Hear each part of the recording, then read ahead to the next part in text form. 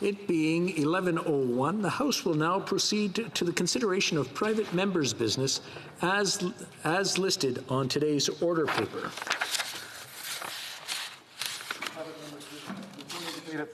Of Bill C-206, an act to amend the Greenhouse Gas Pollution Pricing Act qualifying farming fuel, standing in the name of Mr. Lawrence.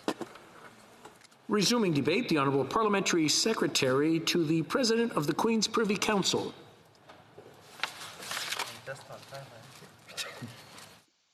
Yes, thank you. It's always a pleasure to be able to address the chamber. This morning, I want to provide some thoughts in regards to Bill C-206. Its intent is that it would like to ultimately expand the fuel charge relief that's provided for farmers by making some changes to the definition that would qualify farming fuel. And specifically, I understand that the bill adds natural gas and propane to the eligible fuel list.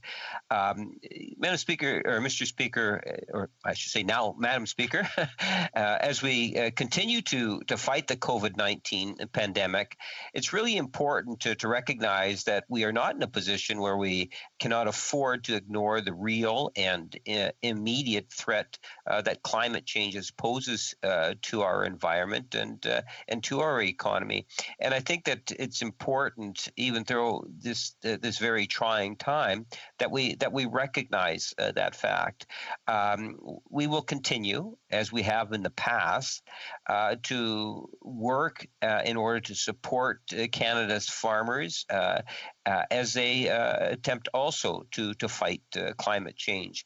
And I think it's something that's important to recognize, Madam Speaker, is that the farming industry as a whole, our farmers, have contributed so much in terms of the way in which they fight climate change. The modernization and technology that is being used on our farms is absolutely incredible. And every year it continues to get better.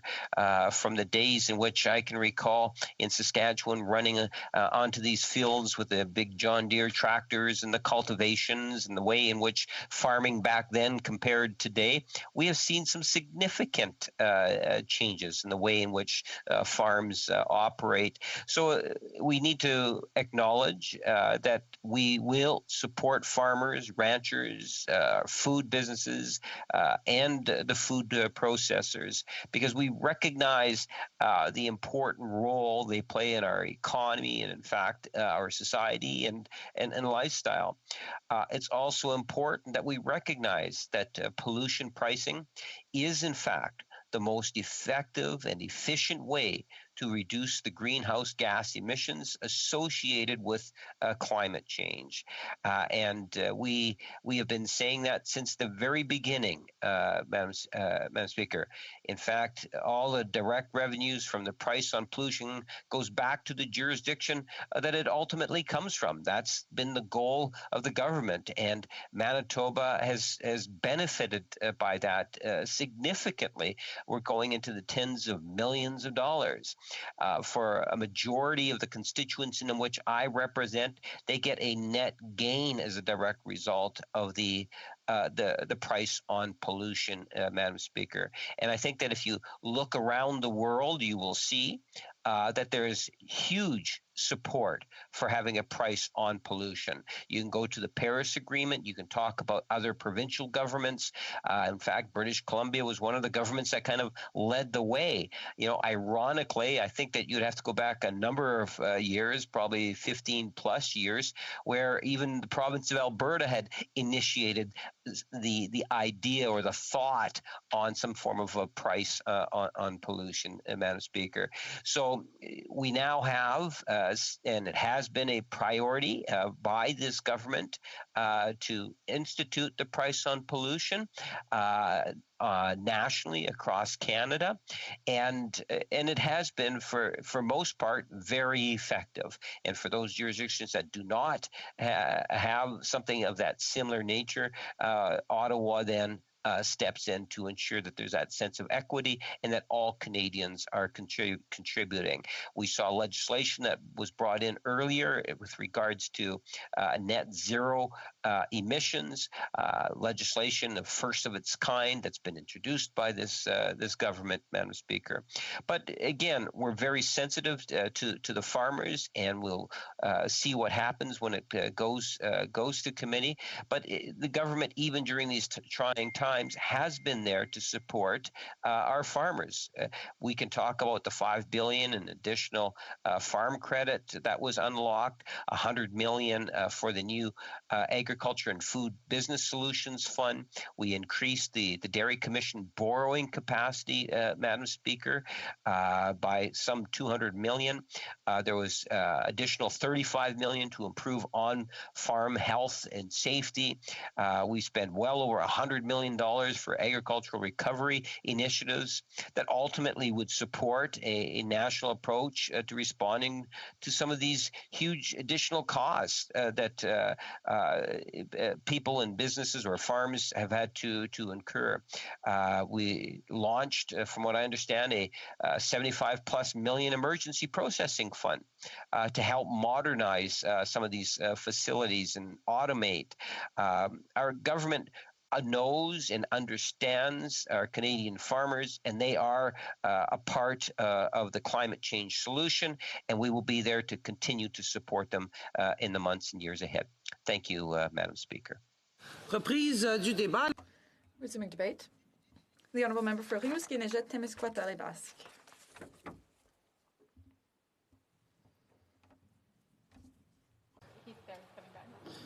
Come on. L'honorable. The Honourable Member. Merci, Madame la Présidente. Thank you, Madam Speaker. It gives me great pleasure this morning to rise at the House to speak on second reading of Bill C-206, sponsored by my Conservative colleague from Northumberland, Peterborough South. I'm particularly pleased because I consider this colleague to be a friend and also an ally in our work on the Public Accounts Committee. I know that he's very energetically defended his constituents and all taxpayers because he brings a lot of rigor to his work in the committee, and I want to recognize the good intentions of this bill. I think that's a real honor to his constituents. I'd also like to highlight his very collaborative approach, which, despite our deep political differences, does allow for courteous exchanges and the advancement of debates that we both care about. Ultimately, I think this is all to the good of the public. Bill C-206 proposes to amend the Greenhouse Gas Polluting Pricing Act, which is more commonly referred to as the federal carbon tax.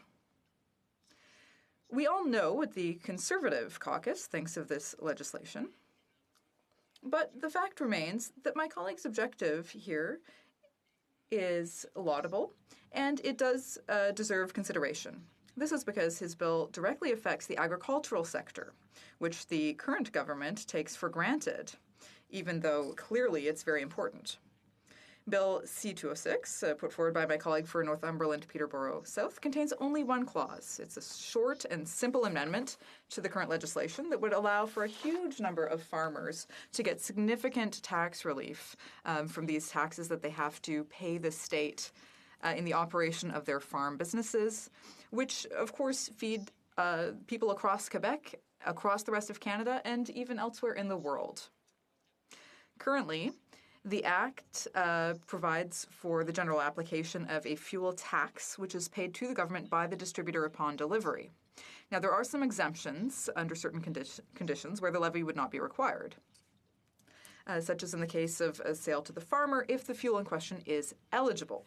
Now, from a technical point of view, and for your benefit, Madam Speaker, and for the benefit of those listening today, it's important to know that the current Act includes certain types of fuel, including gasoline, light fuel oil, and other prescribed fuels that are relevant. And now this is where my colleague's good idea comes into play.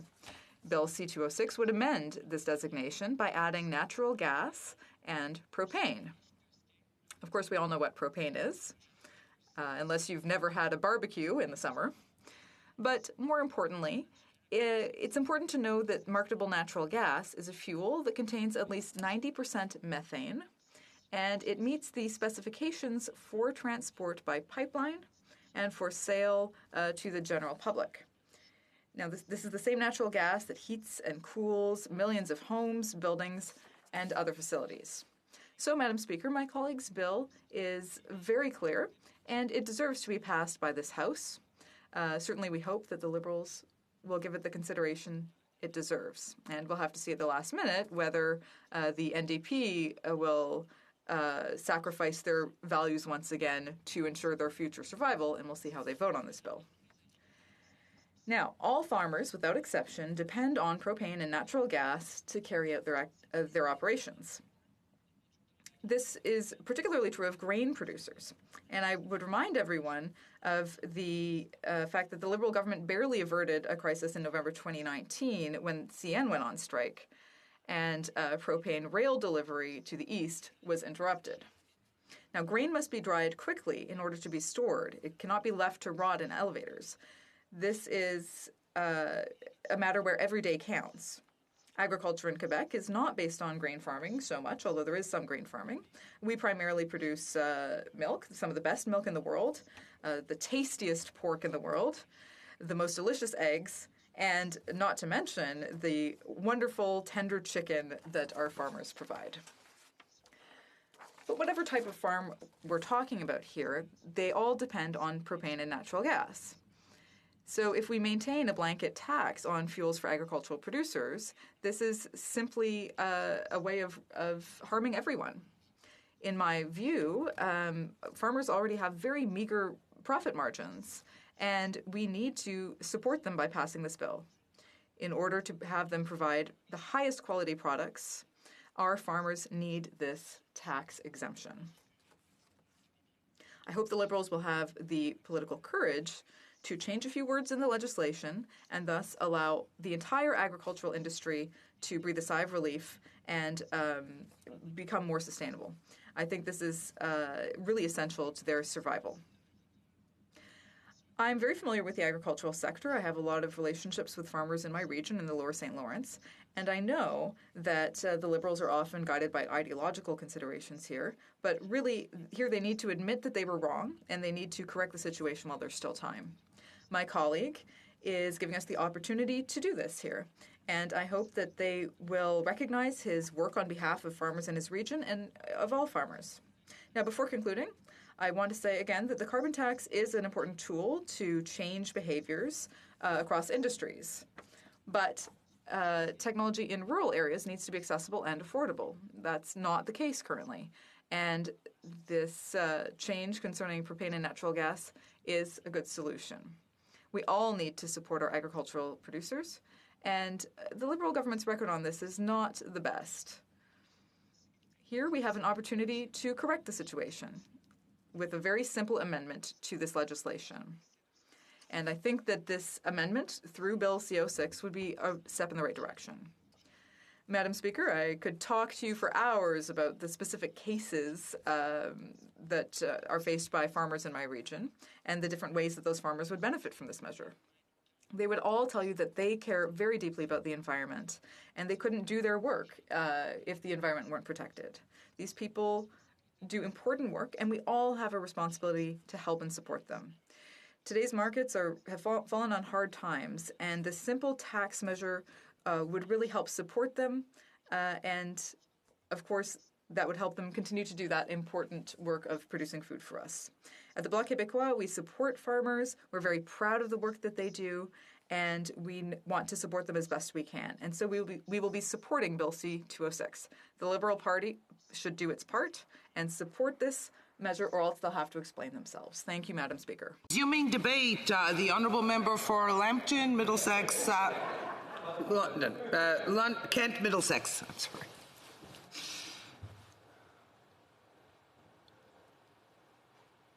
think you're on mute. Thank you, Madam Speaker.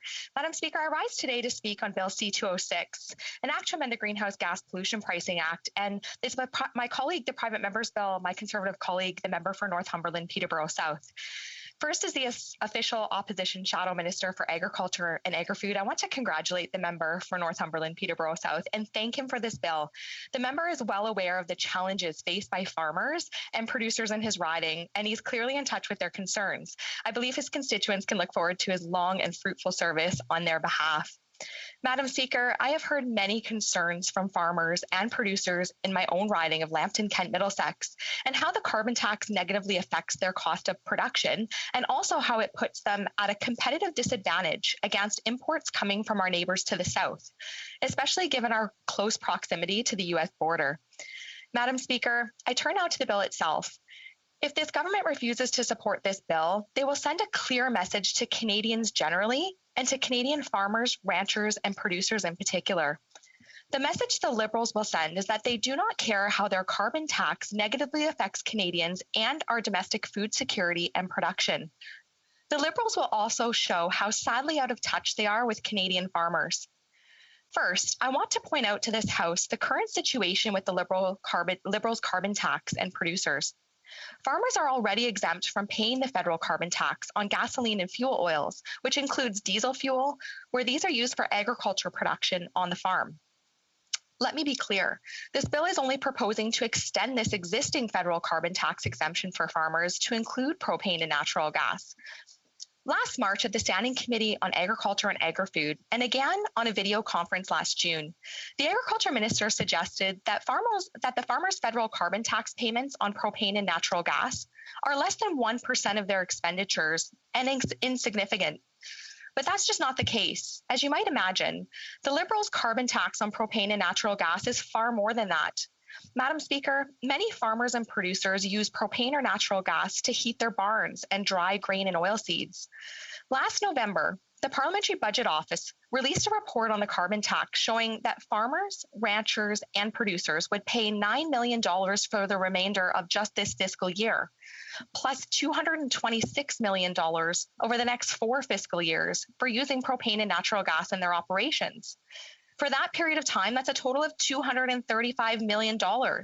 Madam Speaker, it appears the Minister of Agriculture has a problem not just with math, but with arithmetic. So let me press further on the arithmetic and math. The profit margins for most Canadian producers are very narrow. For most Canadian farmers, there is very little room for error or additional input costs. For Canadian farmers, the Liberals' carbon tax is an input cost on their production, and most producers are price takers, not price setters. That means that farmers have no way of recovering what they pay in the Liberals' carbon tax from the next stage of the supply chain. To be clear, the Liberals' carbon tax takes from most Canadian farmers' profits and from their family's standard of living. Canadians count on a reliable supply of food on their grocery shelves. And this just in, Madam Speaker, that food must come from a farm. If a farm is not profitable, the farm must shut down and the farmer must leave the land. As Canadian farmers are driven off the land and out of business, less food is produced here in Canada. A reliable supply of food must be found elsewhere, and Canadian food sovereignty is put in doubt. Madam Speaker, by bringing forward this bill, my colleague has shown that he understands the challenges farmers face. But the minister's resistance to extending an exemption to the Liberals' carbon tax shows just how out of touch he is with farmers. But the Minister of Agriculture's problems don't stop there. The minister has recently suggested that farmers should innovate so as to avoid using propane and natural gas in their production. But for many farmers, propane and natural gas is the only option. Propane and natural gas are widely used by producers and farmers for heating their barns and drying their grains and oilseeds, and there are no other options available currently. Ironically, at a recent meeting of the Keystone agricultural producers in Manitoba, the minister indicated that farmers could finance the purchase of a new, more efficient gas or propane grain dryer using the Climate Action Incentive Fund. So on one hand, she's telling farmers to find a viable alternative, and on the other, she's proclaimed that her government will pay for it. So which is it? Could the minister be any more out of touch with farmers? Madam Speaker, the existing federal carbon tax exemption for farmers' use of gasoline and fuel oils raises another question. Compared to gasoline and fuel oils, both propane and natural gas are very clean fuels in respect of their emissions. According to the United States Energy Information Administration, the carbon dioxide emissions from diesel and heating oil are 16% higher than for propane. CO2 emissions for diesel and heating oil are 37% higher than the emissions for natural gas. The CO2 emissions for gasoline are 13% higher than for propane and 17% higher than for natural gas. And according to the Canadian Propane Association, and I quote, studies have found that propane can emit up to 26% fewer GHGs than gasoline in vehicles and 38% fewer GHGs than fuel in oil in furnaces. Propane's end-use GHG emissions are significantly lower than gasoline, diesel, coal, and heating oil. When upstream life cycle emissions are taken into account, the case for propane becomes even stronger, unquote. That is the science. So, Madam Speaker, here's the question. Why is this government refusing to extend the federal carbon tax exemption to propane and natural gas when they emit less carbon dioxide than gasoline or fuel oils? Madam Speaker, this is clearly not a science-based decision. Not only does this government have trouble with mathematics and arithmetic, and not only are they out of touch with farmers, they have trouble with the science too. So finally, Madam Speaker, let me draw to the attention of the House to the wider consequences of this government's failure to be in touch with Canadian farmers and producers. Let me underscore the problems with the Liberals' inability to understand the issues around farmers' profit margins. As farmers' profit margins move towards zero or cross over to become losses, it becomes more and more difficult for farmers and ranchers to stay on the land and in the business of producing food and feedstocks. How many times have we seen on this side of the House and heard from farmers and ranchers whose families have been on the land for generations that they could no longer afford the uncertainty of knowing whether or not this year would see profit or loss? How many farm families who have been on the land for generations have shut down operations because their children saw little future in staying on the land with losses year over year? How many farm families have seen their standards of living gradually falling as costs pile up and the market prices for their commodities are static or in a downward trend? Madam Speaker, some of these Canadian families have been on the land for 3, 4, 5, or more generations. Despite producing a reliable supply of food for all Canadians, Canadian farmers are faced with a Liberal government that seems to think that food security is only about food banks. The Liberals are wrong. They are putting the ability of Canadians to produce food and Canadian food sovereignty in doubt. Despite being prudent managers of the land they hold, Canadian farmers, ranchers, and producers see little recognition from this Liberal government for their contribution to maintaining a safe, clean outdoor environment. And despite being conscientious taxpayers who contribute to the treasuries of their municipality, their province, or to the federal treasury, Canadian farmers, ranchers, and producers are faced with a government that believes that they should pay yet even more in the form of the Liberals' carbon tax. Madam Speaker, on this side of the House, we say enough. Madam Speaker, on this side of the House, Conservatives believe that the challenges Canadian farmers face should be top of mind. Conservatives know that agricultural producers may be Canada's most important natural resources producers. Conservatives know Canadian families rely on Canadian farmers for a steady, secure, reliable supply of food on grocery shelves. Conservatives understand that farming is both a way of life for many Canadian families and their business. Conservatives understand the way of life requires that farming be profitable. And Conservatives understand that ranchers pay property taxes, sales taxes, and income taxes. Conservatives understand that agricultural producers cannot afford to pay the Liberals' carbon tax on fuel used for production, including propane and natural gas. Conservatives offer Canadian farmers, ranchers, and producers a bright future for their families and for the generations that will follow in their steps. Madam Speaker, for those reasons, as the official opposition Shadow Minister for Agriculture and Agri-Food, it's my honour and privilege to support the member for Northumberland Peterborough South and his bill C-206. Thank you. Resuming debate, the Honourable Member for Kingston and the Islands. Thank you very much, Madam Speaker. It's a pleasure to rise today to take part in the second reading of the debate on the Private Member's Bill, Bill C-206. This bill proposes to amend the Greenhouse Gas Pollution Pricing Act in order to modify the definition of what qualifies as farming fuel. I would modify and expand the definition to include marketable natural gas. It would further do that to include marketable natural gas and propane in addition to gasoline and light fuel oil. Madam Speaker, the sponsor of the bill hopes to provide relief to grain drying farmers. While I appreciate the goal of the bill as written, it would not provide the relief for fuel costs of grain drying while also balancing the importance of executing Canada's climate action plan. Allow me to explain, Madam Speaker. The bill adds natural gas and propane to the eligible fuel list, but does not add grain drying as an eligible farming activity under the Greenhouse Gas Pollution Pricing Act. Because of this, it would not provide relief for grain drying activities. This is why I think it is important that we take a closer look at the implications of this bill. Madam Speaker, our hardworking farmers are an integral part of our economy and indeed cultural fabric. They do important work in helping grow, store, and sell crops that Canada and indeed the world relies on. Our government will continue to support Canadian farmers as they work to bring their goods to market. This Act, as it stands, provides relief for farmers for gasoline and diesel, subject to certain conditions. In particular, to qualify all or substantially all of these fuels must be used for eligible farming activities. Relief from the fuel charge generally applies to the operation of farming equipment and machinery, for example, a combine harvester. Only limited emissions from the agricultural sector are covered under the federal pollution pricing system, such as those resulting from the use of natural gas or propane, such as heating or cooling a building or a similar structure. Madam Speaker, during the past year, as we've been fighting this pandemic, we on this side of the House have not forgotten the serious implications of climate change. It remains one of Canada's and indeed the world's most important long-term challenges.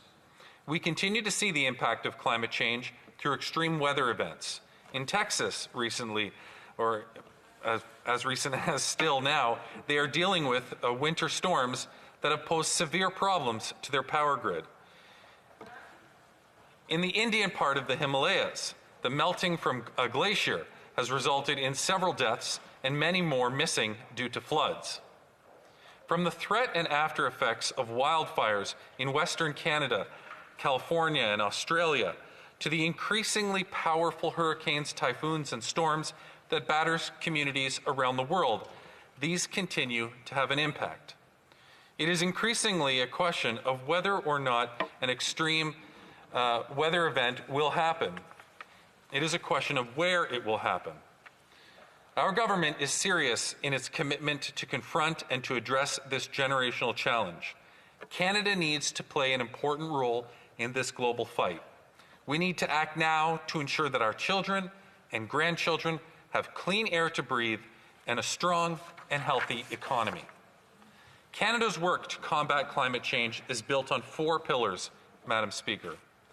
Pricing pollution, complementary actions to further reduce emissions across the economy, measures to adapt to the impacts of climate change and build resilience, and actions to accelerate innovation, support clean technology, and create jobs. Pricing pollution is central to the government's pan-Canadian framework on clean growth and climate change. A price on pollution reduces pollution at the lowest overall cost to businesses and consumers. A well-designed price on pollution provides an incentive for climate action and clean innovation while protecting business competitiveness. It is efficient and cost-effective because it allows businesses and households to decide for themselves how best to reduce their emissions. The federal pollution pricing system has 2 components: a regulatory charge on fossil fuels and an output-based pricing system for large industrial facilities, which provides a price incentive to reduce emissions and spur innovation. All direct proceeds from pricing pollution under the federal system are being returned to the jurisdiction in which they have been collected. Returning proceeds from pollution pricing helps Canadians make more environmentally sustainable consumption choices, but does not change the incentive to pollute less. Every time a consumer or business makes a purchase or investment decision, they have a financial incentive to choose greener actions. Madam Speaker, our government has been clear that it should not be free to pollute in Canada. In addition, I want to be clear as well. The federal pollution pricing system is not about raising revenues, and indeed, as I have said many times, this is not a tax. It's the government that is not keeping any direct proceeds from the federal pollution pricing system. A pollution pricing system is about recognizing that pollution has a cost, encouraging cleaner growth and a more sustainable future. Canada has been a leader in this regard, Madam Speaker. In its most recent Article 4 mission report for Canada, the International Monetary Fund noted that pollution pricing is the most efficient policy for reducing emissions while returning the revenues to households in transparent tax relief with acceptability. The IMF specifically mentioned that, and I quote, "At the global level, Canada's carbon price floor could be a valuable prototype for an international carbon price floor arrangement among larger emitting countries." These are all important considerations that Canadians will expect us to take into account in assessing the potential merits of Bill C-206. I want to thank the honourable member for raising this very important issue. Madam Speaker, as I said earlier, the bill adds natural gas and propane to the eligible fuel list, but it does not add grain drying as an eligible farming activity under the Greenhouse Gas Pollution Pricing Act. As written, it would not provide relief for grain drying activities. Should this bill go to committee for study, I would recommend that the committee hear from a wide range of stakeholders, including farmers, environmental, non-governmental organizations, officials, and industry associations to fully evaluate the impact that this bill would have.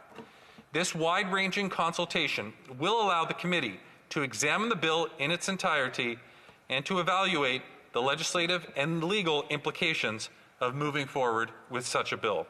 Thank you, Madam Speaker. Reprise du débat, l'honorable député de Saint-Jean.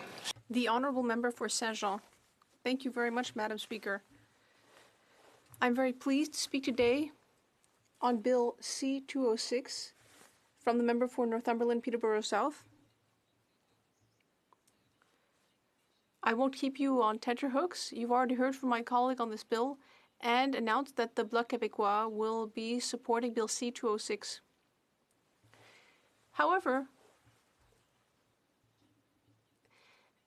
colleagues may be wondering why the Bloc Québécois wishes to intervene on this bill, given that Quebec already has its own carbon exchange. So it won't be under the federal carbon taxing program. Nonetheless, I think it's important that we speak up on these topics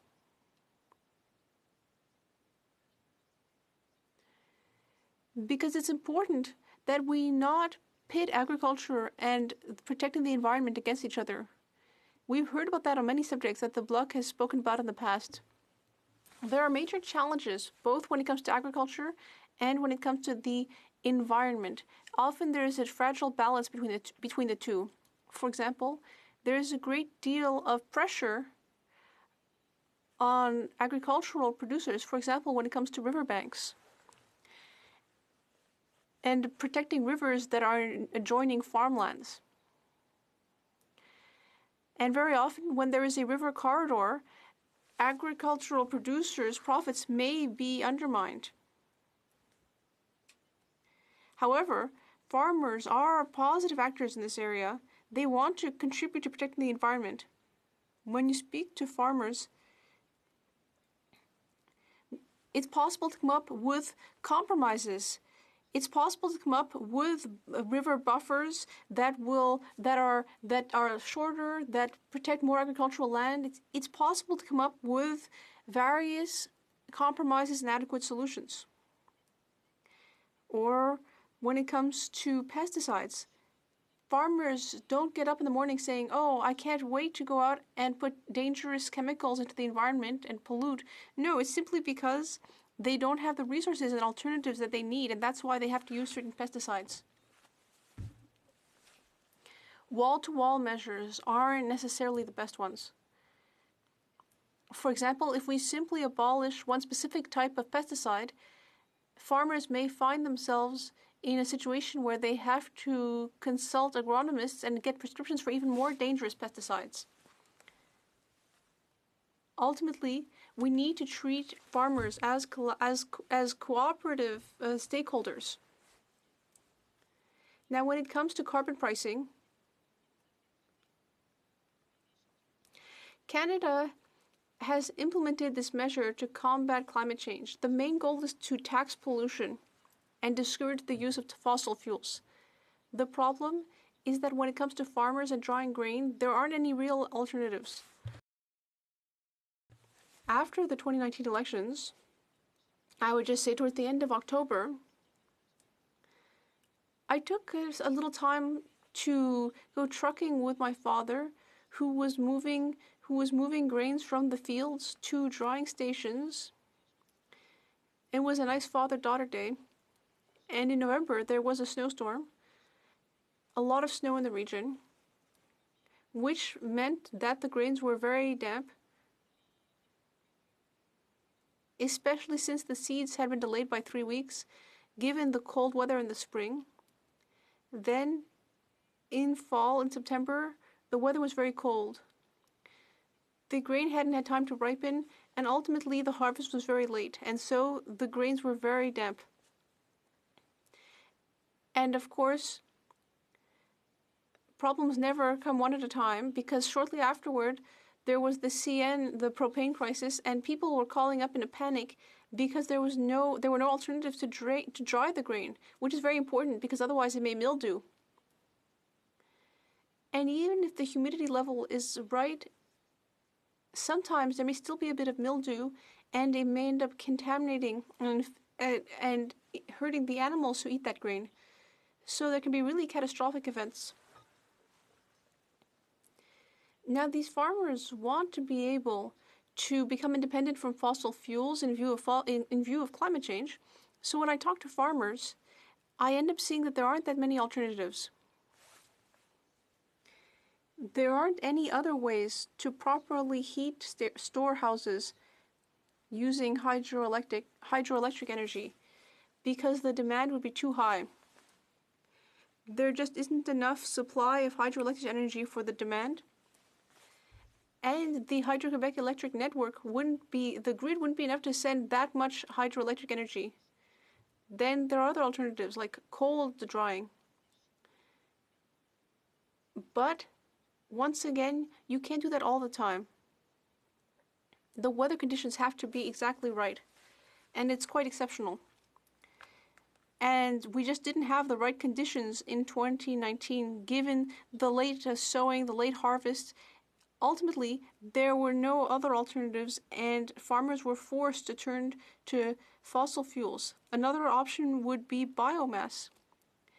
Some producers decide to use biomass, but it's not always appropriate for large crops. Sont surtout, par exemple, des producteurs de volailles qui vont utiliser la biomasse pour chauffer les. Very often, it's poultry producers. So people involved with biomass À l'alimentation de ces help to feed animals, and so this is small. These are smaller crops, and for larger producers, fossil fuel and energy is absolutely essential, unfortunately.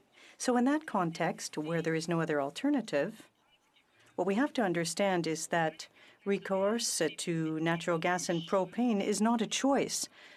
Increasing the price will not make it possible to hope that they'll use it less. All that will do is take away from the farmers' profit margins, which are already often quite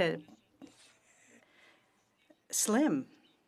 So even if we were to increase the tax on pollution, farmers wouldn't systematically have other alternatives that they could turn to. So in that context, farmers aren't the right target. What we run the risk of doing, if we maintain this tax level on fossil fuels, is run the risk of having more farms that aren't passed down from one generation to the next. And this is hindering our food safety. We would have to turn to other countries where standards aren't necessarily the same. We could even challenge and compromise the quality of food here.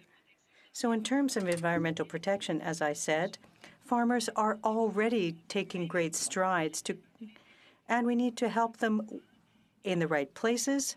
We also have to consider the fact that they aren't always the right target when it comes to working on the issue of climate change.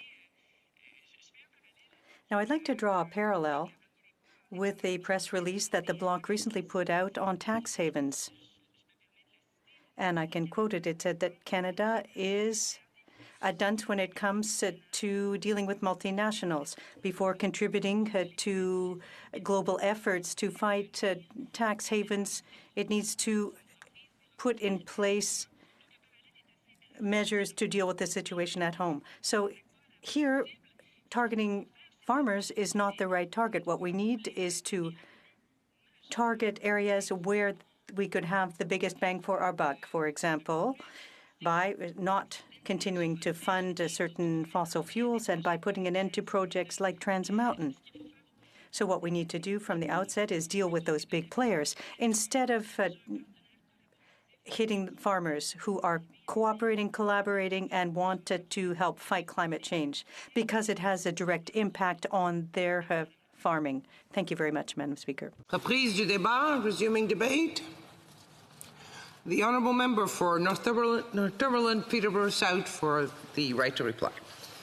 Thank you very much. And I'd like to actually start by saying, je tiens tout d'abord à remercier tous les.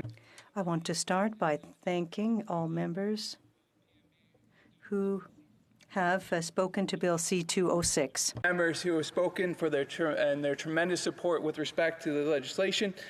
Particularly the member from Rimouski, Niget Temuskita Labasque. He's been terrific and partner in working in public accounts. So thank you all, and thank you for your time and your consideration in this. And we've even heard positive reports from the other side of the aisle too, particularly the member from Prince Edward Island. I'd like to thank him for some of his great comments. But just getting directly into the rebuttal here, I just wanted to talk to briefly the member from Kingston, the island. I have the opportunity once again to enlighten him, which I'm sure he'll appreciate. Underneath the Greenhouse Gas Pollution Act, it actually says an eligible farming machinery is an industrial machine or stationary or portable engine. That would include a grain dryer 100 out of 100 times. So I would encourage the member to research before he perhaps gets up and speaks. It is an honor to speak about the Greenhouse Gas Pollution Act and my private member's bill, and I've had the opportunity to talk from coast to coast to coast with farmers, and you know what? Every single one of them have supported it, and they've been absolutely terrific. A big shout out to the grain growers out. They've been tremendous supporters. Really appreciate that support. So as has been outlined here, currently there is an exemption for some fuels for farmers with respect to the Greenhouse Gas Pollution Act or the carbon tax. That includes diesel and gasoline. But it doesn't include, and I think through an oversight, natural gas or propane, because natural gas and propane, Madam Speaker, are actually cleaner fuels. So why would we exempt gasoline and diesel, dirtier fuels, and not natural gas and propane? So all I'm trying to do here with this legislation is help our farmers out and to clean up another Liberal mess. And quite frankly, our farmers are being let down. They've been let down for now months and months, if not years and years, by this government. And this is our opportunity to help them at least a little bit. In a world where we are competing globally, Madam Speaker, where farmers have to take their goods all across the world, many countries, the reality is, do not have to fight a pollution price barrier. They don't have to fight the carbon tax. So we need to give the farmers every opportunity to compete. The minister, the government has said, unfortunately, again and again, well, the carbon tax has no really big impact on farmers. That's just not true. That's just not the reality. The problem with the Liberals, Madam Speaker, is not that they don't know things. It's just they know so many things that aren't true is a reality. Many farmers have sent us bills, that show us that the carbon tax is $10,000, $20,000, $30,000, Madam Speaker. The Society of Saskatchewan Agriculture Producers said that the carbon tax is as much as 8 to 12% of their net income. This is the difference between our farmers making it and not making it.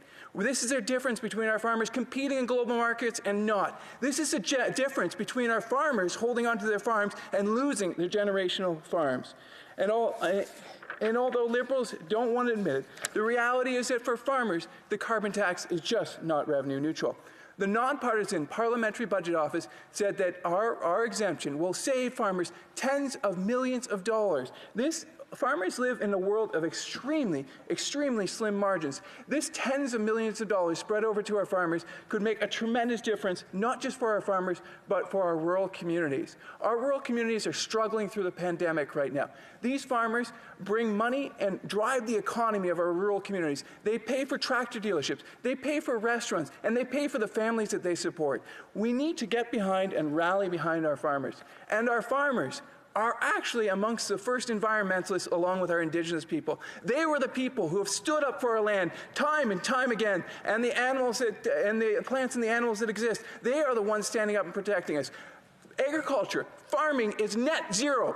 40 years before this Liberal government is achieving net zero. Our farmers have already done it, Madam Speaker. We need to stand up for them as they stand up for us in our environment. Thank you.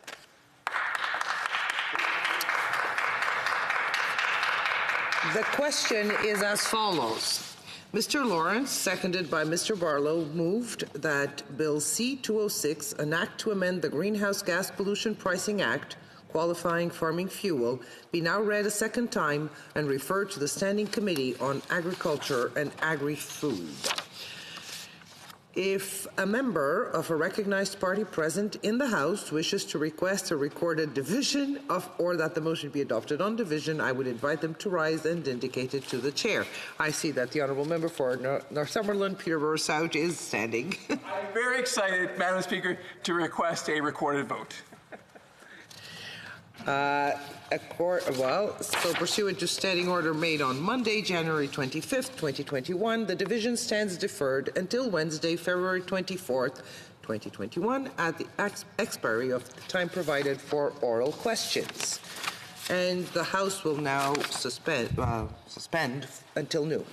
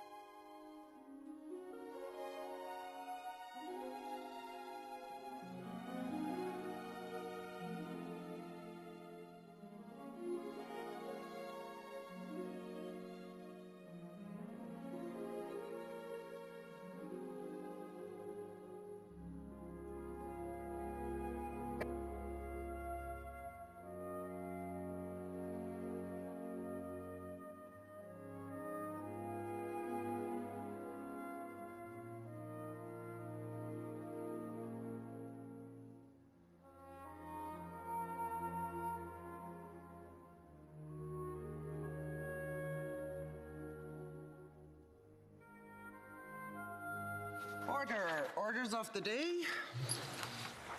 Ordre émanant du gouvernement.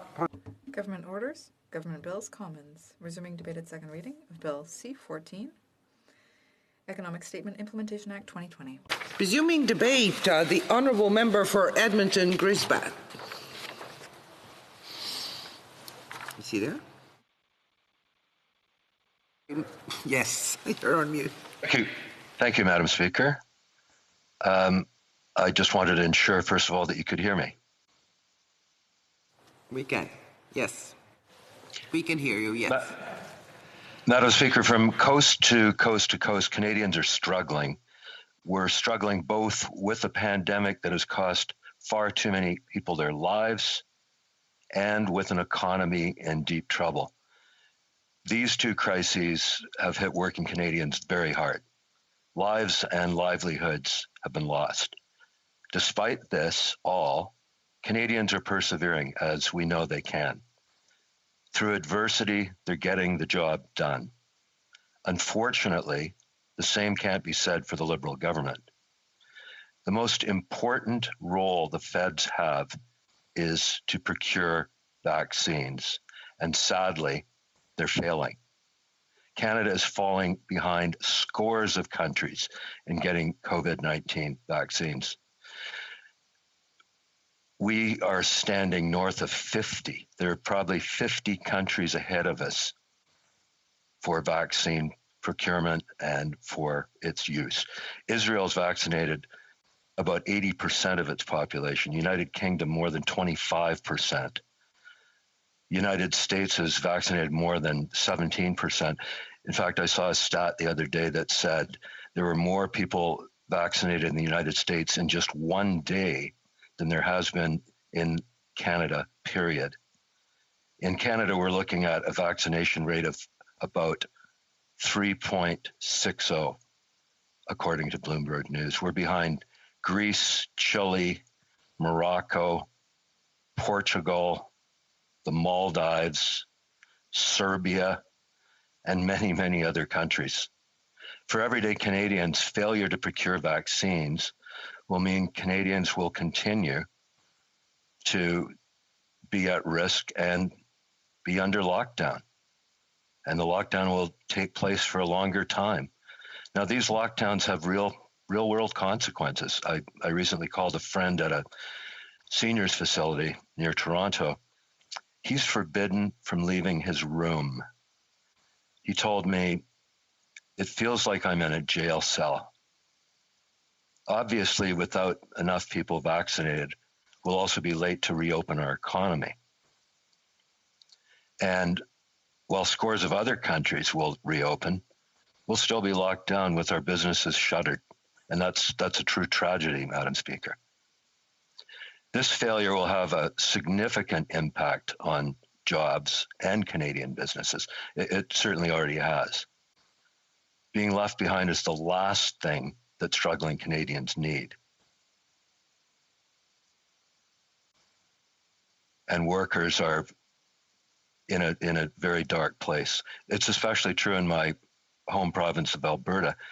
In addition to facing the pandemic and its economic consequences, Albertans are facing a federal government hostile to our number one industry, an industry that creates thousands of good-paying jobs right across Canada.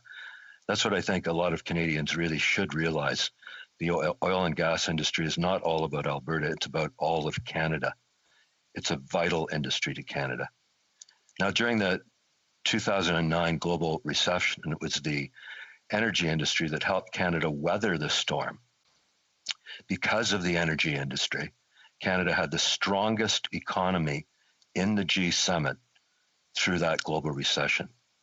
But this Liberal government has squandered that national asset.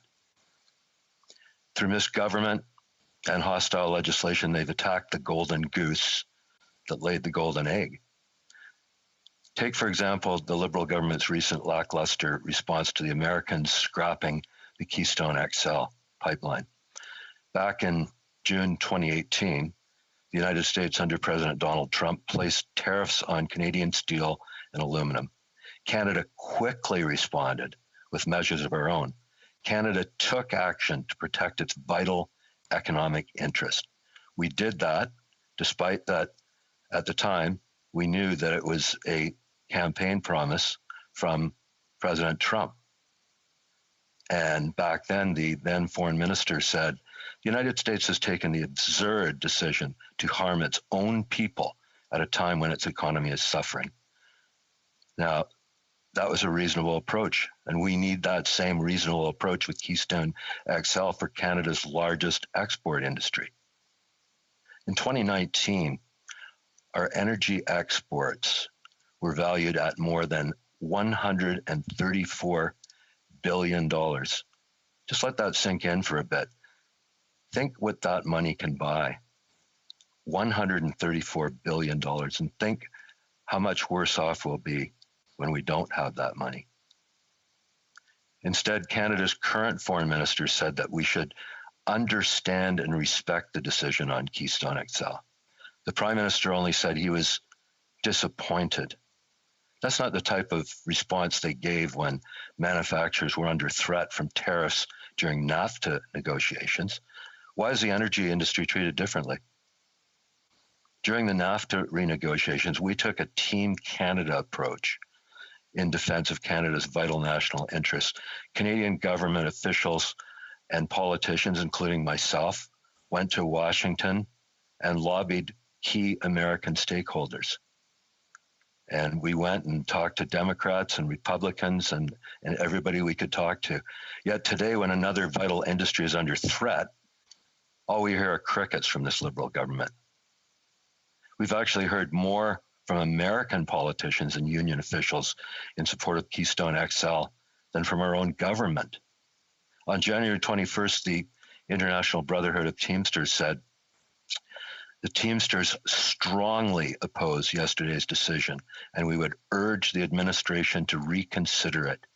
This executive order doesn't just affect us, Teamsters, it hurts our Canadian brothers and sisters as well, who work on this project. It will reduce good-paying union jobs, allow workers to provide a middle-class standard of living to their families. America needs access to various forms of energy that can see its economy running in the years ahead and keep it running. This decision will hurt that effort, that union official said.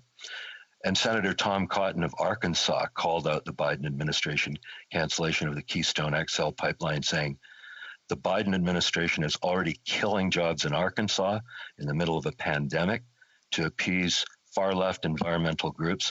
This isn't what America needs right now. This is a vital Canadian interest. Where's Canada's response? This lack of leadership has real-world impact. Recently, the Calgary Herald ran a story about Muhammad Ali, who's got the same name as the famous boxer. But Muhammad is a proud Calgarian, as he should be. Calgary is a fantastic city. It's the second biggest city in Alberta, second best, actually. He's currently finishing his business degree at the University of Calgary, where he's majoring in supply management. Muhammad hoped once he graduated, he'd be able to find a career in the energy industry in Alberta, but now he's forced to leave the province for the USA. He said, I would have really loved to have stayed in Alberta, especially Calgary. It's a really great place to live.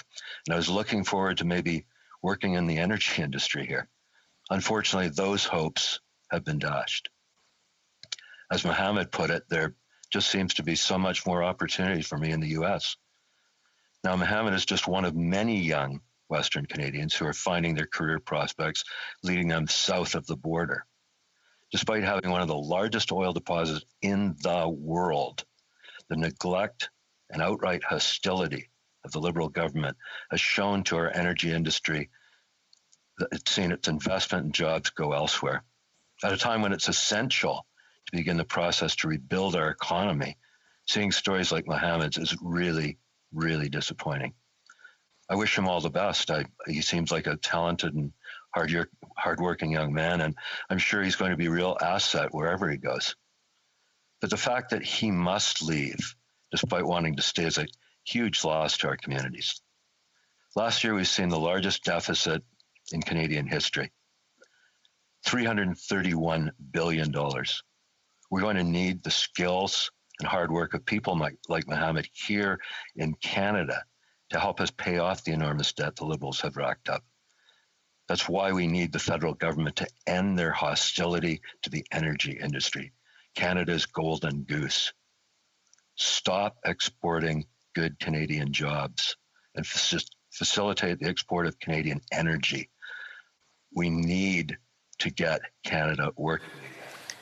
Questions and comments? The Honourable Member for Kingston and the Islands. Thank you very much, Madam Speaker. So what we're debating today, Madam Speaker, is the Economic Statement Implementation Act.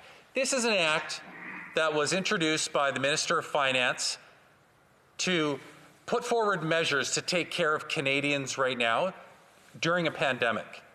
What this member spoke to was he talked about vaccines, he talked about NAFTA, he talked about oil. He seemed to talk about anything he could think of except this issue. Now, I know that the Conservatives have really been holding on to this bill for a while now, indeed because they need to so desperately talk about it, to make sure they have their opportunity to debate it before we pass it. I mean, that's what I've been hearing from the other side of the House for days now.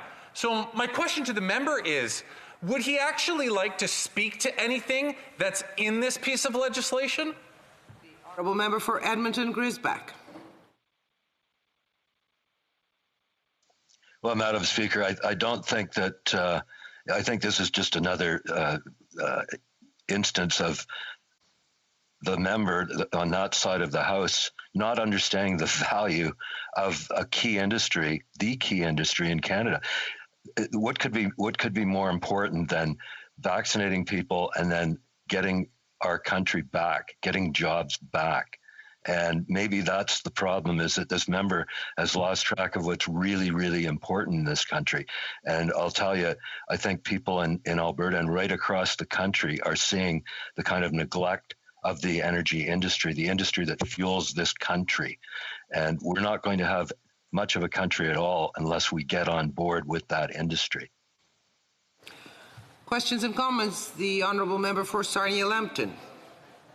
Thank you, Madam Speaker, and thank you to my colleague for his speech. I'm interested to follow up on his last comment about vaccinations, because I was astounded when the question was asked to the health minister how many people had to be vaccinated before, the lockdowns would end and we could start reopening the economy. And her response was that they weren't even clear whether or not you could still transmit COVID or you could still get COVID after having a vaccine. It's clear this government doesn't have a plan to exit the pandemic, and I wonder if my colleague could make some comments.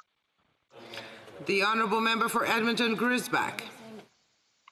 Well, that is a very great observation from my colleague, and that's the real fear. It's Canadians are following public health orders. They're doing everything they're being told, generally speaking. And they're trying to look around the corner and see what's coming. And unfortunately, that future is still looking rather grim.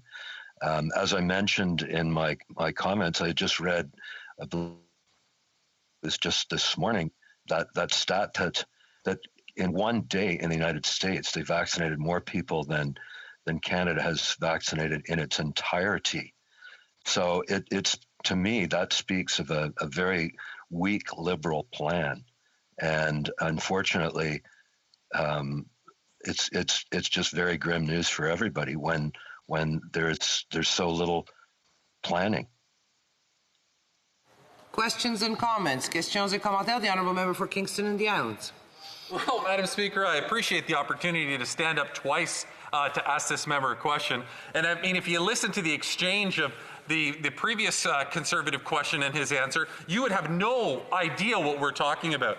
This is nothing more than a delay tactic by the Conservatives, because they don't want this bill to be voted on, because they are using pandemic measures to take care of Canadians during a pandemic, certain measures put forward by this government, as a political tool in order to prevent the progress of this bill in this House from moving forward. They are basically forcing this side of the House at some point to have to move closure on this bill because they refuse to have a vote on the floor regarding this particular vote, Madam Speaker. And it's shameful that this member is being part of this action, and you could very easily see that in the exchange between him and the last Conservative question. So, Madam Speaker, you know, I give the member one final last opportunity to actually talk about something that is in this bill. Would he like to do that?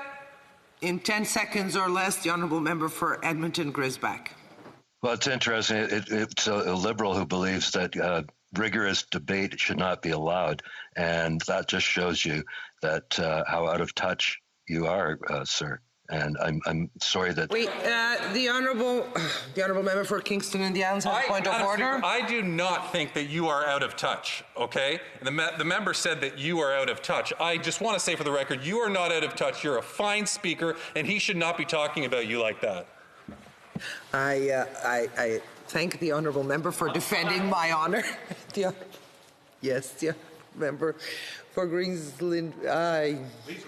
Granville, 1,000 Islands, Rideau Lakes. Rideau Lakes. Well, thank you, Madam Speaker. And just on that point of order, not to speak for my colleague, but as often happens in this place, members in responding to one of their colleagues through you do direct their comments in that fashion. And so while I agree with my member, with the member from Kingston and the Islands that the speaker is not out of touch, I expect that the member from Edmonton was referring to the member from Kingston and the Islands being out of touch. Resuming debate, the honourable member for Surrey Moose Mountain.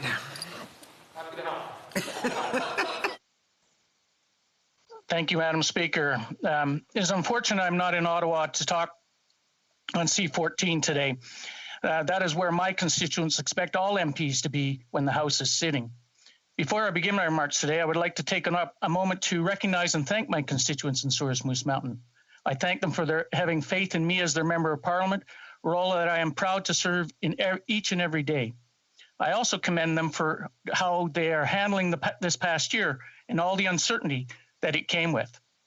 It has been inspiring to see communities come together and in the face of adversity, and I encourage everyone to keep up the great work. You are making a difference. Now, with respect to today's debate, I am disappointed but not surprised that the state Canada finds itself in, thanks to this government's uncontrolled spending and lack of action where it counts. As it stands, Canada has the second highest unemployment rate in the G7. This places us just above Italy, a country that has been plagued with fiscal problems and instability for years now. This is not exactly a ranking to be proud of, yet the Liberals have not taken any concrete measures to improve Canada's standing in a meaningful way, despite their claims to the opposite. In fact, under these Liberals, Canada has seen the slowest rate of economic growth in the G7. It is no mystery why competitiveness has fallen dramatically, as these go hand in hand. Without solid economic growth, there is no incentive to invest in Canada, and without those necessary investments, Canada becomes less and less competitive on the world stage. Furthermore, this government has done little to nothing to encourage actual, meaningful investment into the industries that need it now, more than ever, such as the energy industry. One example of the government's failure in this regard is the recent cancellation of the Keystone XL pipeline. This pipeline stood to benefit thousands of Canadian workers through the jobs that it would create, not just temporarily during construction, but also through the longer-term jobs associated with maintaining and operating this pipeline. In some cases, Keystone XL and the economic boost that came from it was bolstering entire communities. The economic spin-off would have created a significant private sector industry tax dollars, which provide for many social programs. This Prime Minister doesn't seem to realize the potential severe impacts of the trickle-down effect. When any project like Keystone XL is canceled, it immediately impacts the workers who are directly employed on it, such as construction crews or transportation companies. Many will need to consider moving elsewhere to find gainful employment, such as those working for service companies, restaurants, movie theaters, clothing stores, city, town, and village staff, and more. This means that many communities experience a mass exodus, something we continue to see the devastating impacts of. Madam Speaker, I'd like to take a brief time to talk about just two of the many of my constituents hugely affected by this situation. Jeff is a young oilfield worker from the Moosomin area who lost his job in March with the usual slowdown due to spring breakup. He went on EI and spent months trying to get support. However, Service Canada closed down and there was nobody to talk to in person. Nobody would answer the phone calls or respond to with callbacks. He was desperate and close to broke. Jeff went searching high and low for work and found some with K+S north of Regina, then got laid off. He went to Fort St. John and found some work as an apprentice pipe fitter, but was laid off again before Christmas. Was rehired last month, and finally, fingers crossed, last week, which is now closing in on a year, we have managed to get him in contact with somebody, and hopefully we'll get some resolution to his EI issue. This Bill C-14 has done nothing to assist him, like many others like him. Now, Madam Speaker, let me introduce you to Ryan, another hard worker who has lost his job to this government's lack of interest in assisting people who work in the energy sector. He is a young father of two and his wife expecting a third, and is struggling to make ends meet in a community that has been severely impacted over the last 5 years by the loss of jobs. He searched and searched for work.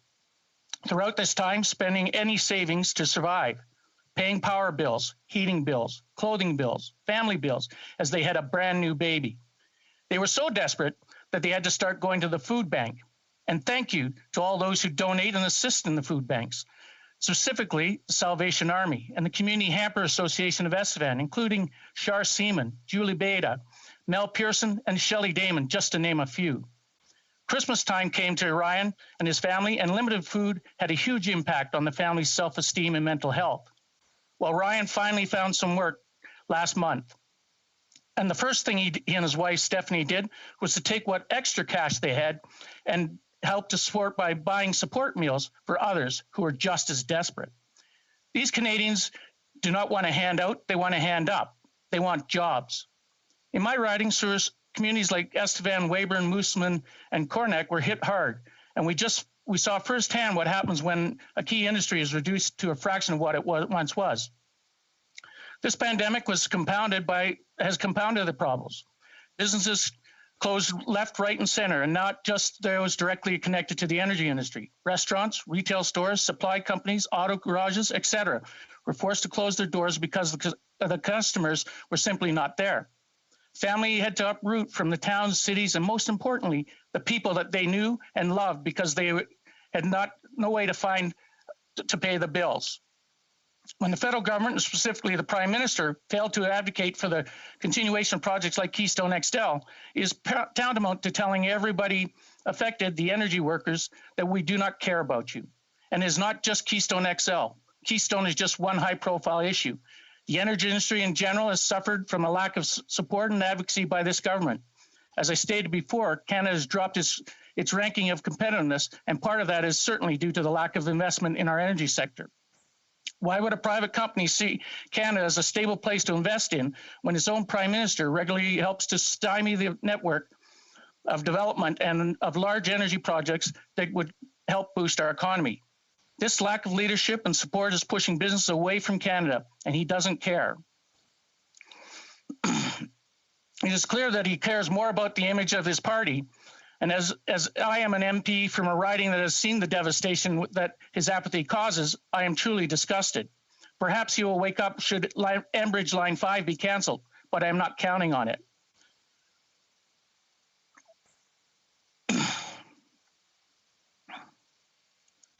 Madam Speaker, I'd like to go back to the numbers now, as I believe they paint an alarming picture of the situation that Canada is currently facing.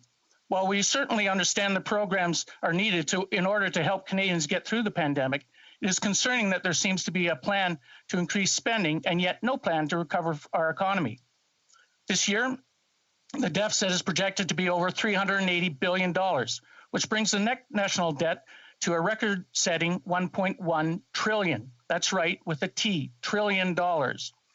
We have now gone 2 years without a federal budget, and the bill we are debating today does not outline how we are going to dig ourselves out of this deep hole. It is both reckless and irresponsible.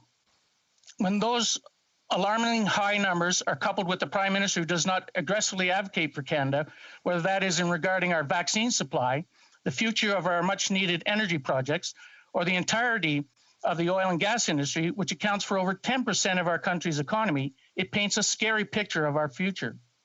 Even before COVID-19, we were worried that our children and grandchildren would be footing the bill for this government's ludicrous spending, and now that seems to have become an inevitability.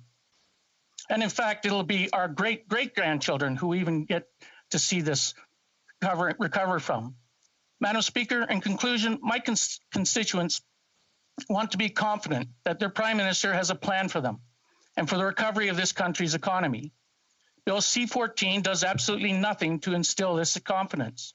If anything, all it shows is more money going out the door without any kind of indicator as to how we will rebuild. In a time of fear and uncertainty, this government owes it to Canadians to show real committed leadership, but all the Prime Minister does is add to his laundry list of failures.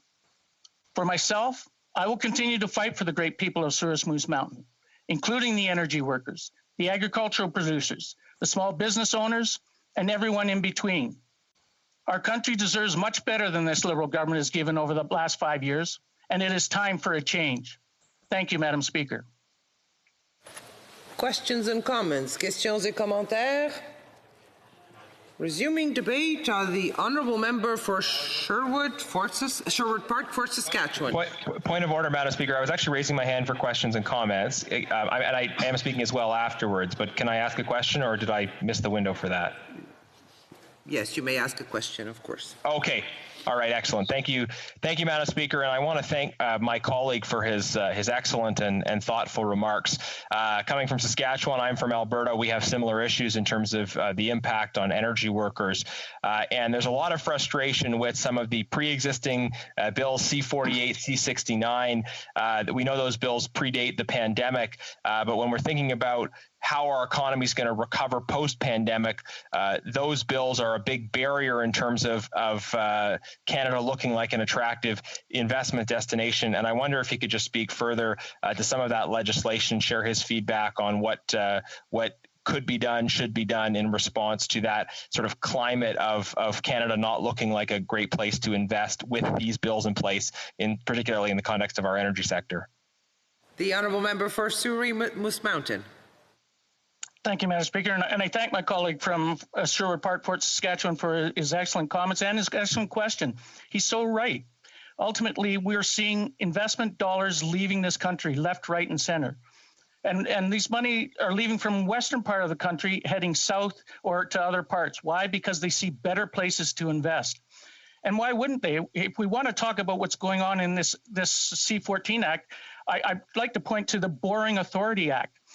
That's going to be amended by this. And part of that, and I'll just quote here, that what they're talking about, which this government seems to be very quiet about talking about, is how they're going to increase the amount that the government can borrow to $1,831 billion. That's sort of like when you get someone gets their visa bill and it comes in and you're having to pay your limit, and all of a sudden you see at the top that the government or the visa company has increased the amount without telling you. I don't hear the government speaking at all about this amount that's being put out there. So Canadians truly see how much this government actually is trying to increase their spending. L'honorable député de Mégantic-L'Érable. The honourable member for Mégantic-L'Érable. Thank you very much, Madam Speaker. I'd like to thank my colleague for his speech. Madam Speaker, in the fall economic statement, we heard a lot about good intentions, promises of billions of dollars in spending. We heard all of this about the billions of dollars, but without concrete plans and guidelines about how the government is actually going to invest all that money. That's concerning. Especially since we've seen everything they haven't done in the past, Madam Speaker. So I would like to ask my colleague whether he is concerned about the lack of planning and the level of off-the-cuff behavior that we're seeing in the fall economic statement when it comes to the future of the Canadian economy. Souris Moose Mountain. Thank you, and I thank my colleague for his question. And he points out a very good point, and that is the fact that this government has, for the last 5 years, and in particular this present government, has no planning whatsoever. And the prime example is just here on investments in getting people in business going in this country, but it's also evident in how they've been doing it with the rollout of vaccines and the rollout of PPE. There was no planning. They made a statement on a Friday before the weekend, and then all of a sudden, without filling out any responses or any ideas of what's out there, they roll it out there without giving any type of plan as to how it will impact. And they haven't talked with the Conservatives at all on this aspect. They roll it out on their own. Planning and being a team coach means you talk to your players. That means you hear from each and every one of them, and you take parts of what they say to help improve what you're doing. And you don't just run out there helter-skelter without coming up with some official plan and procedures. It's not A, Z, B, D. It's A, B, C, D, so on. Questions and comments? Une très brève question, l'honorable député de Mégantic-Lérable. Very brief question. The honourable member for Mégantic-Lérable. So if I understand properly, we've been hearing the Liberals use the term Team Canada for quite some time when it comes to COVID and the US. But really, that's just words because they're not behaving like Team Canada. Is that correct? Victoria Moose Mountain, very short answer, very brief answer. That certainly is correct. As someone who's been involved with coaching hockey for all my life, I mean, the one thing you did learn is when you talk about teamwork, you talk about working with the team. But that's somebody who actually is working with the team. And this government has not spent a single amount of effort to actually work with the team. It's purely being a coach who doesn't talk to his... Resuming debate, the honourable member for Sherwood Park for Saskatchewan. Well, thank you, Madam Speaker. It's a pleasure for me to be able to speak on Bill C-14 and indeed to pick up on many of the themes that were discussed by my colleague from Souris Moose Mountain, although I don't know nearly as much about sports as he does, so I probably won't be as well versed on those issues, but certainly I share with him a concern about the impact on our energy sector. What we see right now as the government talks about their various proposals around government spending is really a government that says, well, we're not going to support the existence of your job. In fact, we're going to put in place policies that will likely kill your job, but don't worry, we're going to have some money there for you afterwards. And what I hear back from Canadians over and over again is that, first of all, that they're interested in working. Their desire is to be able to get back into employment, to be able to have the joy and satisfaction and pride that comes from earning your own income. But secondly, they understand that the government's approach over the long term just isn't realistic. You cannot have fewer jobs and more government subsidy and expect that is sort of an economic plan, that's going to give us the capacity to provide support to people in the long run. Now, we're debating Bill C-14, which lays out aspects of the government's fiscal agenda. And in fact, part of this bill is to correct errors in previous bills. There have been other bills that the government has put forward and pushed hard to have rushed through quickly and then have had significant technical or otherwise flaws with the bills that have had big negative impact on individuals as well as on businesses. So we are carefully reviewing, understanding this legislation to make sure that we don't create more errors, even in the process of the government correcting the errors that they've made in the past. Now, Conservatives are supportive of providing essential support to people in the midst of obviously very challenging circumstances. But our major concern as we look at the government's fiscal plan for the present and for the future is that they don't have a plan for jobs and growth, for getting Canadians back to work. Question of providing various kinds of benefits without thinking about jobs and growth. But they miss the reality that if we don't have a plan for jobs and growth then we're going to just simply, inevitably, we're going to run out of the fiscal capacity to provide Canadians with the support that they need. We have to be growing the economy and creating wealth before we're in a position to redistribute it. And that is where I want to really focus my arguments today. This is the frame through which I see sort of questions of fiscal policy, that the cost of government programs depends on two things. It depends, number one, on how much those programs allocate to individuals who need them. And secondly, how many people need them? If you have very generous unemployment benefits, but you have a very small percentage of the population unemployed, then that's going to cost you less than if you have a larger percentage of the population unemployed in the midst of lower benefits. So it's not just a function of the size of benefits you're providing, it's a function of the level of need for those benefits as well as the size of those benefits. Logically then, if we notice the enormous levels of government spending, the runaway deficits we see right now, and we say we need to reduce government spending at some point, then there are two ways of doing that. One might be to reduce the amount of money allocated to individuals or as part of individual benefit programs. But another might be to strategically think about how we can reduce the need for those government benefits. If we can find ways of increasing the employment rate, then there will be less need for unemployment benefits, and it will cost the government less, even if they are providing very sufficient benefits to help people in those situations. Similarly, you might say this with respect to criminal justice. If we can reduce the crime rate, then we're going to be needing to spend less money on responding to crime. So if we look at the causes of those needs for government response, and we can find ways of addressing that underlying need, then it costs government less, and then we have more fiscal capacity to provide resources to people in that situation of significant need. And of course, I think we would all generally agree that reducing people's need for or reliance on government services is a much better route to go than simply reducing the availability of those services without taking into consideration how we can address the issue of people's real or perceived need for them. But this underlines the point then that we shouldn't be measuring the success or effectiveness or commitment of government in terms of spending alone. You might have a government that is spending a lot of money providing benefits to people, but doing so in a way that is poorly targeted and doing so in a way that actually doesn't address underlying root causes of that need, and therefore is not there for those who are in a position of needing that support. You could imagine, on the other hand, a situation where a government has very generous, very targeted benefits in situations where people have need, and at the same time is addressing root causes such that there is less need for government services. And that government would, in the latter case, actually be spending less money. They would be spending less money by having more targeted benefits and by thinking about need for government services, not just about the magnitude of those services that are in place.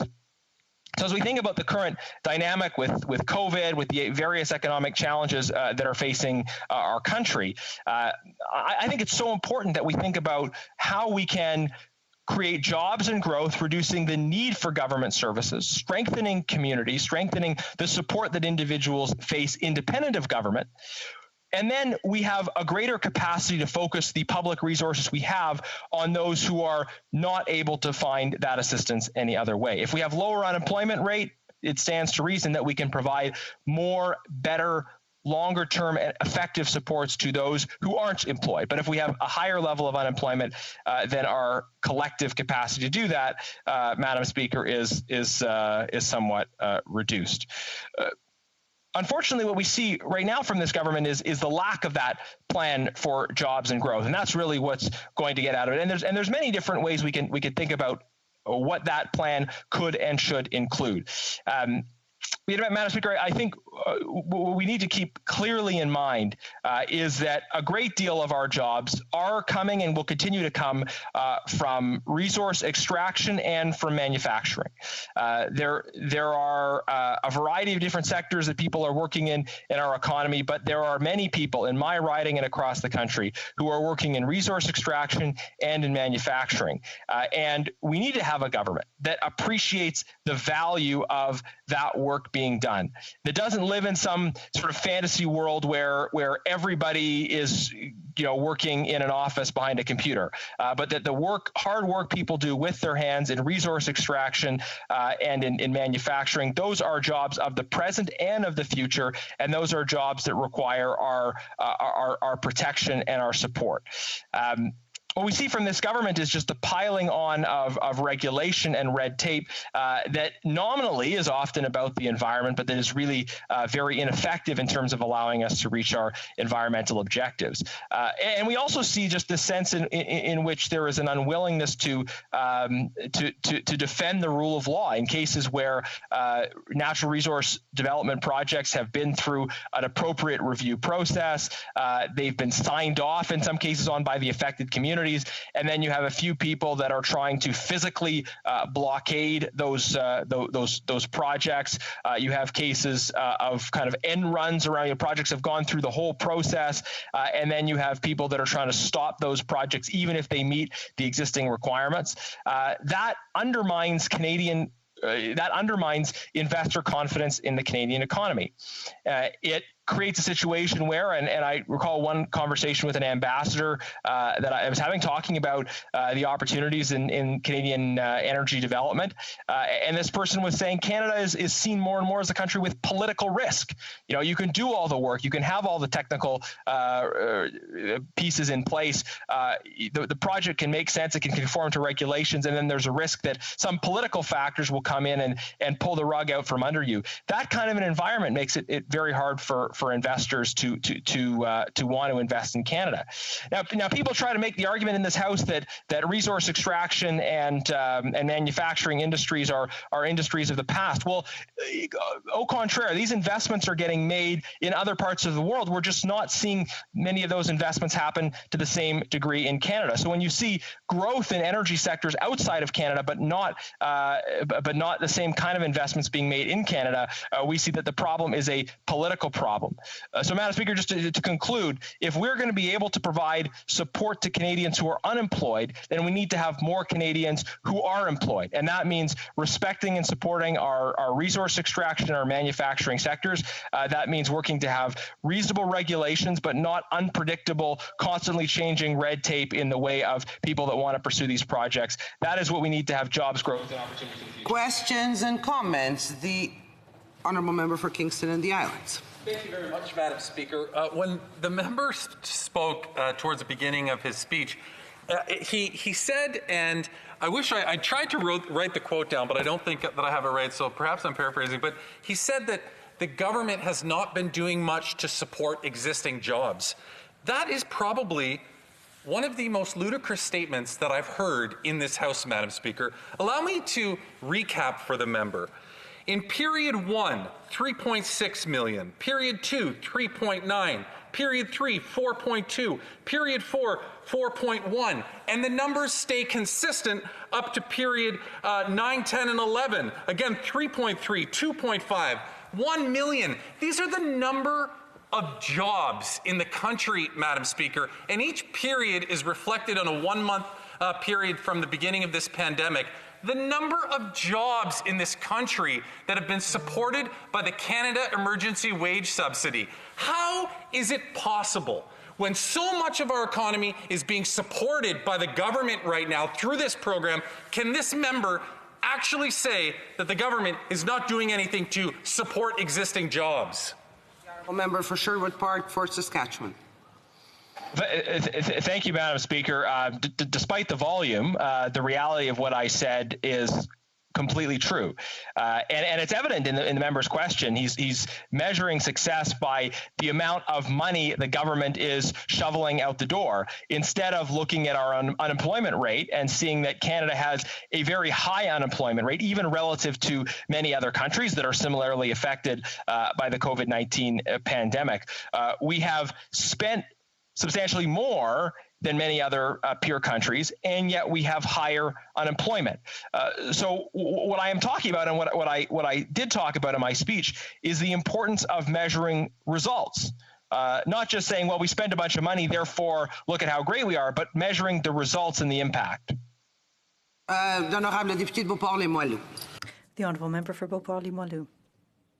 Thank you very much, Madam Speaker, and I'd like to thank my colleague for his remarks. He reminds me of Félix Leclerc, who said that the best way to do someone in is to pay him to do nothing. Now, there are a number of provisions in C14 that will accelerate the distribution of vaccines, but also increase our dependency on foreign vaccines because prior to the September 30th, updates weren't done. I'd like to ask my colleague what he thinks about the importance of reviewing the Patents Act when it comes to highly specialized products that we have in Canada and Quebec. Sherwood Park for Saskatchewan. Well, thank you, Madam Speaker, and I very much appreciate the quotation that my colleague shared at the beginning of her question. I think it underlines the fact that work isn't just about earning money. For many people, I think positively, work is about their engagement with and their investment in the community. It's a way of earning income, but it's so much more than just a way of earning an income. To her questions about the Patent Act. Perhaps a longer discussion can happen on that at some point. I do think we need to work to increase domestic vaccine manufacturing capacity. We've called on the government to have a plan on vaccines, and we're regularly doing so, recognizing how far behind the government is. We see clearly the government's failure in terms of procuring necessary supply of vaccine, in that now they're trying to draw supply that is generally focused on helping developing countries, which demonstrates just how much they have failed to secure the necessary domestic supply of vaccine, and that's showing up in the numbers as well. So there's many areas we need to look at about how to do this better. Member for Nanaimo, Ladysmith. Well, thank you, Madam Speaker, and I'd like to thank the honourable member for his speech. We've seen over the decades a number of trade agreements that have gutted our manufacturing base here in Canada and refocused us on exporting raw materials, raw bitumen, raw logs. And we're seeing this problem right now with vaccines, the lack of pharmaceutical capacity in this country, when we used to have a lot of capacity in this country. We used to be a leader in vaccine manufacturing and providing vaccines around the world.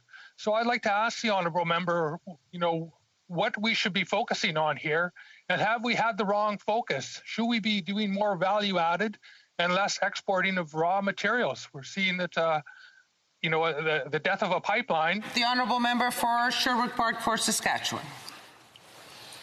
Yes, Madam Speaker. Well, I think it's important to underline in response to that question that generally the data suggests Canada has benefited significantly as a result of most of the trade agreements that it has entered into, that those have been associated with significant economic growth in Canada.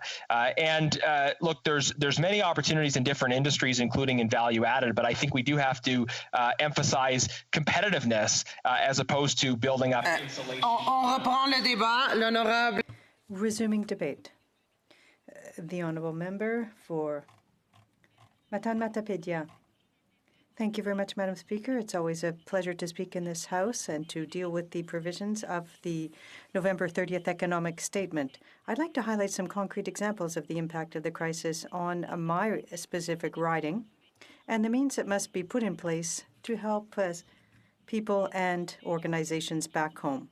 Of course, there's the whole issue surrounding transparency when it comes to spending, and why it's unacceptable that it hasn't tabled a budget yet in more than 2 years. I think this is an ideal opportunity to remind everyone of what the Bloc Québécois is asking for in terms of green economic recovery. It's important to point out things that have been done well when there are good things. The opposition isn't just about criticizing, Madam Speaker. I must say that Bill C-14 is promising additional funding for the Regional Relief and Recovery Fund, and that's important. In Baie des Chaleurs, Gaspésie, the Maison d'Aide et d'Emergence, which offers emergency support to women who are victims of conjugal violence, as well as their children, will soon open a second-hand store, the objective of which is to finance the organization's services and help women re-enter the job force. It helps 80,000 people, so I salute the dedication of the organization that help women dealing with domestic violence. Without this funding, the project would have been compromised. There's also the Matapédia Plateau Economic Development Corporation that's received RRRF funding. It's a lovely area. There were some $56,000 granted under the RRRF program, and This program increases investment and offers a great deal of freedom to MRCs. In the Bloc Québécois, with this economic statement, we've seen the Liberal government ignoring the enormous needs of Quebec's healthcare network.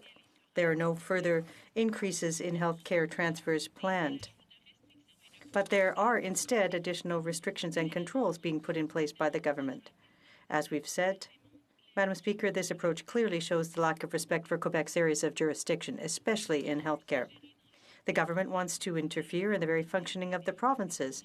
It hasn't been able to put forth a clear and transparent budget. As for transparency, I'll have to come back to that later. There are a number of examples of underfunding in healthcare as it regards our seniors. Last week, we publicized a report of investigation put forth following complaints by users of a seniors' residence in Matane at La Résidence des Bâtisseurs. The report shows significant shortcomings, particularly for the most in care provided to the most vulnerable. There's no report on the lack of standards to follow or the faulty control systems. The report is clear. The heart of the problem is the lack of resources to ensure the well-being of seniors. The federal government keeps talking about adding additional standards. But what needs to be done is invest in the chronic shortage of labor. The situation facing seniors in Matane is a perfect example of what's resulted from past reductions in health transfers. The current population is aging, and that means that long-term care resources are increasing. Since health transfers to Quebec are not adjusted upwards, services to seniors have deteriorated. Successive governments in Quebec have had to decrease funds available for health care. And care has been entrusted with private companies, and that means profit. Seniors are extremely vulnerable. In this case, what we're seeing is that profit prevails over care. I'd like to take this opportunity to talk about Quebec's expectations for increasing health transfers. The federal government, if it really cares about seniors, must respond favorably to the Common Front in Quebec and the provinces. It must increase the annual contribution by 35%. The Federation of Specialist Doctors in Quebec supports this request, and it should be noted that in 2019, the provinces, Quebec and the territories, will fund 40% of health care expenditures, compared to a mere 22% by the federal government. According to the Conference Board, at this pace, the federal proportion of health care funding will drop to less than 20% by 2026. We must stop this hemorrhaging now. Another sector that needs specific attention is tourism. Madam Speaker, the tourism industry is absolutely vital for my region, for the Gaspé Peninsula and the Lower St. Lawrence. Tourism in Gaspésie means 3,000 jobs during the high season, 1,300 jobs, over 700,000 visitors per year, and revenues at $380 million. In the summer of 2019 alone, the spin-offs represented $271 million a year. In the Lower St. Lawrence region, there are 7,800 jobs, 850 businesses, over 1 million visitors per year, and $345 million in economic spin-offs annually. It's absolutely essential to support this industry during the pandemic.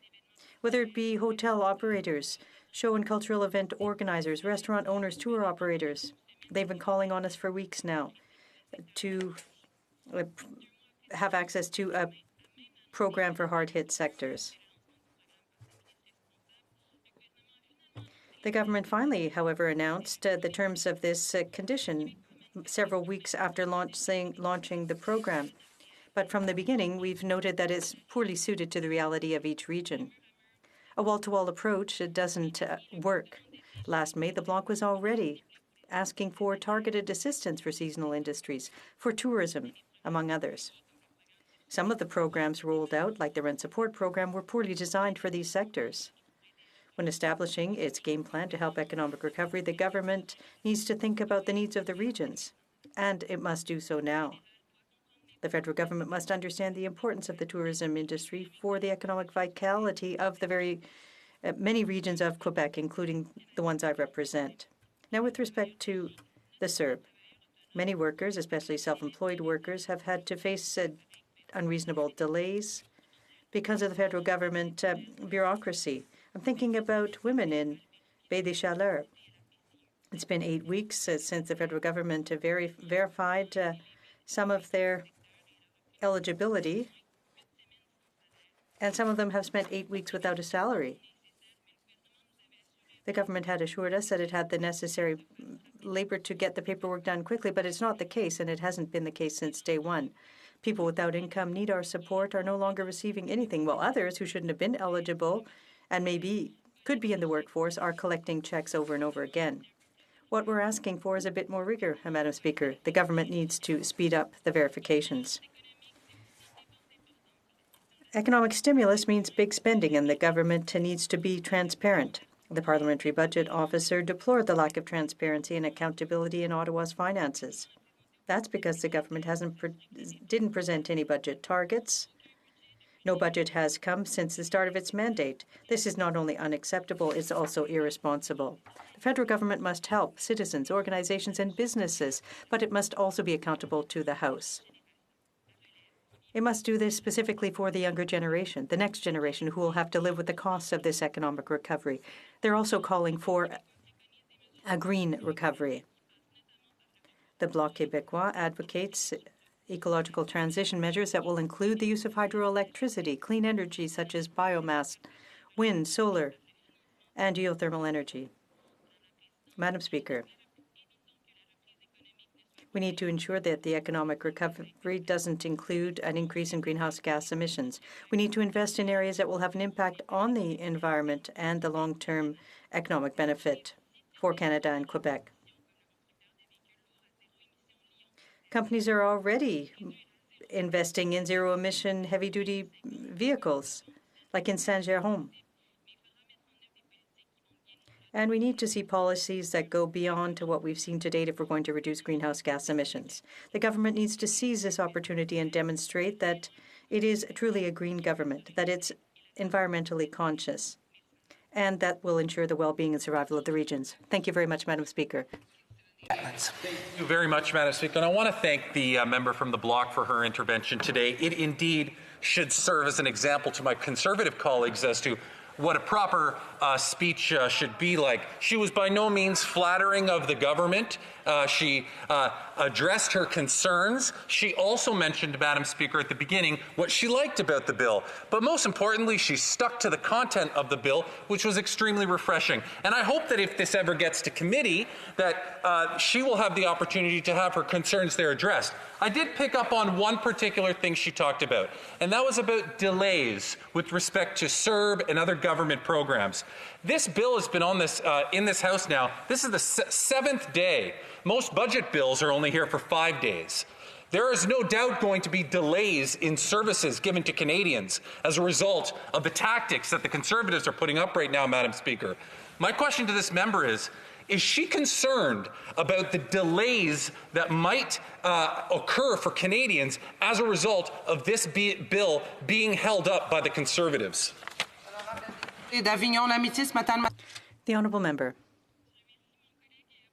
Well, I'd like to thank my colleague for his question and for his comments. As I said from the outset, I think it's important to point out the good points where there are some. There are also some points that aren't so good, and we need to underscore them. But it's true that the government has had a very busy agenda, but that's because of the prorogation that we saw last summer that put a number of bills on ice. We still don't have the medical assistance in dying resolved. And this bill is still on the table, so I wouldn't be so quick to accuse the Conservatives of not doing things properly. I think the government has its share of responsibilities there as well, but we need to work together and get this bill through. And comments, the Honourable Member for Northumberland, Peterborough South. And I too would like to express the member's excellent speech and compliment her. C'est formidable. That's great. To sort of build upon, have her maybe expand upon. She was talking about a little bit about the long-term care crisis in Quebec and the other provinces, and the fact that it has a lot to do with resources. And I'd like her to expand upon whether she believes that it's better for a few Ottawa bureaucrats to fix the Quebec long-term care or health system, or whether that would be better done in the province. The Honourable Member for Avignon-Lamitis-Matane-Matapédia. I thank my colleague for the question. It's a very relevant one. I think it's important to just say how important it is to acknowledge that we have expertise in Quebec. The federal government has a clear role, and that is to increase the transfers and to get those transfers out to us. We're still waiting for them. We've seen that there have been a lot of problems, and I have colleagues who have highlighted the numbers. For every dollar spent by this government since the beginning of the pandemic, a very small amount has actually gotten to our healthcare systems. And, now we have this crisis. I think it's high time that the federal government invest in healthcare and recognize that the provinces have the expertise that they need to act and to get healthcare workers into the long-term care homes, even to increase their salaries. And, that's our expertise. The federal government should just give us the money.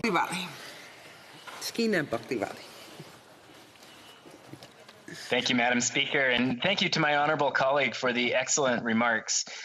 There's much in her speech that I agreed with. She spoke to the needs of tourism operators in her region and the fact that the current offering of support programs haven't necessarily met their unique needs. This speaks very closely to the situation in Northwest BC, where so many tourism operators in places like Haida Gwaii have lost an entire tourism season, an entire business season, and are standing to lose another one. And the current programs have not met their needs.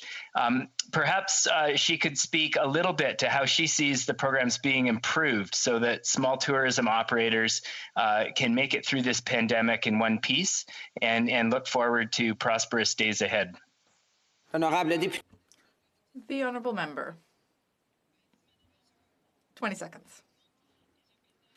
Well, I'll try to be brief. I want to thank my colleague for his question. And as I said during my speech, what we really need are programs that fit, that are tailored to the regions.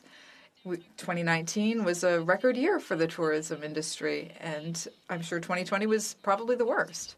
So we need some way to help tourism operators keep their heads above water. And, a national program might not work. I think we really need to look at the regional level and find ways to help businesses. Great. The Honourable Member for Edmonton Manic. Thank you, Madam Speaker. I don't think that any of my colleagues from either side of the aisle will disagree with me when I say that this bill is incredibly important to Canadians. We're now over a year into this pandemic. I know that the first case in Canada was confirmed in January 2020. And I know that the first reported case of COVID-19 in Alberta was in March of last year. But what I don't know is when the first plan to get back to normal will be presented, either to Canadians or to the House of Commons. Madam Speaker, I honestly cannot believe that I had to say that phrase. We are now over a year into this pandemic, and the government hasn't presented a plan yet. I don't think that there's any easy way for anyone to easily describe how disappointing that is. And how disappointing is that this bill does not present any sort of plan either. Of course, that raises the question of what the government would even do if they had a plan. Now, I'm not asking about the policies here, Madam Speaker.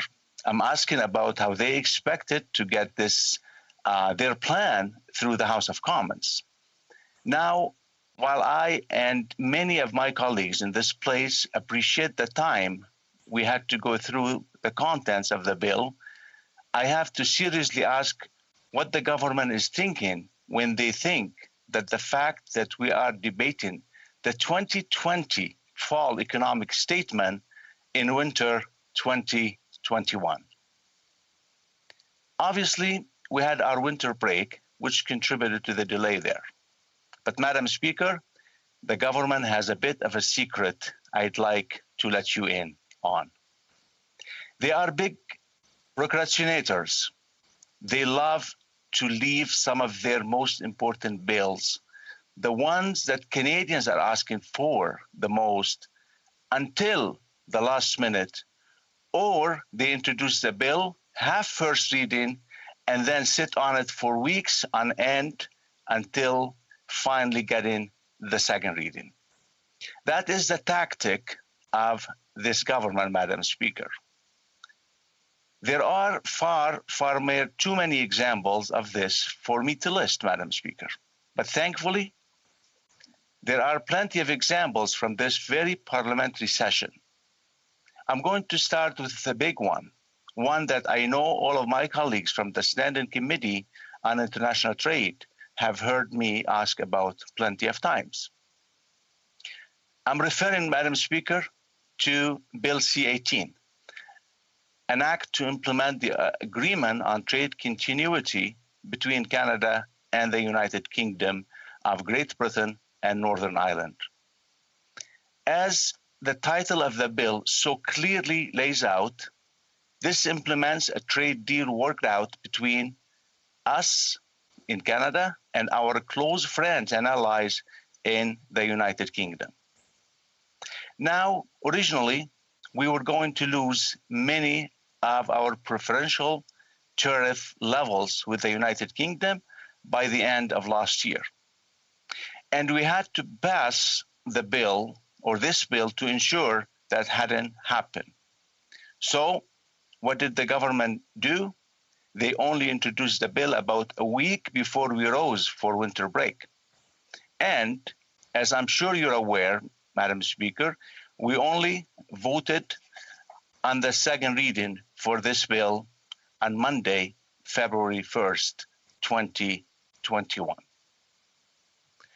The only reason why we still have those preferential tariff levels with the United Kingdom is because the government realized their folly and signed an MOU, or Memorandum of Understanding, which would temporarily extend them until we pass C-18. And believe it or not, that's not the only bill that the Liberals have delayed on. Madam Speaker, another bill is Bill C-7, which I'm sure all of my colleagues are very familiar with by now, and of course, many Canadians. Bill C-7 is another one. We had a court-imposed deadline to pass it, and that was December 18 last year, which is December 18, 2020. Now, I'm sure my colleagues opposite will try to blame the opposition for it taking a long time to get it to the other place. But it was nearly 2 weeks before the speech from the throne that kicked off this session and the bill being introduced. The question is, why? Madam Speaker, this wasn't a surprise. The court decision that mandated that the law be changed was back in 2019. But it took 2 weeks to reintroduce this bill. On top of that, if we go all the way back to the last February, that was the last time where we were looking at the bill number C-7 that amended the criminal code with respect to medical assistance in dying. That is right, February 2020. Why wasn't this introduced right after the 2019 federal election, as soon as we returned in December 2019? Why not in January 2019 or early February? Or wait, that is right. The answer is because the government loves to delay introducing and debating on important pieces of legislation, and Bill C-14 that we're debating today is no different. Obviously, she needed to receive some time to get introduced to the job. But why did the Minister of Finance wait until November 30th, 2020 to introduce this bill? Canadians have been asking for a plan for 8.5 months by that point, if not longer, depending on the province. So why did she wait for 2 whole months after the start of the second session to introduce this bill? It certainly wasn't to give my colleagues and I in the opposition time to study the bill. Seeing as how the Minister of Finance complained on Twitter that we were allegedly delaying this bill, I think the answer is obviously a little different there.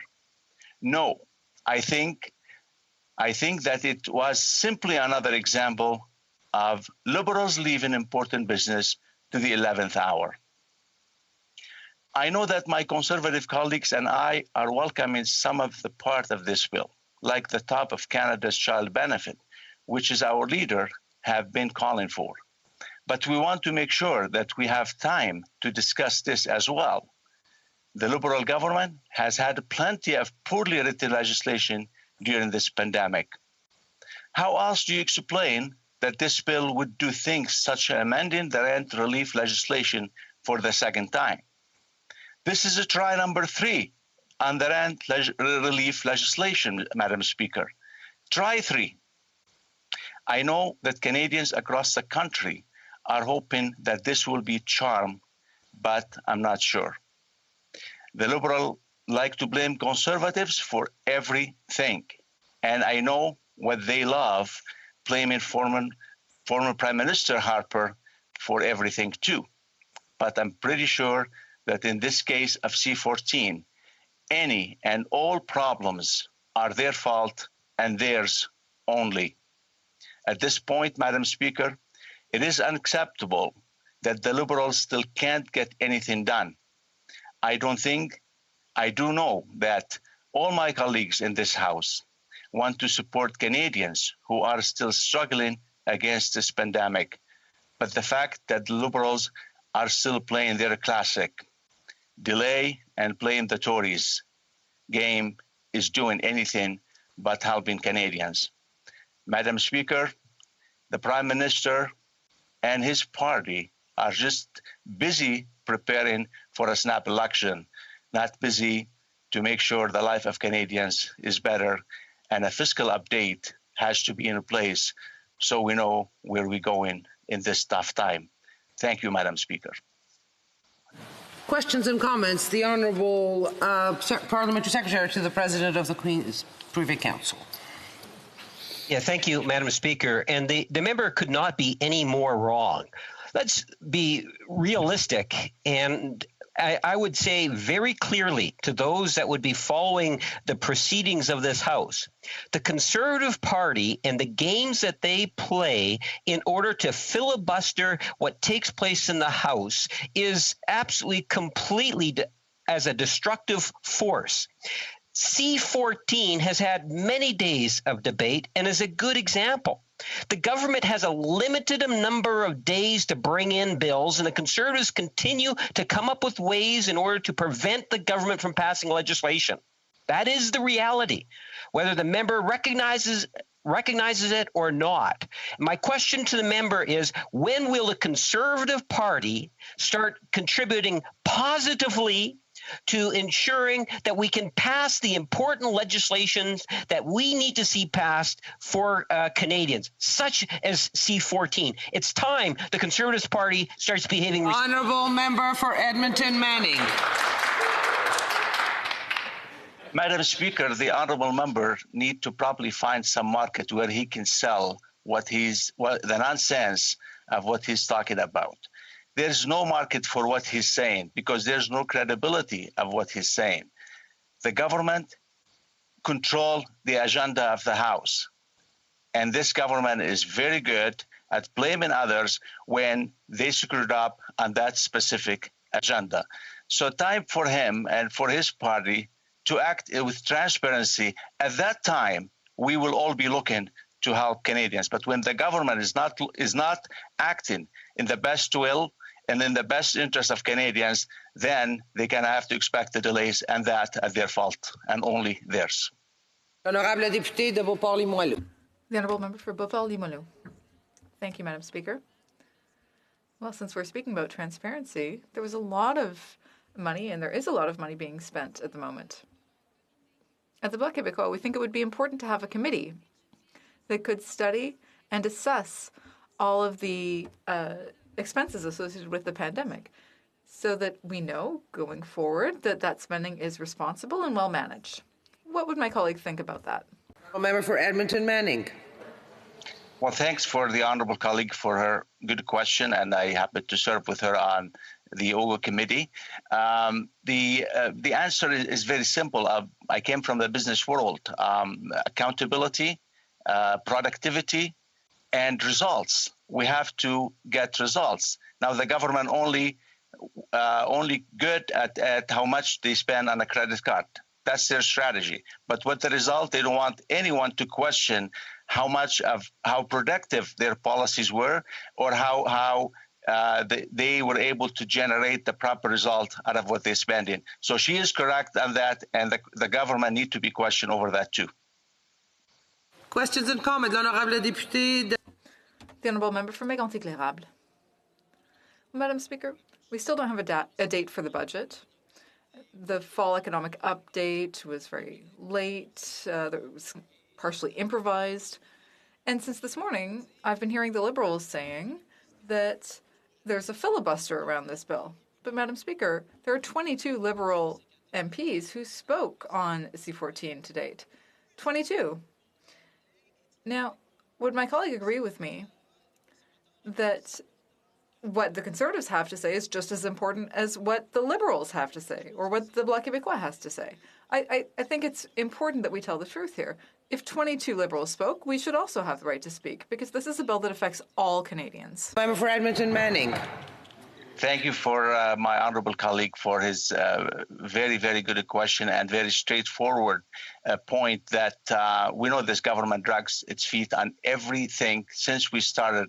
I remember in the 42nd Parliament, and now they drag their feet on every piece of legislation to the House just to give less time to the opposition parties to question. And unfortunately, they get very upset and disappointed when we take our time to ask the question on behalf of the Canadians and on behalf of the people we represent. So we know the style. We know this is the way this government wants to operate. It is unfortunate because that is becoming a levy on the worries that Canadians have to carry through, especially in difficult times, the one we're going through right now. Resuming debate, the honourable member for Red Deer Lacombe. Thank you, Madam Speaker. It's a pleasure to participate virtually this afternoon from Central Alberta. When the Minister of Finance and Deputy Prime Minister introduced the Fall Economic Statement in late November of last year, many people finally realized just how dire the financial situation that we face here in Canada actually is. Unfortunately, very few, if any, of these people are part of this Liberal government, which seems to be content with the concept that putting good vibes out into the world with platitudes like build back better or budgets balance themselves and that the economy will come roaring back is somehow enough to just will the outcomes back into existence. The reality is the Fall Economic Statement has highlighted a number of reasons for deep concern, yet proposes to continue many of the Liberal government's reckless economic tendencies without offering any necessary solutions. There has absolutely been a need to spend money in order to support Canadians over the past 11 months. I was in support of some of the government's programs that helped support families and small businesses, and Conservatives played a key role in improving these programs for Canadians. While the Liberals like to suggest that criticizing the amount of debt they may have accumulated since taking governments means that Conservatives would somehow be less generous had we been in government, well, it's just a false narrative and just another example of putting politics before the well-being of Canadians. The reality is that successive bad decisions like delaying the initial closing of the borders, trusting the World Health Organization's data over Canada's own experts, and relying on China for our initial tranche of vaccines, and decisions that we would not have been naive enough to make, has in many ways forced this situation upon us. Mismanagement from the outset seems to have stemmed from a total lack of a plan to deal with this pandemic. We came into this crisis with an additional $100 billion in unnecessary debt racked up by this government since 2015. We had less personal protective equipment and other critical supplies because of this government's decision to purge emergency supplies.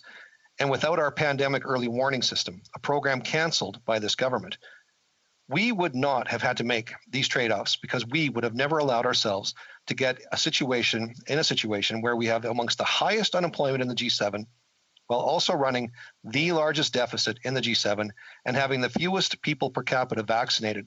I think we're like 52 out of 7 for the G7 right now in vaccine rollouts. That's abysmal. And we're paying more under this Liberal government to get less. Now, perhaps it's unfair to say that there wasn't a plan. In fact, retired Lieutenant Colonel David Redmond, who previously served as the head of Alberta's Emergency Management Agency, has suggested that governments across the country seem to have discarded their pandemic plans and the core principles that they were built upon, with the preference of starting all brand new when the virus began to appear here in Canada. Mr. Redmond's resume includes being tasked with closing the Lahr military base in Germany, leading the unplanned withdrawal from former Yugoslavia, reestablishing staging bases in the area, and leading the development of Alberta's counterterrorism strategy after 9/11. All that is to say he has a serious and well-credentialed individual who has advocated from the beginning that the pandemic cannot be viewed through the lens of a solely public health emergency, but as a public emergency writ large, which requires a different type of response. It's hard to argue that the pandemic hasn't impacted virtually every part of our lives, and not just people's respiratory and health and the health care system writ large that supports us in time of need. I understand that many people are comforted by the status quo of lockdowns and restriction of civil liberties because as much as it is hard to do and everyone seems to hate it, it gives some people a sense of control. Meanwhile, the true cost of these measures will take years, if not generations, to actually determine. While some people may find small comfort in these measures, the financial situation in our country necessitates a reconsideration of how we are responding to this pandemic. My friend, the honourable member from Carleton, outlines perfectly in his speech why the situation is not different from past situations in other countries and how a debt crisis truly is a looming threat. The Liberals' failures have left Canada in a very precarious situation. We have been forced to abandon debt to GDP as a fiscal anchor, which has now exceeded 100% just in terms of government debt. During the 1990s, a debt crisis, the debt to GDP ratio was only at 92%. In that case, high inflation and increasing interest rates nearly led to Canada having to go to the International Monetary Fund for a bailout. At that time, the deficits were smaller than they are currently. The deficit in the 2021 fiscal year is $381.6 billion, which is greater than the total federal spending in the entire previous fiscal year. Our federal debt alone reached $1.2 trillion in 2020, with the expectation that it will continue to sharply rise for the next several years, potentially getting as high as $1.6 trillion by 2025. The government is banking on interest rates remaining low for the foreseeable future in order to ensure that we can manage the debt load. These low rates are the only thing keeping our nose above water right now. While there are many countries taking advantage of these low interest rates, this is not without risk. Some international banks are actually betting that Canada will be forced to increase interest rates ahead of many of our partner countries, suggesting that we will be more susceptible to inflationary pressures. If interest rates exceed our economic growth rates, we will be in for a very difficult time. When you consider that Canada's GDP growth averaged out to around 1.7% between 2015 and 2019, you realize just how dangerous a game that we are playing. While I appreciate that the Governor of the Bank of Canada plans to keep interest rates pinned near current levels for the foreseeable future, the reality is they must respond to the market like everyone else. They will not stay low forever, and in order to be prepared for when they inevitably do rise, we need to create high, sustained economic growth. Madam Speaker, creating economic growth is another area where the fall economic statement falls short.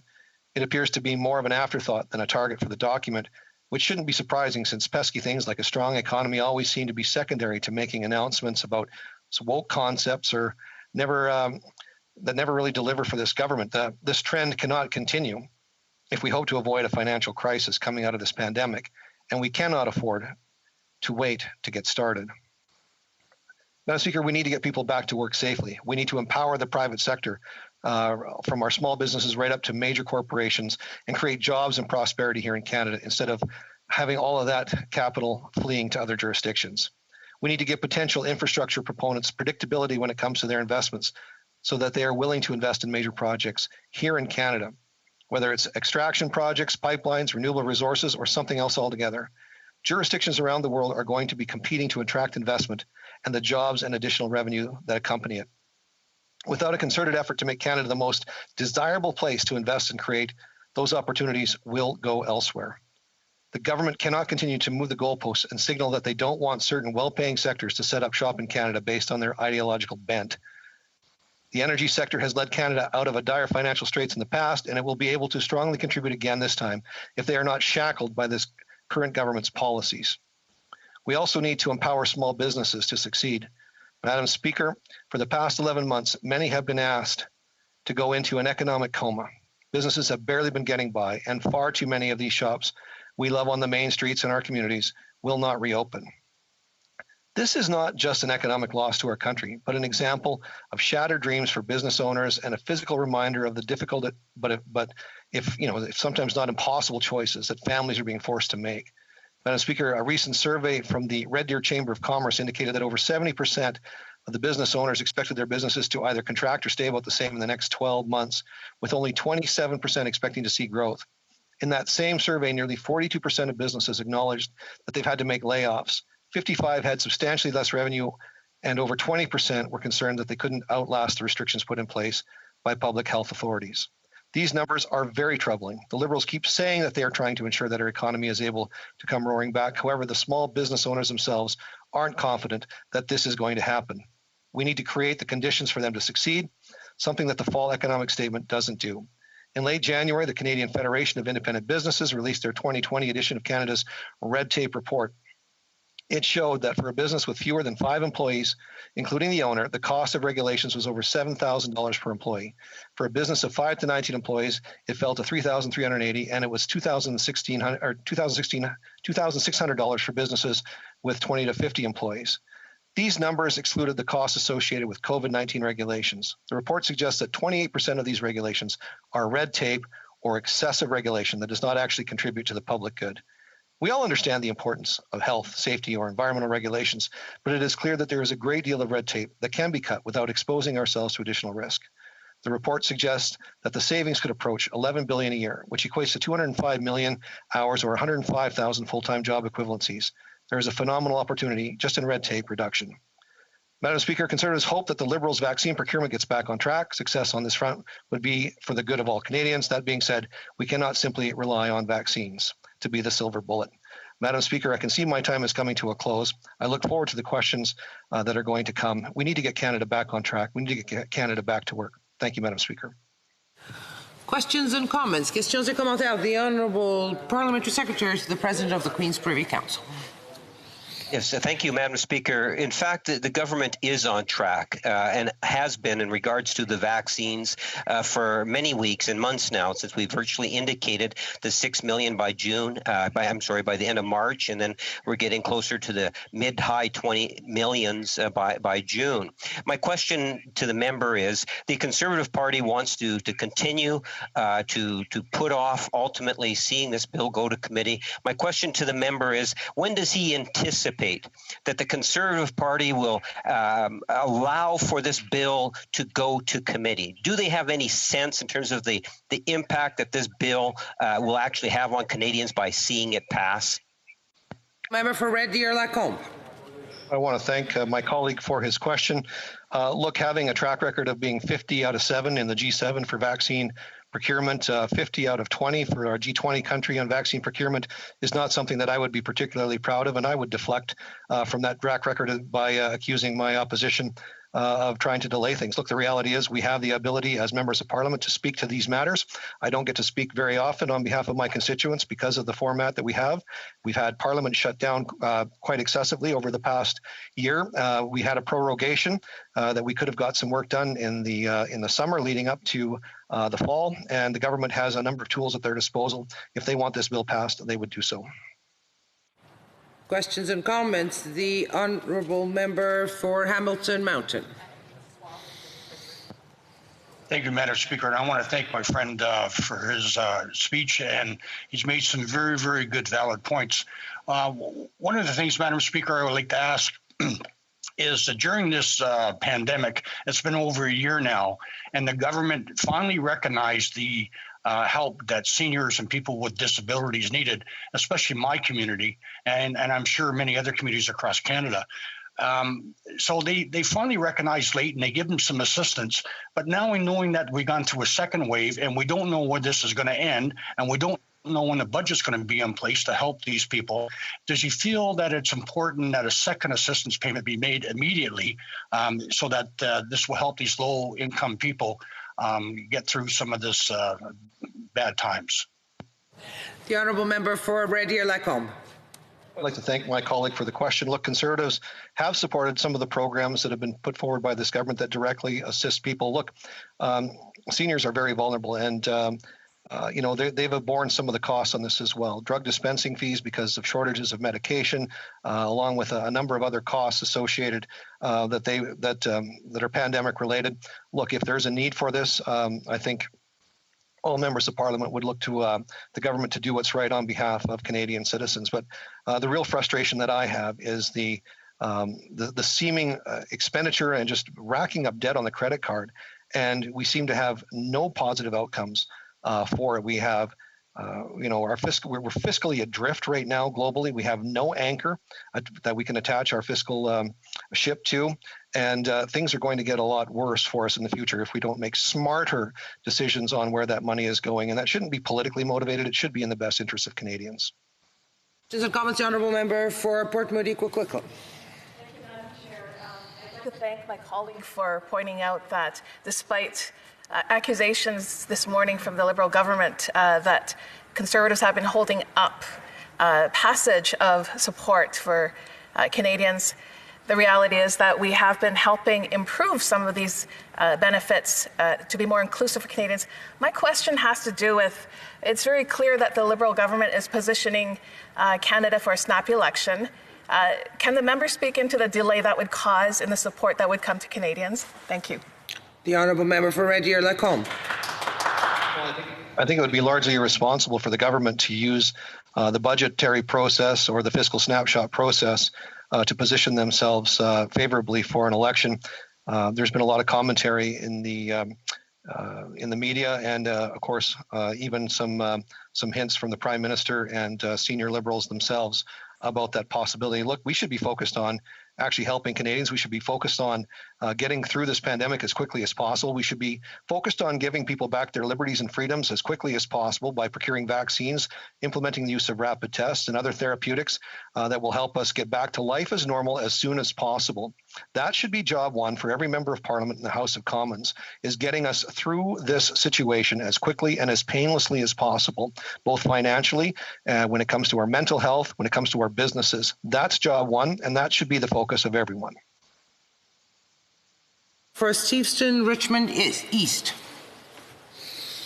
Oh, your camera. Thank you, Madam Speaker.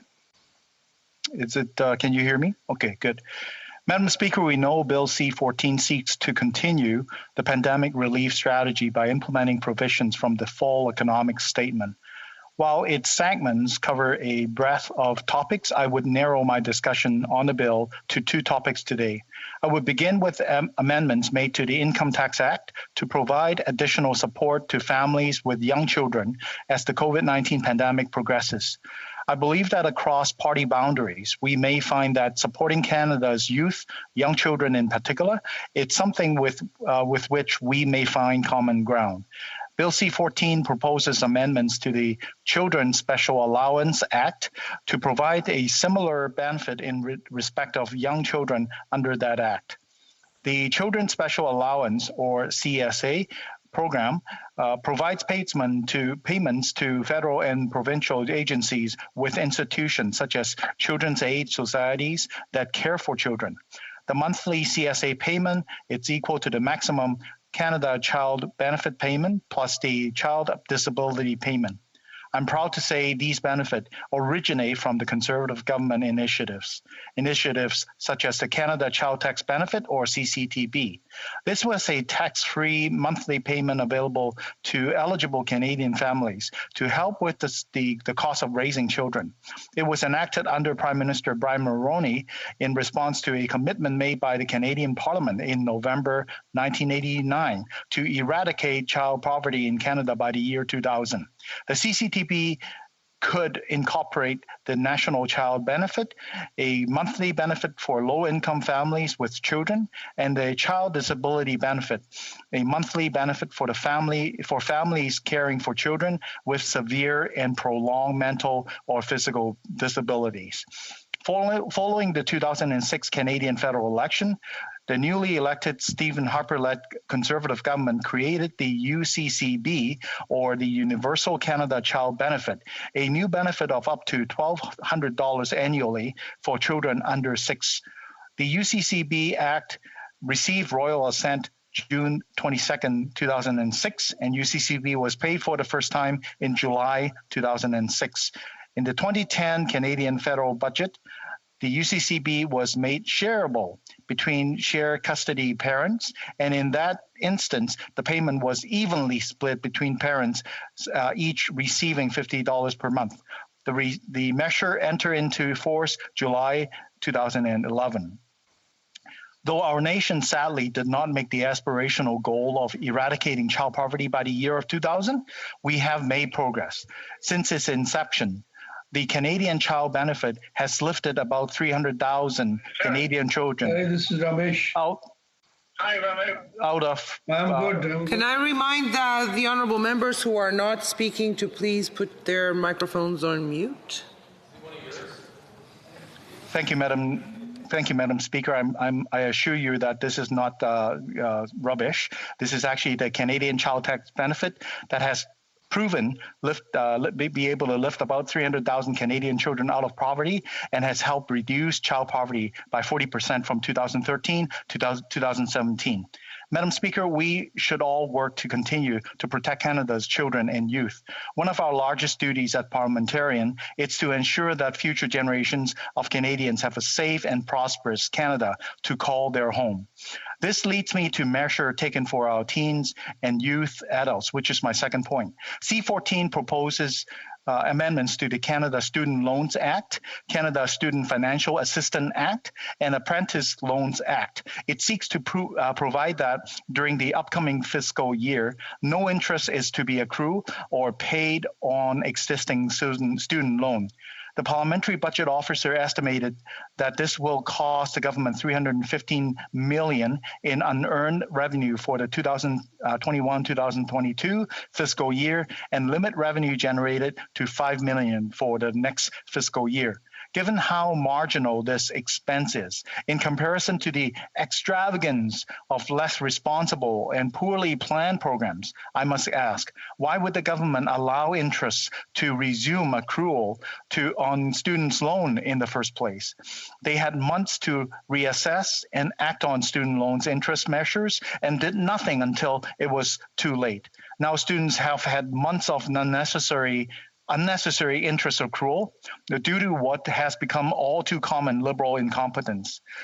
Student debt in Canada is a major burden for more than 50% of Canadian post-secondary students. The effect of student debt are well documented, impacting debt holders' physical, financial, and mental well-being.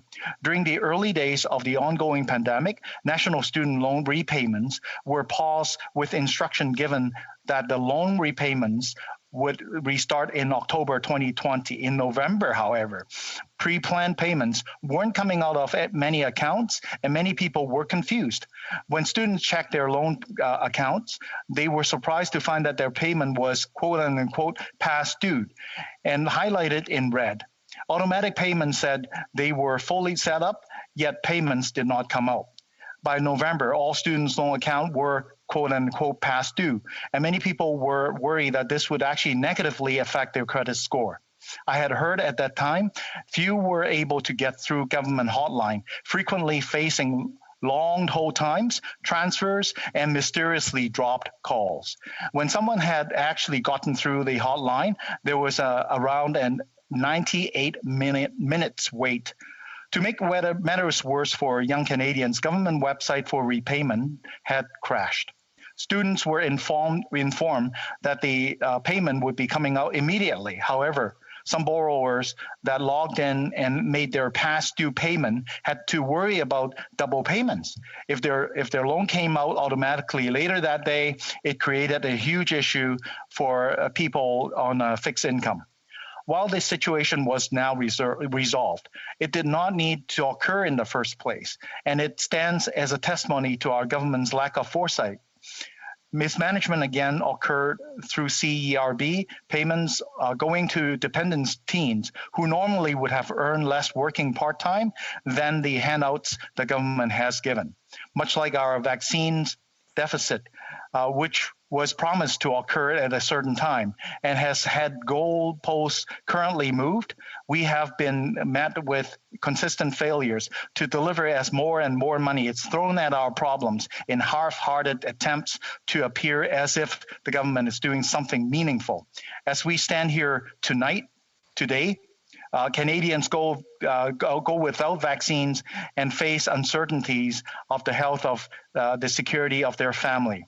It is inexcusable that this Liberal government has failed Canadians on multiple fronts, that our nation now ranks 52 in the vaccine rollout, and that the climbing national debt burden will still be felt by many of my great-grandchildren.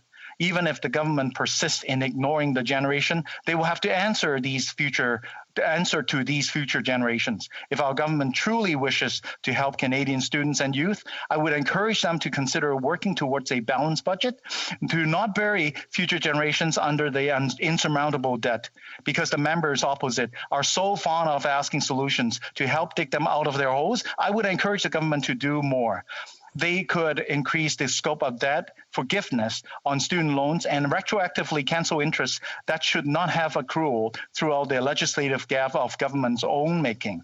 Or they could encourage employers to do more by offering employer-sponsored student loan repayment assistance benefit, options we have yet to see put on the table.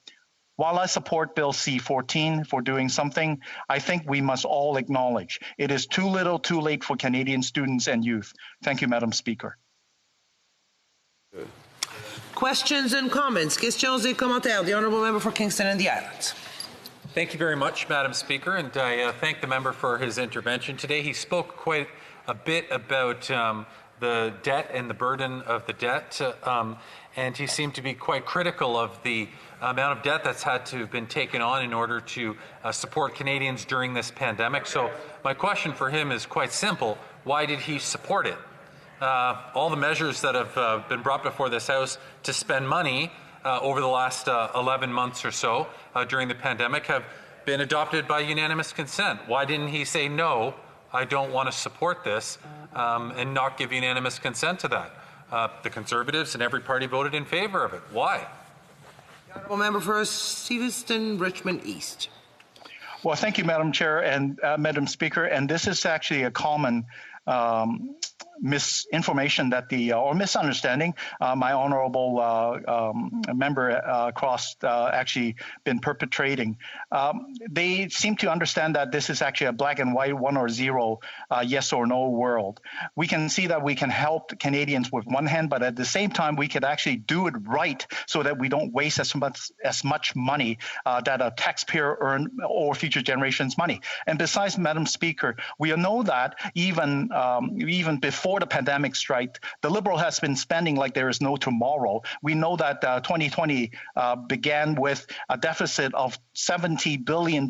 This is before $40 billion, pardon me, $40 billion deficit. This is prior to the World Health Organization declaring the pandemic. So we know that the members of opposite has been into this habit of misspending and large spending and mismanaging the file, and that's why we are here to oppose them.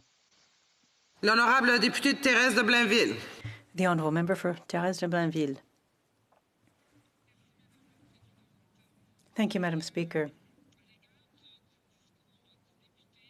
Regarding the member's remarks, I have a concern when we talk about support for workers. Now, I don't know if you know this, but in Quebec, there is troubling figures by the National Statistics Institute were published on job losses in sectors of the economy that are not recovering. Among young people, unemployment rates are very high for those working part-time. So how would the member intend to support that reality, the crisis that exists in certain sectors for young people, for specifically young people, and when it comes to the recovery? Steveston's Richmond East. Thank you, Madam Chair, and thank you, the member from Bloc Québécois. Bring that up. It's actually a huge problem that we are facing. Not only that the future generations are to take up insurmountable amount of debt because this government has been recklessly spending and incapable in their incapable way of spending, relief and also recovery money.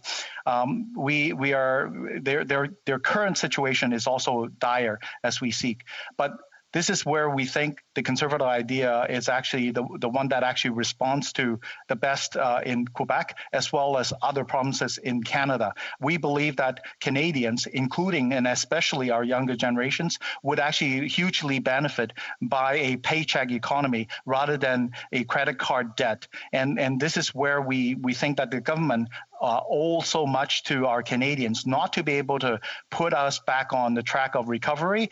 For example, they dropped the ball entirely on the honourable member for Peterborough, for Northumberland, Peterborough South. Fine, Peterborough is a great place as well. Just a quick question here for you. It was observed more than 30 years ago. The Conservatives. Remember that the question is not going to be to me. The question is not to me. Okay, I apologize. Through the speaker to the member.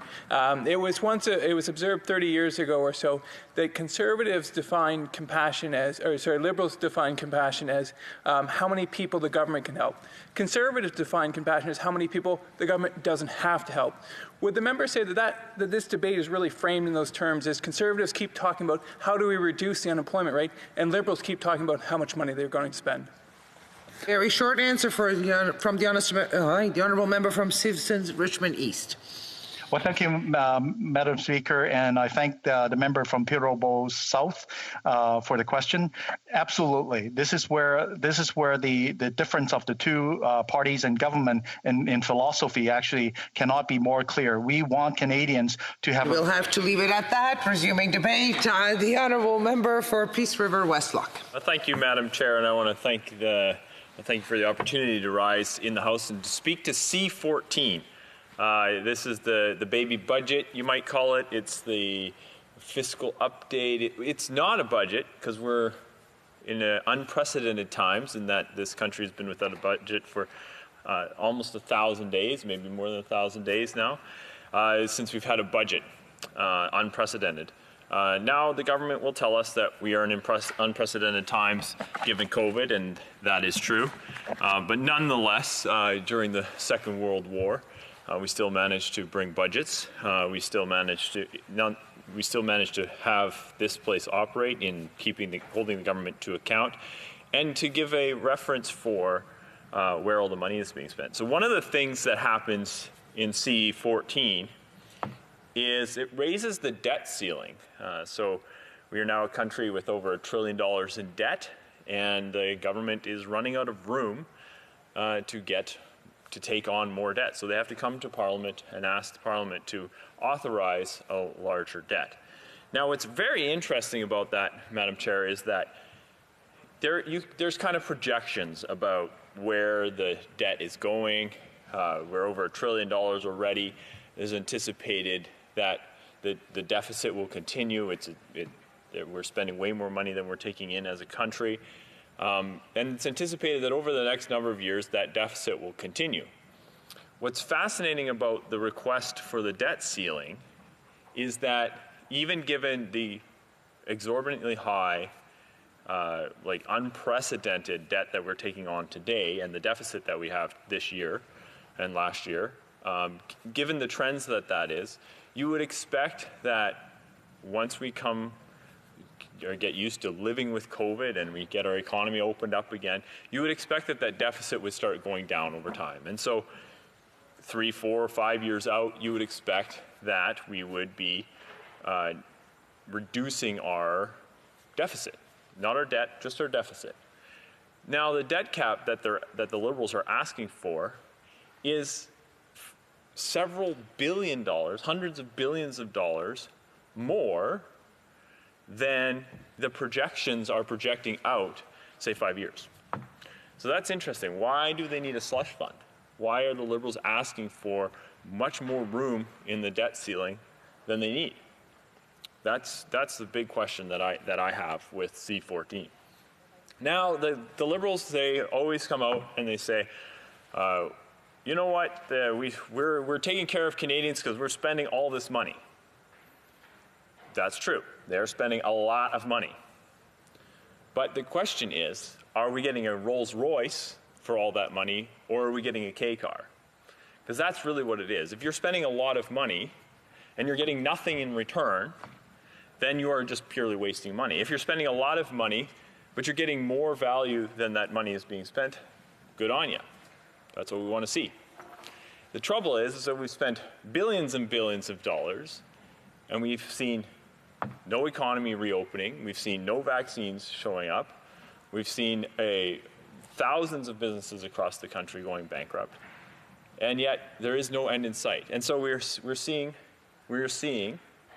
the largest deficits in Canadian history, unprecedented debt levels, and yet no end in sight as to when this COVID pandemic will come to an end. We're seeing other countries. I read the newspaper this morning, Madam Chair, that the United States is vaccinating per day more people than Canada has had vaccinated in its entirety. That's the United States, Madam Chair.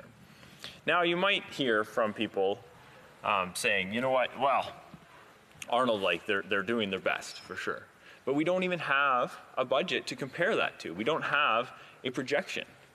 When you go out to buy a new car, Madam Chair, you go and you look at the market and you see, well, these are the things that I need in a car.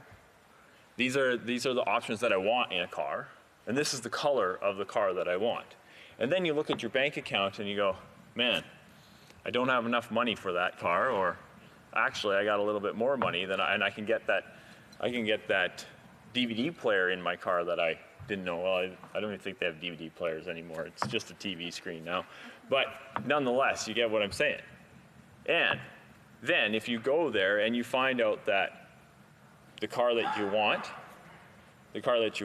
let's say a nice Dodge Challenger, is $87,000, and you go out into the marketplace and you find one for $65,000. $65,000 is a lot of money for a car, but it's $20,000 less than what you thought you were going to spend. That's a good deal. That's a good deal. But if you go out there and you spend $100,000 and you get home with your new Dodge Challenger, and it turns out that it's in write-off status and you can't actually insure it, then we got a problem. Then you spent more money than you needed to, and you got a car that doesn't work. Now, when it comes to the vaccines, should have got a Ford, he says, but when it comes to the vaccines, Canada is at the back of the line. Not only are we at the back of the line, Madam Chair, we've spent all of this money, unprecedented levels of debt in this country. We've spent all of this money, and we're not even in the line. We are at the food bank, right? We've spent the money, and we didn't get anything. We didn't get anything. We had to go to the food bank. Madam Chair, I don't know if you know this, but there is essentially all of the manufacturers of the vaccines, they take a percentage of their vaccines that they produce, and they put it with a not-for-profit organization, and they help out the rest of the world that is unable to afford these vaccines, and they put it there. Much the same way as a food bank works. It's pretty much exactly the same way, is that folks that are able to donate food to the food bank, and other folks that aren't able to purchase food can go to the food bank and get food. So in that way, everybody gets food. We are at the point in time where we've spent all of our money, gotten nothing, and are now raiding the food bank, not because we don't have enough money, but we just purely spent our money foolishly, and now we have to go to the food bank of vaccines to get vaccines. Madam Chair, how many minutes do I have left here? Almost 3 minutes, she says. The government does, lastly on the vaccine things, the government does brag endlessly about the suite of vaccines that they've brought. Well, Madam Chair, that is kind of like telling everybody how many fire departments you have contracted to come and fight the fire on your house. Your house is on fire, and you go to your wife and you say, "Don't worry, I have contracted 75 fire departments to take care of the fire on our house." When in reality, just one fire department that would show up in 5 minutes would be helpful, but you haven't contracted that one, you've contracted 75, but they all can take about 4 hours to show up. Believe me, by that time, your house is burnt down. And that's what we're talking about with this suite of vaccines that the government keeps bragging about. It's amazing that we have the largest suite, the largest portfolio of vaccines of any country in the world. That's really great. That's really great. But if they aren't able to deliver them in a timely manner, what is the point? What is the point? When your house is on fire, you need a fire department there a minute ago, not 4 hours from now. And it doesn't matter how many fire departments you've hired and contracted to come to your rescue. If they're 4 hours away, your house is burnt down before the fire departments show up. So we've spent a lot of money. The government is asking us to raise the debt ceiling with no real rationale as to why it has to be as high as it is. I could see it if it was to matching general projections, but why is it so high? Why is it significantly higher than it needs to be? We've seen how we've raided the vaccine food bank when we are a wealthy country and have spent unprecedented amounts of money. And I would say that we may have got a Rolls Royce for all that money we've spent, but it's a 1991, not a 2021. And so, while it may be the best year, as the member opposite says from across the way, I was looking for the 2021 edition of the Rolls Royce, not a K car, not the 1991. And lastly, Madam Speaker, a large suite of vaccines is great. There is no doubt. But a timely delivery of those vaccines is as important as how many vaccines that we have. And in some cases, maybe more important. So with that, Madam Speaker, thank you for your indulgence. Thank you for the time. Questions and comments? The Honourable Member for Kingston and the Islands. Thank you very much, Madam Speaker. At the beginning of his speech, he talked about this being a baby budget, quote unquote. And he's absolutely right. That's what you could consider this particular bill. Is he aware, Madam Speaker, that a regular full-scale budget requires 5 days of debate in this House? Meanwhile, we're on the 7th day of this baby budget. And I wonder if that has to do with the fact that the Conservatives will talk about everything, including cars from 1991, in order to hold up this House from passing this particular bill. But let's just put all that aside for a second, Madam Speaker, and address his argument about the return on investment. And I don't blame him. Leave it to all Conservatives. The return on the investment in a society can only, from Conservative eyes, be measured through economics. He didn't mention that, yes, we might have a high unemployment rate in the G7, but we also have amongst the lowest death rate per capita in the G7. Does he not think, Madam Speaker, that investing in Canadians should also result in other changes than just pure economical changes in our economy, such as a lower death rate? For Peace River Westlock. Madam Chair, I said nothing about return on investment. In fact, I said I was looking for value for money. After you've purchased the car, and if you drive the car for a long time, there's zero return on that investment other than you've had the car. So I was just saying, we have to line up what our expectations are and see if we are meeting those expectations. At this point, given the fact that we don't have a budget, we don't have a template, we don't have a plan from which to measure against to see if we are actually spending our money in a valuable manner. Thank you. Déclaration des députés, statements by members. The honourable member will have 3 minutes of questions after oral questions. L'honorable député de... The honourable member for Sudbury. Merci, Madame la Présidente. Every casual hockey fan knows Willie Reed became the first black player in the National Hockey League when he played for the Boston Bruins in 1958. But how many can name the second black player in the NHL? Mike Marson was just 19 years old when he graduated from the Sudbury Wolves to the NHL in 1974. Marson was the first black player to be drafted into and play regularly in the NHL.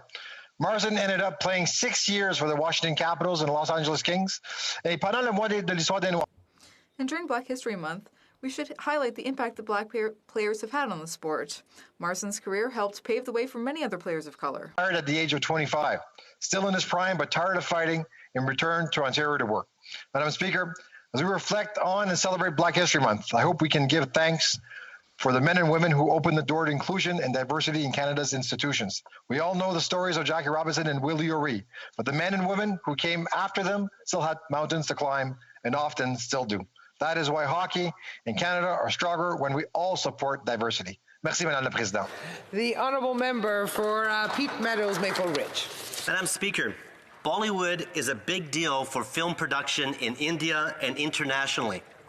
Maple Ridge's Dr. Biju Matthews' book on Anand Kumar and the Super 30 is the inspiration behind a blockbuster Bollywood film starring Hrithik Roshan. The film dramatizes how Anand pours out his life to give underprivileged children in the slums the opportunity to overcome all obstacles to attend India's top institutions. Dr. Matthews is also the founding president of Ridge Meadows South Asian Culture Society, or RIMSACS. RIMSACS organizes galas that showcase outstanding contributions by the South Asian immigrants to Canada. Dr. Matthew was also a catalyst in expanding psychiatric services in Ridge Meadows Hospital to 22 beds. Many thanks also to Ron Anlick for his $1 million contribution. In addition, Dr. Matthew has helped establish our local Youth Wellness Center, or the Foundry. This has been key to helping our youth who struggle with mental health and addictions challenges. Thank you, Bijou, for all that you've done and continue to do. L'honorable député de Marc-Aurèle. The honourable member from Marc-Aurèle-Fortin.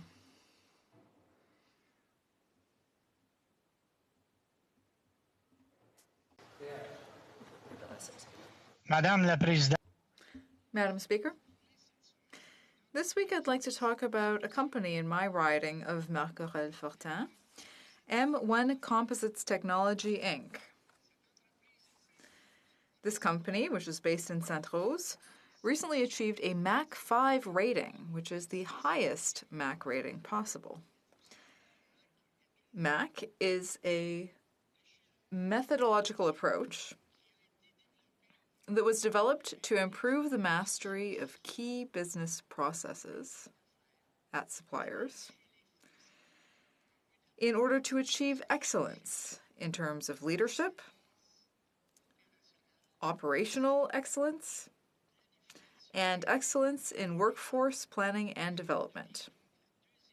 M1 is only the second company to achieve a MAC 5 rating, and it's the first small Canadian business to do so. The honourable member from Berthier-Maskinongé.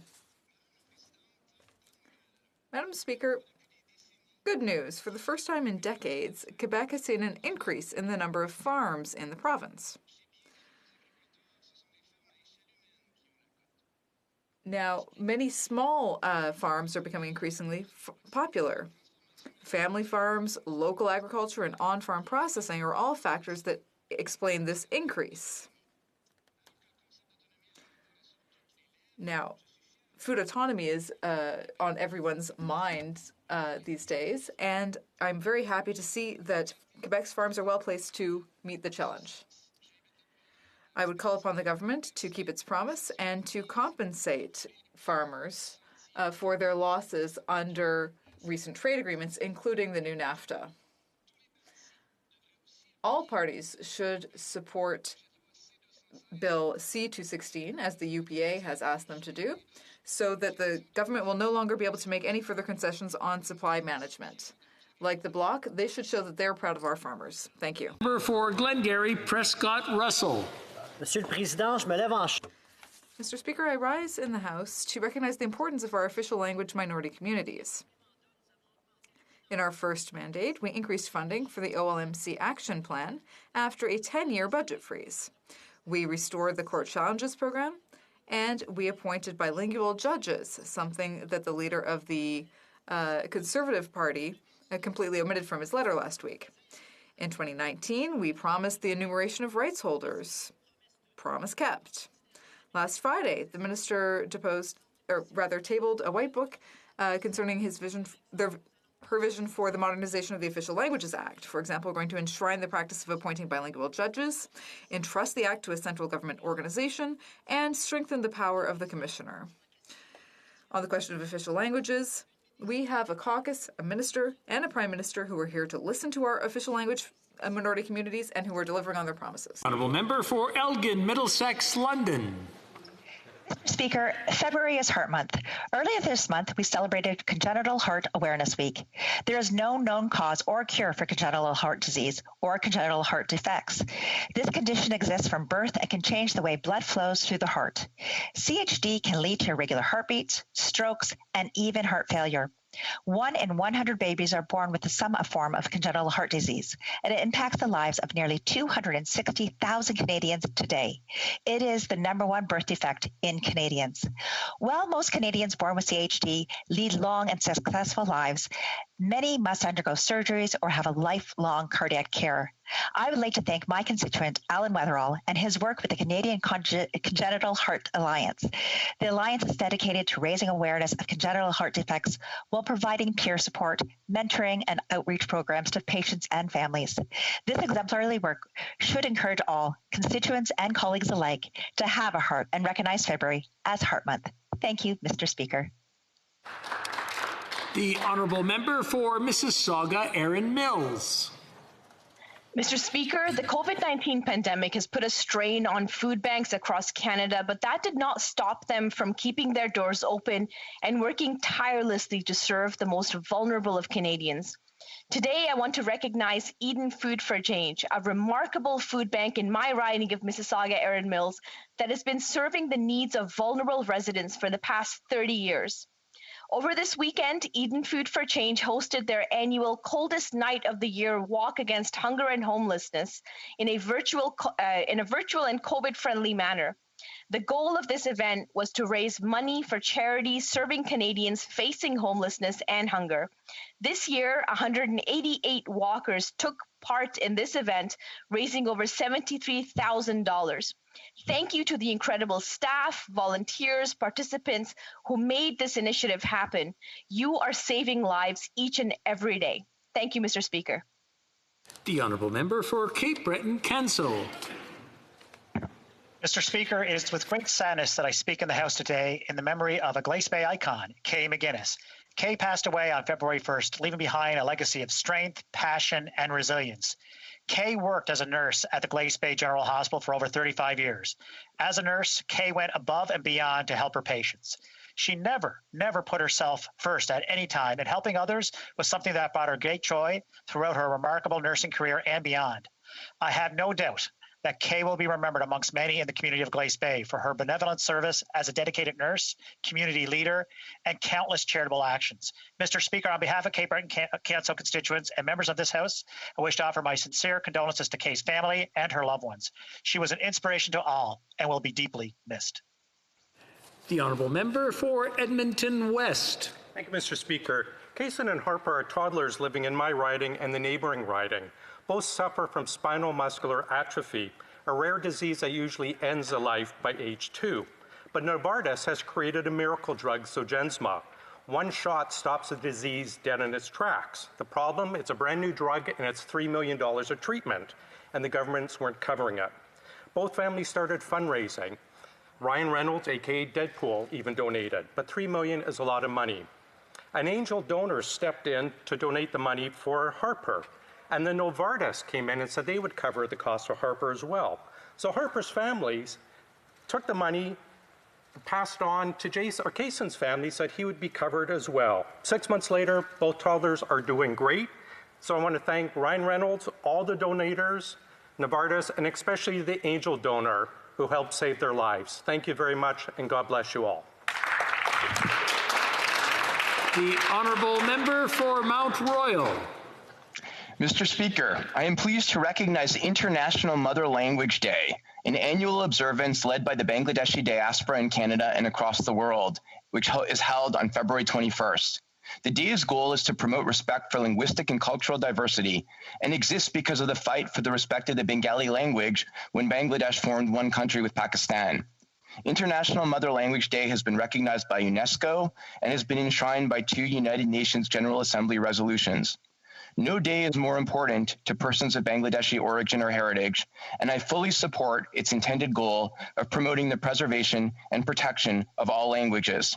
Allow me to congratulate Montreal City Councillor Marvin Rotrand and Suhail Mia, Tufik Izaz Akhtar, and Deepak Dar, whose organizations are active in my riding and champion this day. I invite all my colleagues to join me in celebrating alongside Bangladeshi Canadians across our country. Thank you, Mr. Speaker. The honourable member for Calgary Skyview.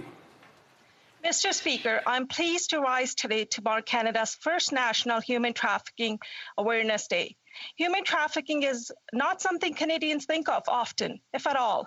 And when we do, we often think this horrendous and dehumanizing crime is being committed elsewhere in the world. However, Mr. Speaker, human trafficking happens right here in our own backyards. 1 in 3 victims of human trafficking are trafficked by an intimate partner, and this crime is quickly becoming the most lucrative crime in Canada. This is why it is important for us to raise awareness, to let Canadians know that human trafficking does exist here in Canada, to recognize the signs of a person being trafficked, and to report it to the local law enforcement. Mr. Speaker, I encourage all members of this House and Canadians to visit the government's website to learn more about human trafficking and to help put a stop to this disturbing and dehumanizing crime. Thank you, Mr. Speaker. The honourable member for Chicoutimi-Le-Fjord. Mr. Speaker, instead of focusing on the pandemic and vaccinating Canadians, last week the Liberals tabled Bill C-21, which would harm honest, law-abiding gun owners. Worse, they also tabled a bill to reduce prison sentences for criminals who had illegal arms. This is typical Liberal action. Honest citizens are punished while criminals are given a break. The government should invest in fighting gangs so that we can give police the tools that they need to stop illegal arms trade and get dangerous criminals off our streets, instead of targeting our hunters and recreational gun owners, as well as airsoft and paintball practitioners. Conservatives will always support reasonable gun measures to protect our families and to keep guns out of the hands of criminals. The honourable member for Vancouver Kingsway. It is in times of crisis that we see the very best in Canadians. I rise today to pay tribute to the everyday heroes who are doing so much to support the people of Vancouver Kingsway. From the frontline health workers at Evergreen and Luma community medical centers to the staff at Collingwood and Cedar Cottage neighborhood houses. From the first responders at fire halls 13, 15, and 20 to the paramedics serving station 245. From the teachers and support staff at every school in the riding to the hospital workers at St. Joseph's and Children's and Women's. We are deeply grateful for the skill and sacrifice of those who serve, protect, and nurture. I especially want to thank all of the small businesses in our community. These are the enterprises that employ our neighbors and provide the goods and services we need to survive and prosper. I know many are hurting and ask this government to remember them and provide help in the upcoming budget. To all, your courage, commitment, and generosity will never be forgotten. The honourable member for Thérèse de Blainville. Mr. Speaker, it's now been a year since this House passed a motion calling on the government. Mr. Speaker, it's now been a year since this House passed a motion calling on the government to increase employment insurance special sickness benefits from 15 to 50 weeks. Currently, people with cancer or with a chronic illness, people who have paid into employment insurance their entire lives, are being abandoned. They have to worry not only about fighting their illness, but also about making ends meet at the end of the month. People who should be dedicating their energy to getting better are instead having to stress over their financial situation, and that's unacceptable. Mr. Speaker, the Bloc Québécois has tabled a bill to fix this situation. We call upon the government to increase employment insurance benefits from 15 to 50 weeks immediately. The honourable member for Battleford's Lloydminster. Mr. Speaker, Canadians are resilient, and they have sacrificed so much over this past year. But they need to know that their government is focused on securing their future. Unfortunately, this Prime Minister has repeatedly let them down during this crisis. This government has been consistently slow to respond and prioritized ideology over Canadian families. The Prime Minister and his government can't keep asking for families to stay disconnected and for seniors to isolate. They can't keep sacrificing jobs, ignoring sectors of the economy, and avoiding transparency. Mr. Speaker, they need to do better. They need to get the vaccine rollout right to secure jobs and secure our future. And if they can't, Mr. Speaker, they can get out of the way, because every Canadian, regardless of their age, where they live, or what sector of the economy they work in, needs a government that has their back. The honourable member for Cumberland Colchester. Thank you, Mr. Speaker. One day at a time is a life-saving mantra for millions, including the families of children living with a life-threatening illness. Our commitments to introduce the first rare disease strategy and national pharmacare will enable all Canadians to access vital medication. And since cancer remains the main cause of death by disease for Canadian children, our commitment of $30 million to childhood cancer research has been endorsed by children's hospitals, cancer organizations, and over 150 families experiencing this devastating diagnosis. Today, I would like to add my family's name to that list in honor of our own young warrior, Maya Zan Rowland, battling osteosarcoma with grit, grace, and giver. Budget 2021 is the first opportunity our government has to keep our commitments to sick kids. There's no time to waste. Just ask Maya. When you're 17 and living with cancer, every day is a gift. Thank you. Question orale, oral questions. The honourable member for Portage-Lisgar. For the next few months, we're not going to have a lot of people vaccinated. That's a fact. Who said that, Mr. Speaker? Dr. Tam said it last Friday. That's because even if the Prime Minister's projections for April are reached, we'll only have 8% of Canadians vaccinated. Public health officers across the country are warning about a third wave, and new variants pose a new threat. Why has the Prime Minister's massive vaccine failure left Canadians so vulnerable to continued lockdowns and a third wave of COVID-19? The Honourable Minister.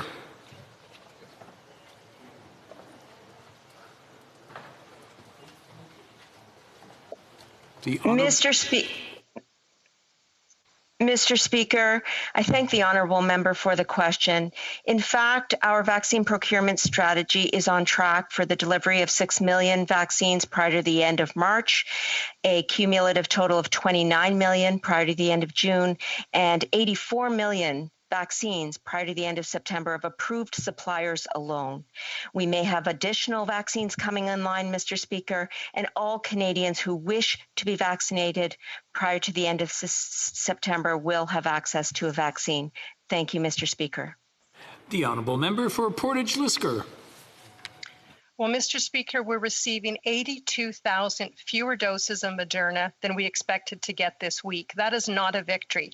That's 41,000 more Canadians who will be stuck waiting for a vaccine because of the Prime Minister's failure to make smart decisions early on when it came to the vaccine. They need to vaccinate 300,000 Canadians a day in order to meet this September deadline. Now, as we speak, the U.S. is vaccinating 1.7 million people per day, so we know it can be done. So where's their plan that doesn't change by the moment that will get 300,000 Canadians vaccinated each and every day? Honourable Minister. Mr. Speaker, this plan does not change by the moment. This plan has been in place for many months. And Mr. Speaker, I'm happy to announce to this House of Commons today that we will be receiving 500,000 plus vaccines in this country just this week alone, Mr. Speaker. We are on a very steep ramp up towards millions and millions of vaccines coming into this country, Mr. Speaker. And I hope that all Canadians, including all members of this House, will work together to make sure that we're executing a Team Canada approach. Thank you, Mr. Speaker. The Honourable Member for Portage-Lisker. Well, Mr. Speaker, we really hope that that happens because as of this morning, Canada is 59th in the world in vaccine administration per capita. The United States has inoculated 63 million people, the UK 18 million, and Israel has 83% of their population vaccinated. While this government has a measly target that's only going to see 8% of Canadians vaccinated by April. If 8% and 59th isn't good enough for the Israelis, the Brits, or the Americans, why in the world does this Prime Minister think that it's good enough for Canadians? Honourable Minister. Mr. Speaker, I do appreciate the question coming from the honourable member.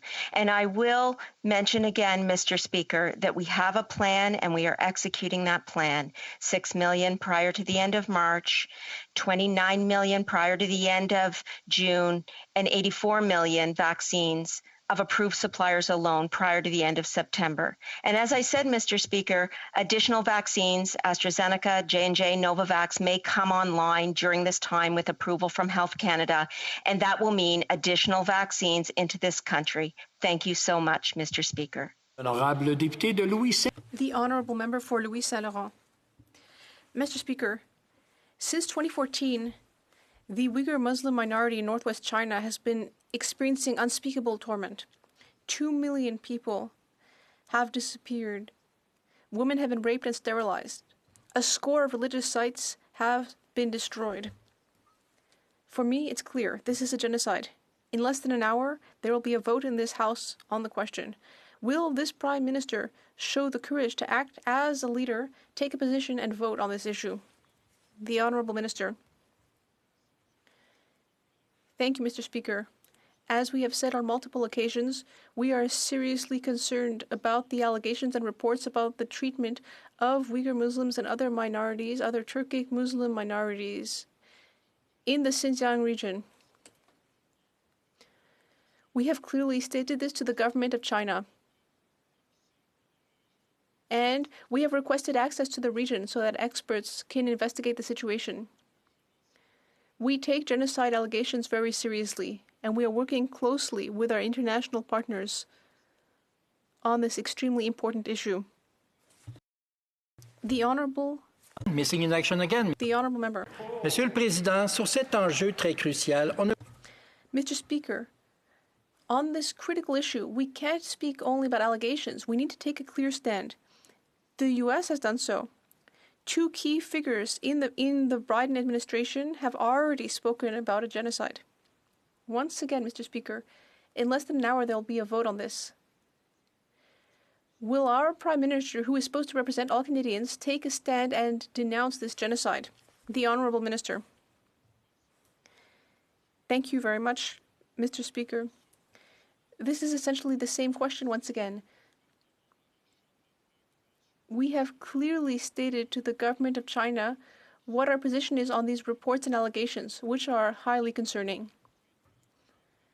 Regarding the treatment of Uyghur Muslims and other minorities in the Xinjiang region, we have also brought in measures regarding products produced in the labor camps. The Government of Canada takes these allegations very seriously, and we will continue to work with our international partners on this file. The Honourable Member for La Prairie. Mr. Speaker, We all know that the best way to avoid having issues when you get back from a trip is to simply not travel. But this government's hotel quarantines program sets a new standard for incompetence. It's basically like they reinvented the Phoenix system, Mr. Speaker. People call the government's hotline and are told they'll have to wait 3 hours. They wait, and after 3 hours, the line is dropped. Some people have had to wait up to 25 hours to reserve a room. We're talking about a hotline, Mr. Speaker. What is the government doing here? The Honourable Minister. Every step of the way, we have protected Canadians from the importation of COVID-19 at the borders. Adding the additional layer of testing at the borders with the quarantine while we receive the results of those tests is an additional step to understand the role of variants of concern and how the virus is shifting and changing and how it will impact our success. I want to thank Canadians for their continued hard work and remind Canadians that now is not the time to travel internationally. The Honourable Member for La Prairie. Mr. Speaker, since mid-December, we've known that there is a British variant of COVID. There were two ways to prevent that variant from spreading in Quebec. One, quickly vaccinate the population. That's a failure. Or to implement mandatory quarantines for travelers. That took 2 months. And what we have now is a comedy of errors. The result of this is that the British variant is now in our schools, in our primary schools in Quebec. All we can hope now is that the lockdown measures will work. Does this government realize that it is people in lockdown who are paying the price for its errors? The Honourable Minister. Mr. Speaker, every step of the way, we have been monitoring this virus as it changes and taking appropriate steps as necessary on the border to strengthen our processes. I will remind the member that we have had a mandatory 14-day quarantine for quite some time now. And in fact, we want to thank provinces and territories for the hard work they have been taking with us to ensure the enforcement of that quarantine. Now, Mr. Speaker, there's more that we can do. We know that fighting COVID-19 is an all-hands-on-deck endeavor, and we will continue to be there for provinces and territories as they fight COVID-19, including by providing tools like vaccination. Honourable Member for North Island Powell River. Mr. Speaker, the Prime Minister talks a lot about how this government's relationship with Indigenous peoples is the most important one. They talk about it during elections. They talk about it after they're elected. And they talked about it when they introduced legislation on UNDRIP, Bill C-15. But Mr. Speaker, that bill was introduced 3 months ago, and we've only had 2 hours of debate, with no further debate scheduled. What's going on? It's almost like the Liberals don't want this bill to pass. If this relationship is really the government's most important one, when will they stop taking words and get to work proving it? Honourable Minister. Mr. Speaker, our government remains firmly committed to implementing Bill C-15, which will ensure that Indigenous rights are considered in reviewing and updating federal laws that affect those rights. At core, Mr. Speaker, this is a human rights issue. It's about protecting the rights to self-determination, self-government, equality, and non-discrimination. Mr. Speaker, this bill is a major step forward. In our reconciliation journey, we support it wholeheartedly. It remains one of our top priorities, and we will see this through. The Honourable Member for Timmins, James Bay. Mr. Speaker, a damning media investigation has revealed that this government consistently green lights water projects on First Nation reserves to companies with bad track records, and that the minister's insistence on the lowest bid has resulted in cost overruns, corners being cut, and the ongoing denial of safe service. And yet the minister continues to stick to his 3-point plan, which is, number 1, show concern. Number 2, act surprised. And number 3, do nothing. Why is he continuing to perpetuate this policy of incompetence, negligence, and the basic denial of human rights to First Nation people across this country? Honourable Minister. Well, thank you, Mr. Speaker. And as the member will well note, at the end of November and the beginning of December, this government invested $1.5 billion to further invest in water infrastructure with First Nations and in partnership with First Nations. The member is fundamentally mistaken with the process, about the process with which he engaged with First Nations. They pick the contractors, we work with them, and we follow industry practice to ensure that these projects will move forward, and that ultimately long-term water advisories get lifted. This is a choice of the First Nation, and we will continue to walk that path with them as we ensure that the long-term asset, the water infrastructure, is preserved in partnership with First Nations. The Honourable Member for Carleton. To be the worst at one thing is a real distinction. To be the worst at everything takes real talent and effort. Unemployment in Canada, with 800,000 people losing their jobs, is the highest in the G7, the worst. Our vaccine results here in Canada are the worst in the G7. And they paid for all that failure with the biggest deficit, the worst fiscal record in the G7. Can the Prime Minister explain to us how he's managed to deliver the worst results at the highest price? The Honourable Minister. Mr. Speaker, to the contrary, I will point out that Canada has had fewer people die than many of the comparator countries that the honourable member points to. Moreover, he's using mistaken statistics in order to try to trick Canadians into supporting them. If you actually want to compare the employment record of Canada against the U.S., 71% of the jobs lost during the pandemic in Canada have returned to 56% in the U.S. We have a higher labour force participation rate than our G7 counterparts. Mr. Speaker, we have had one of the most ambitious economic recovery strategies and pandemic response strategies, and if the honourable member wants to continue to try to trick Canadians into supporting them, I invite him to remain on the opposition side of the aisle after the next election. The Honourable Member for Carleton. Well, let me quote what the BMO says about Canada's U.S.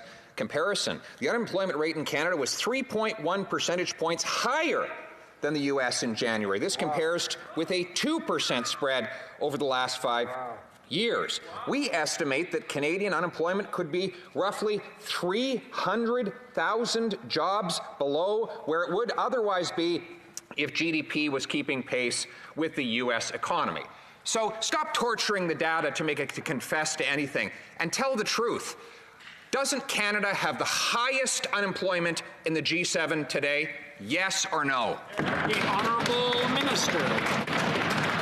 Mr. Speaker, I've watched the honourable member try to use the same statistics to trick Canadians for the last number of weeks. The unemployment data kept in Canada measures something different than the Federal Labour of Statistics in the United States. If you want to compare apples to apples, I would point him to the labour force participation. In Canada, it is 64.3%, Japan 62%, the US 61.3%, and Germany 56.1%. If he's wondering how our pandemic response has assisted in this, I point him to the fact that 71% of the jobs lost during the pandemic in Canada have returned to 56% of the United States. Honourable Member for Abbotsford. Well, Mr. Speaker, it's been over 700 days since the Prime Minister last tabled a budget for Canadians to see. That's unprecedented. The most important planning document for a federal government is a budget. Yet for 2 years, the government has operated with little transparency and even less accountability. Meanwhile, the Prime Minister has botched its vaccine rollout, and he's failed to deliver a robust economic plan for the future. Where's the transparency, and when will the Prime Minister finally table a budget for Canadians to see? Honourable Minister.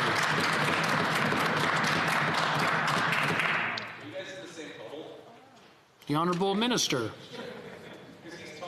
Mr. Speaker, look, I thank the honourable member for the question, and I'd like to correct the record. He may be aware that there has been a global pandemic that took place during the past year that has interfered with the way that we ordinarily do things when it comes to our budgetary practices. If he's interested in transparency, I would remind him during the heart of the pandemic a little less than a year ago, when we were launching unprecedented strategies to get money to Canadians in need, we actually showed up repeatedly. In fact, every 2 weeks with a new report to the Finance Committee. I happen to know this because I was a witness on one occasion that actually presented that data to the committee. Every step of the way, we have advanced measures to help Canadians keep food on the table, a roof over their heads, and help. The Honourable Member for Abbotsford. Well, Mr. Speaker, you cannot blame the pandemic for not having an economic plan. The Minister is asking Canadians for the right to borrow and spend billions of dollars more without a plan. Thousands of Canadians and small businesses are falling through the cracks because of the Prime Minister's failure to deliver a proper plan to reopen our economy. Canadians want their jobs back. They want their small businesses back. They want their lives back. They want their communities back. What's the Prime Minister's plan? And when will she, Minister, table a budget to show all Canadians what her plan for the future is? Honourable Minister.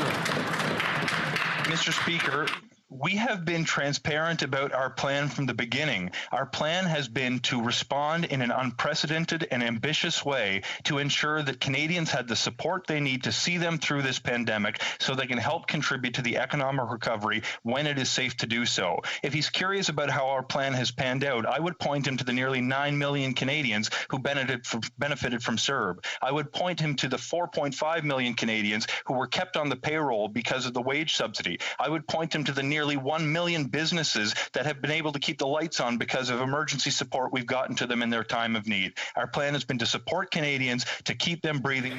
L'honorable député de Charlesbourg. The honourable member for Charlesbourg-Haute-Saint-Charles. Mr. Speaker, this government keeps saying the same thing over and over, and we'll probably be hearing them boast again about the number of doses we'll be receiving this week. But the amount we're going to receive is actually less than the number of people vaccinated every day in some countries. Canada is now 58th in terms of the total number of vaccines administered, and only 8% of the population, only 8% will be vaccinated by the end of March. Can the Prime Minister explain why Canada is the only G7 country to experience these kinds of delays? The Honourable Minister. Oh, thank you, Mr. Speaker. I just want to reiterate that Canada was one of the first countries to begin inoculations, one of the first countries to sign with Pfizer and Moderna, and that in this week alone, we will be receiving well over 500,000 doses at 683,000. And this is the beginning of a continued steep ramp up with over 400,000 doses arriving per week prior to the end of March, and then millions and millions of doses arriving in Q2, Mr. Speaker. That's our plan. It's been our plan for months, and we will make sure that all Canadians who wish to have access to a vaccine prior to the end of September will indeed have such access. Thank you so much, Mr. Speaker. L'honorable député de Charlesbourg. The honourable member for Charlesbourg-Saint-Charles. Mr. Speaker, we know that that's the plan, and the plan is that only 8% of Canadians will be vaccinated by the end of March. Now, the other issue is travellers. Travellers coming back to Canada are waiting up to 30 hours to try to reserve a hotel quarantine room. And they can't get through to anyone. It's a total mess. This Prime Minister dragged his feet on negotiating vaccine purchases, securing the borders, and now he is introducing measures for travellers that simply don't work. Can the Prime Minister tell us when he plans to fix this hotel problem? Ministre. Monsieur le Président. The Honourable Minister. Mr. Speaker, we have some of the most strict measures in the world. Flights to the south were suspended. People need to take tests when they arrive. There are quarantines in hotels. Mr. Speaker, the quarantines are being increasingly monitored. We're doing what we need to do to protect people's health. And I would ask the Conservatives to stop trying to scare Quebecers and Canadians. We are doing our job. The Honourable Member for Avignon-Lamitis-Matapédia. Mr. Speaker, we keep repeating, Mr. Speaker, that the best way to avoid issues when you get back from a trip is to simply not travel. But given that the government has implemented mandatory quarantines, it needs to be able to provide the services it promises. The delays on the government's hotline are unacceptable. The government tells people it might take 3 hours. That would be too long in itself, but some people have waited up to 25 hours. 25 hours, Mr. Speaker. Can this government confirm that it will immediately add more telephone operators?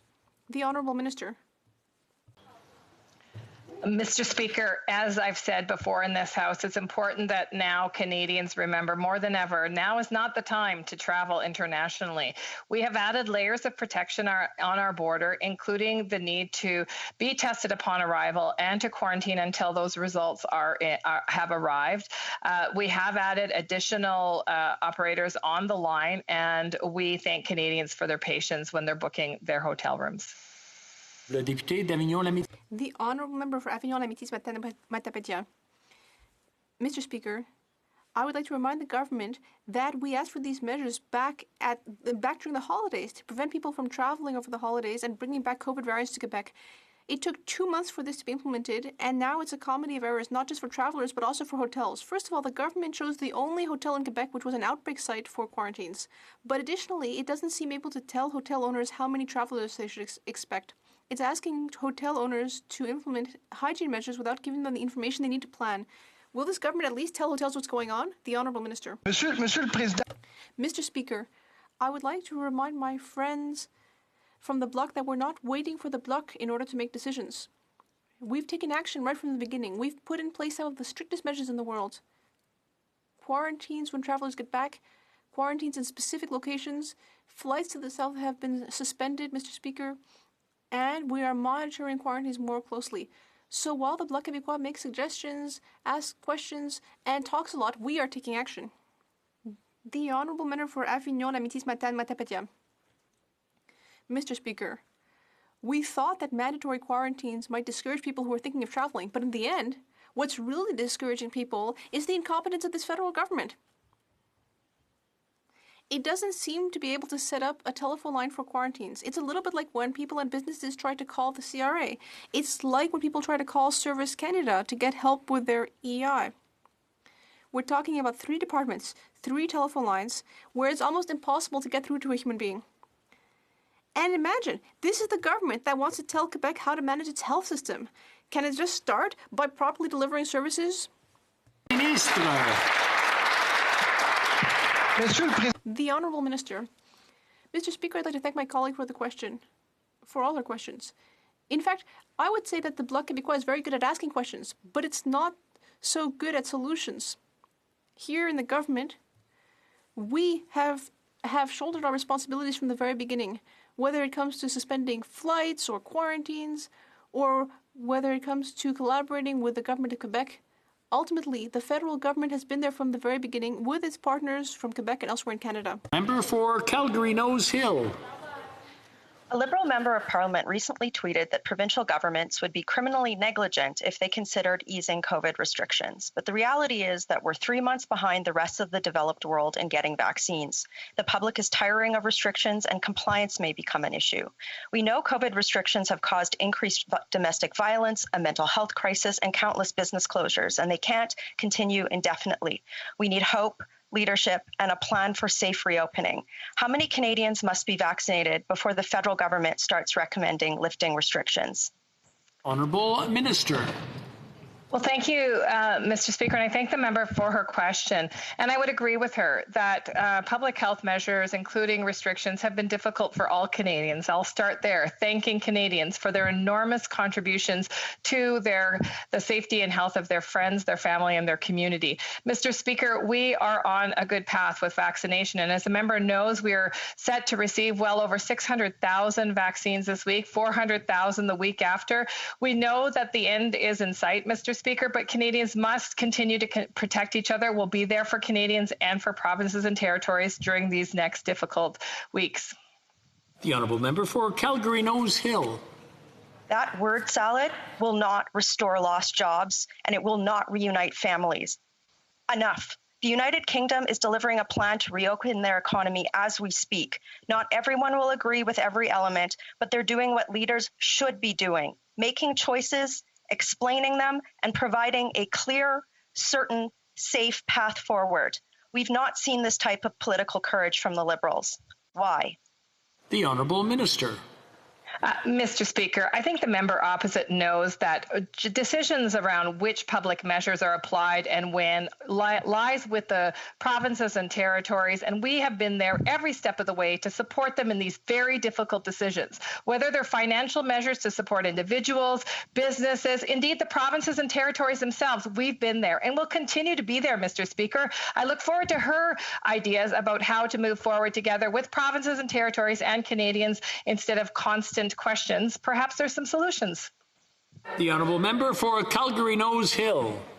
Yeah, a national rapid testing program, clear timelines on vaccine delivery, understanding how many vaccinated people need to be in place before restrictions are lifting, clear data that is being used to make decisions, choices around how we're moving forward. These are things that the health minister should be doing, not just blaming the provincial government and saying that it's not her job. We need hope. We need a clear plan that allows people to make plans for their futures. And we need strategies that I just mentioned. How many Canadians must be vaccinated before the federal government starts recommending lifting restrictions? Honourable Minister. Well, Thank you, Mr. Speaker. And that's exactly what we have been doing. We've been supporting provinces and territories. In fact, the member mentioned rapid testing, millions upon millions of rapid tests to provinces and territories. And even after that, guidance and support and training and working with the private sector to make sure that no matter where and when Canadians have access to testing, that will help them understand their status. Mr. Speaker, billions of dollars to support individuals and businesses and indeed provinces and territories to take those difficult steps, whether it's to impose restrictions or lift restrictions. Mr. Speaker, we've been there, we'll continue to be there, and we will get through this together. The Honourable Member for Edmonton Strathcona. Last week, we learned that President Biden will be contributing $4 billion to COVAX. Meanwhile, Canada is the only G7 country that has accessed vaccines through the COVAX program, a program intended to prevent more people from dying in low and middle income countries and to prevent dangerous variants from developing and affecting everyone, including Canadians. This is an international embarrassment. Can the minister admit that the Liberals are accessing COVAX because of their failures to invest in domestic pharmaceutical research, development, and manufacturing capacity? The Honourable Minister. Thank you, Mr. Speaker. And we very much welcome the United States contribution. In fact, Canada was the leading donor. We were the first to donate to COVAX, and we welcome countries all around the world making these contributions. And I would just correct my honourable colleague in that COVAX was intentionally set up to have wealthy countries contribute to COVAX, both to procure vaccines so that it could grow purchasing power, so that it could both subsidize vaccines for low-income countries while working for equitable access. Canada was the second largest contributor to the COVAX AMC, and we are very proud that we have helped set up this historic global mechanism. The Honourable Member for Vancouver Kingsway. On August 31st, 2020, the Prime Minister publicly stated that Canada would produce 250,000 COVID vaccine doses per month last November and 2 million doses monthly by the end of last year. But the co-chair of the Federal Vaccine Task Force just revealed that producing vaccines in Canada was never possible before the end of 2021. If domestic vaccine production was never a possibility until the end of this year, I'm going to interrupt the honourable member. Il y a des problèmes de traduction. There's a translation. Would it be all right if I ask the honourable member to repeat the question? Certainly, Mr. Speaker. One moment. We'll just make sure. Is the okay? The translation is back on. I'll let the honourable member for Vancouver Kingsway ask his question. On August 31st, 2020, the Prime Minister publicly stated that Canada would produce 250,000 COVID vaccine doses per month last November and 2 million doses monthly by the end of last year. But the co-chair of the Federal Vaccine Task Force just revealed that producing vaccines in Canada was never possible before the end of 2021. If domestic vaccine production was never a possibility until the end of this year, why did the Prime Minister mislead Canadians by promising millions of doses a full year earlier? The Honourable Minister. Mr. Speaker, I'd like to thank my honourable colleague, a very experienced member of this House. Mr. Speaker, the World Health Organization declared a pandemic on the 11th of March. 12 days after, Mr. Speaker, we announced $192 million to support biomanufacturing in this country. And on the 23rd of April, Mr. Speaker, we announced a further $600 million. So if you add it up, Mr. Speaker, in about 1 month from the time that COVID was declared a pandemic, we have put $800 million available for biomanufacturing in Canada. Mr. Speaker, we have made historic investment to restore biomanufacturing, and we'll continue to do so. Member for Scarborough Agincourt. Mr. Speaker, our government is on track to receive a total of 6 million vaccines by the end of March, and this week we will be receiving our single largest Pfizer vaccine shipment to date. While all this is good news, we know that there are a number of populations within Canada that have been disproportionately impacted by the pandemic and are at a higher risk. And so I ask the Honourable Minister of Health, what are we doing to ensure that they are vaccinated in an equitable manner? And at the same time, how do we combat vaccine hesitancy? Minister. Well, thank you very much, Mr. Speaker, and I'd like to thank the member for her ongoing work and advocacy for those who are most vulnerable, including seniors. It's been a privilege to work with her on these issues.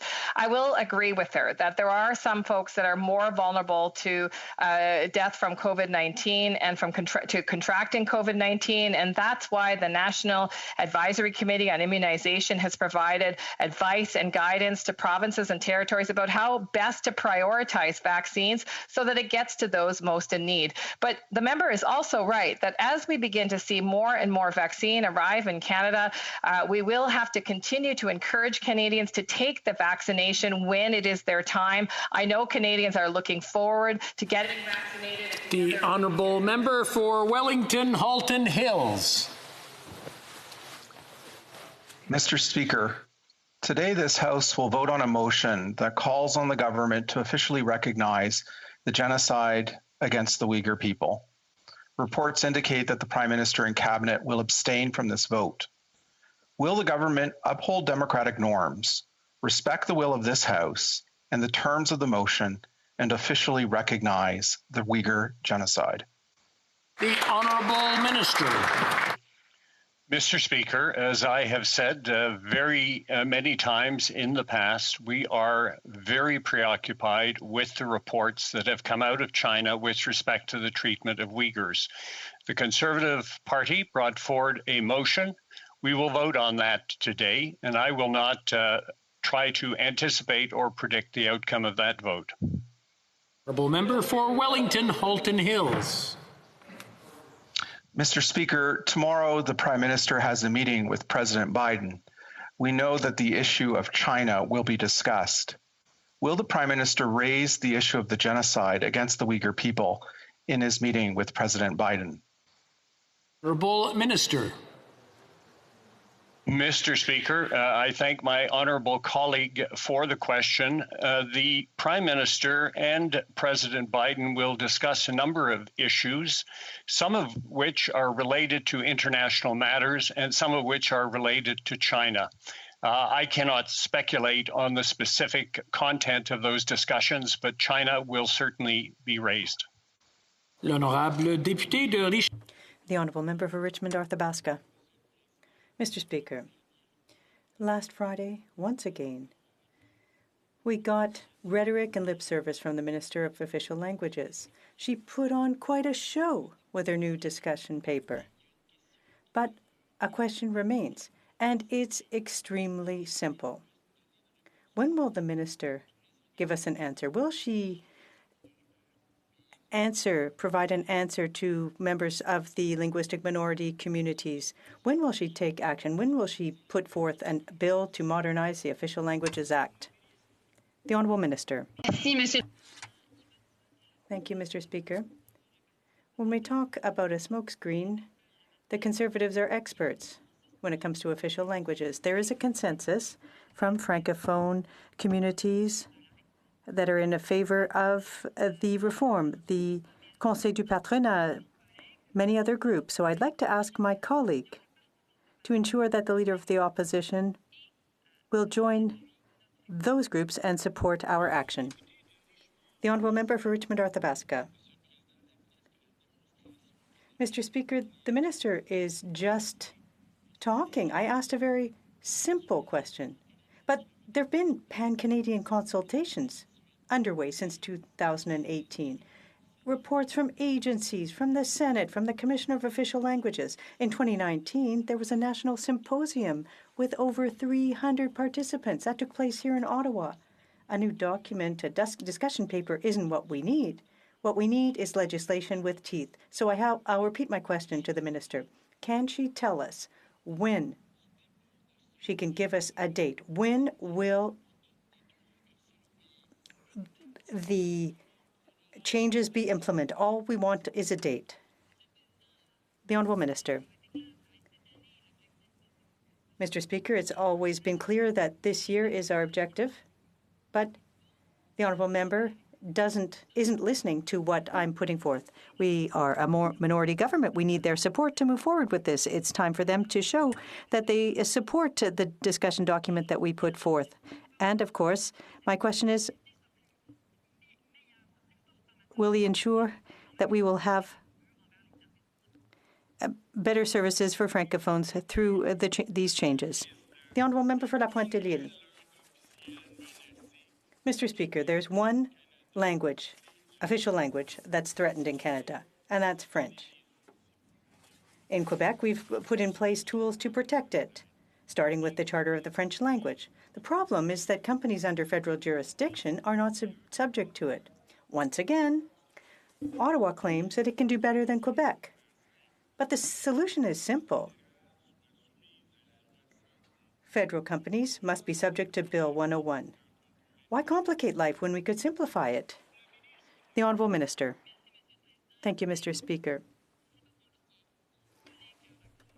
It's clear. We know that there has been a decline for French in Quebec and outside of Quebec. We want to protect French. Everyone has a role to play and a job to do outside and inside Quebec. We are acting in good faith. We know that there need to be some changes in the private sector regarding the right to work in French and to be served in French in federally regulated companies will be moving in the right direction. The Honourable Member for La Pointe-de-L'Île. Mr. Speaker, the Bloc Québécois put forth a bill. The Bloc tabled a bill to ensure that companies under federal jurisdiction are subject to the Charter of the French language, as requested by the National Assembly, the Quebec government, and all former premiers of Quebec, including Liberals and PQ premiers. But Quebec's will is stronger. This isn't working with the government. Why is the minister refusing to listen to Quebec speak with one voice? Why is the minister refusing to allow the Charter of the French language to apply to all Quebec workers? The Honourable Minister. Thank you, Mr. Speaker. We agree that we have to protect French and that the official language of Quebec is French. We must ensure that we draw our inspiration from the Charter of the French language for the right to work in French and be served in French in federally regulated companies. I've spoken to 6 former premiers, to several others, to former premiers of New Brunswick as well. There is consensus the federal government must assume its responsibilities. In these circumstances, will the Bloc join its voice with ours, put squabbles aside, and move forward to protect French? The Honourable Member for Thornhill. Mr. Speaker, for years this Liberal government has accepted implausible assurances from UNRWA that Canadian dollars are not being used to teach Palestinian children to hate. The minister has been duped once again with proof last week that UNRWA continues to use educational materials that glorifies terrorists and urges children to wage jihad against Israel. Mr. Speaker, when will this government stop making empty promises to investigate and just stop funneling Canadian tax dollars to a corrupt agency that conditions innocent children to hate and terror? The Honourable Minister. Thank you, Mr. Speaker. Upon receiving these allegations, I contacted UNRWA, and we have been in touch with UNRWA ever since. Canada takes our support for vulnerable people around the world, including Palestinian refugees, very seriously. And of course, there is no place for hate or incitement to violence. We fund neutrality training, and we are working with UNRWA on this. But most importantly, we recognize that there are 500,000 Palestinian children who rely on UNRWA for their education and for their health care. We will continue to work with UNRWA and with these Palestinian children to ensure that they have access to education and ensure that that education is... The Honourable Member for Charleswood St. James, Assiniboia Headingley. Mr. Speaker, on January 27th, I asked if the Prime Minister would suspend funding to the United Nations Relief and Works Agency, given anti-Semitic classroom materials being distributed to Palestinian students. UNRWA claimed this was just all a big mistake and that offensive materials were now replaced with content adhering to UN values. So this government just continued with its funding. New reports show anti-Semitic materials are still being distributed to students. Given this, will the government finally suspend funding to UNRWA and find alternative mechanisms for Palestinian aid? The Honourable Minister. Thank you, Mr. Speaker. As I have said, there is absolutely no place for hate or incitement to violence, and Canada is working with our partners in this regard with UNRWA, and we are getting to the bottom of this. That being said, I would ask the honourable member to consider that there are 500,000 Palestinian children who rely on UNRWA for access to education. 500,000 Palestinian children whose hopes and dreams are reliant on having access to education. We are all committed to a peaceful situation between Israel and the West Bank and Gaza and the Palestinian territory. L'honorable député. The honourable member from Mécantic-L'Érable. Mr. Speaker, the Prime Minister said, and I quote, "Whistleblowers play an extremely important role in pointing out how the government can do better." But he's broken his promise to strengthen existing laws. The Prime Minister helps seems to be more interested in protecting his unethical activities instead of protecting Canadians who are seeking to expose wrongdoing. He's camouflaging his own lack of ethics. Will the Prime Minister stop protecting those and to protect those who serve our country transparently? Le Président, notre gouvernement est... The Honourable Minister. Our government puts forth policies ethically, with equity. We have to ensure that what wrongdoing is and the steps that can be taken to point it out. It's important to make officials aware of diverging points of view and to provide tools of all kinds. We will continue to promote ethics. Brome-Missisquoi. The honourable member for Brome-Missisquoi. Mr. Speaker, for the first time, the government has taken action to strengthen language regarding the language of work in Quebec. And I would like to ask the minister if she can inform the House with respect to what the government will do to protect the French language. The honourable minister. I'd like to thank my honourable colleague for her question. French has declined. Inaudible. Pour protéger et promouvoir le français partout à travers le... More must be done to protect French across the country. There are new rights being recognized so that people can be served in French and work in French in Quebec and in other areas. The official languages asked must be complied with. We must support bilingualism, and we must give the act teeth. Desnate, Mississippi, Churchill River. Mr. Speaker, the Liberals have introduced legislation based on a political ideology that divides urban and rural Canadians rather than on evidence. Canadians want and deserve to be safe in their homes and their communities. This government should focus on finding solutions to gang crime, an area that both urban and rural municipalities are struggling with. Going after law-abiding Canadians will do nothing to reduce violent crime, Mr. Speaker. Can the minister explain how this new legislation will reduce gun crime and gang activity in my community of Meadow Lake and in all of northern Saskatchewan? Honourable Minister.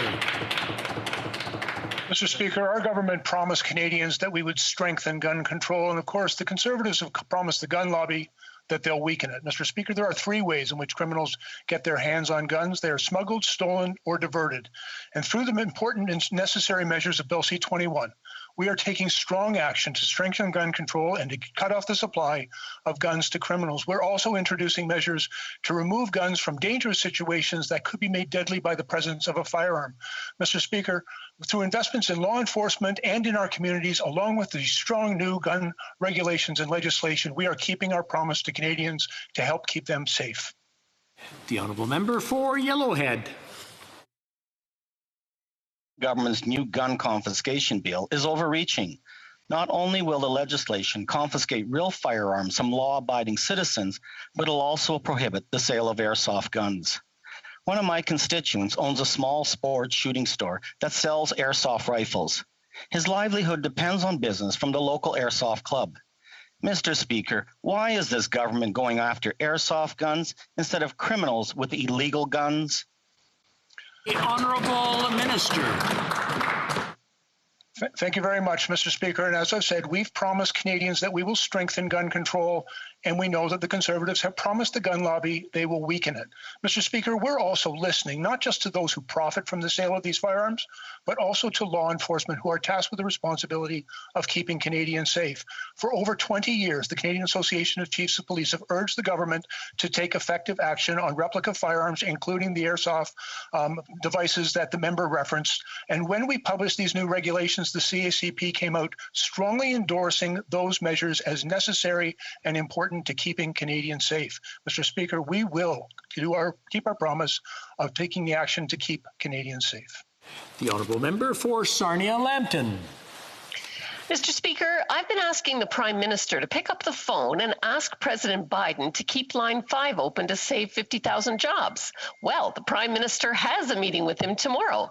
Considering the importance of Line 5 to our economy, will the Prime Minister ask President Biden to intervene on this issue? The Honourable Minister.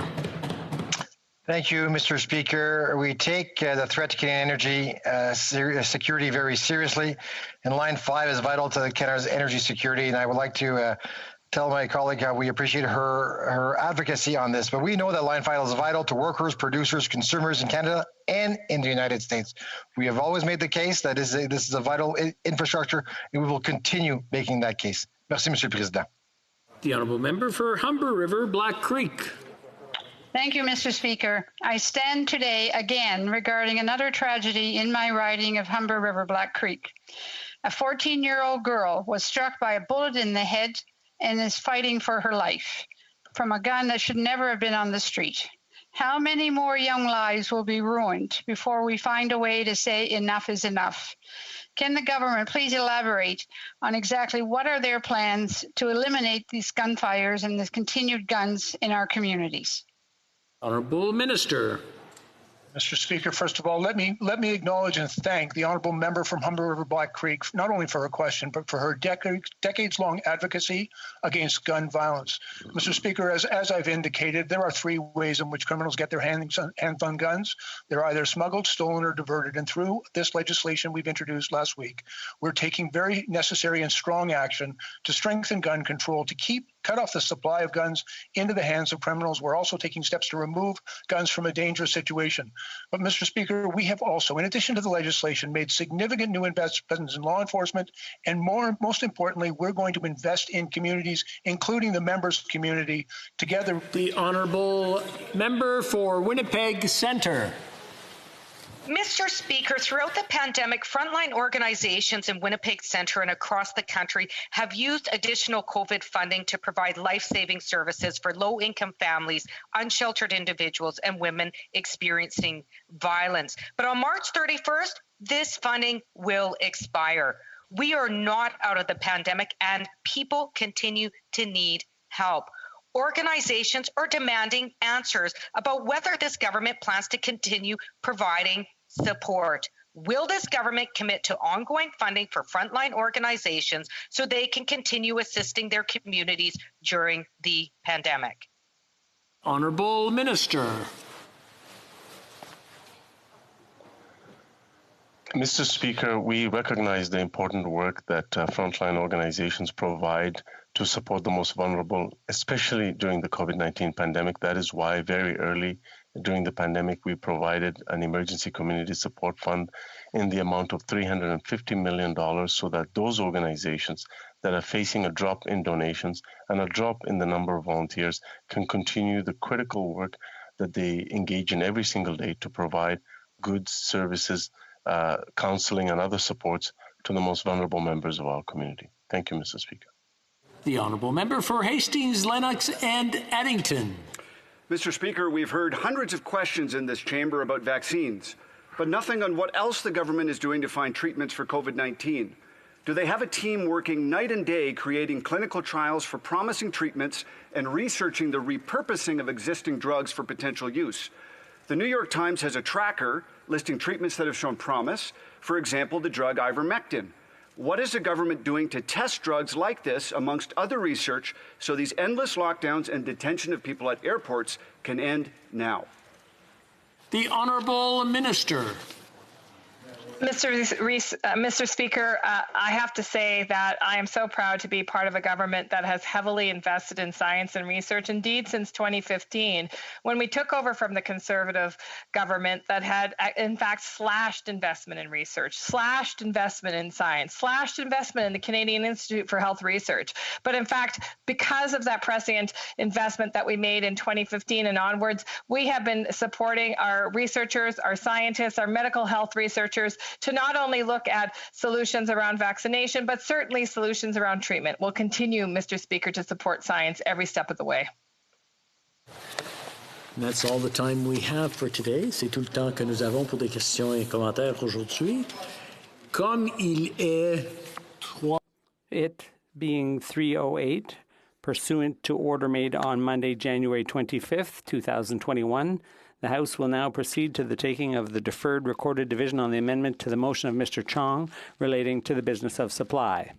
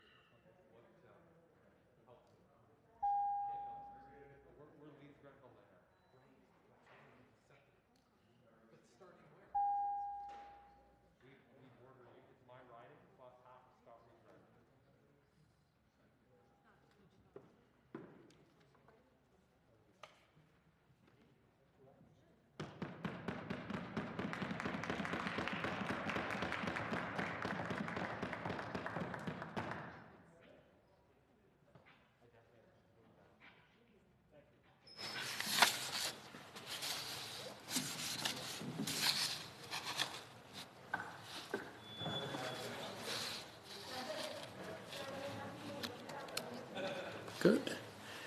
The list of members voting by video conference has now been established for the use by the table. The question is the following.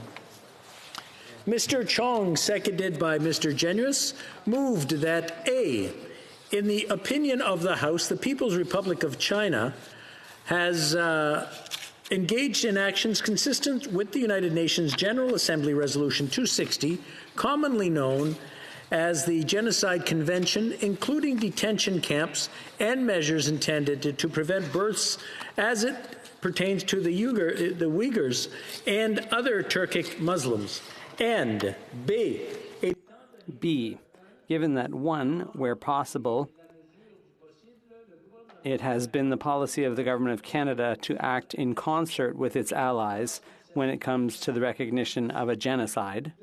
2, there is a bipartisan consensus in the United States where it has been the position of 2 consecutive administrations that Uyghur and other Turkic Muslims are being subjected to a genocide by the government of the People's Republic of China.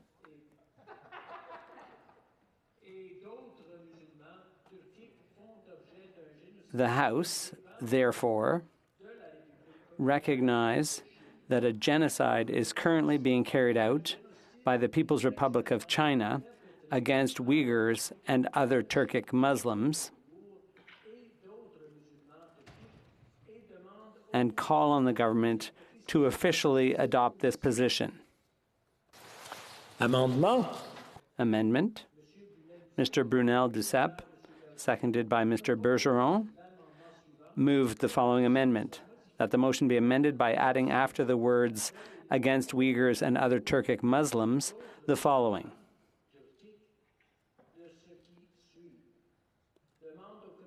call upon the International Olympic Committee to move the 2022 Olympic Games if the Chinese government continues this genocide. All those in favor of the amendment and participating in person will please rise. Monsieur Deltel. Monsieur Deltel. Monsieur Berthold. Monsieur Berthold. Mr. Lawrence. Mr. Lawrence. Mr. Dalton. Mr. Dalton. Mr. Tucker. Mr. Tucker. Mr. Barrett. Mr. Barrett. Mrs. Falk, Battlefords, Lloydminster. Mrs. Falk, Battlefords, Lloydminster. Mr. Ruff. Mr. Ruff. Ms. Shin. Ms. Shin. Mr. Gerritsen.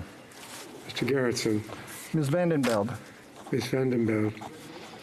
Monsieur Terrien. Monsieur Terrien. Monsieur Beaulieu. Monsieur Beaulieu. Madame de Bellefeuille. Madame de Bellefeuille. Ms. Matheson. Ms. Matheson. Que tous ceux qui s'opposent à l'amendement. All those opposed to the motion and participating in person will please rise.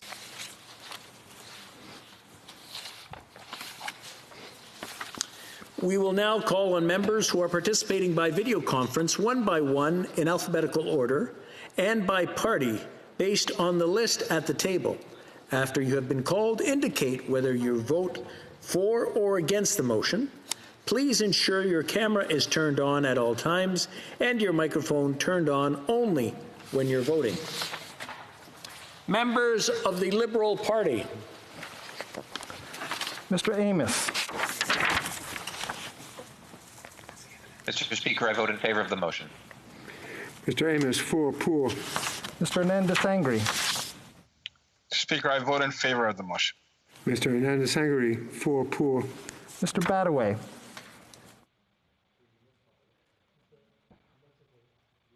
Mr. Badaway. Mr. Bagnall. Mr. Bagnall. Mr. Baker. Monsieur le Président, je vote en faveur de la motion. Mr. Baker, pour. Mr. Batiste.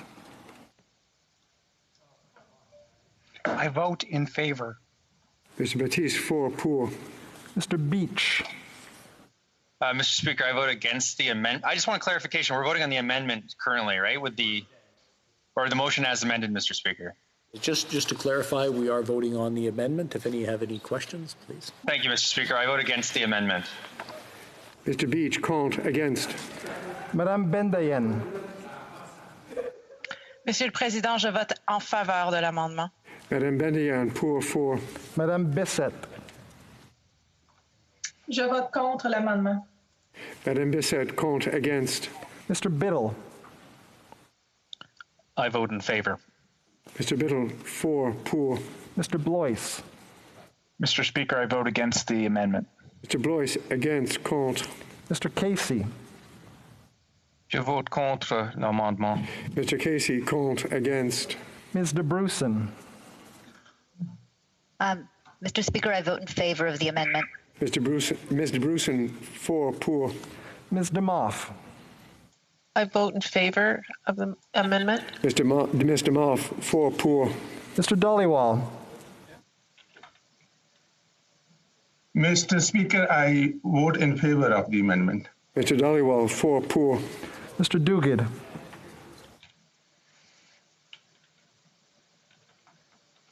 Mr. Duguid. Ms. Zarowitz. Mr. Speaker, I vote in favor of the amendment. Zarowitz, 4 pour. Mr. Easter. Mr. Speaker, I vote against the amendment. Mr. Easter, against. Contre. Mr. Assassi. Mr. Assassi. Mr. Ellis. I vote in favor of the motion. Mr. Ellis, 4 pour. Mr. Erskine Smith. Mr. Speaker, I vote in favor. Mr. Erskine Smith, 4 pour. Monsieur Fergus. Monsieur le Président, je vote en faveur de l'amendement. Mr. Fergus, pour 4. Mr. Fillmore.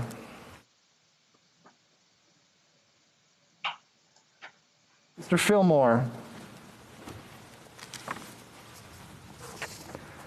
Mr. Finnegan. Monsieur le Président, je vote contre l'amendement. Mr. Finnegan, contre. Against. Mr. Fisher. Je vote en faveur, Monsieur le Président. Mr. Fisher, pour 4. Mr. Fonseca. Mr. Fonseca. Mr. Fragascatos. In favor. Mr. Fragascatos, 4 pour. Mr. Fraser. Mr. Speaker, I vote in favor of the amendment. Mr. Fraser, 4 pour. Ms. Fry. Mr. Speaker, I vote against the amendment. Ms. Fry, against. Contre. Monsieur Garneau. Mr. Speaker, I abstain. Mr. Garneau, abstain, abstention. Mr. Housefather. Monsieur le Président, je vote en faveur de l'amendement. Mr. Housefather, 4 pour. Ms. Ian. For, Mr. Speaker. Mrs. Ian, 4 pour. Ms. Jazik. Ms. Jazik. Mr. Jahari. I vote for the motion. Mr. Jahari, 4 pour. Mr. Kellaway. For. Mr. Callaway, 4 pour. Ms. Khalid. I vote against the amendment. Ms. Khalid, against. Contre. Ms. Kara. I vote in favor of the motion, of the amendment. 4 pour. Madame Koutrakis. Je vote en faveur de l'amendement, Monsieur le Madame Président. Koutrakis, pour 4. Mr. Kuzmaricik. I vote against. Kuzmaricik, against. Contre. Madame Lalonde. Je vote contre l'amendement. Madame Lalonde, contre. Against. Madame Lambropoulos. J'appuie l'amendement, Monsieur le Président. Lambropoulos, pour 4. Mr. Lamoureux. Mr. Speaker, I vote in favor of the motion. Mr. Lamoureux, 4 pour. Ms. Latanzio. Monsieur le Président, je vote en faveur de l'amendement. Madame Latanzio, pour 4. Monsieur Lefebvre.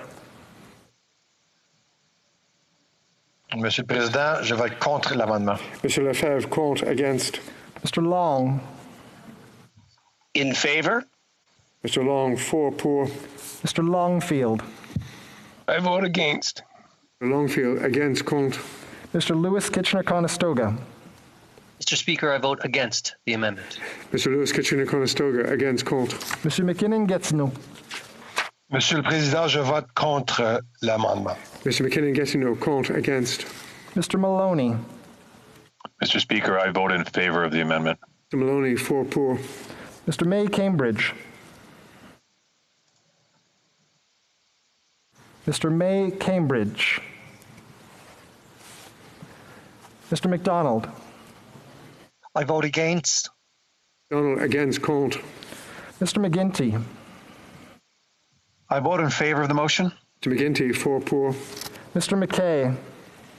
Against the amendment. Didn't see. Mr. McKay, against. Contre. Mr. McKinnon Coquitlam. Monsieur le Président, je vote pour l'amendement. Mr. McKinnon, Cochran, Pocahontas, pour 4. Mr. McLeod, Northwest Territories. I vote for the motion. Mr. McLeod, Northwest Territories, 4 pour. Mr. Morrissey. I vote in favor of the amendment. Mr. Morrissey, 4 pour. Ms. O'Connell. I vote in favor of the amendment. Ms. O'Connell, 4 pour. Mr. Oliphant. I vote in favor of the amendment. Mr. Oliphant, 4 pour. Ms. Pettipas Taylor. I vote in favor of the amendment. Pettipas Taylor, 4 pour. Mr. Pulowski. I vote for the amendment. Mr. Pulowski, 4 pour. Mr. Regan. I vote against. Mr. Regan, against. Contre. Monsieur Robillard.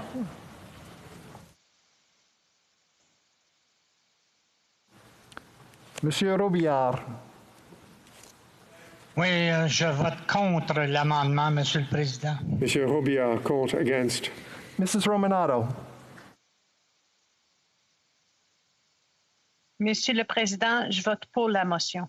Madame Romanato, pour 4. Ms. Sahota Brampton North. I vote in favor of the amendment, Mr. Sahota Speaker. Brampton North, 4 pour. Mr. Saini. Mr. Speaker, I vote in favor of the amendment. Mr. Saini, 4 pour. Ms. Sachs. Mr. Speaker, I vote in favor of the amendment. Sachs, 4 pour. Monsieur Sanson. Mr. Speaker, I'm voting against the amendment. Mr. Sanson, against. Contre. Mr. Sarai. Mr. Speaker, I vote in favor of the amendment. Mr. Sarai, 4 pour. Mr. Scarpaleggia. In favor. Mr. Scarpaleggia, 4 pour. Monsieur Schifke. Je vote en faveur, Monsieur le Président. Monsieur Schifke, pour 4. Monsieur Seri.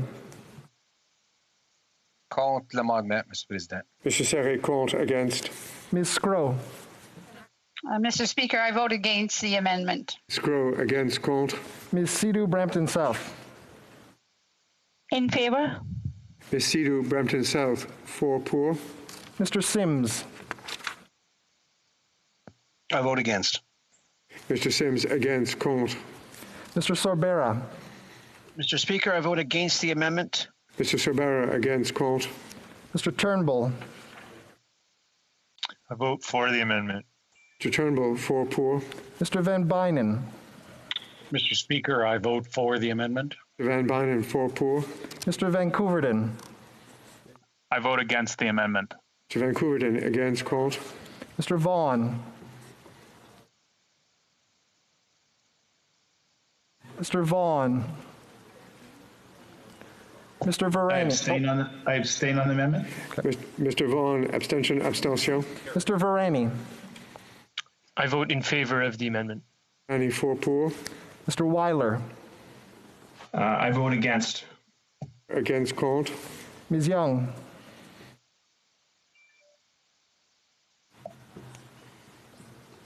Ms. Young. Mrs. Said. Mr. Speaker, I vote in favor of the amendment. Mrs. Said, 4 pour. Ms. Zan. Monsieur le Président, je vote contre. Ms. Zan, contre. Against. Monsieur Zuberi. Monsieur le Président, I vote for the amendment. Mr. Zuberi, 4 pour. Members of the Conservative Party. Mr. O'Toole. I vote for. Mr. O'Toole, 4 pour. Mr. Abu Taif. For. Mr. Abu Taif, 4 pour. Mr. Aitchison. I vote for the amendment, Mr. Speaker. Mr. Aitchison, 4 pour. Mr. Albus. I vote in favor of the motion, Mr. Speaker. Mr. Albus, 4 pour. Ms. Alislev. I vote in Young. favor of the motion. Ms. Alislev, 4 pour. Mr. Allison. You know what I think I did is I meant to unmute, but I think I stopped the video. Anyway, I just wanted to want to remind the honourable members that they should be on mute if they're not voting. Okay, so I've got my hand up then. Miss Young, if you don't mind putting your mute on. Thank you. Mr. Allison. Mr. Allison. I support the amendment. Mr. Allison, 4 pour. Mr. Arnold. I vote in favor of the amendment. 4 pour. Mr. Baldinelli. I vote in favor of the amendment. Mr. Baldinelli, 4 pour. Mr. Barlow. I vote in favor of the amendment. Mr. Barlow, 4 pour. Mr. Benson. I vote in favor. Benson, 4 pour. Ms. Bergen. I vote yes. Ms. Bergen, 4 pour. Mr. Bazan. Please mark me down as a yes. Mr. Bazan, 4 pour. Monsieur Blaney, Bellechasse, Les Etchemins, Lévis. En faveur, Monsieur le Président. Je suis en faveur. En faveur, Monsieur le Président, pardon. Monsieur Blaney, Bellechasse, Les Etchemins, Lévis, pour 4. Mrs. Block. I vote for. Mrs. Block, 4 pour. Mr. Bragdon. Mr. Speaker, I vote in favor of the motion. Mr. Bragdon, 4 pour. Mr. Broussard. Mr. Speaker, I vote in favor of the amendment. Broussard, 4 pour. Mr. Calkins.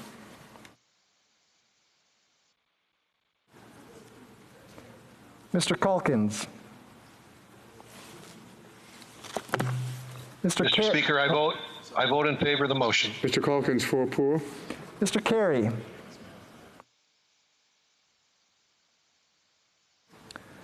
Mr. Carey. Mr. Chu. Mr. Speaker, I vote in favor of the motion. Mr. Chu, 4 pour. Mr. Chong.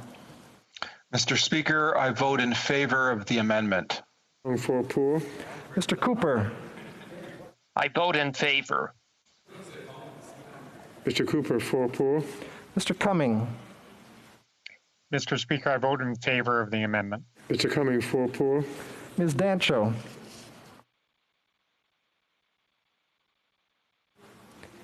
Ms. Dancho. Mr. Davidson. Mr. Speaker, I vote for the amendment. Mr. Davidson, 4 pour. Monsieur d'Entremont. Mr. Speaker, I vote for the amendment. Mr. D'Entremont, pour 4. Mr. Diot. I vote in favor. Diot, 4 pour. Mr. Doherty. 4. Mr. Doherty, 4 pour. Mr. Dowdle. Mr. Speaker, I vote in favor of the amendment. Mr. Dowdle, 4 pour. Mr. Dreeshen. Mr. Speaker, I vote in favor of the amendment. Mr. Dreeshen, 4 pour. Mr. Duncan, Stormont Dundas, South Glengarry. Je vote pour. Mr. Duncan, Stormont Dundas, South Glengarry, pour 4. Mr. Epp. Monsieur le Président, je vote pour l'amendement. Mr. Epp, pour 4. Mr. Falk Provencher. 4. Mr. Falk Provencher, 4 pour. Mr. Fast. I vote for the amendment. Mr. Fast, 4 pour. Ms. Finley, South Surrey, White Rock. Mr. Speaker, I vote for the amendment. Ms. Finley, South Surrey, White Rock, 4 pour.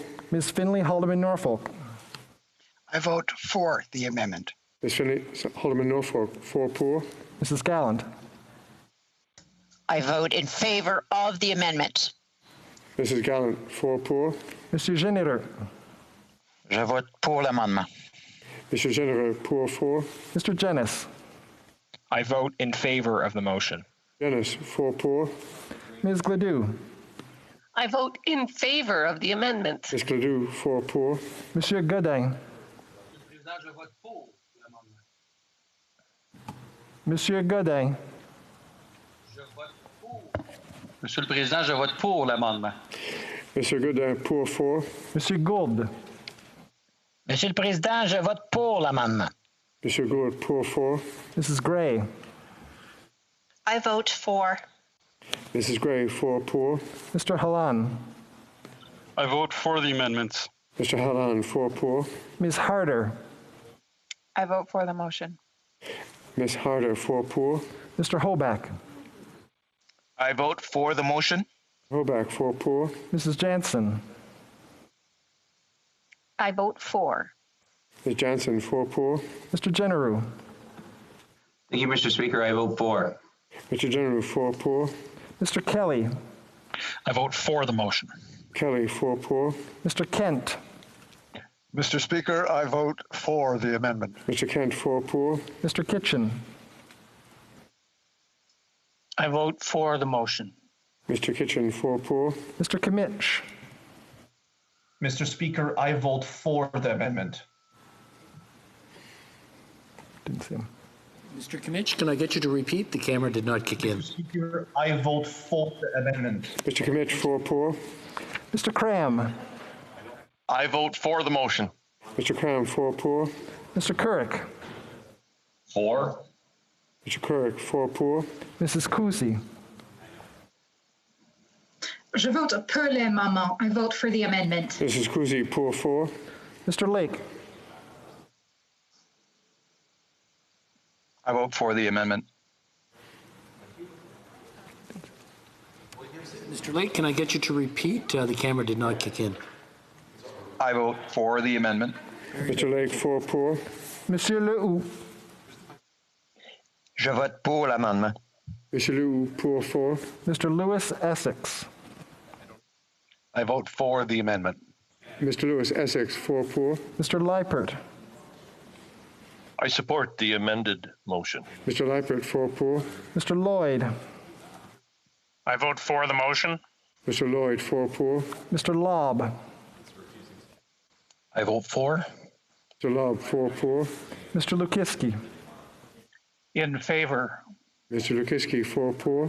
Mr. McKenzie. I vote for. Mr. McKenzie, 4 poor. Mr. McGuire. I vote for. Mr. McGuire, can I get you to repeat? The camera didn't kick in.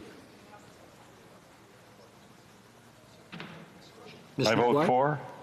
Very good, thank you. Mr. McGuire, 4 poor. Monsieur Martel. Pour.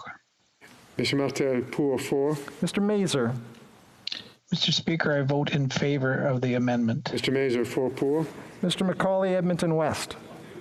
Mr. Speaker, I vote for. Macaulay Edmonton West, 4 poor. Mr. McColman. In favor. Mr. McColman, 4 poor. Mr. McLean. Monsieur le Président, je vote en faveur de l'amendement. McLean, poor 4. Mrs. McLeod, Kamloops, Thompson, Caribou. I vote for. Mr. McLeod, Kamloops, Thompson, Caribou, 4 poor. Mr. Malello.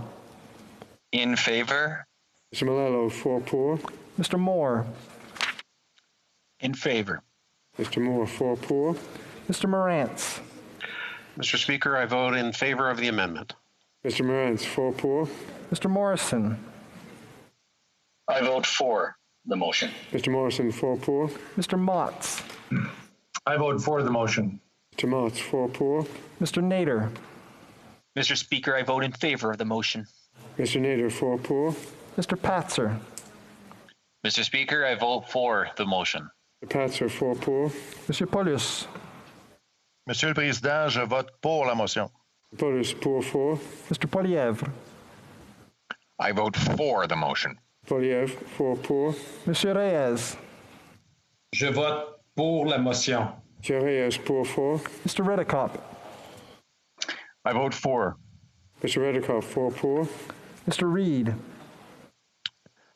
In favor, Mr. Speaker. Mr. Reed, 4 poor. Ms. Rempel Garner. 4. 4. Okay. Ms. Rumpel Garner, 4 poor. Mr. Richards. I vote for. Mr. Richards, 4 poor. Ms. Rude.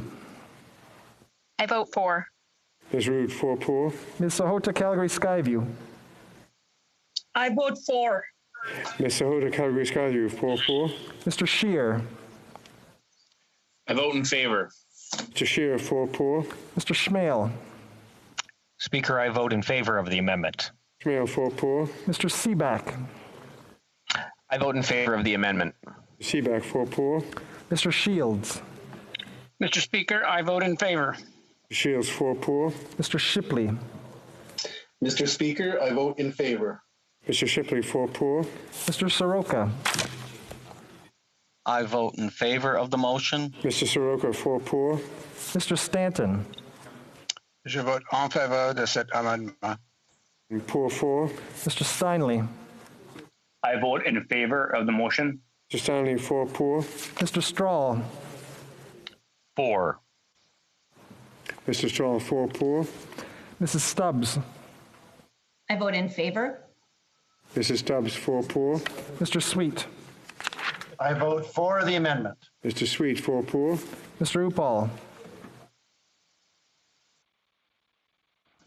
I vote in favor, Mr. Speaker. I vote in favor, Mr. Speaker. Mr. Upal, 4 pour. Mr. Van Popta. I vote for the amendment. Mr. Van Popta, 4 pour. Mrs. Vecchio. I vote for the motion. So, can you repeat? Maybe check the microphone, make sure it's down. Oh, goodness gracious. Get back to me. Get back to me. There, just. Go ahead. Mrs. Vecchio. Oh, you're good? Okay. Oui. Mrs. Vecchio, 4 pour. Mr. Vidal. I vote in favor. Mr. Vidal, 4 pour. Mr. Viersen. 4. Mr. Viersen, 4 pour. Mr. Viss. 4. Mr. Viss, 4 pour. Mrs. Wagenthal. I'm in favor. Mrs. Wagenthal, 4 pour. Mr. Waugh. A vote in favor of the amendment. Mr. Waugh, 4 pour. Mr. Weber. I vote for. Weber, 4 pour. Mr. Williamson. I vote in favor. Je vote pour. Mr. Williamson, 4 pour. Mrs. Wong. I vote in favor of the amendment. Mrs. Wong, 4 pour. Mr. Yerdega. I vote for. Mr. Yerdega, 4 pour. Mr. Zimmer. In favor.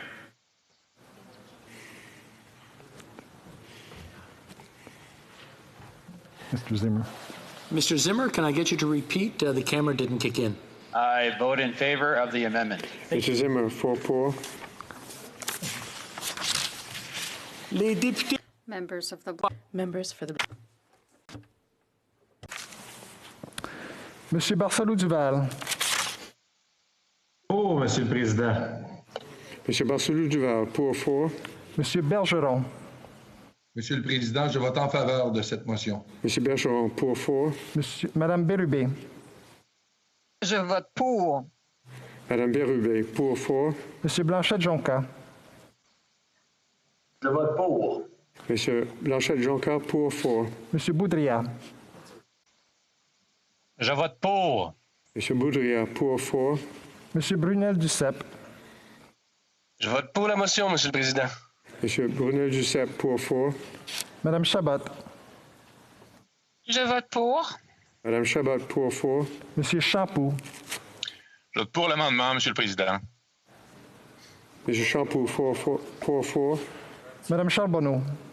Je vote pour la motion, Monsieur le Président. Madame Charbonneau, pour 4. Madame Desbiens.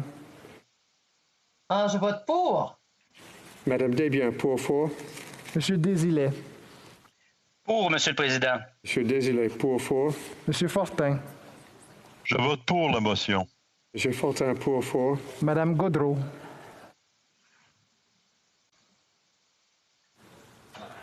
Je vote pour la motion. Madame Gaudreau, pour 4. Madame Gill. Je vote pour l'amendement. Madame Gill, pour 4. Madame Larouche. Je vote pour l'amendement. Larouche, pour 4. Monsieur Lemire. Monsieur le Président, je vote pour la motion d'amendement. Monsieur Lemire, pour 4. Monsieur Marcil.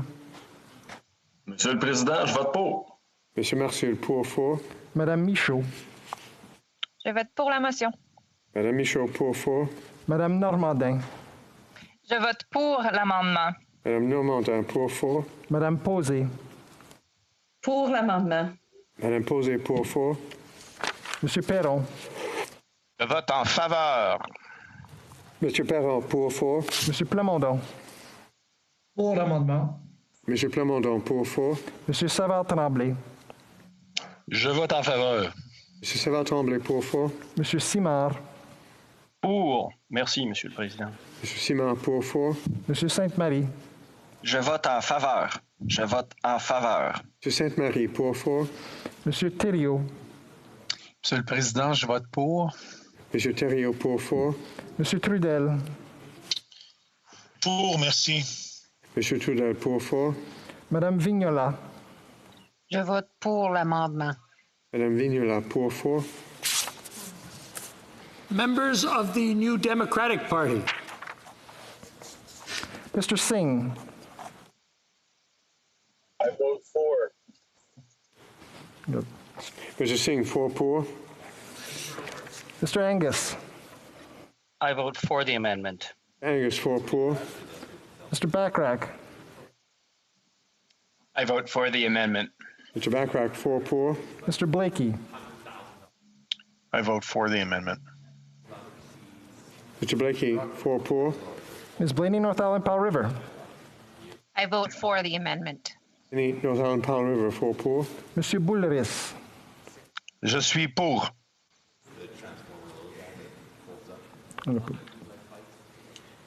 Monsieur Boulris, pouvez-vous répéter, s'il vous plaît, la caméra n'a pas été déclenchée.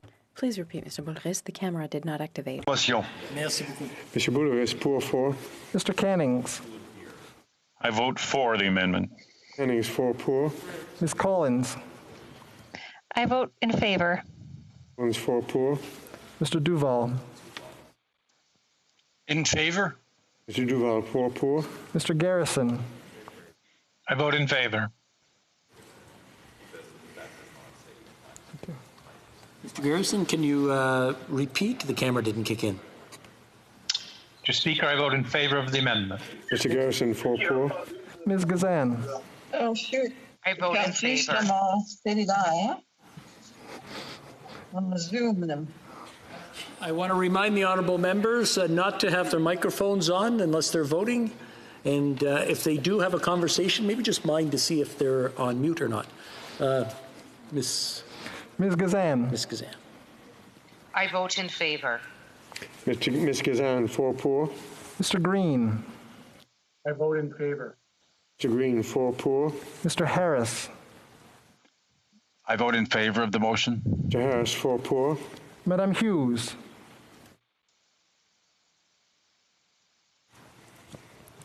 Madame Hughes.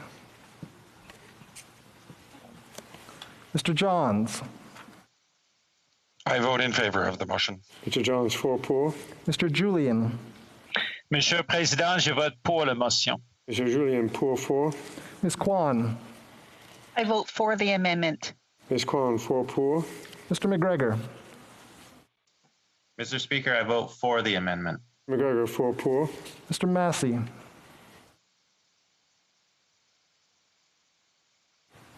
Mr. Massey. Ms. McPherson.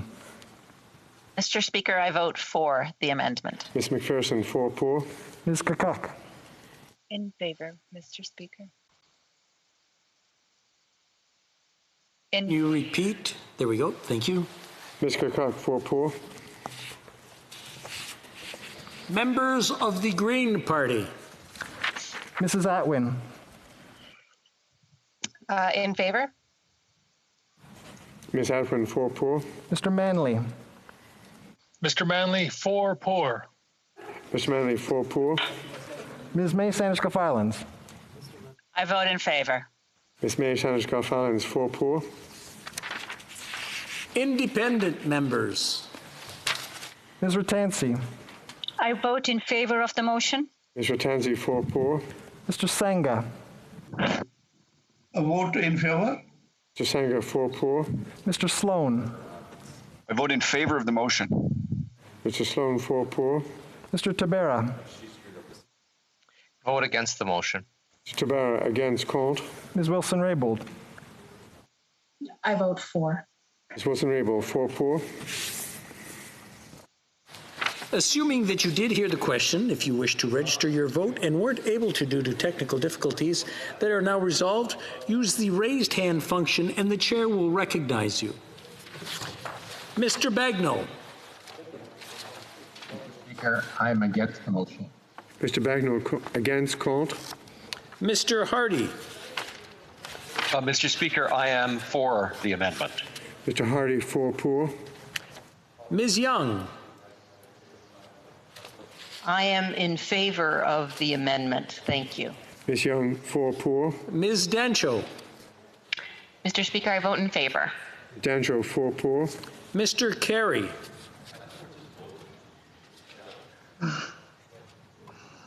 Mr. Carey?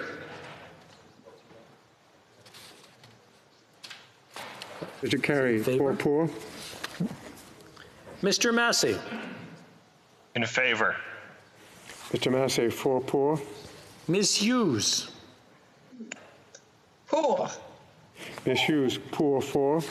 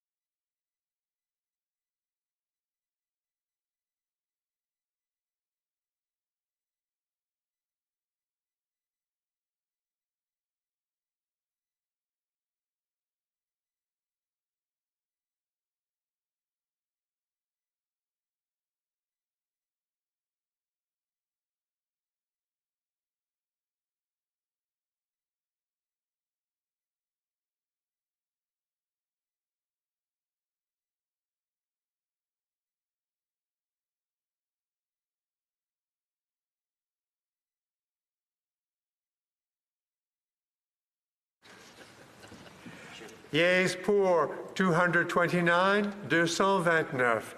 Nays contre 29, 29. I declare the amendment carried. Avant de procéder au prochain. Before proceeding to the next vote, we will take a brief break to allow employees who support the work of the House of Commons to relieve each other safely.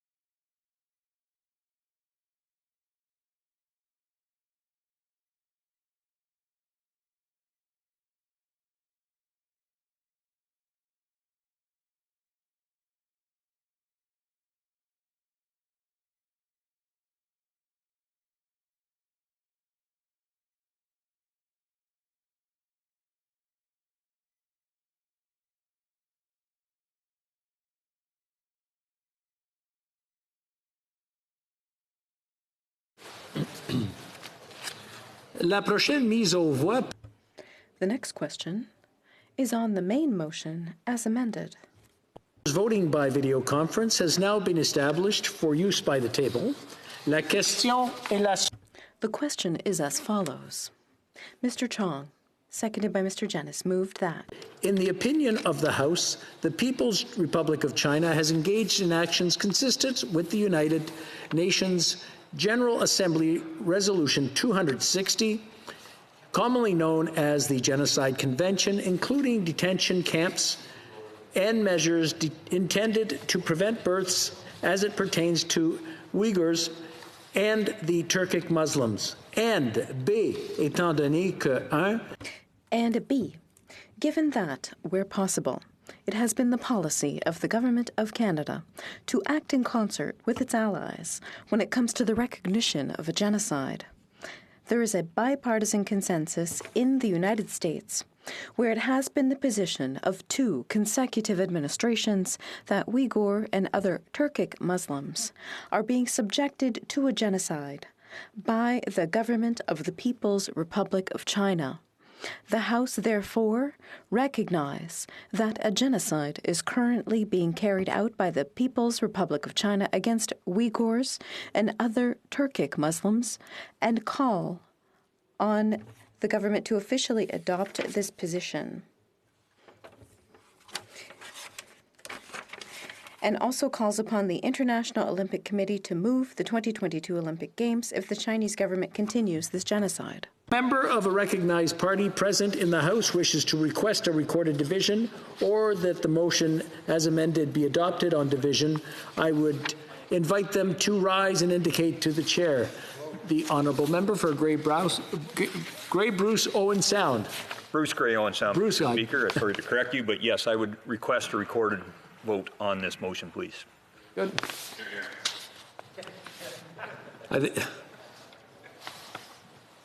I'm sorry.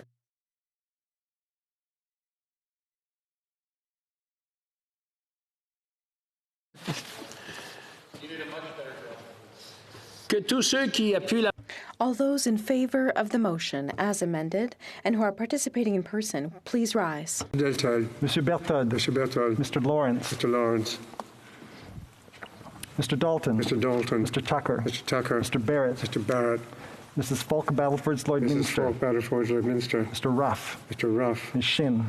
Ms. Shin. Mr. Gerritsen. Mr. Gerritsen. Ms. Vandenbeld. Ms. Vandenbeld. Monsieur Terrien. Monsieur Terrien. Monsieur Beaulieu. Monsieur Beaulieu. Madame de Bellefeuille. Madame de Bellefeuille. Ms. Matheson. Ms. Matheson. All those opposed to the motion as amended and participating in person will please rise.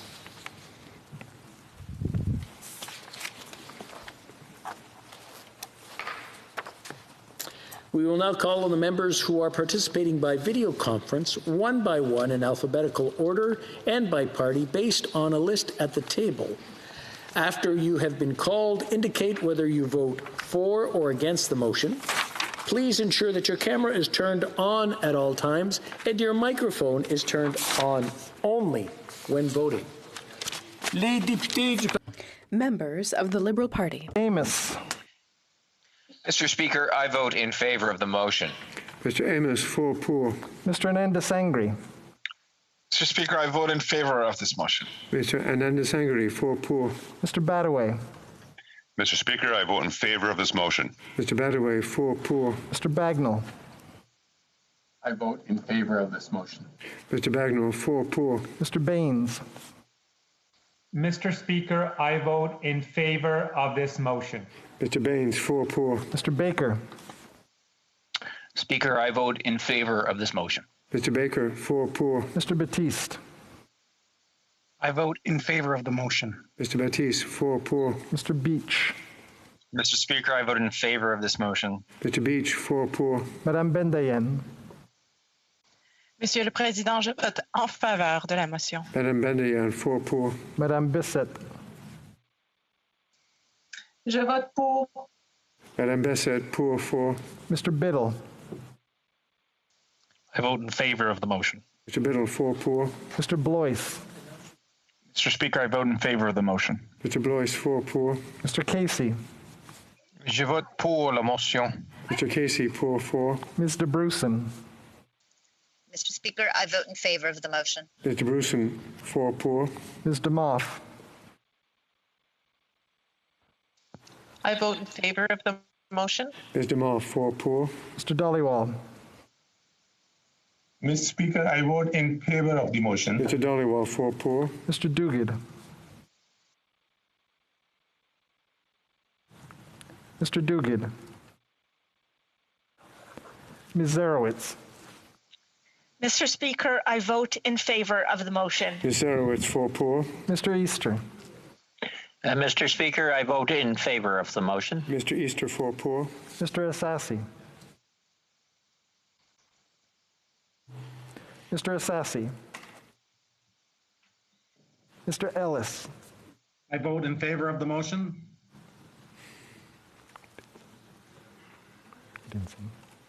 Mr. Ellis, can I get you to repeat? Your camera didn't keep...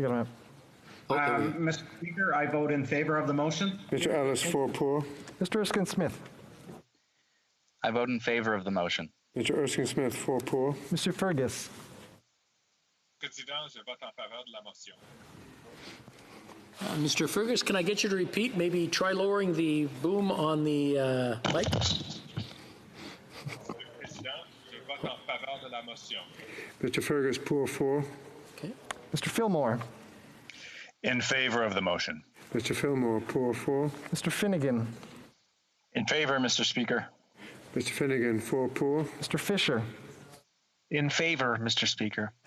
Mr. Fisher, 4 pour. Mr. Fonseca. I vote in favor, Mr. Speaker. Mr. Finnegan, can I get you to or Mr. Fonseca, can I get you to repeat, please? I vote in favor, Mr. Speaker. Mr. Fonseca, 4 pour. Mr. Fragascatos. In favor, Mr. Speaker. Mr. Fragascatos, 4 pour. Mr. Fraser. I vote in favor of the motion. Mr. Fraser, 4 pour. Vous pouvez m'entendre? Ms. Fry. M'entendez? Un instant. Mr. Speaker, I vote in favor of the motion. We got it. Ms. Fry, 4 pour. Monsieur Garneau. Mr. Speaker, I abstain on behalf of the Government of Canada. Mr. Garneau, abstention, abstention. Mr. Hardy. What was that about? Well, Mr. Hardy votes in favor. Hardy, 4 pour. Mr. Housefather. Mr. Speaker, I vote in favor of the motion. Mr. Housefather, 4 pour. Ms. Ian. In favor, Mr. Speaker. Ian, 4 pour. Ms. Jazik. I vote for the motion. Ms. Jazik, 4 pour. Mr. Jahari. Mr. Speaker, I vote for the motion. Mr. Jahari, 4 pour. Mr. Kellaway. In favor of the motion? Mr. Callaway, 4 pour. Ms. Khalid. I vote in favor of the motion, Mr. Ms. Khalid, 4 pour. Ms. Kara. Mr. Speaker, I vote in favor of the motion. Ms. Kara, 4 pour. Madam Koutrakis. Mr. Speaker, I vote in favor of the motion. Ms. Koutrakis, 4 pour. Mr. Kuzmaricik. I vote in favor of the motion. Mr. Kuzmaricik, 4 pour. Madame Lalonde. Je vote pour la motion. Madame Lalonde, pour 4. Madame Lambropoulos. I vote in favor of the motion. Madame Lambropoulos, 4 pour. Mr. Lamoureux. Mr. Speaker, I vote in favor of the motion. Mr. Lamoureux, 4 pour. Ms. Latanzio. Mr. Speaker, I vote in favor of the motion. Ms. Latanzio, 4 pour. Monsieur Lefebvre. En faveur. Monsieur Lefebvre, pour 4. Monsieur Lightbound. Je vote pour, Monsieur le Président. Mr. Lightbound, pour 4. Mr. Long. In favor? Mr. Long, 4 pour. Mr. Longfield. Abstain. Mr. Longfield, abstention, abstention. Mr. Lewis Kitchener-Conestoga. Mr. Speaker, I vote for the motion. Ms. Lewis Kitchener-Conestoga, 4 pour. Monsieur McKinnon-Gatineau. Monsieur le Président, je vote en faveur de la motion. Mr. McKinnon-Gatineau, pour 4. Mr. Maloney. Mr. Speaker, I vote in favor of the motion. Mr. Maloney, 4 pour. Mr. May Cambridge. In favor. Mr. May Cambridge, 4 pour. Mr. McDonald. I vote yay. Mr. Mr. McDonald, can I get you to repeat? Yes, Mr. Speaker, I vote yay. Thank you. Mr. McDonald, 4 pour. Mr. McGinty. I vote in favor of the motion. Mr. McGinty, 4 pour. Mr. McKay. In favor of the motion. Mr. McKay, 4 pour. Mr. McKinnon Coquitlam. Monsieur le Président, je vote pour la motion. Mr. McKinnon Coquitlam, pour 4. Mr. McLeod Northwest Territories. I vote for the motion. Mr. McLeod Northwest Territories, 4 pour. Mr. Morrissey.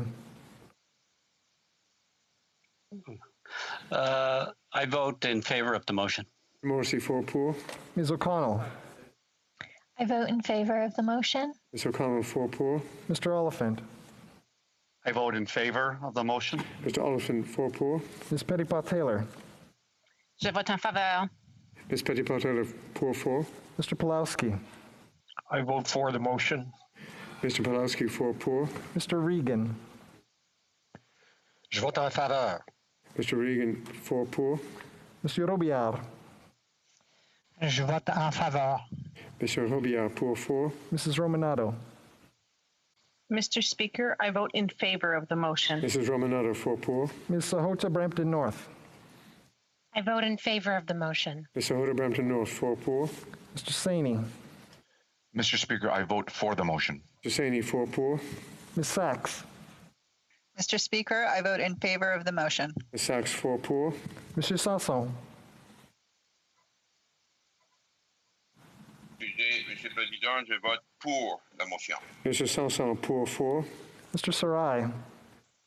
Mr. Speaker, I vote in favor of the motion. Mr. Sarai, 4 poor. Mr. Scarpellegia. I vote in favor of the motion. Mr. Scarpellegia, 4 poor. Monsieur Chiffquet. Je vote en faveur, Monsieur le Président. Mr. Chiffquet, pour 4. Monsieur Serré. En faveur, Monsieur le Président. Mr. Serré, pour 4. Ms. Scrow. In favor. Ms. Scrow, 4 poor. Mr. Cedar Brampton East. Mr. Speaker, I vote in favor of the motion. Mr. Cedar Brampton East, 4 poor. Ms. Cedar Brampton South. Mr. Speaker, I vote in favor of the motion. Ms. Cedar Brampton South, 4 poor. Mr. Sims. I vote in favor. Mr. Sims, 4 poor. Mr. Sorbera. Je vote en faveur, Monsieur le Président. Mr. Sorbera, pour 4. Mr. Turnbull. Mr. Speaker, I vote in favor. Mr. Turnbull, 4 poor. Mr. Van Bynen. Mr. Speaker, I heard the question. I did have a momentary flicker from my camera, but I do vote in favor of the motion. Mr. Van Bynen, 4 poor. Mr. Vancouverden. Mr. Speaker, I vote in favor of the amended motion. Mr. Vancouverden, 4 poor. Mr. Vaughan. I vote in favor of the motion. Mr. Vaughan, 4 poor. Mr. Varani. Mr. Speaker, I vote in favor of the motion. Mr. Varani, 4 poor. Mr. Weiler. Mr. Speaker, I vote in favor of the motion. Mr. Weiler, 4 poor. Ms. Young. I vote in favor of the motion. Ms. Young, 4 poor. Mrs. Zaid. Mr. Speaker, I vote in favor of the motion. Mrs. Zaid, 4 poor. Ms. Zan. Ms. Zan. Monsieur Zuberi. Mr. Speaker, I vote in favor of the motion. Zuberi, pour 4. Members of the Conservative Party. Mr. O'Toole. I vote for. Mr. O'Toole, 4 poor. Mr. Abul Taif. For. Mr. Abul Taif, 4 poor. Mr. Aitchison. Je vote en faveur, Monsieur le Président. Mr. Aitchison, pour 4. Mr. Albus. I vote in favor of the motion. Mr. Albus, 4 poor. Ms. Alislev. I vote in favor of the motion. Ms. Alislev, can I get you to repeat? The camera didn't kick in. I vote in favor of the motion. Thank you. Ms. Alislev, 4 poor. Mr. Allison. I vote in favor of the motion. Mr. Allison, 4 poor. Mr. Arnold. I vote in favor of the motion. Arnold, 4 poor. Mr. Baldinelli. I vote in favor of the motion. Mr. Baldinelli, 4 poor. Mr. Barlow. I vote in favor of the motion. Mr. Barlow, 4 poor. Mr. Benson. I vote in favor. 4 poor. Ms. Bergen. I vote yes. Ms. Bergen, 4 poor. Mr. Bazan. I vote in solidarity with the Uyghurs. Yes. Mr. Bazan, 4 poor. Monsieur Blaney-Bellechasse, les Etchemins-Lévis. Je vote en faveur. Monsieur Blaney-Bellechasse, les Etchemins-Lévis, pour 4. Mrs. Block. Mrs. Block. I vote for. Mrs. Block, 4 poor. Mr. Bragdon. Mr. Président, je vote en faveur. Mr. Bragdon, pour 4. Mr. Broussard. Mr. Speaker, I vote in favor of the motion. Mr. Broussard, 4 poor. Mr. Calkins. I vote in favor of the motion. Mr. Calkins, 4 poor. Mr. Carey. I vote for. I vote for. Good. Mr. Carey, 4 poor. Mr. Chu. Mr. Speaker, I vote in favor of the motion. Mr. Chu, 4 poor. Mr. Chong. Mr. Speaker, I vote for the motion. Mr. Chong, 4 poor. Mr. Cooper. I vote in favor. Mr. Cooper, 4 pour. Mr. Cumming. Je vote en faveur. Mr. Cumming, pour 4. Ms. Dancho. I vote in favor. Ms. Dancho, 4 pour. Mr. Davidson. Mr. Speaker, I vote for the motion. Mr. Davidson, 4 pour. Monsieur d'Entremont. Je vote en faveur de la motion. Mr. D'Entremont, pour 4. Mr. Diot. I vote for the motion. Mr. Diot, 4 pour. Mr. Doherty. I probably vote for the motion, Mr. Speaker. Mr. Doherty, 4 pour. Mr. Dowdle. Mr. Speaker, I vote for the motion. Mr. Dowdle, 4 pour. Mr. Dreeshen. Mr. Speaker, I vote in favor of the motion. Dreeshen, 4 pour. Mr. Duncan, Stormont Dundas, South Glengarry. Monsieur Président, je vote pour la motion. Mr. Duncan, Stormont Dundas, South Glengarry, pour 4. Mr. Epp. Mr. Speaker, I vote for the motion. Mr. Epp, 4 pour. Mr. Falk Provencher. For. Mr. Epp, Provencher, 4 pour. Mr. Falk Provencher. Mr. Fast. I vote for the motion. That's 4 pour. Ms. Finley, South Surrey White Rock. Mr. Speaker, I vote for the motion. Ms. Finley. Ms. Finley, can you repeat, please? Maybe check the arm on your headset. I've got it. Mr. Speaker, I vote for the motion. Ms. Finley, South Surrey White Rock, 4 pour. Ms. Finley, Haldeman Norfolk. I vote for. Ms. Finley, Haldeman Norfolk, 4 pour. Mrs. Galland.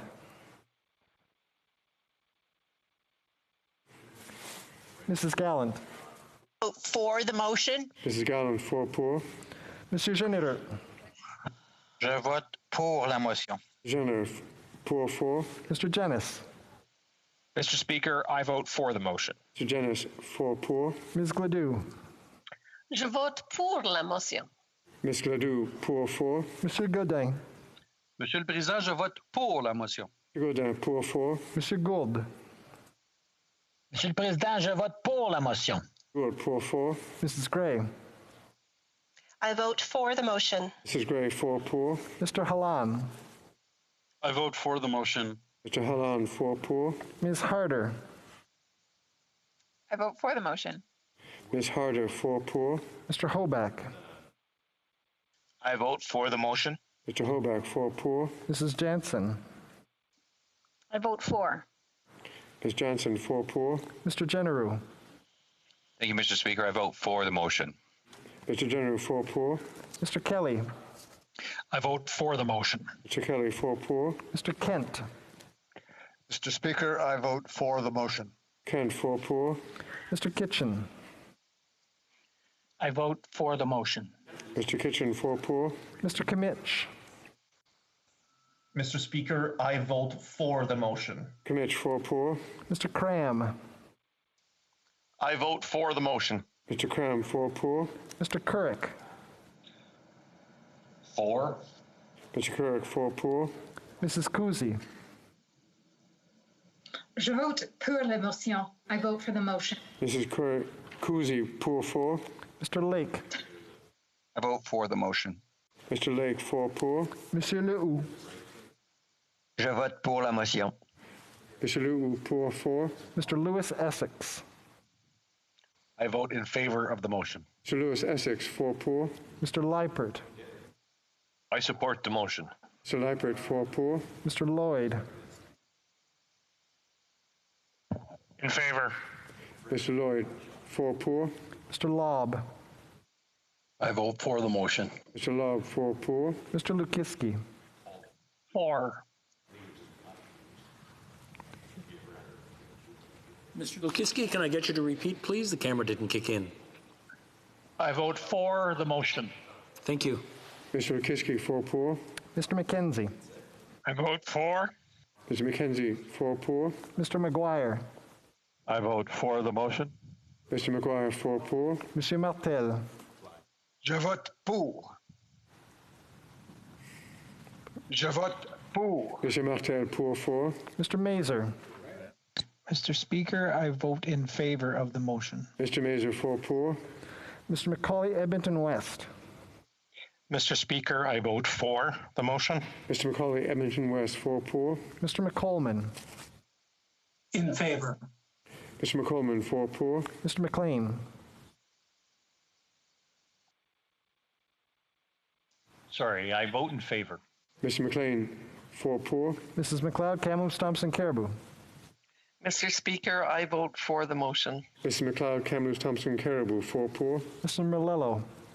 Je vote pour la motion. Malello, poor 4. Mr. Moore. In favor. Mr. Moore, 4 poor. Mr. Morantz. Mr. Speaker, I vote for the motion. Mr. Morantz, 4 poor. Mr. Morrison. I vote for the motion. Mr. Morrison, 4 poor. Mr. Motts. I vote in favor. Mr. Motts, 4 poor. Mr. Nader. Mr. Speaker, I vote in favor of the motion. Mr. Nader, 4 poor. Mr. Patzer. Mr. Speaker, I vote in favor of the motion. Mr. Patzer, 4 poor. Monsieur Paulus. Monsieur le Président, je vote pour la motion. Mr. Paulus, poor 4. Mr. Poliev. I vote for. Mr. Poliev, 4 poor. Monsieur Reyes. Je vote pour la motion. Monsieur Reyes, poor 4. Mr. Redekop. I vote for the motion. Mr. Redekop, 4 poor. Mr. Reed. I vote in favor, Mr. Speaker. Mr. Reed, 4 poor. Ms. Rempel Gardner. I vote in favor of the motion. Ms. Rempel Garner, 4 poor. Mr. Richards. I vote in favor. Ms. Richard, 4 poor. Ms. Rude. I vote in favor. Ms. Root, can I get you to repeat, please? The camera didn't kick in. I vote in favor, Mr. Speaker. Thank you. Mrs. Rude, 4 poor. Ms. Sahota, Calgary Skyview. I vote for the motion. Ms. Sahota, Calgary Skyview, 4 poor. Mr. Shear. I vote in favor. Mr. Shear, 4 poor. Mr. Schmale. Speaker, I vote in favor of the motion. Mr. Schmale, 4 poor. Mr. Seaback. I vote in favor of the motion. Mr. Seaback, 4 poor. Mr. Shields. I vote in favor of the motion. Mr. Shields, 4 poor. Mr. Shipley. Mr. Speaker, I vote in favor. Mr. Shipley, 4 poor. Mr. Soroka. I vote in favor of the motion. Mr. Soroka, 4 poor. Mr. Stanton. I vote in favor of this motion. Mr. Stanton, 4 poor. Mr. Steinley. I vote in favor of this motion. Mr. Stanley, 4 poor. Mr. Strahl. 4. Mr. Strahl, 4 poor. Mrs. Stubbs. I vote in favor. Mrs. Stubbs, 4 poor. Mr. Sweet. En faveur, Monsieur le Président. Mr. Sweet, poor 4. Mr. Upal. I vote in favor, Mr. Speaker. Mr. Upal, 4 poor. Mr. Van Popta. I vote in favor of the motion. Mr. Van Popta, 4 poor. Mrs. Vecchio. I vote in favor of the motion. Mrs. Vecchio, 4 poor. Mr. Vidal. I vote in favor. Mr. Vidal, 4 poor. Mr. Viersen. 4. Mr. Speaker, I vote for. Mr. Viersen, 4 poor. Mr. Viss. Je vote en faveur de la motion. Mr. Viss, poor 4. Mrs. Wagenthal. I support this motion. Mrs. Wagenthal, 4 poor. Mr. Waugh. Yes, I vote for this motion. Mr. Waugh, 4 poor. Mr. Weber. I vote for. Mr. Weber, 4 poor. Mr. Williamson. I vote in favor, Mr. Speaker. Mr. Williamson, 4 poor. Mrs. Wong.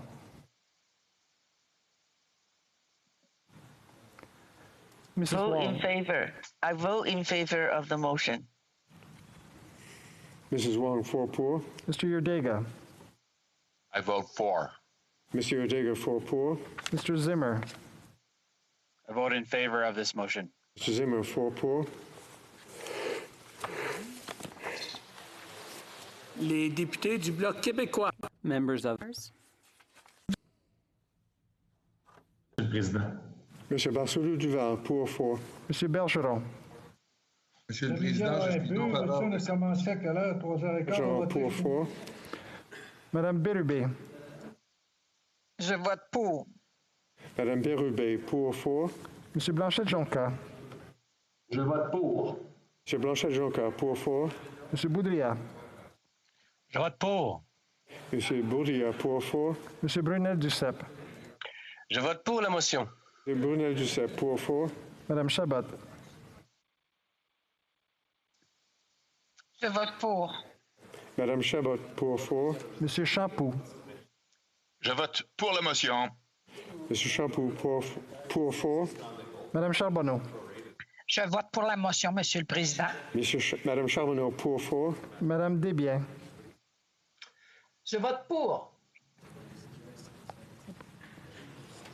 Madame Desbiens, pouvez-vous répéter, s'il vous plaît, la caméra? Please repeat, Madame Desbiens. The camera didn't turn on. Je vote pour, Monsieur le Président. Merci. Merci beaucoup. Madame Desbiens. Madame Desbiens, pour 4. Monsieur Désilet. Pour la motion. Monsieur Désilet, pour 4. Monsieur Fortin. Je vote pour la motion. Monsieur Fortin, pour 4. Madame Godreau. Je vote pour la motion.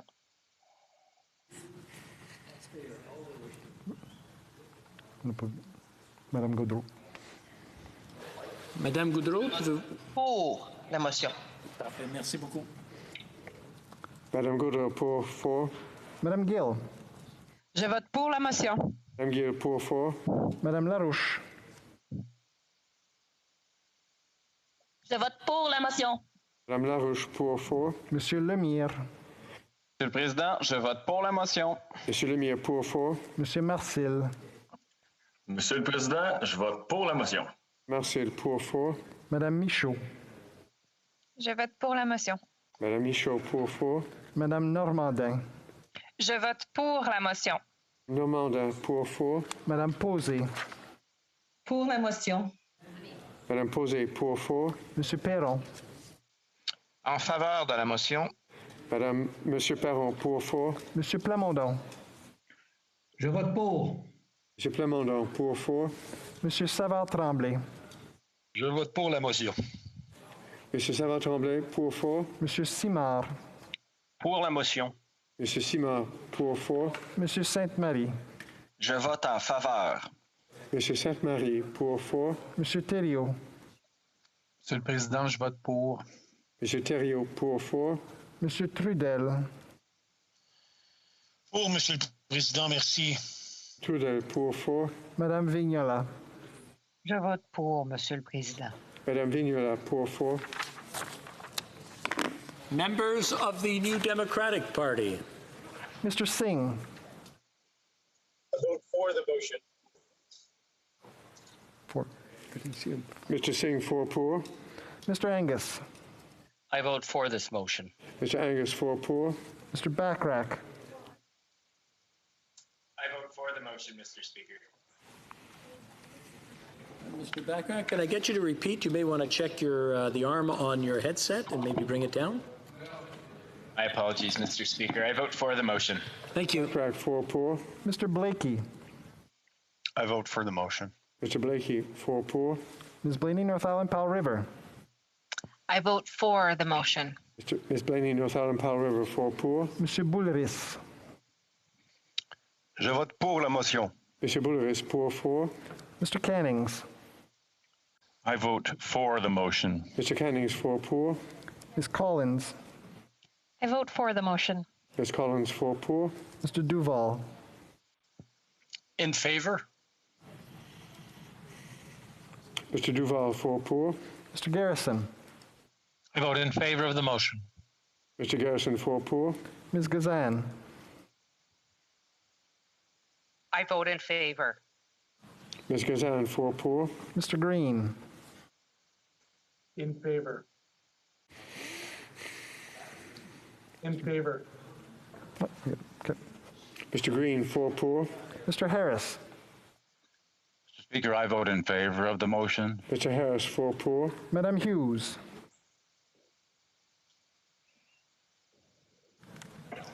Pour. Madam Hughes, pour 4. Mr. Johns. Vote in favor of the motion. Mr. Johns, 4 pour. Mr. Julian. Monsieur le Président, je vote pour la motion. Mr. Julian, pour 4. Ms. Kwan. I vote for the motion. Ms. Kwan, 4 pour. Mr. McGregor.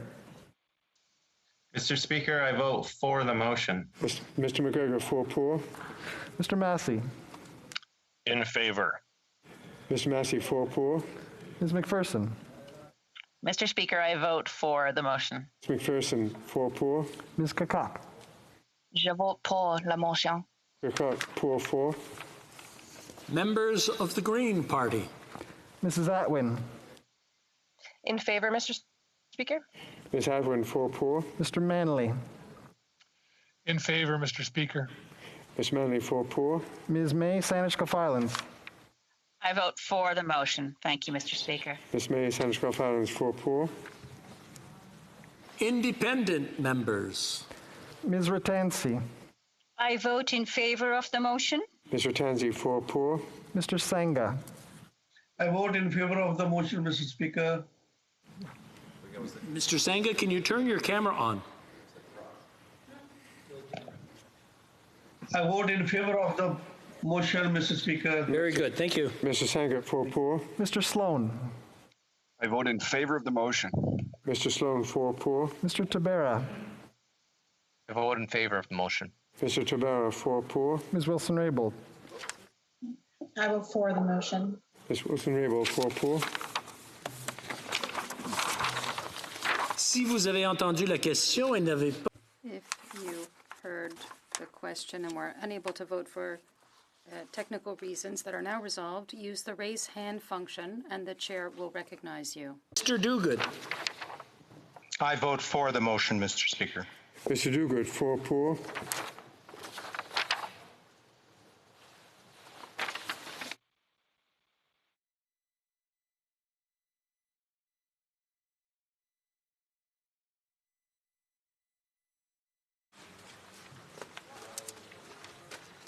Yeas pour 266, 266. Nays contre, 0, aucun. I declare the motion as amended carried. We have a point of order. The honourable member for Louis Saint Laurent. Thank you so much, Mr. Speaker. As you know, during a hybrid vote, the members who are not sitting in the House have to say their vote for or against. And we all know that sometimes people are making some comments. There is some tolerance that we have, and we shall recognize that. There is no problem with that. But I think, Mr. Speaker, what we have seen today in the second vote is a breach of this rule, and a serious one. Lors de son vote, during the vote, the Minister of International Affairs said, and I quote, I vote in the name of the Government of Canada, end of quote. Mr. Speaker, no one here votes on behalf of anybody else. It is only in their own name. They received that mandate from their constituents. The government is the ministers and the Prime Minister. They decided not to vote for this motion. That's their choice, and they will live with the consequences. However, no one can speak in the name of anybody other than their own constituents in the case of the Minister of International Affairs. He is responsible for Notre Dame de Grâce Westmount. I want to say this, Mr. Speaker. The Minister of International Affairs is an honorable man, an experienced parliamentarian. He has done a great job and inspired many Canadians throughout the course of his career. In the recent years, here in the House, he always has had exemplary behavior and comportment. Today, Mr. Speaker, we think that he failed in that duty. The honourable member for Kingston and the Islands has something on the same point of order on the same topic. Just to add to that, Mr. Speaker, when it does come to a vote, all members' vote is equal. No member's vote is particularly carries greater weight than any other member. And what we have seen and unfortunately witnessed time and time again, including with today's vote, is a number of members say, I stand in solidarity with a particular group and vote yes. And I know that you have tried to curb that in the past, and regrettably, that has not been the case. But I think that it warrants your consideration on this matter, given the fact that, yes, you have tried to curb this behavior, but unfortunately we're seeing it from all sides of the House. And I'm sure, Mr. Speaker, if you go back and you count the number of times that an intervention of that sort was made during a vote today, you would find that there were more conservatives that had done it than anybody else. So I would encourage you to consider that. We're starting to get into debate there. The point was good up until then. The honourable member for Louis Saint Laurent. I have some other people who have their hands up who are not with us in Speaker, person. I just want to point out that I said in my speech that he was talking on behalf of the government of Canada. This is the first time that someone is talking on behalf of someone else in this House of Commons. There is no link when some people are saying, I'm voting on behalf because I support this. He said, I'm voting on behalf of Canadian government. I believe we're starting to get into the point of debate. I thank both members for the points that they brought. I'll just let the people who are... there's someone on the same topic, the honourable member for Elmwood Transcona. Thank you very much, Mr. Speaker. And on that point arising out of the vote, and particularly the characterization of his vote by the Minister of Foreign Affairs, I have a few remarks to make. The first is that I do agree that it's a species of a more general problem, which is members taking the opportunity in the virtual parliament to use the fact that we appear on screen and are at liberty to say things to characterize their vote, which is something that I know that you have said isn't appropriate, but I think that you may need to give some thought to how you will enforce that better, Mr. Speaker. When a male in the House of Commons doesn't wear a tie, I've seen more serious consequences than for when members continue to characterize their vote inappropriately online. And so I would like to see an end to that. But beyond that, Mr. Speaker, I think what happened today goes a little bit further with respect to abstentions and the point raised by the official opposition House Leader just now in respect of speaking for the government on a vote. I note that in the House of Commons Procedure and Practice on page 575, it says there's no rule requiring a member to vote. A member may abstain from voting simply by remaining seated during the vote.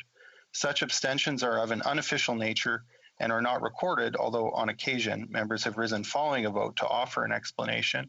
So clearly members have the right to abstain, but I don't see anything in there that allows them to abstain on behalf of anyone else. And in fact, abstentions aren't normally recorded. It's only by virtue of the virtual parliament that members have had occasion to mention an abstention. And that has to do with the technical demands of the virtual parliament, not because we've changed a principle in terms of allowing abstentions. And a further point from procedure, the House of Commons Procedure and Practice, Mr. Speaker. I note also that on page 582 and 583, in discussing the nature of votes, it mentions two kinds of votes, one conducting a party vote and one conducting a row-by-row vote. There's no government and non-government vote. And so while I object generally to people characterizing their votes, and I don't think that any member should be speaking on behalf of other members in respect of their vote. I also note that even the characterization itself is problematic, because nowhere does the government appear as an entity for voting in the House of Commons anyway. And I think that's a bad precedent, and would appreciate you, speaking to that point and making it clear that, the government isn't an entity represented for the purposes of votes in the House of Commons. We'll now go to the Minister of Foreign Affairs, who has his hands up. The Honourable Minister. Thank you very much, Mr. Speaker. And I've been listening to my honourable colleagues, and I'm very happy to simply say I abstain. Okay. The Honourable Member for Kingston and the Islands, and we'll go to Saanich. Just very quickly on this, to address the point that was raised by the opposition House Leader. At the core of this issue, Mr. Speaker, is the fact that nobody should be saying anything other than yes or no. And that's what you should be considering on this, not the context in terms of what they said. Otherwise, you become an arbitrator of what is acceptable. Okay, that's good. The Honourable Member for Saanich Gulf Islands. Thank you, Mr. Speaker. One final small point on this matter. Abstentions are not recorded in the records of Hansard. There is no need to place an abstention on the record, but I do think, Mr. Speaker, over time, the practice of recording abstentions is a good one. It allows members to let their constituents know that they were present in the House, but had a reason of principle to abstain. Thank you, Mr. Speaker. Okay, if I can rule or give you my opinion right now, or member for Louis Saint Laurent, very briefly, if he has something. I don't want to hold him back. I just want to say to the honourable member, Minister of External Affairs, he did the honourable thing. Thank you. Okay, we have two issues that we had to deal with, and you can see the discussion that took place. We'll deal with the first one, and that is when members vote, please, I beg of you, when you vote, you either vote for or against or abstain, but we don't need the comments. That's something that you maybe keep to yourself, and we do better on some votes than others, but please, when you vote, all members, please just in favor or against, or tell us that you abstain. The second one, the Honourable Minister of Foreign Affairs already took care of, but when he did speak the first time, I just want to point out that he did mention that he was abstaining, really, and there was no vote recorded. That's just to clarify for everyone here. And now, if no one else has any points of order, we'll continue with the business of the House. I wish to inform the House that because of the deferred recorded division, the government orders will be extended by 73 minutes. Conformément à l'ordre. Pursuant to Standing Order 38, I must advise the House of the questions that will be addressed at the adjournment tonight. The Honourable Member for Mégantic-L'Érable, official languages. For Saanich Gulf Islands, the environment. The Honourable Member for Cloverdale, Langley City, persons with disabilities.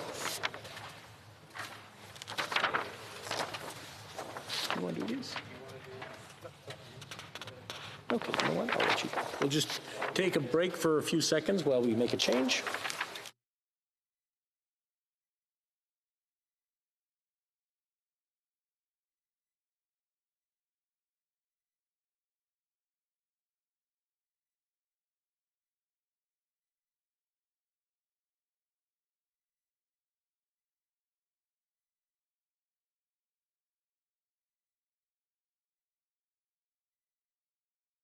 Order. Tabling of documents. Dépôt de documents.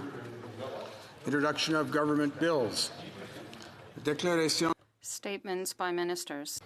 Reports from interparliamentary delegations. The Honourable Member, if she's online, the Honourable Member for Don Valley East. Thank you, Mr. Speaker. Monsieur le Président, conformément. Mr. Speakers, pursuant to Standing Order 34.1, I have the honor to table in the House in both official languages the report of the Canadian branch of the Commonwealth Parliamentary Association concerning its participation in the 2020 Virtual Westminster Seminar entitled Preparing Parliamentarians for a Changing World, from November 23rd to 27, 2020. Merci, Monsieur President. Thank you, Mr. Speaker. Reports from interparliamentary delegations. Presenting reports from committees. Dépôt de projet. Introduction of private members' bills. See. Mr. May Cambridge, seconded by Mr. Lewis, Kitchener-Conestoga, moves for leave to introduce a bill entitled An Act to Amend the Copyright Act, Diagnosis, Maintenance, or Repair. This motion is deemed adopted. The Honourable Member for Cambridge. Thank you, Mr. Speaker. It's my pleasure to rise today to introduce my private member's bill, An Act to Amend the Copyright Act, Diagnosis, Maintenance, or Repair. This bill addresses copyright being used in a way for which it was never intended, to block the repair and maintenance of items which have been purchased by Canadians. It is a targeted bill which creates specific exemptions to copyright. When someone buys something, it must be able to be repaired by that person and not restricted by the manufacturer. Repairing the things we own is key for our environment, the safety of Canadians, and to our livelihoods. These factors have never been more important than during the pandemic, where repairs are more critical than ever for manufacturing, infrastructure, and agriculture. I look forward to the debate and for the support of all in this House. Thank you, Mr. Speaker. Mr. May, Cambridge, seconded by Mr. Lewis, Kitchener-Conestoga, moves that the bill be now read a first time and be printed. This motion is deemed adopted. Bill, première lecture de ce projet de loi. And when shall the bill be read a second time? At the next sitting of the House. Introduction of private members. Continuing with private members' business, Ms. Zarowitz, seconded by Mr. Easter, and I'm just going to check to make sure they're both online. Moves for leave to introduce a bill entitled An Act to Establish a National Strategy for a Guaranteed Basic Income. This motion is deemed adopted. The Honourable Member for Davenport.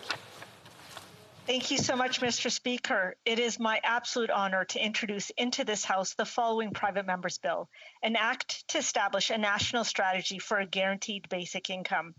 The summary of the bill is as follows. The enactment requires the Minister of Finance to develop a national strategy to assess implementation models for a national guaranteed basic income program as part of Canada's innovation and economic growth strategy. I think it is time that we find a 21st century solution to support Canadian workers and for all Canadians to have an equal opportunity to succeed and to contribute. I look forward to the debate and to receiving the support from all. Thank you so much, Mr. Speaker. Ms. Zarowitz, seconded by Mr. Easter, moves that the bill be now read a first time and be printed. This motion is deemed adopted. First reading of this bill, première lecture de ce projet de loi.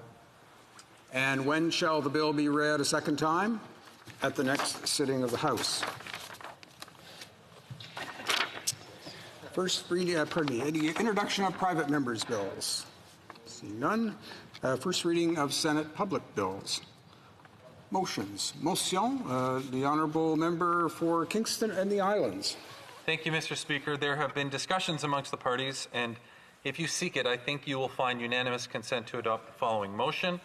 That notwithstanding any standing order, special order, or usual practice of the House in relation to the possible technical issues encountered by members in the course of voting with the electronic voting system from its implementation until Wednesday, June 23rd, 2021, A, subparagraph P, subsection 4 of the order adopted Monday, January 25th, 2021 shall be rescinded. B, any member unable to vote via electronic voting system during the 10-minute period due to technical issues may connect to the virtual sitting to indicate to the chair their voting intention by the House video conferencing system. And C, following any concern identified by the electronic voting system which is raised by a House officer of a recognized party regarding the visual identity of a member using the electronic voting system, the member in question must respond immediately to confirm their vote, either in person or by House video conferencing system, failing which the vote shall not be recorded. Are there any opposed to the Honourable Member moving this motion? If so, please say nay. The House has heard the terms of the motion. Any opposed to the moving and putting of this motion will please say nay. Hearing none, the motion is carried. Motions. Motion. Mr. Cumming, seconded by Mr. Baldinelli, moves that the fourth report of the Standing Committee on Industry, Science and Technology presented on Friday, November 27th, 2020 be concurred in. Debate. The Honourable Member for Edmonton Centre. Thank you, Mr. Speaker, and I'm happy to speak today, and I'll be sharing my time with the member for Niagara Falls. To the order and council appointment of Marcia Walden to the position of President of the Canadian Tourism Commission, referred to the Standing Committee on Industry, Science and Technology on Friday, September 25th, which I was proud to be part of for a short time before moving on to my portfolio now of Shadow Minister for COVID-19 Economic Recovery. Now, disease-induced crises are nothing new to the Canadian tourism industry, but certainly the crisis created by the novel coronavirus has been the most damaging crisis it has ever faced. This industry will never look the same post-pandemic. Even after we've all been vaccinated and the virus is just a foggy memory or a blurb in a textbook, it is clear and it is paramount that all levels of government have a role to play in its eventual successful recovery. Now, the tourism industry knows what needs to happen in order to move ahead towards a successful recovery. Across the board, stringent measures have already been implemented in an effort to assure that all tourism-related activities are safe and communicate to the public, and are equally aware that confidence in traveling and the risk perception surrounding it is going to determine the speed of recovery. Now, this industry has done yeoman's effort to try and keep running. The methods for cleaning and sanitizing, PPE requirements in restaurants, airplanes, museums, arenas, etc. They have really stepped up to be able to try and at least have some level of business. The retrofitting or the refurbishment of facilities, so advanced filtration, plexiglass partitions, removal of soft furnishings, and cleaning have all been added. Reduced capacity and occupation rates, 24-hour between occupancies in hotels, spacings at restaurants, booking times to visit a museum, and really the advent of technology, the help of innovation by using technology-based apps to streamline tourism activities, self-serve check-ins, QR menus, which we've all become accustomed to. Now, the government should only be there to make efforts taken by these industries and ensuring compliance is met. The government must not, however, impose unreasonable measures that thwart their ability to operate or create an environment of disincentives that causes them to shut down. But to make these onerous and expensive changes, our tourism industry needs credible and realistic measures from our federal government to allow companies and tourism services to confidently operate. Now, this government needs to move away from simply subsidizing and handing out aid to provide incentives for sustainable growth and innovation. So some ideas around that. The idea of offering interest-free loans or guaranteed loans or creative financing options for those sectors that have been hit incredibly hard. Incentives like this will benefit all sectors: airlines, cruise lines, hotels, and restaurants. The lifting of visa requirements for countries as they recover to increase international tourism. Allowing provincial governments to regulate themselves without heavy-handed mandates from Ottawa. And protecting distressed assets from being scooped up from predatory investors looking to take advantage of a weakened tourism sector. Now, while the government neglected to come up with a plan to innovate in this tourism space, we saw some amazing efforts and collaboration from our once strong Canadian Airlines and our world-class institutions as they provided solutions as the now defunct rapid testing pilot program. This was a great example of industry stepping up and a private sector success, but it only to be shut down by the federal government with their new requirements. Now, the airlines realized how critical it was to create that safe travel environment, and they went out and developed this pilot for rapid testing at airports. And I admire their efforts because they knew they needed something to be able to get going again.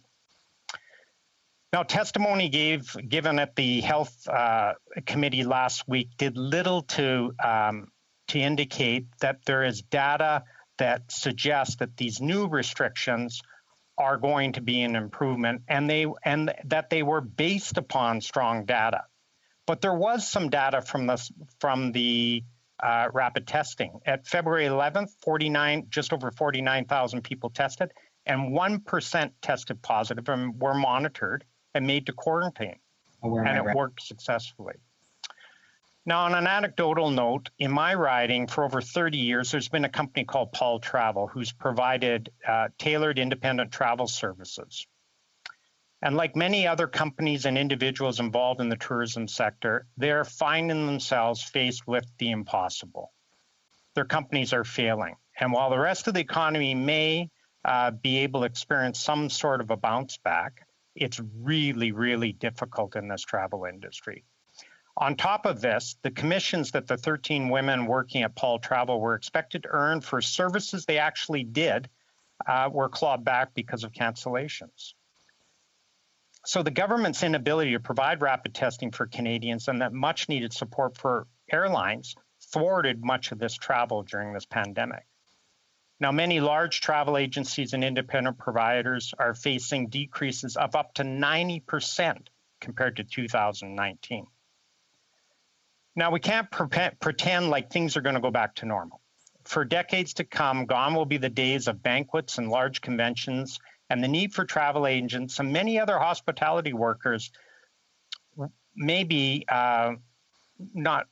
not be needed. And we have to find suitable jobs for these individuals. Now, this government's got to be proactive and forward-thinking when we're thinking about reskilling and upskilling workers to move into other high-demand sectors, such as the emerging tech economy. Now, we need to start talking about what retraining is going to look like for those whose skills no longer match job demand, working with both the public sector and the private sector to identify gaps in the economy and the places where this talent is going to be needed. You know, some important facts. There's over 14,000 large and small travel agents businesses in Canada. Over 90% are considered small business, and 75% of travel agents are women. Travel agencies generate over $30 billion in sales and $3 billion in revenue on an annualized basis, and they're located across Canada. And many of these in this industry have not been able to qualify for standard or special EI benefits. This sector is desperate and it needs to be acknowledged. Now, at the beginning of the pandemic in Canada, the travel industry alone dealt with numerous travel advisories, and they had to deal with their clients with cancellations and all the things that happened because of that. Now, due to the virus and its devastating impact on travel, the travel industry has experienced close to zero new revenue coming in, and layoffs and closures have started to happen. This has enormous effect on families. Any targeted relief for the travel industry must include these travel agencies. They need your help, and they need to be sure that they're paid for services rendered. Now, if we can get in front of the health issues and demonstrate a safe environment for travel, we can give this sector a fighting chance. And there will need to be significant investment in marketing to aid the recovery with both domestic and international travel. And we must ensure that the public understands the health risk and the data that indicates what the risk is so they can make appropriate choices. Now, for every industry, a plan is more than financial support. It must be a roadmap that gives some indication of reopening and strategies. We can't look towards the future without a plan. Canada has so much to offer the world: natural beauty, rich history, and unique culture found nowhere else on the planet. It would be a shame if we let this sector suffer due to a lack of leadership. I look forward to this government and this agency coming forward with plans that will help this industry and get it back on its feet. Thank you, Mr. Speaker. Questions and comments. We'll go first to the Honourable Parliamentary Secretary to the Government House Leader. Yes, thank you, Mr. Speaker. Does the member of the Conservative Party currently support the restrictions that are in place today? Member for Edmonton Centre. There cannot be an economic recovery till there is a health recovery, and every area of the country has to be able to deal with this health crisis. And yes, I support the restrictions, but future restrictions and future policies should be on the basis of strong data. Questions and comments? The Honourable Member for Kingston and the Islands. Thank you very much, Mr. Speaker. I'm wondering if the member, as we talk about these restrictions, if he would agree with some of the assertions from the member from Pembroke, who has been on social media quite a bit lately, claiming that the Prime Minister was complicit in spreading this virus around the world. Does the member agree with the member from Pembroke and her comments on that matter? I'm a member for Edmonton Centre. Well, I think what we have to focus on is that, again, I come back to in this health crisis, we cannot have a recovery till we get through this crisis. So that's a combination of making sure that we have vaccines here and execution with those vaccines, rapid testing, and all those tools available so we can create a safe environment for people operating in this industry and people at large. Clearly, what people want is they want to get back to work. And it's the job of government to make sure that we can do so safely. Questions and comments? The honourable member for Leeds, Grenville, Thousand Islands and Rideau Lakes. Thank you, Mr. Speaker, and I thank my colleague for his remarks.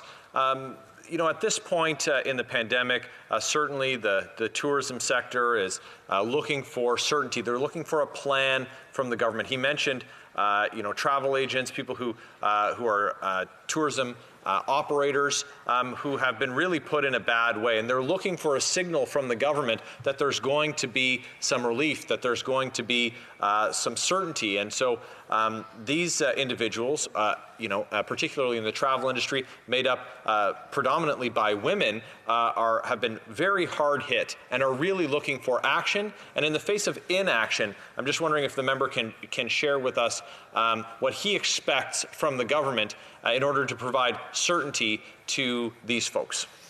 Honourable member for Edmonton Centre. Well, thank you, Mr. Speaker, and thank you to the member for that question. What business needs is certainty, or some level of certainty, or some level of planning, so they can at least understand what the potential looks like. And unfortunately, this particular industry has seen very little. We've talked about the airline industries, and we've talked about that the government is going to come up with some sort of a plan, and they're still waiting. So this uncertainty slows down the opportunity for them to get back to work, or at least plan towards the future so they know what they're up against. Thank you. Questions and comments? The honourable member for Winnipeg Centre. Thank you so much, Mr. Speaker, and I'd like to thank my honourable colleague for his comments. Members of Via Rail have been workers are really struggling right now. We know workers throughout the tourism industry are really struggling right now. Does my honourable colleague believe that one of the solutions as we see the pandemic persist would be to put in place a guaranteed livable basic income, particularly for those that are working in tourism and the travel industry that has been completely gutted by the pandemic? Honourable member for Edmonton Centre.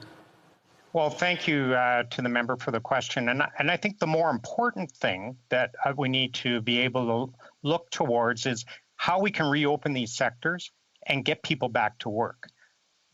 The people I talk to is that's what they want. They want to get back to their jobs. They want to get back to their way of life, and they want to be able to do that as soon as possible. So again, I come back to that's why it's critical that we get vaccine deployment, rapid testings, and the things that can create a safe environment for people to get back to work. That would be their preference, and that would be mine.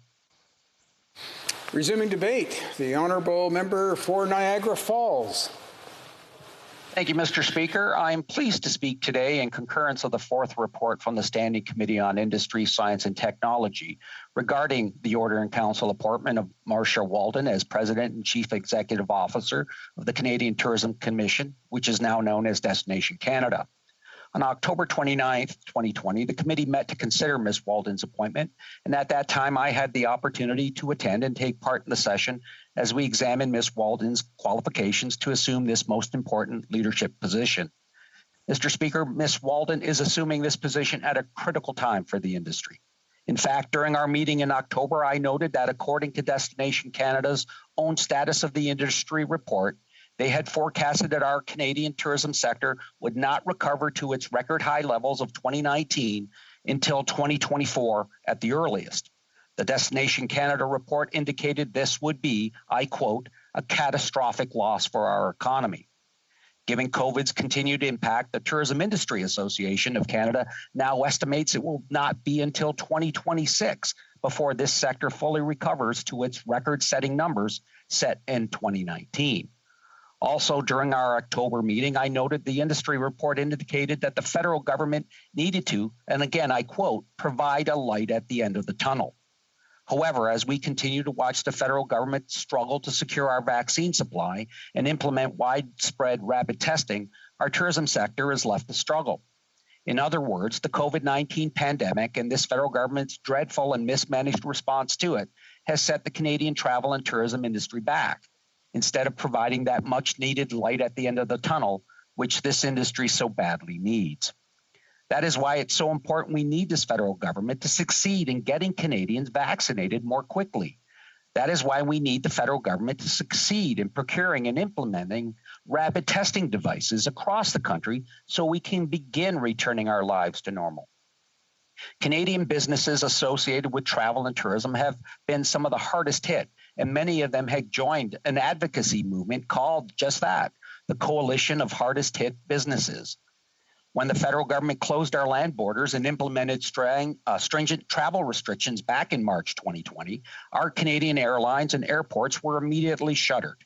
While all other countries were quick to financially support their aviation sector, our federal government has yet to provide financial aid, which is so urgently required.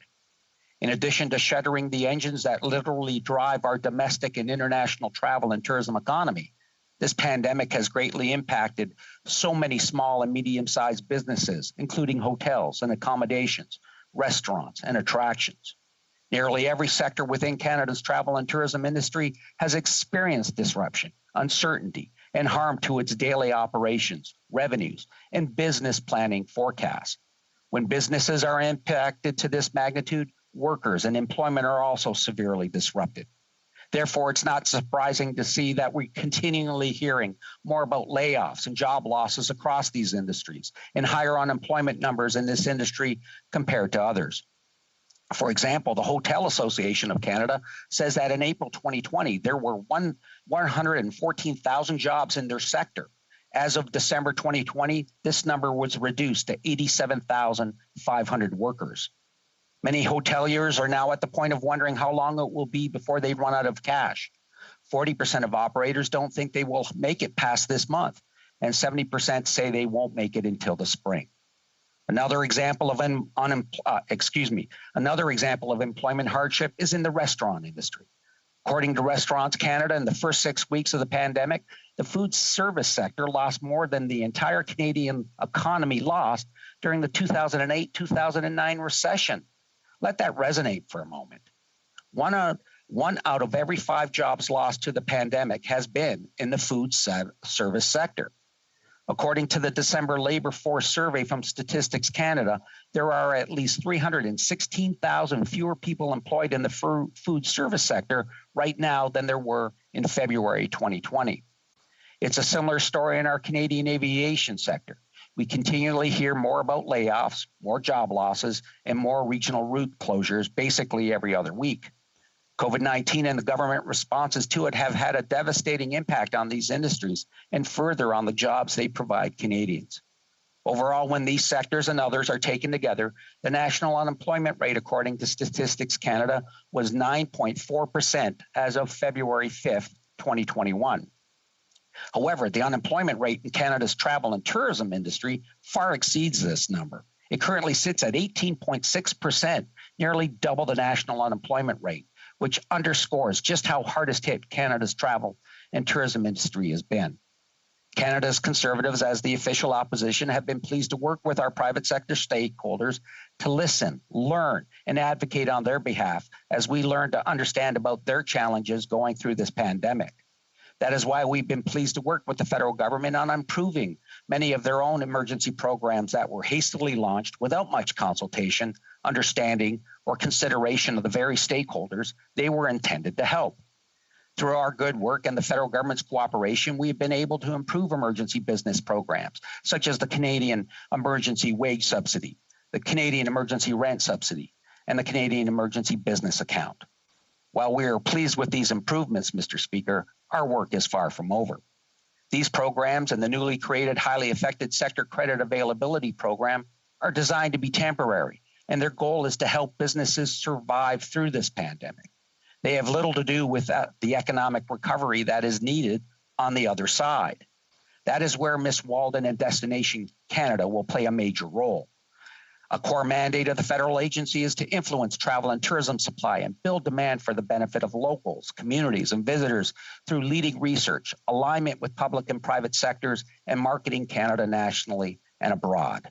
There is no doubt that Destination Canada will play a critical role in supporting tourism recovery from coast to coast to coast as early as this summer, or at least so I hope. The Prime Minister has repeatedly stated that everyone who wants a vaccine will have one by September. For this to happen, we need our vaccine supply to increase significantly very soon so that progress can be made in vaccinating Canadians between now and that time. As of this speech, just over 1.5 million Canadians have been vaccinated in a country with a population of more than 38 million. My riding of Niagara Falls includes Canada's top leisure destination. Our local tourism industry is very much seasonal in nature and traditionally relies upon a busy and successful summer season to take those important small and medium-sized businesses through the slower shoulder months in the fall and winter. Losing the 2020 summer tourism season through no fault of their own has had a detrimental impact, and I cannot imagine the consequences for them in possibly losing a second consecutive summer season this year. If that happens, the fault will land squarely on the shoulders of this federal government for failing to secure enough vaccines for Canadians in a timely manner. Destination Canada must be ready to assist the federal government as we move forward. The 2021 federal budget should outline a detailed plan and measures to achieve tourism recovery, and I look forward to reviewing these plans when it is released. Destination Canada will play a major role in informing the government on what is needed for tourism recovery in alignment with industry partners. And I sincerely hope to see measures that will support our Canadian travel and tourism industry, especially those who have been hardest hit. I'm also aware of the excellent tourism recovery plan that has been proposed by the Tourism Industry Association of Canada. What better place to start helping industry than by listening to what industry directly needs? While I do not hold much confidence in this government under the absentee leadership of our Prime Minister, I do hold hope that Ms. Walden will bring the needed leadership to Destination Canada at a time when that leadership is so dearly needed. As such, Mr. Speaker, I concur with the committee on its fourth report as presented to this House. Thank you. Questions and comments? Questions et commentaires? La députée. The honourable member for Mégantic-L'Érable. Thank you, Mr. Speaker, and I'd like to thank my colleague for his speech. The tourism industry is understandably very important in his riding, as it is in many parts of Canada. I was wondering whether my colleague could talk about the impact the pandemic might have on very small businesses that depend on tourism and that don't necessarily have the money to see them through this crisis, and we're heading into a second tourism season, and it's worrisome because it's all great to have nice attractions. If you don't have all the resources you need to welcome tourists, then we're not going to see that industry bounce back. So I'd like to know from my colleague how important things are for these very small businesses in order to have a good tourism season. And there are some amazing scenery to take pictures of in his riding. The honourable member for Niagara Falls. Thank you to the member, and thank you, Mr. Speaker. He is correct. If we approach the coming season again and lose it, it will be quite devastating, not only for our tourism community in Niagara Falls, but for many. In my community alone, there are 40,000 workers who come to rely on the tourism sector for their livelihoods. My two casinos alone, the largest tourism employers in Niagara, employ 4,000 individuals. They have been off since March. As my previous speaker mentioned and my colleague had mentioned, people want to get back to work. These industries and these small businesses are looking for certainty. When the Canadian Federation of Independent Businesses is indicating that maybe 200,000 small businesses may fail because of COVID, that would be devastating news for the Canadian economy and for Canadian tourism in general. Questions and comments? The honourable member for Skeena-Bulkley Valley. Thank you, Mr. Speaker, and thank you to my honorable colleague for his remarks. Tourism is certainly an important industry in Northwest BC, and I've talked to so many tourism operators who have been harmed by the pandemic and are looking at potentially another lost tourism season, as we've already heard. I'm curious about his comments around looking for certainty, though, because there's so much that is not known about the future of the pandemic and so many factors that are outside of our control.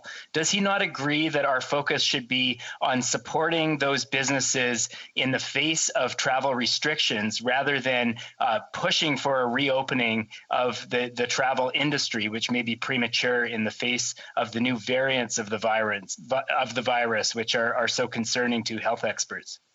Well, member for Niagara Falls. Well, I thank the member for his question. And as my colleague had mentioned earlier, there cannot be a full economic recovery without a health recovery. And so that's vitally important. But as we talk to several stakeholder groups, again, as I mentioned, they are looking for certainty. As I've spoken to outfitter organizations across the country whose membership and whose business is derived from over 90% of American visitation, they are looking for certainty. What is the government plan with regards to opening the border? When would that eventually happen? And how would they be able to do it? Because they need to start planning now. And without that certainty, they are on the verge of losing another season. We have time for one more short question and response. The honourable member for Nanaimo, Ladysmith. Well, thank you, Mr. Speaker, and I'd like to thank the honourable member for his comments and his speech. In my riding, tourism is very important, but also the booking industry, and we have companies that work here that work on booking cruise ships and booking travel around the world, and they're worried about losing their businesses and then having large corporations take over from what all these small businesses are doing. And I just wonder if the honourable member has some comments about what he sees as solutions to this issue. How can we protect these small businesses going forward from just having this business swallowed up by multinational corporations? Member for Niagara Falls.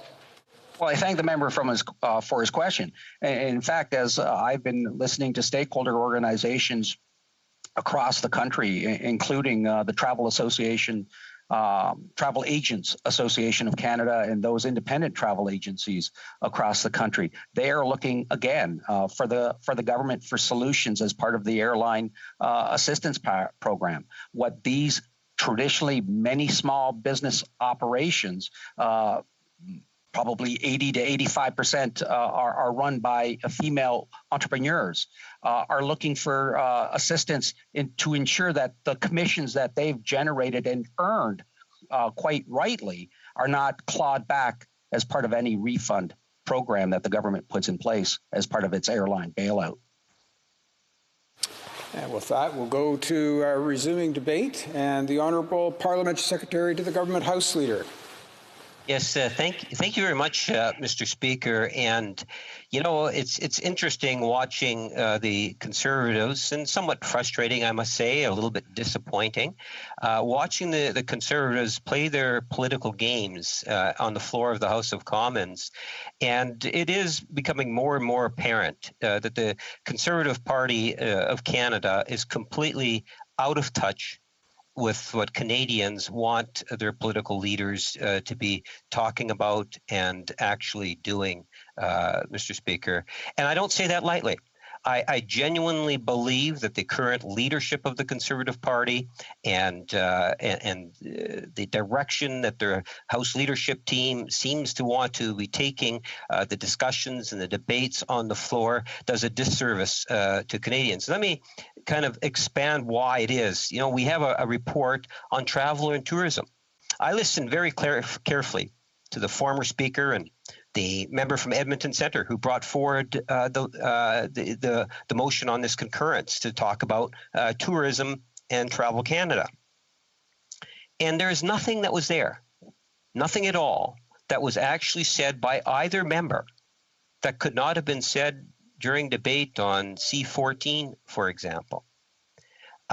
There's nothing in terms of implying the urgency of having that debate today. Remember when the member from Edmonton Centre presented his arguments as to debating this, I asked him, and he expressed concerns in regards to all the restrictions. But I asked him point blank, Mr. Speaker, does the member support the current restrictions in place that have been put in place by the government? And his response was yes, that he does support it. Where is the need to actually bring forward this report at this time, Mr. Speaker? If the members were saying, well, look, this is such an important industry, we could be talking and should be talking about it, and I agree, it is an important industry. It's a very important industry for all Canadians, whether they're directly employed by it, indirectly employed by it, or not even employed by it. Our tourism industry is of critical importance to our economy and to our society in terms of how it is that we ultimately evolve.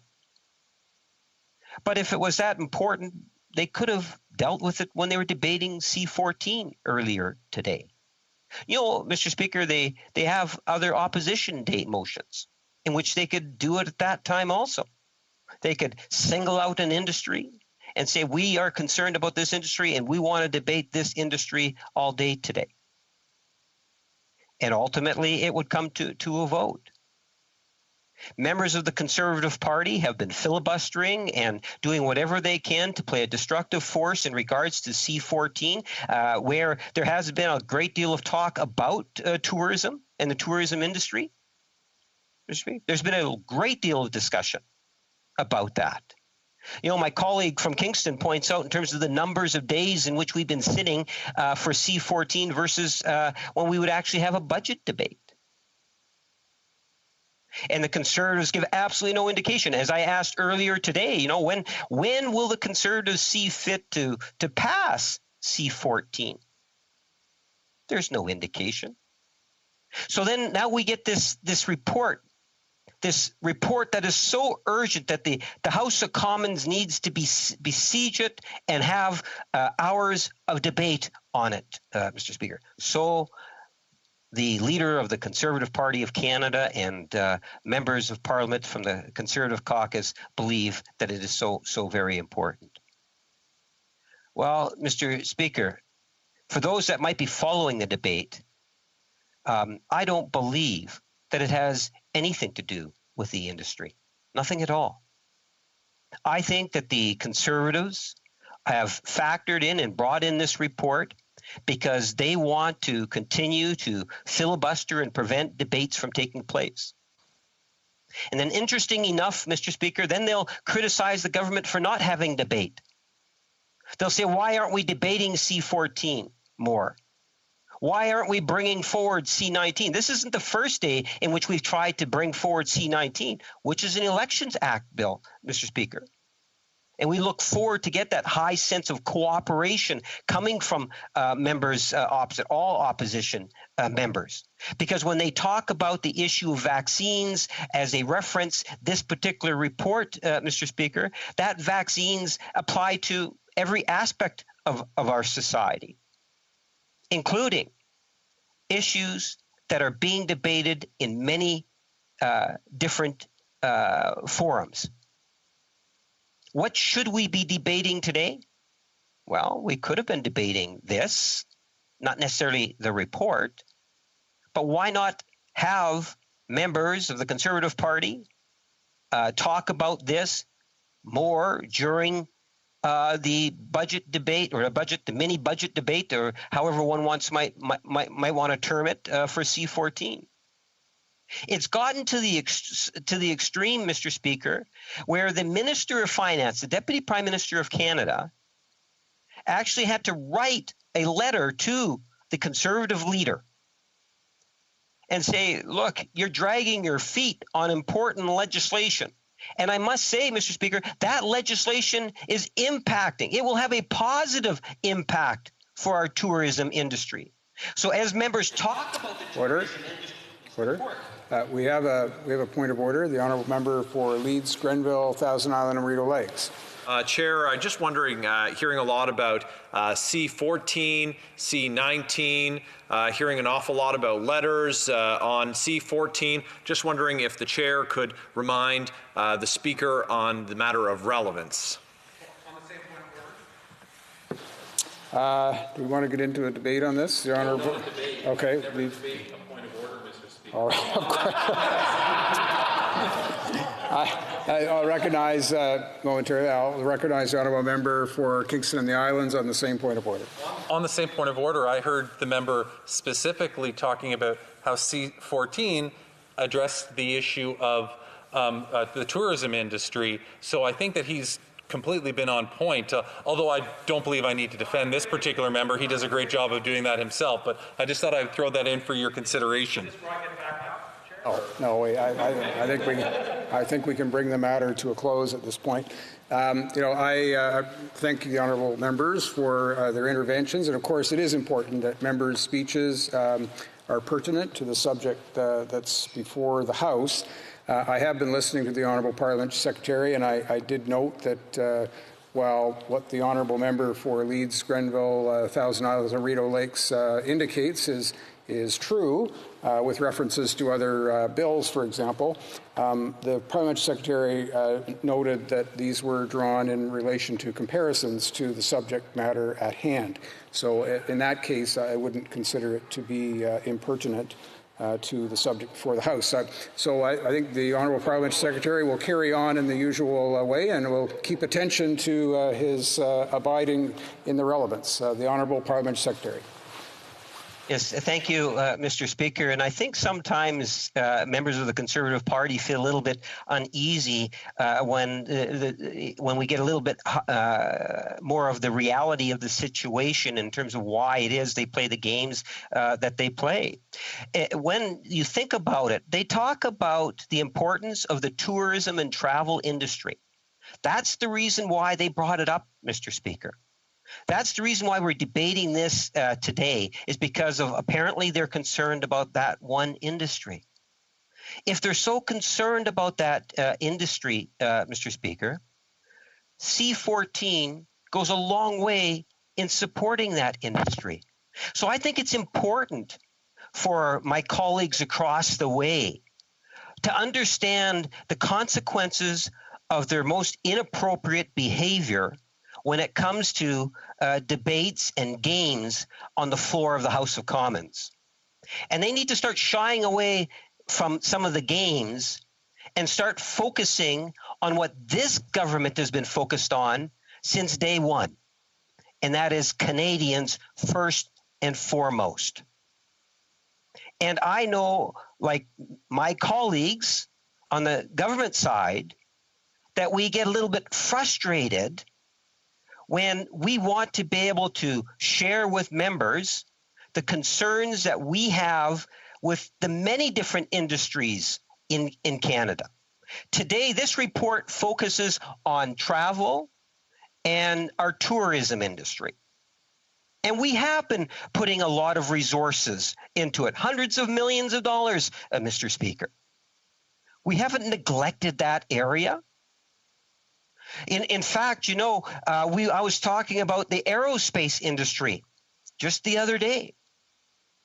Our aerospace industry is so vitally important, and the amount of travel that's taking place today has significantly dropped. We all know that. It has an impact. The aerospace industry, I'm concerned about it. I didn't hear members that were talking about the travel industry and the impact that that's having on our aerospace industry within this report. I would think, Mr. Speaker, that one should have also been tied in. So here's the reason why I say it. If you take a look at it and you say, well, what should we do? One industry at a time and have that debate? Mr. Speaker, that seems to be what it is that the Conservatives want to do right now. And maybe we'll forego opposition days and some of these government days and just one industry at a time go through each of the different industries. I'm concerned about the aerospace industry, very much concerned. As travel has gone down, and I don't know to what degree the committee had that discussion in regards to the aerospace industry and the impact it's having on it. You know, I take great pride in the fact that, and it's been said before, you can actually build an aircraft from the very start in the province of Quebec, from the nuts to the complete 100% complete aircraft. Very proud of that fact. Well, Manitoba also has an aerospace industry. We all know Boeing's being affected by air travel, Mr. Speaker. They're looking at ways in which we can support the travel industry. In fact, I met with some members from the Unifor to talk about the aerospace industry and the impact that travel is having on that industry. Manitoba has a wonderful aerospace industry. So does the province of Ontario. So does the province of British Columbia. Those provinces in particular, I think, probably have 98%. Don't quote me on it, Mr. Speaker, but I suspect I wouldn't be that far off of the entire aerospace industry in the country. And that's a direct link to travel. So I understand how important it is, but I can tell members that I don't think I would favor having a day for every subject matter in regards to the coronavirus. There isn't enough days in the next couple of months probably to cover it all, Mr. Speaker. So why would they bring this up at this point? There is a government agenda. The government is moving forward. During the debate, both speakers talked about, well, they're being critical of the government because we didn't do it fast enough in regards to the rapid testing, Mr. Speaker. You'll recall that. Remember the critic for health jumping up and down from her seat yelling, the sky is falling, the sky is falling. Where is these rapid tests? Millions. Over 20 million rapid tests have now been provided by the federal government, and a very small percentage of them actually have been utilized, Mr. Speaker. But it sure sounded good back then, coming from the Conservative Party, to try to get people to lose confidence in terms of the government. And that seemed to be the priority, not the travelers. To what degree did the committee look at that particular issue? That we have 20 million plus rapid tests, and they're just not being utilized, nowhere near to the degree that they could be utilized. Has there been representation coming from the tourism industries, whether it's restaurateurs or our travelers in regards to it? Why aren't they being done? Are the Conservatives trying to blame the provinces for not doing their job in terms of the circulation in good part of rapid tests? Is that what the Conservatives are trying to say? But they raised it. And as I say, I couldn't believe the ridicule and the so-called outrage coming in particular from the critic of health from the Conservative Party. And now, of course, members, in talking about this resolution or this motion, they talked about the vaccine, and they were critical about the government on the vaccine too, saying that it is going to be the savior. This government, through its process and the procurements, has put Canada in a fantastic position. We committed weeks ago to 6 million vaccines by the end of March, and well over 20 million by the time we get into June, Mr. Speaker. And we are on track to reach that. Sure, there's some bumps here and there and some things that we had to overcome. Some of them are an act of God through a snowstorm to restructuring or retooling of a company overseas. They're blaming God for their failures now. Well, Mr. Speaker, the Conservatives have one agenda, And that agenda is not to provide the type of opposition, the type of official opposition that Canadians, I believe, really and truly want them to perform. How do you think Canadians would talk in regards to this particular debate that we're having today, and the games that are being used on the floor of the House of Commons? It is frustrating. It's very frustrating, because I would like to be talking about the travel industry and our tourism industry once C-14 gets back from committee. Allow Canadians and committees and parliamentarians of all political stripes to be able to have that debate about this industry and other industries at the committee stage, Mr. Speaker. Look at ways in which we can improve it. You know, the previous speaker made reference to, well, we have some programs that are there. You're right. Because from day one, this government has been focused on making sure that we were there for small businesses in a real and tangible way. And those small businesses, in good part, are doing that much better as a result of the programs that we have put in place. And he cited some of them, Mr. Speaker. The Conservative member made reference 15, 20 minutes ago or whenever it was about the emergency wage subsidy program. Fantastic program. The wage, late last year, the Prime Minister and myself had a Zoom discussion, a virtual meeting with members from the Folk Arts Council, which puts on Folkorama in Winnipeg. Tens of thousands. In fact, it's probably closer to about 200,000. You can Google it if you like, Mr. Speaker, of people that participate. It is a major tourist attraction for the province of Manitoba. The Prime Minister was at the meeting. We had representatives from the folk arts and others. And you know what they were talking about? They were so grateful for the wage subsidy program. A couple of them even indicated if it were not for the wage subsidy program, that the Folk Arts Council might have had to close their doors.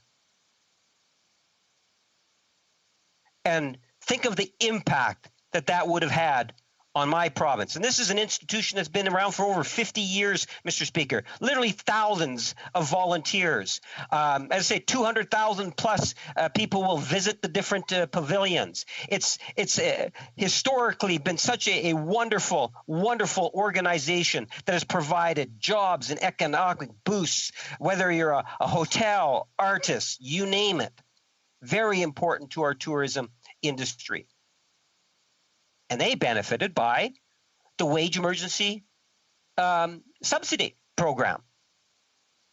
Well, you know, members can talk about tourism in that particular program under C-14 if they so chose. But then he also made reference to the emergency business account.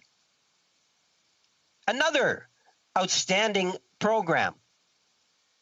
But I don't know if he made reference to the emergency rent subsidy program, Mr. Speaker. Or what about the business credit availability program? One could even talk about the regional relief and recovery funds, Mr. Speaker. These are all programs that virtually started from nothing. But because at least this Prime Minister and this government's focus has been on the pandemic and working with Canadians and provinces and territories wherever we can to protect these industries and to work with some of the best civil servants in the world, we were able to get these programs in place to protect the type of industries that are absolutely critical to our future. And because we were so successful at doing that, Mr. Speaker, I believe that we are in a much better position to be able to build back better. And so that applies to our travel industry. Our travel industry and tourism industry, like other industries that we have, benefited dramatically, positively by these programs. We've admitted that we can do better, that there are opportunities to improve. That's one of the reasons why C-14 is there, Mr. Speaker, and why the Conservatives continue to play this stupid game of filibuster and preventing it from going to committee. Because they're not concerned. They might say it, but saying it is different than doing it. It's time to have less talk and more action coming from the Conservative Party of Canada. We need a higher sense of cooperation. Order. We have another point of order. The honourable member for Leeds, Grenville, Thousand Islands and Rideau Lakes. Well, thanks, Chair. I'm listening intently to the parliamentary secretary's comments, and he used a word that I have used in this place, and a chair occupant at the time described it as unparliamentary. And so I would never disagree with the chair occupant. And so for the parliamentary secretary to refer to the Conservatives acting in a stupid way, I would say that the parliamentary secretary has now descended into unparliamentary language. Now, Chair, before you rule, and before the member for Kingston and the Islands engages in debate on my point of order, I would just say that the chair occupant at the time shares the same party affiliation as the parliamentary secretary and the member who will now challenge this point of order. Order. We've only got a short time left for the Honourable Parliamentary Secretary, but we'll hear from the Honourable Member for Kingston and the Islands on this point of order as well. On that point of order, Mr. Speaker, I'm going to agree with what my colleague from the Conservatives just said. No person should use the word stupid in this House, and indeed, my 4-year-old reminds me of that every time that I accidentally use that word. So I would encourage you to encourage any member of this House, Mr. Speaker, not to use such a word. I thank honourable members again for their thoughts on the point of order. Yes, honourable members will know that the use of words and expressions can sometimes be in the category of unparliamentary, and that's particularly when they apply individually to other honourable members. So in this particular case, I didn't hear anything unparliamentary, so we're not going to rule in that case, and we'll carry on. The Honourable Parliamentary Secretary has about 20 seconds left in his comments, and then we'll go to questions and comments. The Honourable Parliamentary Secretary. I don't know about you, Mr. Speaker, but sometimes the time seems to go by awfully quick. I would love the opportunity to be listening to members debate all sorts of issues in regards to the coronavirus and how we can work together. And my challenge to the Conservatives is step up to the plate. And let's do what we can at fighting the pandemic. With that, questions and comments. The Honourable Member for Calgary Signal Hill. Well, thank you very much, Mr. Speaker. First of all, I'd like to thank the member for Edmonton Centre and the member for Niagara Falls for bringing forward this concurrence motion, because it's becoming quite obvious that the only way you can get this Liberal government to act on anything is if you bring it to the floor of the House and put it to a vote. And we saw that this afternoon. With the vote on the China situation. So I think what has got this parliamentary secretary so worked up is he's afraid of another vote where either his entire cabinet is going to abstain or disappear from the vote, or he's going to have all of his colleagues vote in favor of another Conservative motion. So I really think he's quite concerned on how he's going to manage this situation. And it just shows what terrible disarray this particular government finds itself in today. But I do have a question for the member from Winnipeg Centre who made one comment that actually made sense, which was if we took a full day to debate every situation that this government has failed to act on, we'd never get through all of these debates because there are so many of them. So, Mr. Speaker, I'd like to ask the member of parliamentary secretary, he's great at talking about science and data. I'd like to ask him on what basis did the government bring in the decision to quarantine at hotels when the public health folks? We'll have to leave it at that. I think we're well enough along, and there are a number of others that wish to pose questions. We'll go now to the Honourable Parliamentary Secretary. Well, Mr. Speaker, I think that the member should maybe ask his colleague from Edmonton Centre, who I posed the question to him, saying that does he support the current restrictions put into place? And his response to me was yes. So I am believing that the Conservative Party of Canada does support it. And if I'm wrong, they should probably indicate it, Mr. Speaker. And to answer his innuendo in terms of why I might feel frustrated at times, it's because I feel very passionate about the issue of doing what I can to combat and fight the pandemic. I see, as we all do, the impact it's having on Canadian society, and I see how important it is that the government be at least allowed to do some of the things it needs to do, such as pass Bills C-14. Questions and comments? The honourable member for Winnipeg Centre. Thank you, Mr. Speaker. And I just wanted to point out that I found the honourable member's kind of sky is falling mockery really disrespectful, particularly with the Liberals' non-vaccine rollout that's currently happening with people losing work and certainly their homes at this point. And we know this is true for the tourism industry, where workers have lost income. We know people don't even know what's going to happen with the EI benefit. This certainly impacts people that live in our ridings, as my neighbor in Winnipeg.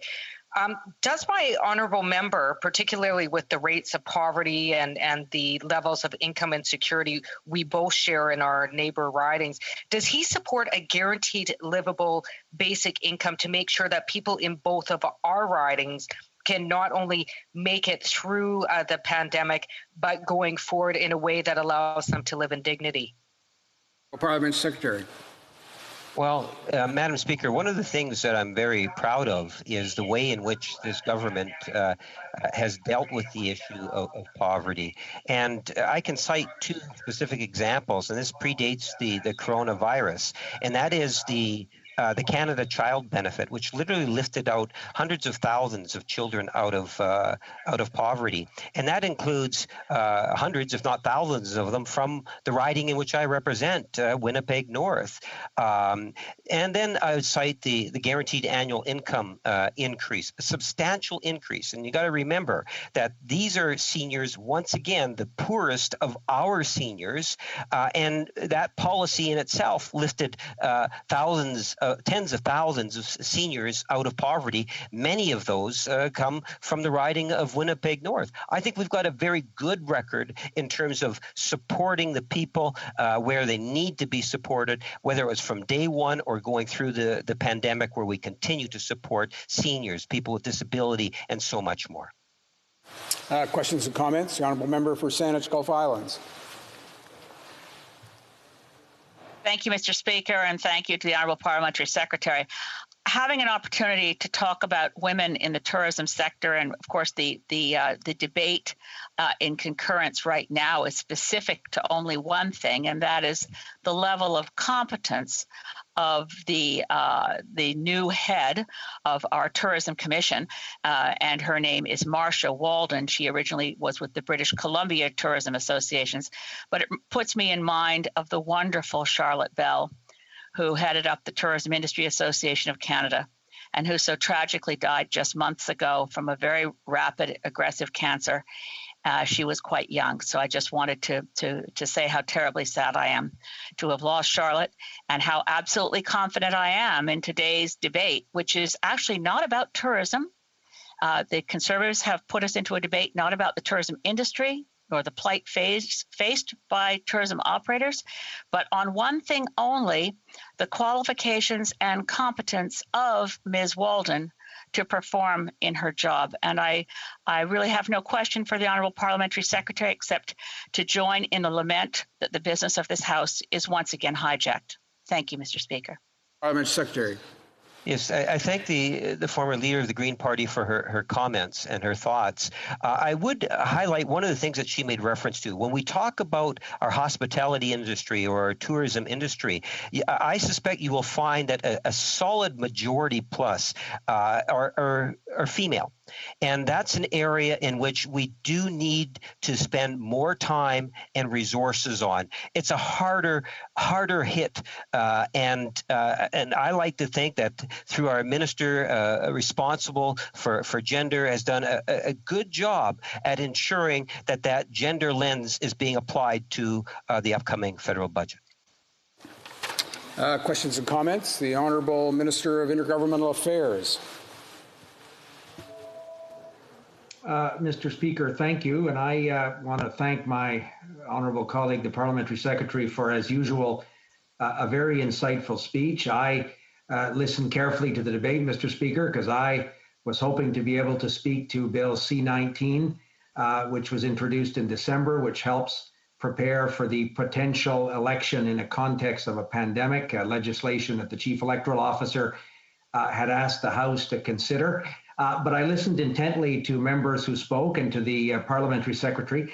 And he began, Mr. Speaker, I think, not only talking about the importance of the tourism sector, something that we all share with our colleagues from the Conservative Party, but he also offered some insight as to why the Conservative Party may seek this procedural dilatory tactic in order to prevent the House from considering important legislation that would protect Canadians in a pandemic. And I'm wondering if the Parliamentary Secretary might expand and share with us his views on why the opposition would seek to, as the member for Saanich Gulf Islands so properly said, seek to delay the proper business of this House in considering legislation that will protect Canadians in the context of a pandemic. The Honourable Member for Winnipeg North.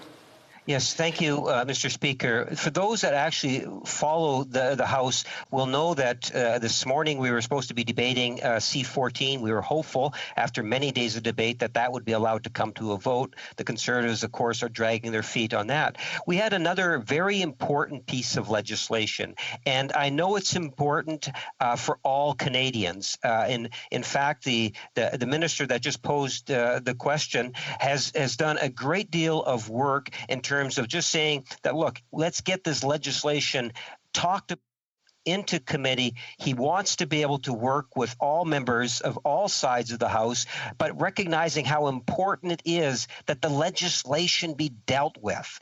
But much like the C-14, the Conservatives would appear to want to continue to play this destructive games, which is not healthy for Canadians. We're going to try and get order. We're just going to try and get one more question in here at the tail end of this 10-minute period.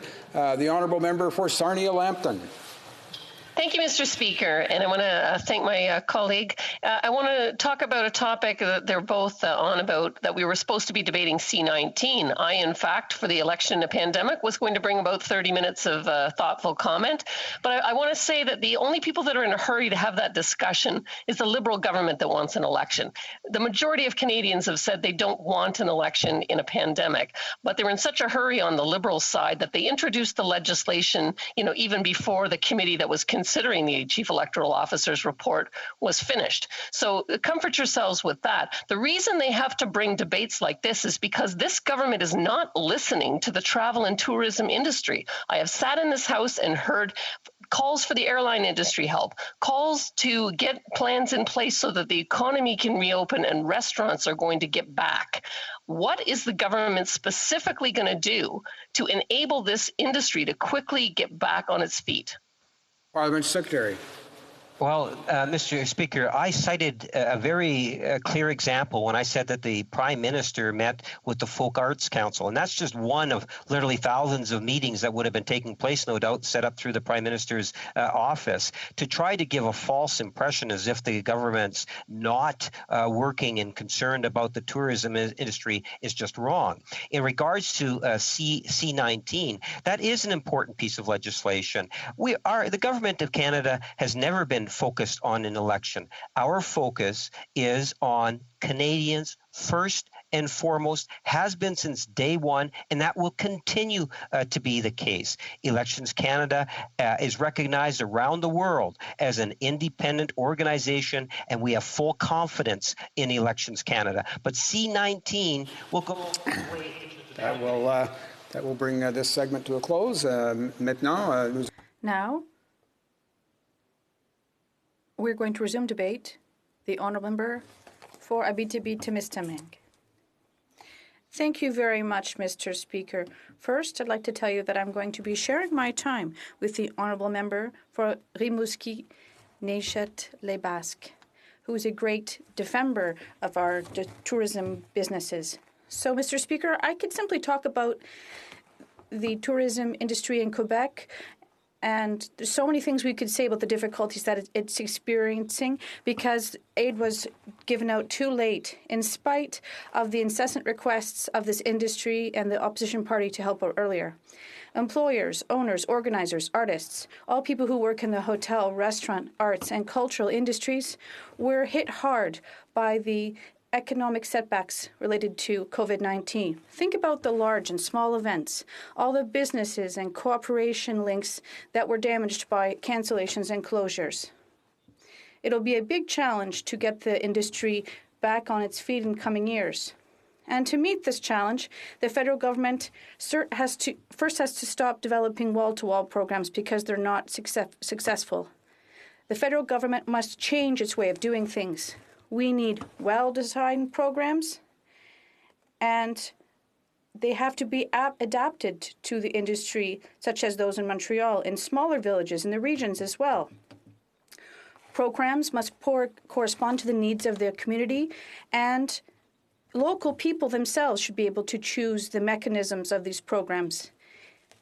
In Quebec, the tourism industry is important.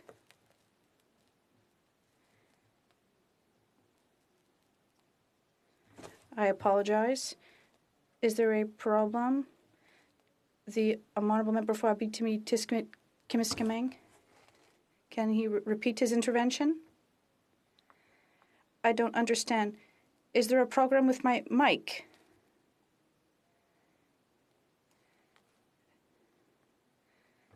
Volume. I'm not sure if other people are hearing that, but it's difficult to follow along. Thank you.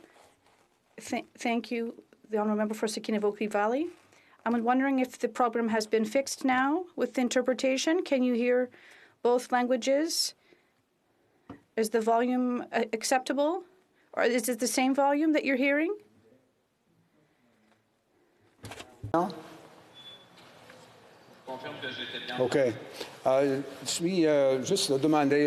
will just ask the honourable member for Abitibi to continue with his comments. We're just going to check if interpretation will work. The honourable member. Perfect. Thank you very much, Mr. Speaker. Yes, translation is very important, like tourism as well. So the tourism industry in Quebec is vital for Quebec's regions. More than 400,000 workers are connected to this industry, which generates $15 billion for the Quebec economy. More than two-thirds of these businesses are located outside of Quebec City and Montreal, and most of them are very small and innovative but fragile businesses. This industry is one of the sectors that is hardest hit by this health crisis, and it's still waiting for the federal government to show them greater empathy and desire to cooperate, because times will be tough for many years to come still. And for this industry to meet its challenge, it will need the efforts and talents of all stakeholders. And that is why, Mr. Speaker, I prefer to talk about tourism with a promising future. And that's why I'd like to share with the President and CEO of Destination Canada, Ms. Marsha Walden, some solutions that have been shared with me from people in the industry over the past few months. So I'd like to take advantage of this debate to talk about solutions. First, before improving or increasing budgets for tourism promotion, we need to massively restructure the tourism ecosystem. With the current health context, travelers are looking for offers in alternative destinations because people don't want to end up in large cities where COVID-19 dangers are greater. It's normal that this is so. Larger cities are neglected because people want to experience happiness outside. The tourism industry will have to adapt its offers and invest intelligently in the most marginal tourist offers. For example, in 2020 in my region, Abitibi-Témiscamingue, there was a tourism surge. Despite the health context, it was a good year for tourism under those circumstances. Quebecers traveled more than 7 hours by car outside of Montreal to visit my region. And in September, festival goers spent a day in my region during the Festival de Musique Émergente. And there was also a Festival de Cinéma, an international film festival in my region, in the midst of a health crisis. And there were two major events without any problems of the virus spreading. And this winter, snowmobilers from everywhere came to our big trails, and there are more than 3,000 kilometers of trails in my region, if that is of interest to you. So the region is so large and attractive that it would take weeks for travelers to travel all the trails and all the cross-country ski and snowshoe trails, all the expanses of the frozen lakes in winter, just as it would take weeks for travelers to travel all the hiking trails and parkways. So we need different tourism offers this year and maybe in coming years as well. Tourism in my region will gradually regain its full vigor, and people from elsewhere will come to my region to discover it. They will visit museums, shelters, wilderness areas, villages. They'll take part in rodeos with horses and trucks, as well as large outdoor shows. People in my region are known for being dynamic, and even they're outside when it's minus 30 degrees in January and February, or when it's plus 30 in July and August. Quebec is a true gift of nature for its beauty and of its territory. Quebec, as well as travelers from around the world, come to Old Quebec as well. And they go to downtown Montreal. They travel along the St. Lawrence River to see the whales. To visit small villages along the shores. And they also want local products. And they like to visit microbreweries. They go through the great wilderness of the boreal forests. They participate in ice fishing tournaments, dog sledding races, and so on. Quebec is a privileged place for adventure tourism. So we need to improve the tourism offer. So why not invest massively in regional structures so we can put the money in the right places, exactly where the local needs are? So I would ask the president of the Tourism Association to look at this. Municipalities and organizations need to improve their tourism offers, and we have to rebuild locally. Things are being prepared now, and I hope that Ms. Walden will offer the necessary unconditional resources to the tourism industry in the regions. When Quebec and the rest of Canada reaches its full momentum in coming years, I hope that the federal government will do everything it can to rebuild it and revitalize this industry. This is not insignificant. Restructuring is a huge challenge. For example, we need to push agro-tourism. Let's invest in structures so that tourism can take place right on farms. And there can be activities on site. People can taste farm products on site. And why not innovate in public markets so that people can discover local products? Tourism offers can go as far as the mountains, forests, and waterways, so we can ensure the eco-responsible protection of natural environments. This tourism helps us to protect our built heritage as well, our historic sites such as churches and beautiful old Canadian homes. Let's build a quality ecosystem that will serve the development of individuals and their talents, the conservation of our heritage, and the development of natural sites. So we have to develop tourism differently. Until the tourism industry regains its full strength, we have to think differently. We need a paradigm shift. We need to focus on the well-being of travelers, on how well these support structures are working for them, and also the entrepreneurs and organizations that make up this ecosystem. Let's no longer leave travelers to their own devices. Let's offer them a memorable human experience. Let's make tourism a more human way of life for the traveler and the worker, more innovative, more ecological, with heritage and local people involved. To achieve this, we have to go from competition to cooperation. We have to review the investments to be made, not only the budgets themselves, but the way we do things. Let's build innovative and creative projects in cooperation and not competition. And I suggest several courses of action, Mr. Speaker. First, we have to increase budgets. We have to allow local people to invest in specialized resources. These people are often very passionate and they're living in the area to be developed, and we need people to accompany them with attention and passion. People such as entrepreneurs or organizations, for example. We have to invest in these structures. And this becomes a dynamic lever of regional development for young people, because young people have the desire to live in the area, to live healthy and create an exceptional quality of life. Let's make people who work in tourism feel proud to contribute to the improvement of their territory and its natural beauty. We have to involve video promotions, but we have to have the people involved in the industry involved. They're the key of the future. And there are still many difficult months ahead for the tourism industry, and there is a shortage of labor. We have to be aware of this. Mechanisms and structures have to be rebuilt. We have to pool talents as many people are leaving this industry. Thank you very much, Mr. Speaker. Questions and comments? Data Yellowhead. The Honourable Member for Yellowhead. Thank you, Mr. Speaker, and thank you to the member for his comments. And I want to say that Jasper and Jasper National Park are probably the most famous or most known for tourism in my section of the riding. And I'm not happy that you're saying that tourism is suffering, because the previous speaker, I was almost thinking we're not in the same world with how many great things they're doing. And what I'm hearing from my tourist operators and actually many small businesses is how bad we're suffering. Could you maybe make some comments on, he had said some of the programs aren't working, and could you maybe assist where the Liberals have failed? Where do you think that they could improve upon their programs? The Honourable Member for Abitibi-Temiskaming. Thank you, Mr. Speaker. From what I understood from the member for Saanich Gulf Islands,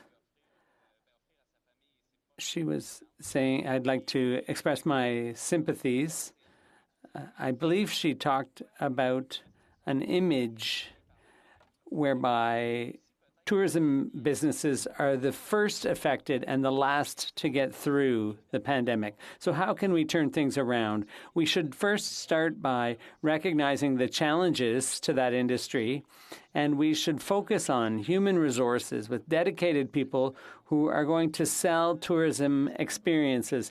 And Jasper must be, well, it's a beautiful area. I have visited it once, and I will definitely go back someday to see everything there is to see in that place.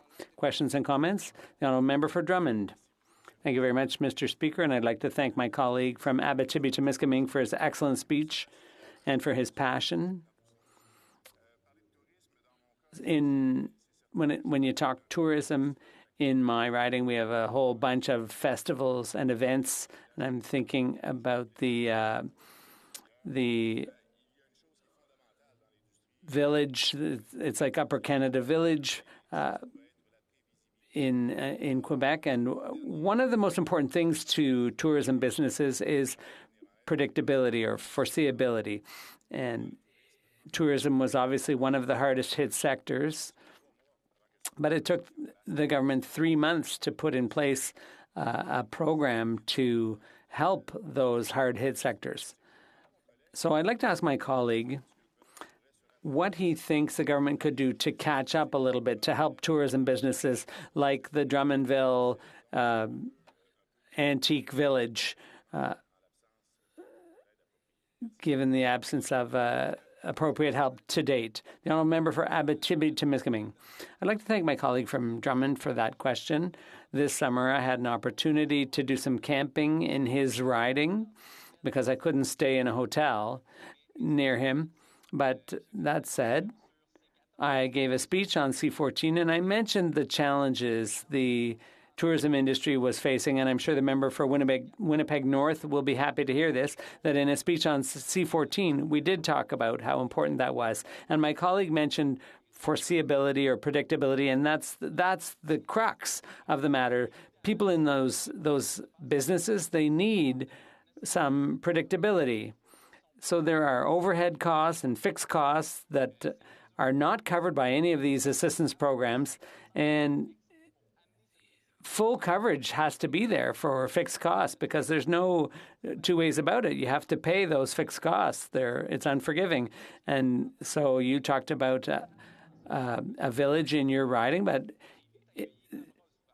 any kind of assistance would be welcomed by the entire tourism industry in order for tourists to be able to get sensational experiences in the future. And word of mouth is one of the best ways of advertising these businesses. We have time for just one more question and a brief answer. The honourable member for Sarnia-Lambton. Merci, Monsieur le Président. Thank you, Mr. Speaker. I'd like to thank the member for his speech. What are the companies in his riding that are the hardest hit by the pandemic? And what does the government have to do to improve the situation? The honourable member for Abitibi-Temiskaming. Thank you, Mr. Speaker. I'd be delighted to invite the member from Sarnia-Lambton to my riding. There are about 60 or 7 towns or villages in my riding. We have 84 communities in the riding, and each area has a regional event, pretty much a festival or some kind of tourism event that sets them apart. If you want concrete examples, I would mention the insect labyrinth, where an entrepreneur has managed to struggle, but has managed to survive, but will need help to make it through the next wave and to get to the next step. So he has done a funding campaign, a crowdfunding campaign, but for the costs involved in keeping all those insects alive is going to force him to ask the government for help, and that help has not yet arrived. Resuming debate, the honourable member for Musqueam-Nejet-Témiscouata-les-Basques. Thank you, Mr. Speaker. It's a pleasure for me, but it's a bit ironic to be taking part in this debate. The government is now imposing this debate on us. I can't imagine that the Liberal minority in this government wants to force such a futile debate on everyone we represent. When you consider the health crisis that's going on, that emergency should be dictating what we debate. My Liberal colleagues know that our friendship is based on trust and fair play.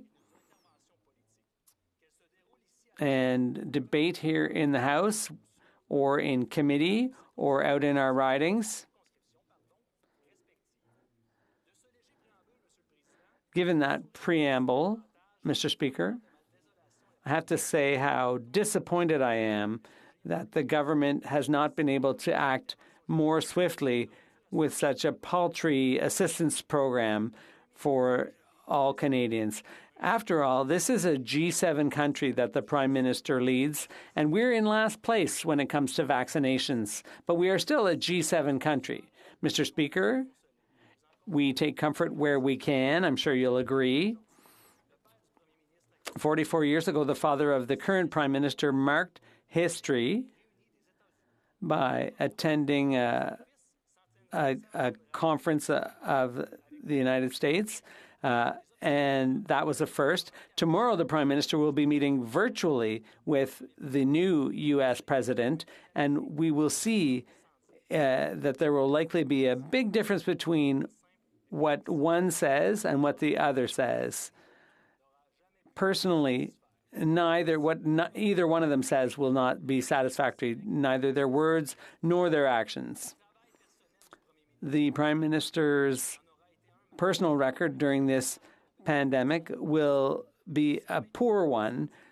It's almost not worth mentioning. The Liberals have been slow to react to the pandemic, and this shows that the government is quite understandably raising legitimate concerns. The Liberal Party's dilatory motion, as we say in Quebec, is ragging the puck. And we should remember that. That's all the government is doing here is ragging the puck. It's unacceptable, it's insulting, and it's frankly inconceivable. The House's valuable time is being eaten up on a committee report. And in my view, this is completely offhanded and juvenile. The government, I imagine, is happy to see this kind of time wasting to slow down the work of the House.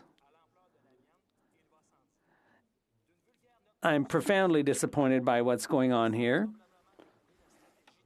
This is probably their strategy.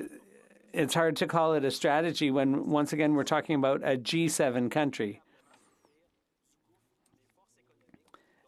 There are huge economic problems facing this country right now. And if I ever had an ally or a partner like this Liberal government, I would have ditched them without any regret.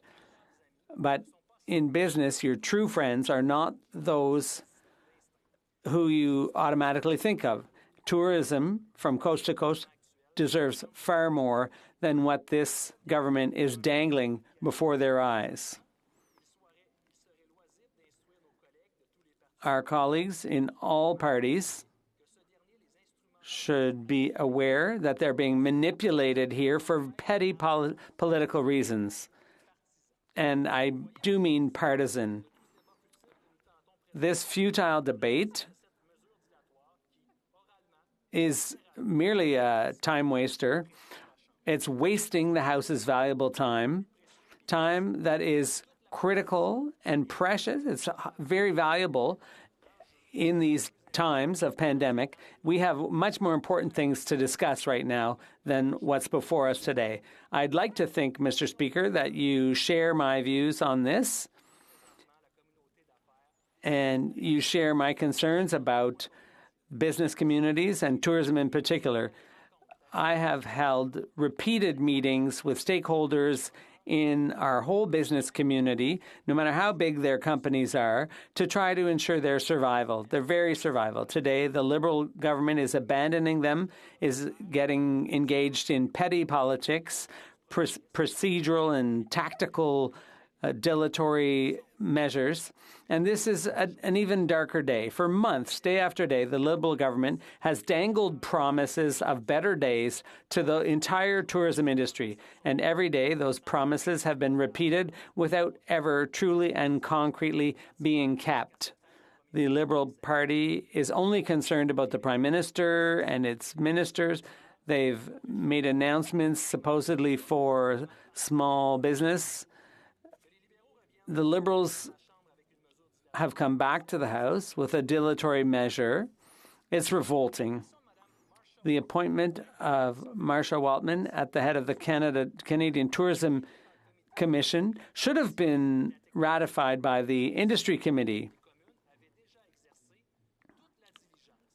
The committee had already diligently done all of the work in vetting her appointment, and the Liberals' tactic here is completely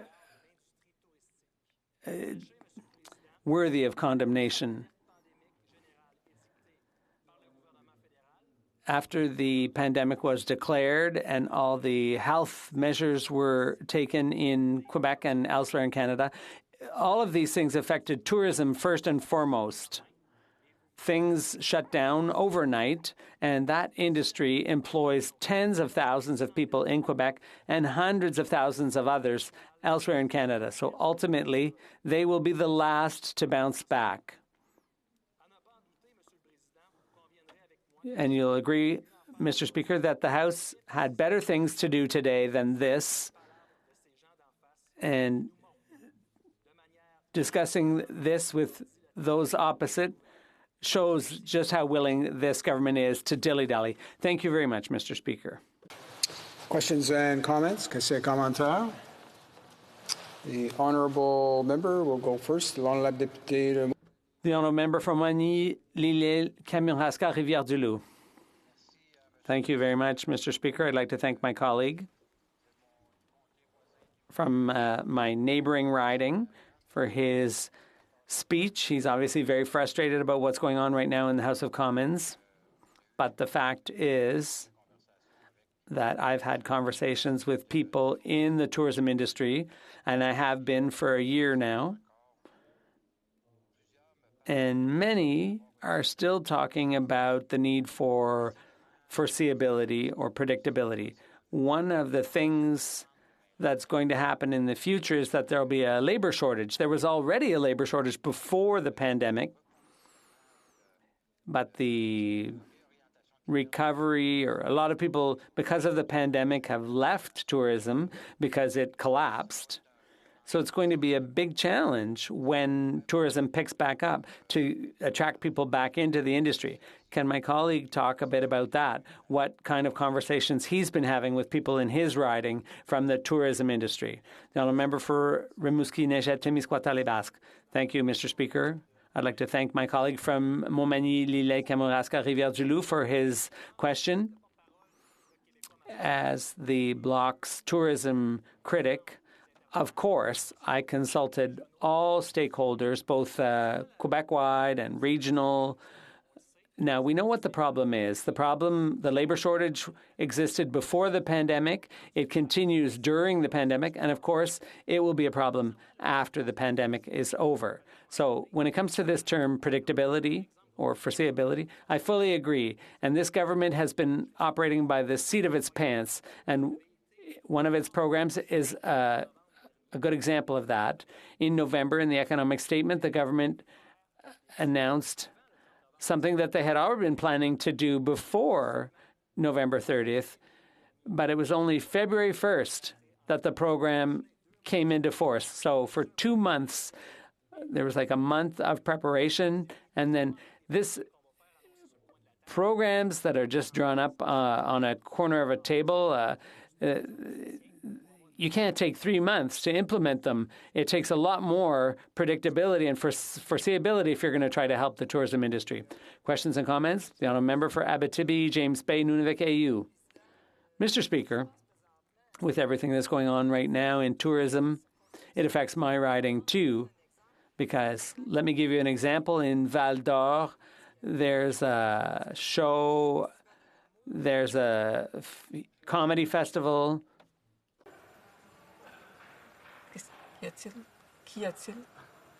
What's going on? There's a comedy festival, there's a storytelling festival, there's a skidoo festival, because in Abitibi-Témiscamingue and in my riding, we have a vast territory. So it's important to talk about this.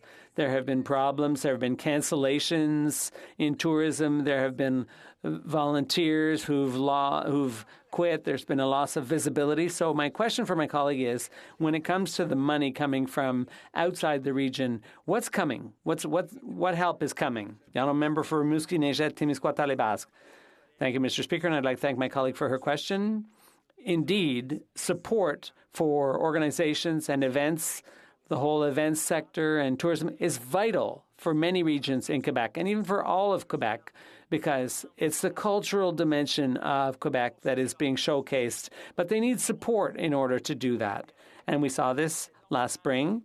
The money that's usually distributed for marketing and promotion internationally for Canadian destinations was transferred to the Industry Association for Tourism in Quebec.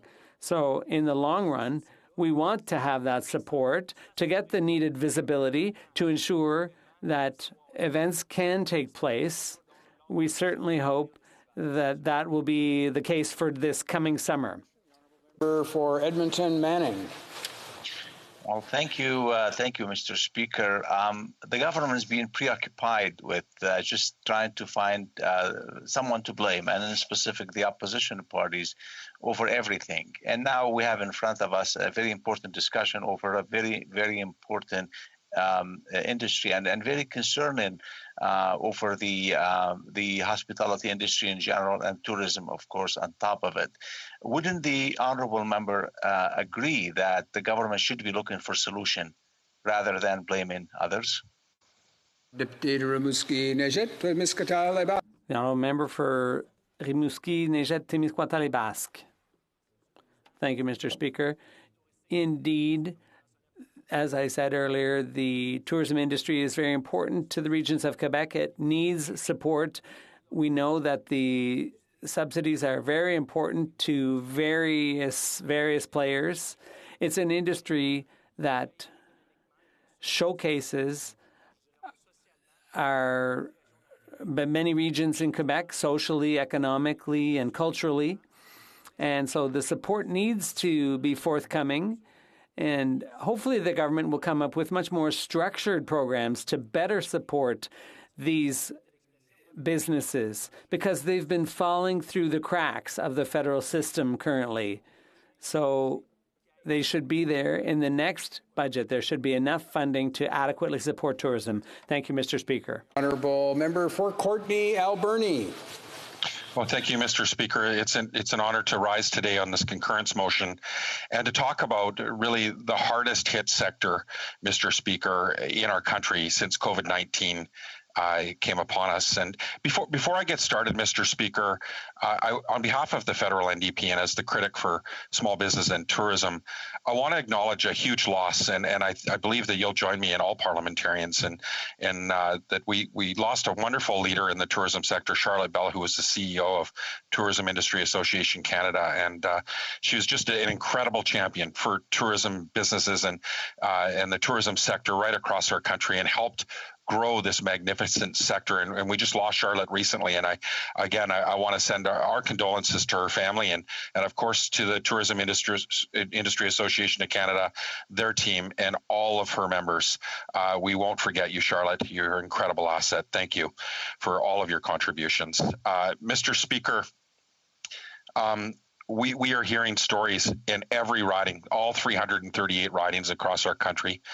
Given that we have the longest coastline in the world with 3 coasts, incredible mountains, and the scenery right across our country from coast to coast is magnificent, and every community has been impacted by COVID-19 and the tourism and hospitality sector, which was a $103 billion sector prior to COVID-19 arriving in our communities and around the globe.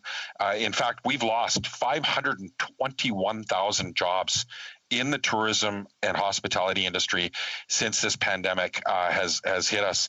And it is the hardest sector, and it'll be the last sector likely to recover, Madam Speaker. I see you've taken the chair.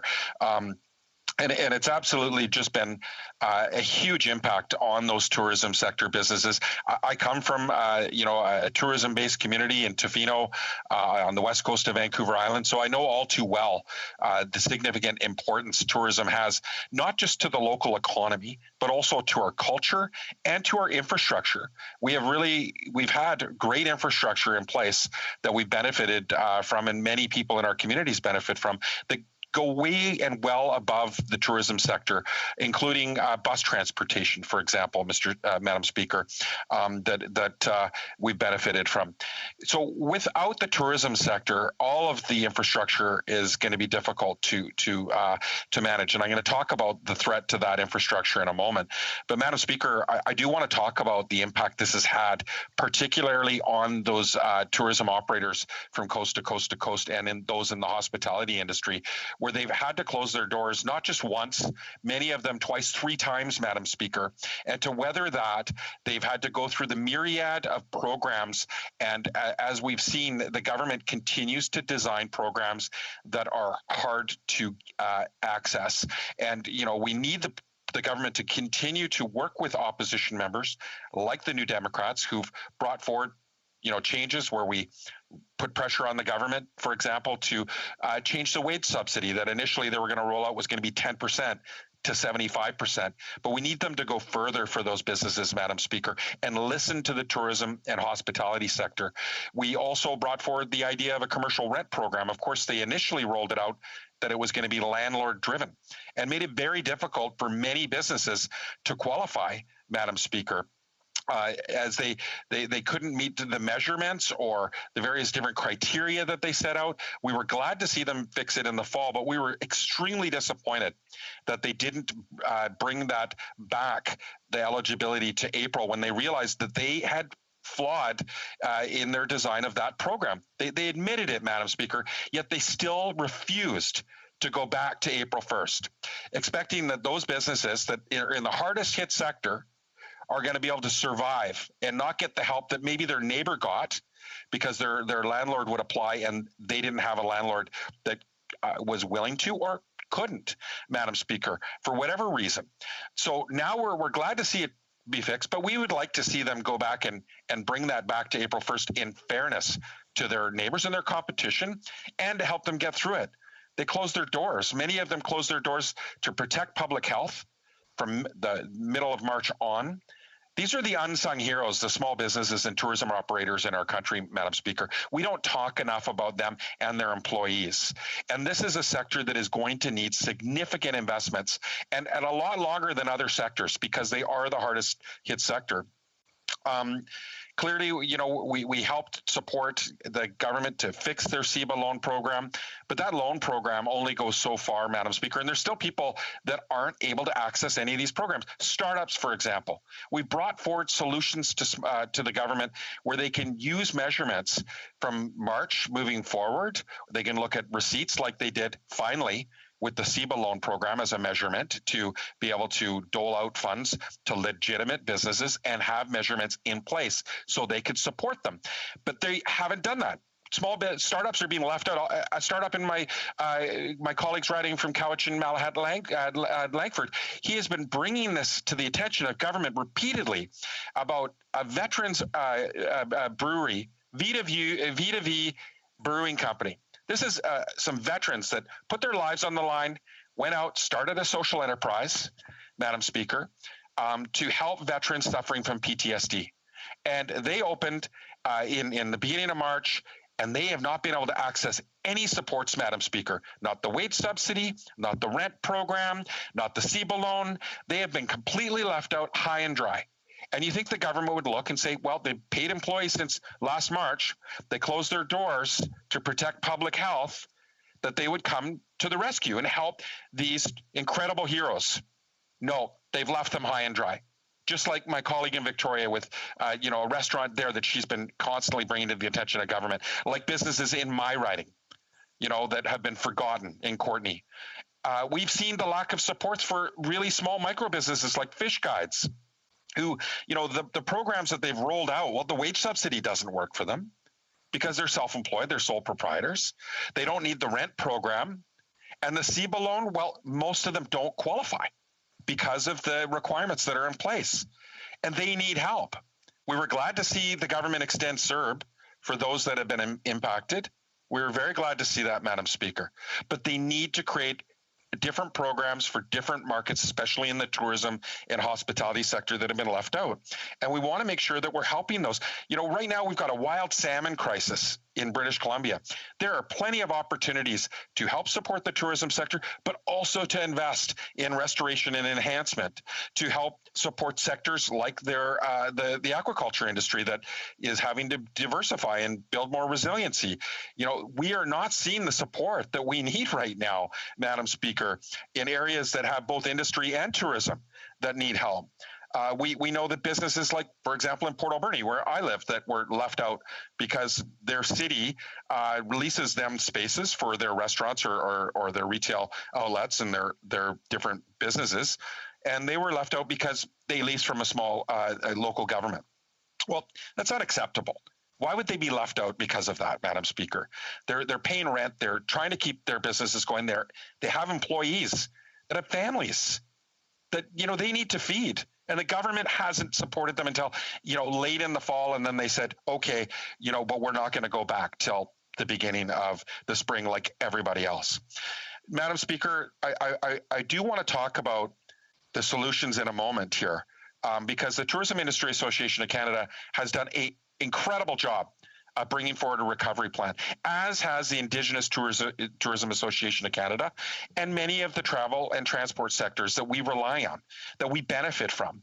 Tourism relies heavily, obviously, all Canadians benefit from our air and aviation sector and from our bus sector. And, we just had a bus line right now in my riding on Vancouver Island, and me and my colleagues from the NDP on Vancouver Island wrote a letter to the new Minister of Transport urging him to do something to save Wilson bus lines. Because, Madam Speaker, if we lose Wilson bus lines, this is the absolute critical infrastructure for people, especially the most marginalized on Vancouver Island, that relies on tourism for the bulk of the income to keep that business afloat, that many people in our ridings benefit from. And I think about people who live in remote First Nations like the Heshquit or the Hausut or Uklulathot, or the Huet. All of these Nuu-chah-nulth nations, I can speak to all of them in my riding that benefit from the tourism infrastructure that's in place, like the bus services to get to doctor's appointments, to be able to connect with their family members, many of them struggling and to get to a doctor, they rely on bus transportation, especially our elders. Some of them can't drive. They might have vision issues or health issues, and they can't get to an appointment. People that have barriers, people living with disabilities that absolutely require the support and the service. Now, what the government's saying is go out and borrow more money. We're going to collapse the sector. People aren't going to come. Go borrow more money. Well, they're not able to do that anymore, Madam Speaker. They can only borrow so much. They actually need the government to step up to the plate. They keep talking about supporting the transportation sector. They haven't done that. And I want to thank my colleague from Skeena Bulkley Valley, because he has just been an incredible champion. Up in the Highway of Tears, he's talked about the impact of losing Greyhound, as many communities have in northern Saskatchewan. My former colleague, had raised this issue as well. Georgina Jolibois. And, this is absolutely critical that we create an essential bus network. And there is now a coast-to-coast bus coalition. They're advocating for the federal government to ensure that we have that connection right across our country. We have downloaded, Madam Speaker, this to provincial governments, and it's now become piecemeal, and it's unacceptable, especially for the most marginalized, Madam Speaker. We need to connect Canadians coast to coast, and we need to make sure that they get the support they need. Now, the 2021 Tourism Recovery Plan that I talked about from the Tourism Industry Association of Canada is absolutely fabulous, and it's very clear and straightforward, and they've identified their needs. They need the government to actually respond with supports, and we now know that HASCAP's out the door, but we want to make sure that financial institutions are actually ready to receive HASCAP applications and move quickly.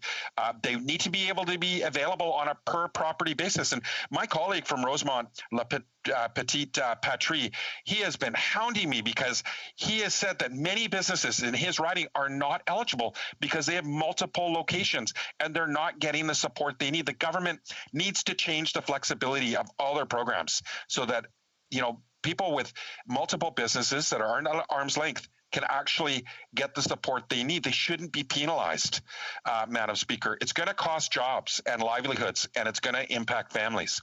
Otherwise, the RIF funding has been absolutely a disaster. Only 14% of those that are eligible, those that have applied, have gotten it. It's just been a terrible rollout so far.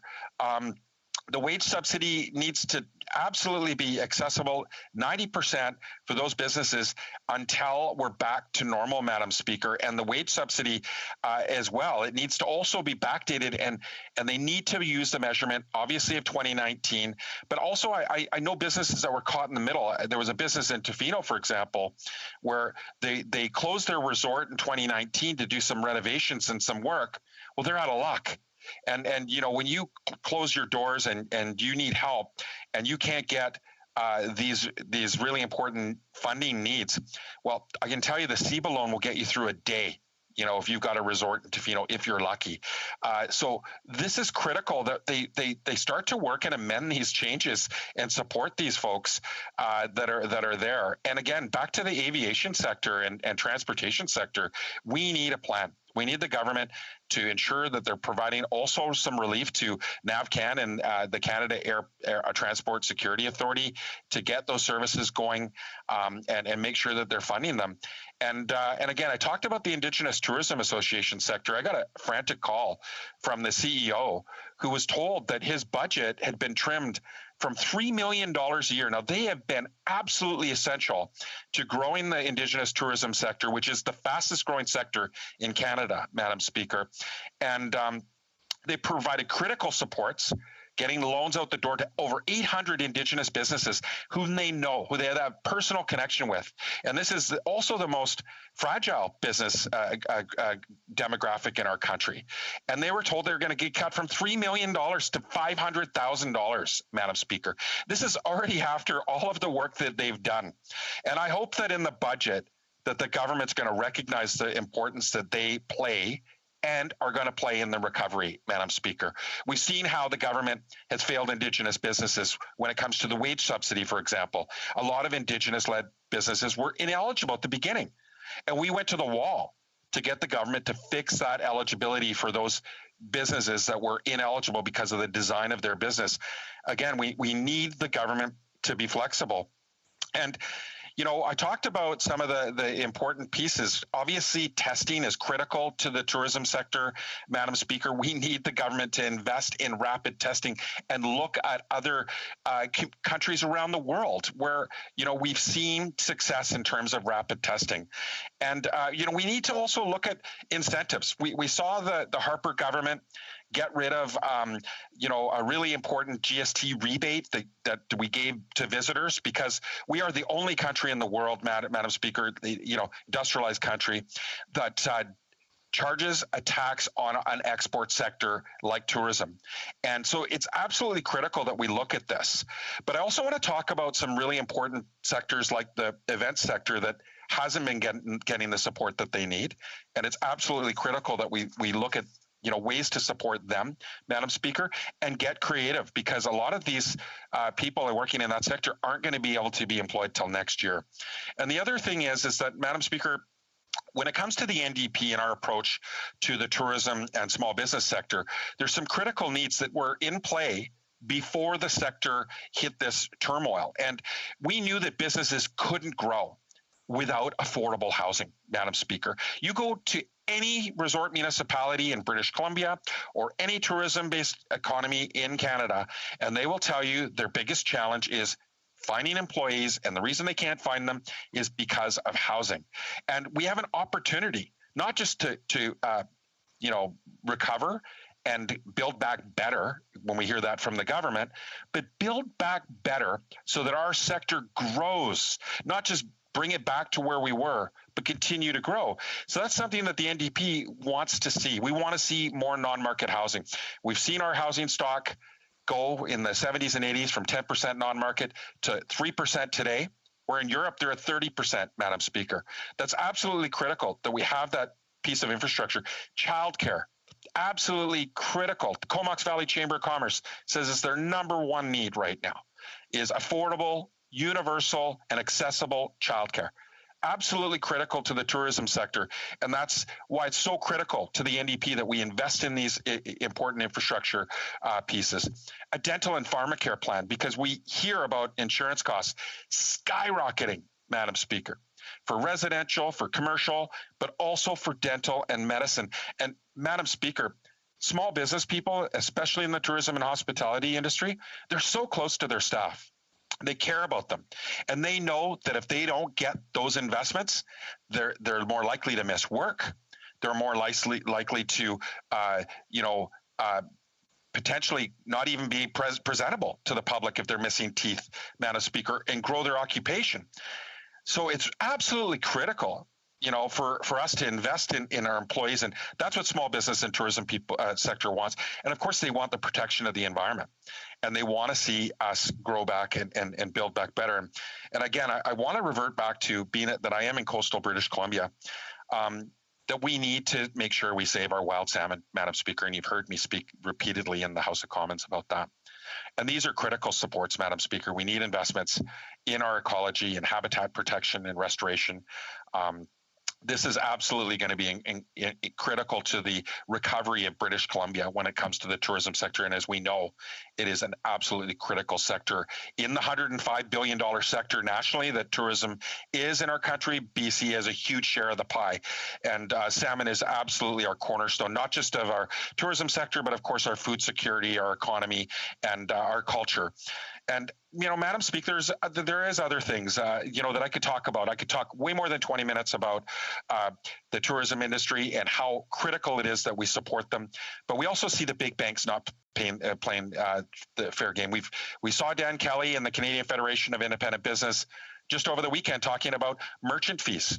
The interchange fees are still way too high, especially for online business. So we've got all these businesses that have pivoted, that are moving online, and they're paying these absolutely outrageous rates, Madam Speaker. They need to be capped, and we need to be more in line with Europe. Right now in Europe, merchant fees are 0.5%. Here in Canada, it's a voluntary 1.4%. That's not good enough. We saw the Liberals bring forward a private members bill in the last Parliament. For 4 years, that bill got moved. I think it was 16 times, Madam Speaker. Clearly, they got the backs of the big banks and the credit card companies. They didn't want to debate it. So we need to cap merchant fees and be in line with Europe and Australia. I want to thank you, Madam Speaker. I want to thank everybody in the tourism industry. We need to make sure they're a priority. They are the hardest hit sector. Thank you. Questions and comments? The honourable member for North Okanagan-Shuswap. Thank you, Madam Speaker, and I want to thank the member from Courtney Alberni for his intervention. He knows how important tourism is, as I do here in the North Okanagan-Shuswap, and I want to talk about how long it's been since this government has really failed our tourism sector. We're going now almost a year since we started calling for vaccines, rapid testing, and so on, so we could keep our tourism sector open. I see it as a failure of the current government to address this, and now we're entering with a third wave, with a second wave, with a threat of a third wave. Does the member agree that the vaccines and the rapid testing are so important to our tourism sector so we can get back on our feet? Thank you. Absolutely. And I want to thank my colleague for the good question. And I know that he is, tourism is such an important part of his economic makeup where he is in the Shuswap and in the Okanagan, and for his constant advocacy for wild Pacific salmon. Madam Speaker, he nailed it. Like when it comes to tourism businesses, we need tax credits first to help them get through those costs associated with testing. That's absolutely critical. And the government to provide financial support for rapid testing. That has to happen. And we need to get the vaccine into Canada. We see how far behind we're falling other nations, and it's absolutely critical we get that in place, and I want to thank him for the question. Questions et commentaires. L'honorable député de Trois-Rivières. The honourable member for Trois-Rivières.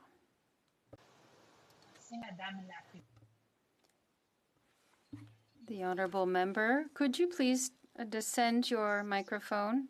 I apologize. Thank you, Madam Speaker. I want to thank my colleague from Courtney Alberni for that speech. He spoke about salmon. And in Quebec, we have an event every spring. It's the Sugar Bush. This is an event that's extremely important in agritourism in Quebec. More than half of the association representing the different sugar bushes have had to shut down. So we feel like the industry has been forgotten. Do you think that these people could be counted in? They're often forgotten, but they represent a significant industry for the country. Thank you. Our member for Courtney Alberni. Well, it's an excellent question, Madam Speaker, and I really appreciate her intervention. I mean, this is the type of niche business, or the festivals and events, for example, that are being left out, where the wage subsidy is not going to get them through it. The CEBA loan certainly isn't enough. The rent program doesn't help them, and borrowing a bunch more money isn't going to cut it. They're not going to be able to do that. They can't absorb it. They need liquidity to ensure that those festivals and cultural events are in place next year. Hopefully we're back to normal next year, Madam Speaker. But the government needs to start looking at things and having more flexibility. Right now, the programs are so rigid and they're leaving so many people out. And this is an excellent opportunity. And I want to thank her for that question. And let's hope the government makes the right choice and creates more flexibility and does better outreach to sectors like the sugar bush and those folks that are in that sector. And comments, the honourable member for Skeena-Bulkley Valley. Thank you, Madam Speaker. And I want to thank my colleague, the member for Courtney Alberni, for his tireless advocacy. In his speech, he so articulately laid out the incredible impact of this pandemic on tourism operators. When I think of Northwest BC, I think of the steelhead guiding lodges in the Bulkley Valley. I think about Haida Gwaii and the tour operators there, the cabin rentals, and other small businesses that have been so dramatically hit by this crisis. Now, my question for my honorable colleague is whether the current programs that have been created by the government can be adjusted to meet the needs of these small tourism operators, or whether indeed we need a new set of programs that are specifically tailored to the needs of that unique sector. That's a fabulous question. Go ahead. Madam Speaker. Yeah, thanks. I think about, Madam Speaker, the HASCAP program, for example. It's not designed like the CEBA loan. So the CEBA loan, obviously you get the $40,000, the $60,000 loan. You only have to repay $40,000 if you pay back the rest. So you get $20,000 towards your losses that you've incurred. We need that in the HASCAP program and the bigger programs. Otherwise, these lodges, these businesses, they're just not going to be able to survive. They can't take on more and more debt. It's just not achievable. Also, a lot of these programs, the wage subsidy isn't going to help you if you've got a lodge and you're empty. The rent program's not going to help you if your lodge is out floating on the water. These are things that there's huge gaps, and he's absolutely right that we have to develop a better framework and look at those sectors that are the hardest hit. And that is the tourism and hospitality sector. And we're all feeling it as members of parliament. I've seen each and every one of us who care so much about the restaurants and the businesses in their riding, bringing forward these asks and requests of government to be more flexible. We're just not seeing that. And it's highly disappointing. It's a critical sector. And comments, the honourable member for Calgary Signal Hill. Yes, thank you, Madam Speaker.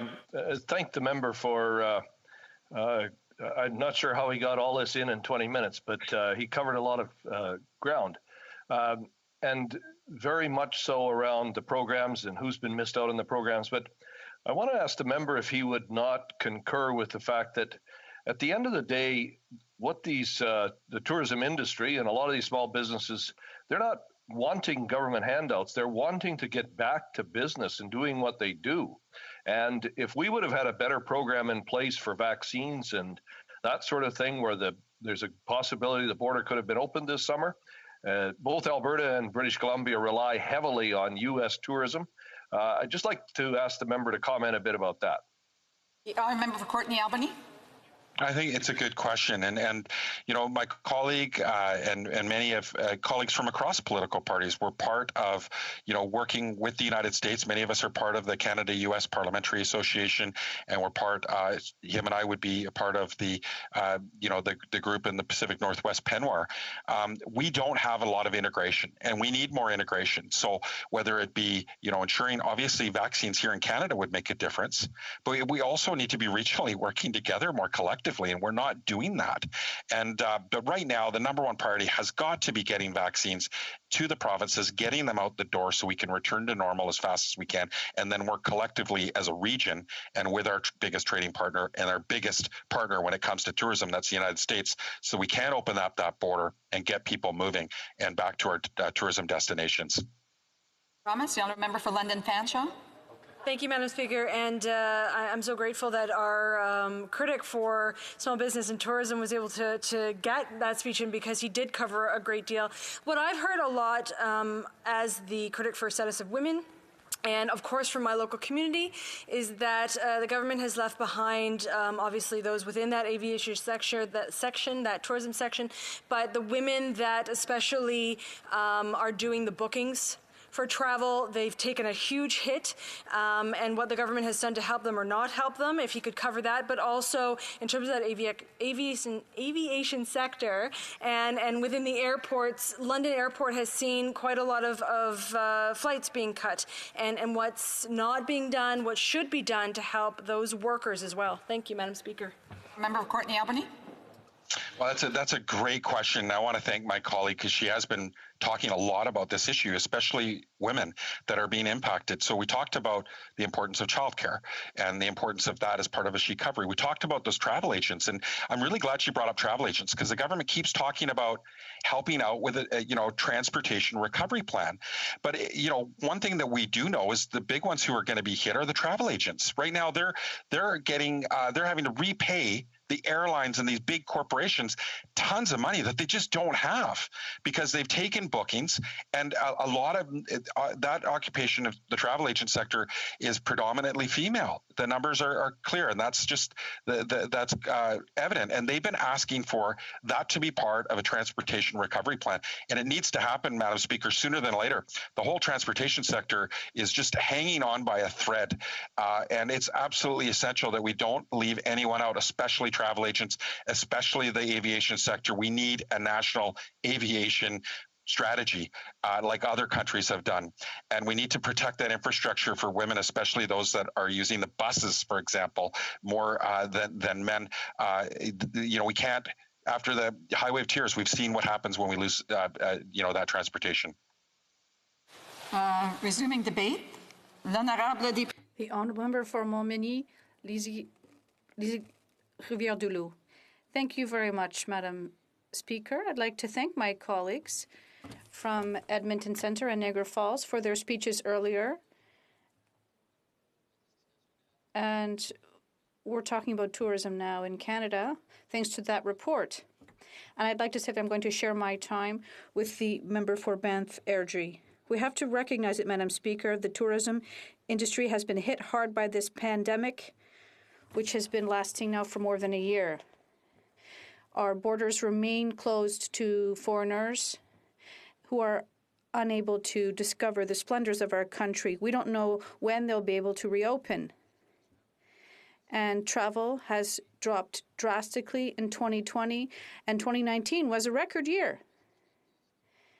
We needed tests and vaccines, and we could have expected a small recovery for the summer of 2021 with these, but now vaccines won't be fully unrolled until September 21, and now dreams have been dashed. So as a G7 country, we're ranked 58th in terms of our vaccination rate in relation to other countries. And we've had to dip into the COVAX fund, which is for third world country, because the government put all its eggs in the same basket at the beginning of the pandemic. CanSino, they thought they would come to our rescue. And because of this, now we're behind. And we're trying to order more vaccines. As we've seen in Israel, some systems are working well. And today, we've learned that Pfizer and Moderna vaccines, which will be coming at the end of this week, after weeks of delays, will only vaccinate 8% of Canadians by the end of March, in 1 month from now. And this means that festivals, which have already been delayed since last summer, won't take place this summer. And this is a dramatic and devastating impact. We did establish the wage subsidy, which we supported, but this will end in June of this year. And then what will happen? People want to be able to have some foreseeability. That's what we hear the most when we discuss this with the tourism industry. I know we can't give a specific opening date when different levels of government have to make decisions depending on the infection and hospitalization rate. So that's why we're insisting on vaccination.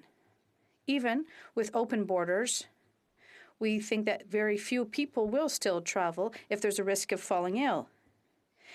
If you get COVID-19 when you travel, it means that you'll have to immediately isolate for 10 days if you receive a positive test. That's not easy if you're far from home.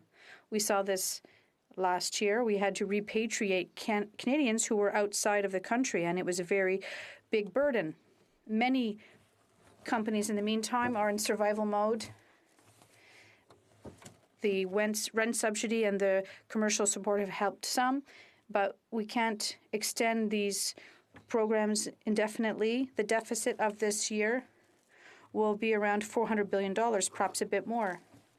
So we'll wonder how much this government's inaction will cost us in the future. And it's sad. What we heard in our discussions with the hotel industry is that the wage subsidy still isn't 100% effective. It was established to give employees a link to their job place, but some weren't able to return to work after their confinement. With the pandemic, there has been a shortage of labor in our regions, and many regions, like mine,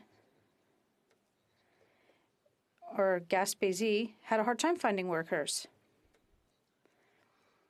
And some companies decided to find a career in another sector. Like our former Minister of Finance, Jim Flaherty, said, it's important for us to have jobs, but we have to better twin future workers with the tourism sector, because there is a real fear that if we keep this sector closed too long, people will leave the sector. And we've already seen this, and I've heard about this, that people in the tourism sector are leaving, and it'll be really hard to get them all back. And my colleague earlier mentioned there was more than 500,000 people who lost their jobs in this industry. So it'll be really hard to get them back in the industry again. Unemployment remains really high, even though we still have jobs that aren't being filled. Long-time unemployment has doubled. Has the government planned anything for the future of this sector that after being inactive for 18 to 24 months will have issues? I'd like to hear what my colleagues have to say about this. I received a letter, and I'll read it quickly. I received a letter from Frédéric Guignard. He is a young person, a single parent in their 30s, who is taking over the family business with a charter company. Was and still is in the process of taking over the business from her parents, and she does charter transportation. And I've received an excerpt from this letter I received from her this afternoon. I would like to ask you for help in this sector, which has been hit hard. We have been forgotten since the beginning of this pandemic. And as borders remain closed and activities are being canceled, our buses have been parked for over a year and haven't moved. And my company has racked up losses of 96%, thousands of dollars in losses. And I'm a business person. And if my company had 100,000 in losses, I would also be very discouraged. And charter companies works with travel companies, and they directly reserve our services or indirectly reserve them. So we play an important role in the mobility of tourists who come to our country, just like airlines and trains. So I'd like to share the results of a study that was done that Bus travel will not resume. Charter buses were not able to benefit from supports in 2020, and we don't think that it'll be profitable in 2021 either. If this crisis is expected to last until 2022, I do not expect my company to last. I can no longer sustain my organizational structure, and I need high amount of financing. And between $600,000 and $700,000 is necessary per unit, and this is in addition to qualified labor costs. So I understand that the government has established programs, and we did support them, but people can't keep their employees because they've lost 90% or more of their sales. So we've seen, Madam Speaker, that there's a great deal of players in this industry. Well, today I also had discussions with people in the event industry, and this industry is tied to the festival industry. So someone in my region was talking to me about sugar shacks, and yes, this industry has seen many players that are having a hard time right now. They're going to have to close their doors in coming weeks, so it's very worrisome.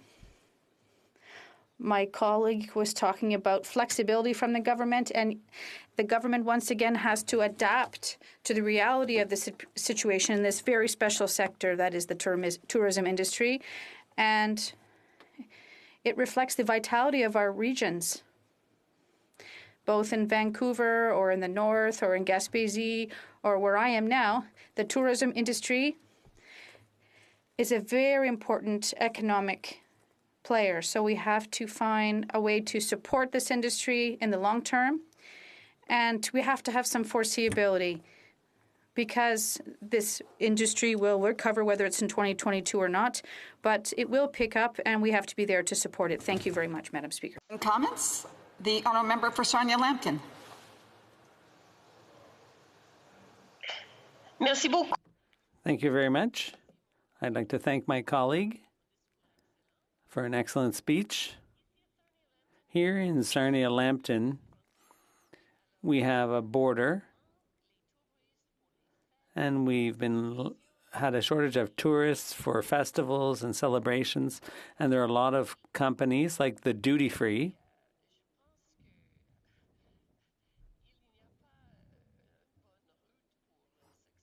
and I don't think there's much of a path to success right now. Which companies are the most hard hit by the pandemic in your writing? The honourable member for Rivière-du-Loup. I'd like to thank my colleague for her question. It's an excellent one. We have a lot of sectors that are affected by the pandemic, but tourism is probably the hardest hit. Manufacturing is doing relatively well.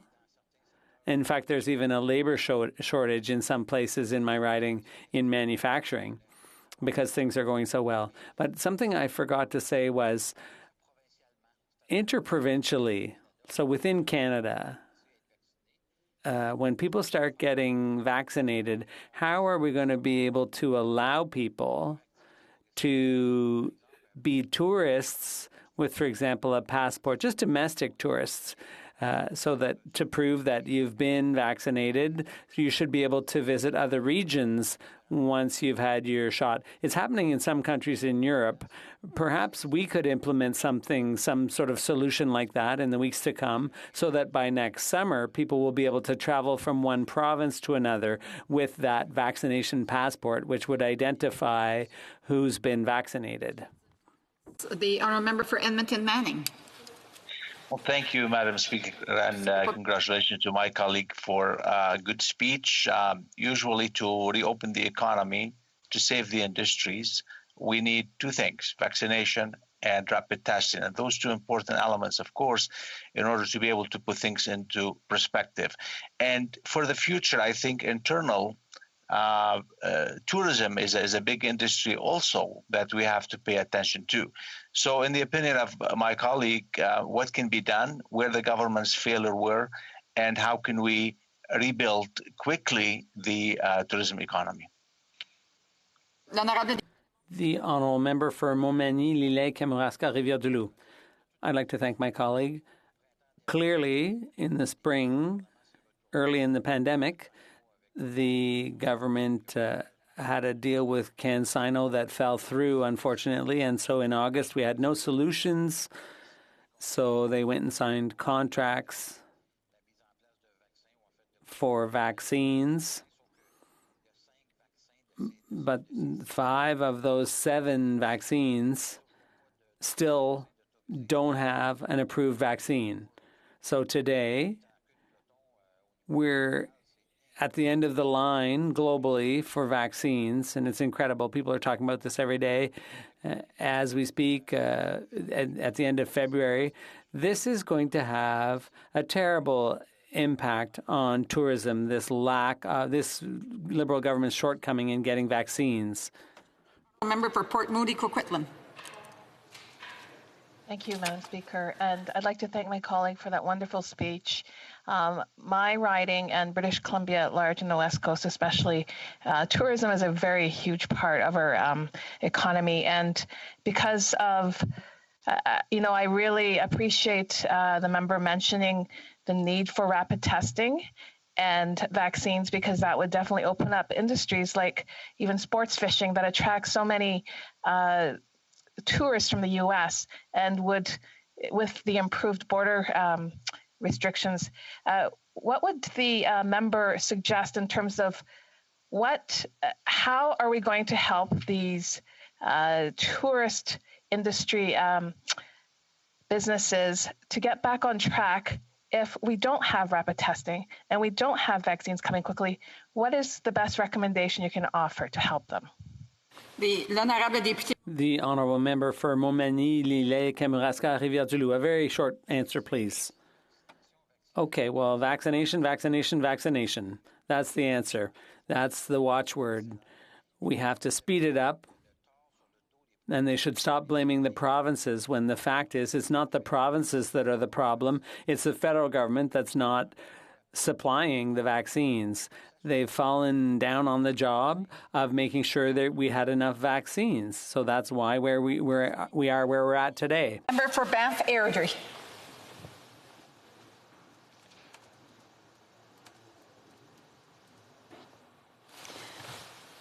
There we go. I think we have sound now. Can you hear me?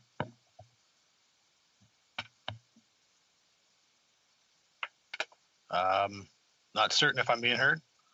Yes, you are. Okay. I thought I was on mute at first, but maybe I had it all right and just didn't know it. So thank you, Madam Speaker, for the opportunity today.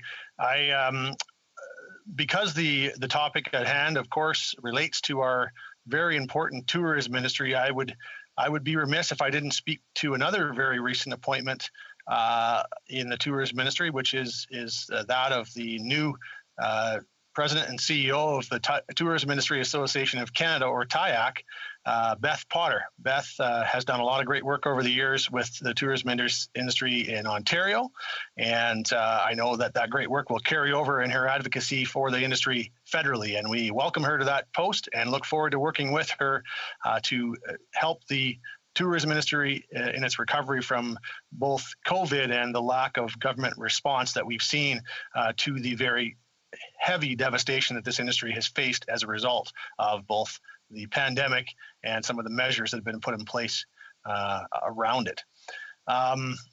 So obviously today we're here to talk about the appointment, order and council appointment of Marsha Walden to the new President and CEO of the Tourism Commission, or Destination Canada as it's known. And I think the context would be a good starting point. Destination Canada, of course, is the responsible for as the marketing arm of essentially the federal government for tourism. So they market our industry domestic, or more so internationally, pardon me, and seek obviously tourism coming inbound to Canada.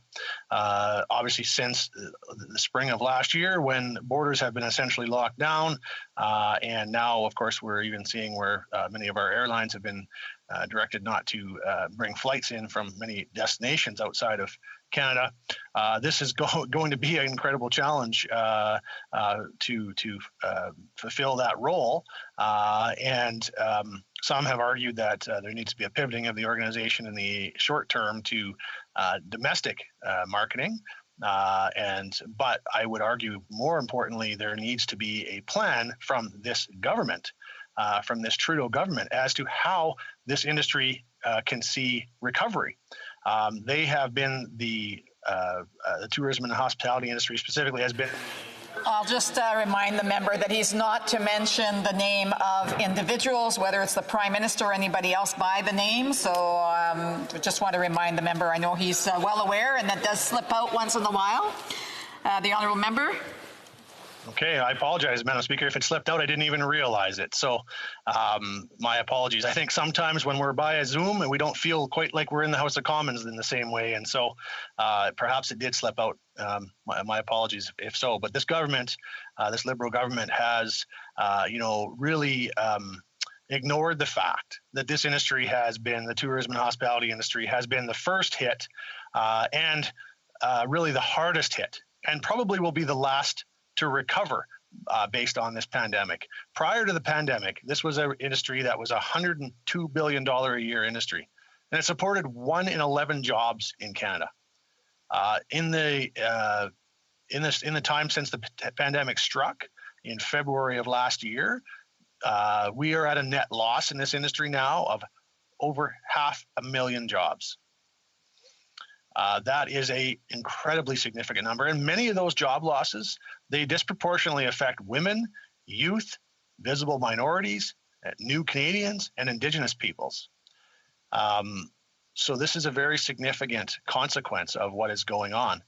And if the Destination Canada study that was recently put out indicates that if the borders remain closed until October of this year, which there certainly should be every expectation, I think, that we could see that if the government is now talking about September as being the earliest that people will be vaccinated to any kind of a large degree, that the recovery of tourism to its 2019 levels wouldn't be expected until 2026. So there's a long road to recovery if we remain on the path that we're on. And this industry is a critically important industry for Canada, for Alberta, and certainly an important industry in my riding of Banff Airdrie. I'll speak specifically to some of the stats for Alberta. Generally, this is 2018 stats, I will point out, but nearly 70,000 jobs in tourism, about $6.5 billion contribution to our GDP. $8.2 billion in tourism expenditures. This brings a lot of tax revenue, of course, as well. And in my riding, specifically of Banff Airdrie, it's of critical importance. Communities like Banff, Canmore, Lake Louise, and others in my riding. This is not only the main economic driver; it's almost entirely the only economic driver in those communities. And we have, I would argue, and I'm sure many would agree, the most beautiful riding in Canada. And so we have about well over 1,000 businesses and about 16,000 jobs that are directly or indirectly related to tourism and hospitality, and that's as of 2006. So those are 2016, pardon me. So those are a little dated stats. So they're probably even higher. And this industry is going to have a real incredibly difficult path forward for recovery. Domestic travel, as I mentioned, is going to be a crucial step in that recovery when it is safe and possible to do so.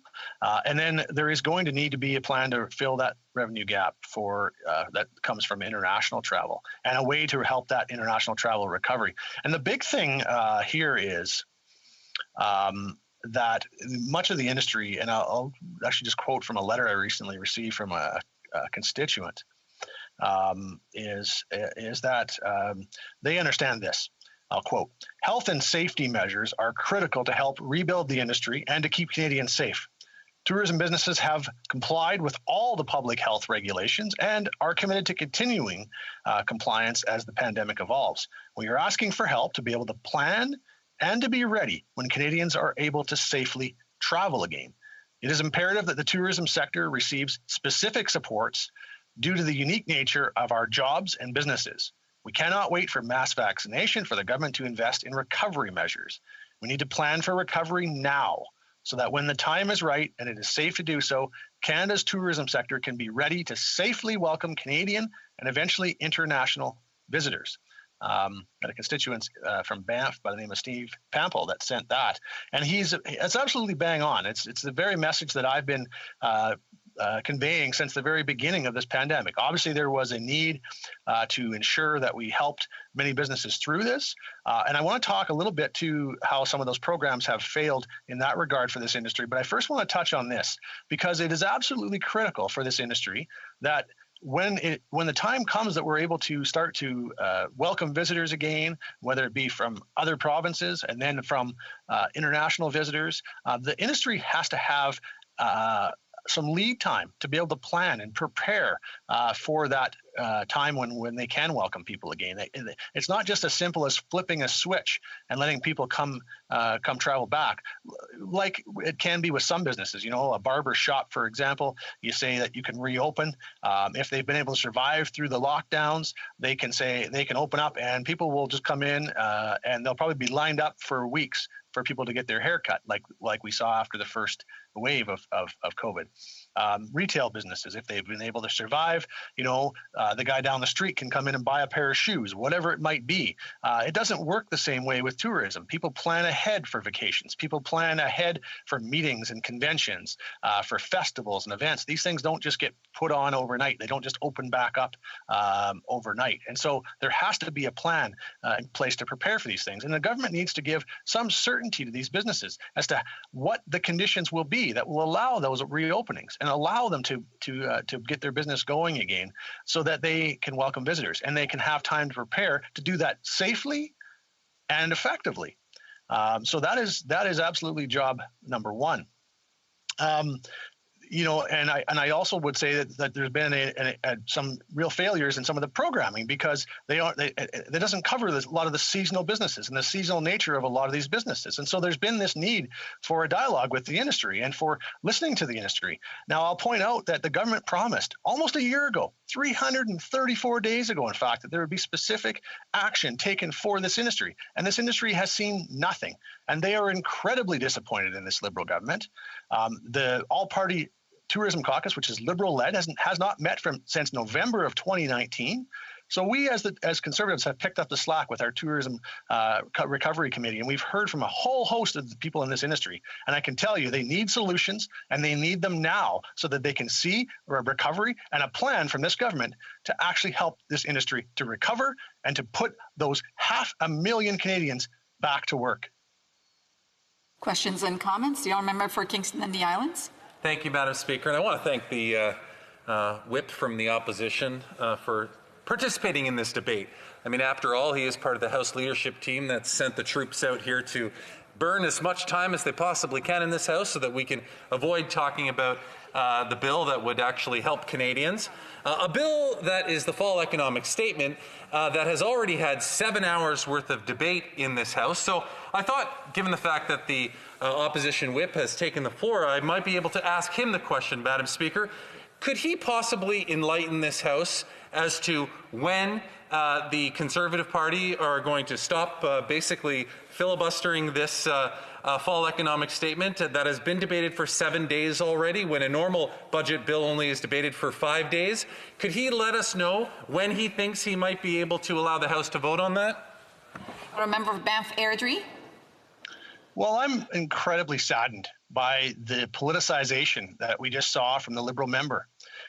This is incredibly frustrating to hear this when we're talking about a critically important industry of this country, and the fact that 500,000 Canadians are out of work as a result of the inaction of his government. And he stands up and says that this debate is not important today. What does he tell those 500,000 Canadians whose jobs are at hanging at the balance here while his government does nothing. The politicization of this to somehow characterize it as something that's not important. The tourism industry is critically important to this country, and those workers deserve to know what the plan is for the economic recovery of that industry. Questions and comments? The honourable member for Saanich Gulf Islands. Thank you, Madam Speaker, and to my honourable friend, I'm almost had to get the translation on the right channel. Thank you to my honourable friend from Banff Airdrie. My colleague from Courtenay, our colleague from Courtenay, Alberta, made the point that among the many aspects of the tourism sector that's falling through the cracks, the coach bus lines are particularly of concern. He mentioned Wilson's, which is one of the key parts of our ecosystem for ground transportation out here in BC. But I know that there's Trax coach lines in Alberta, Pacific Western based in Alberta. And I wonder if my honourable colleague has any, would agree that that's part of the sector that needs immediate support so that they are in place and functioning when we begin to recover our economy.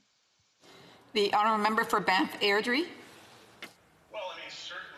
Certainly, there are a lot of examples. I mean, I in 10 minutes, it's very difficult to give, but obviously the airline sector, I think busing, travel agents, tour companies, restaurants, hotels, like you could go on and on and on of the parts of the industry that are suffering.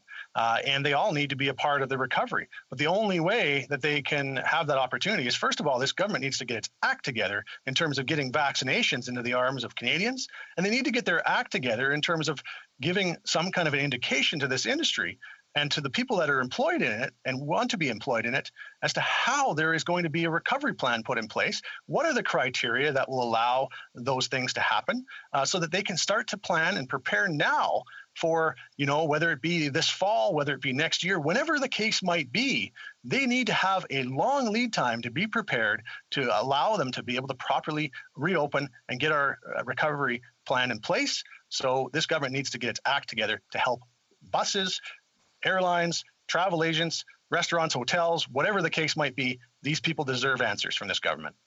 For a brief question, the honourable member for Northumberland, Peterborough South. Thank you very much. Just a quick question as to what he's heard from some of the assessments he's done, some of the interviews he's done. If, in fact, we don't have a recovery plan, what could be the worst-case scenario until the tourism plan recovers? So how many years or how many months would that take to recover? A brief answer from the member from Banff Airdrie. That is a great question. I mentioned the year 2026 is the year that if we were to even see things reopening in October of this year, when we might see that. Having said that, it's already going to be 2 full summer seasons lost to the tourism industry. That's 2 full years. And that basically means 3 years for many of these places without any revenue at all in some cases and very little revenue in others.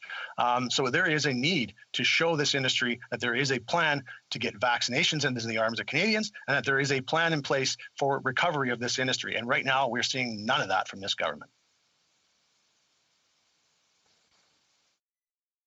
Okay.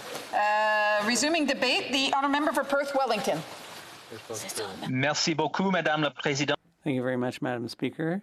It's a big pleasure for me to take the floor today, and I'd like to say I'll be sharing my time with the honourable member for Mégantic-l'Érable. Pleasure to join the debate this afternoon, now this evening, I suppose, and discuss the importance of the tourism industry and the associated industries with the tourism industry. No question that my riding of Perth Wellington is famous for many aspects of the tourism industry. You cannot think of the city of Stratford without instantly thinking of Shakespeare and the Stratford Festival. The Stratford Festival is world-renowned for its Shakespearean plays, but is also renowned for its other plays as well, including its musicals. And the musicals that it has put on in the past couple of years have certainly seen Canadian talent on display that has really enriched our cultural scene in Stratford and across our country. But the Stratford Festival isn't the only arts and culture aspect of our great riding. There's also Drayton Entertainment. The Drayton Theatre in the township of Mapleton is one of 7 theatres now associated with Drayton Entertainment. And this theatre started out as a small aspect of public life in the community has now grown to more than $60 million in economic activity for this once small theater. In Stratford, we have Stratford Summer Music. It was the brainchild of John Miller, who saw the need to bring music to Stratford, which perfectly complements the existing arts and culture aspects of the community. But that's not all. We are lucky in Perth Wellington to have countless museums who are preserving and enriching the lives of our community. The Stratford Perth Museum had an exceptional year the year before last with so many exceptional exhibits, including an exhibit on one of Stratford's more well-known sons, Justin Bieber. And I would point out as well that that exhibit was actually partially the brainchild of the former government House leader, the former member from York Simcoe, Peter Van Loan, who toured the facility while he was Shadow Minister of Canadian Heritage and made that suggestion to the museum curator. We also have the St. Mary's Museum, which has done so much to enrich the lives and preserve the heritage of the Stone Town. Currently, they're having this exceptional program online where they are recreating old photos from the town of St. Mary's with modern residents of St. Mary's, and it's getting a great following online. The Palmerston Rail Museum is preserving the rich railway history and heritage of the town of Palmerston. And while the Wellington County Museum is just outside of my riding, in the riding of Wellington Halton Hills, it is also doing an exceptional job preserving the great history of our community. I would also be remiss if I didn't mention the Freifogel Tavern in Arboretum. The Freifogel Tavern is the oldest surviving building in Perth County, and in fact, its first resident, the one for which it is named, Sebastian Freifogel, was actually the tax collector at the time of its building. And the reason that building never paid taxes because he was clever enough at the time to never finish the front porch of the building, thereby was never assessed by municipal taxes for that building. But these different things are core to the rich tourism industry in Perth Wellington. In Stratford alone, tourism accounts for nearly 13% of the workforce. And that doesn't even take into account the related industries, whether it be in the retail industry, which include our downtown merchants in Stratford and across Perth Wellington. As a member mentioned prior to me, the chief opposition whip, 500,000 people are now to work in this industry. Imagine 500,000 families are without a paycheck because of this terrible pandemic that is affecting the lives of so many Canadians. And what the industry, I think, is looking for isn't a silver bullet, but they are looking for a degree of predictability. They are looking for some certainty long term. No one, and I repeat, no one wants to see the borders reopened before it's safe to do so. But what the industry is looking for is some acknowledgement of when and what factors are needed to allow that border to reopen. How many Canadians need to be vaccinated before the government will reopen the borders? What key and criteria are they looking for to allow that to happen? Because so many of the businesses in my riding, and I'm sure in ridings across the country, are hanging by a thread right now. I spoke to one business owner. They sent me an email. And they said, and I quote, "We are presently paying on a line of credit at a rate of 6%, and the interest is more than what we are receiving in revenue." That's the reality of so many of these small businesses in Perth, Wellington, and across the country. And one of the challenges that we've seen with small businesses, especially new small businesses, is they just don't qualify for the support programs that have been put in place. They are too new of businesses. They had the bad fortune of opening just prior to the pandemic, or in some cases during the pandemic, and as such, they don't qualify. Now, I do want to say and give credit to the local community futures development corporations, those that service Perth and Wellington counties.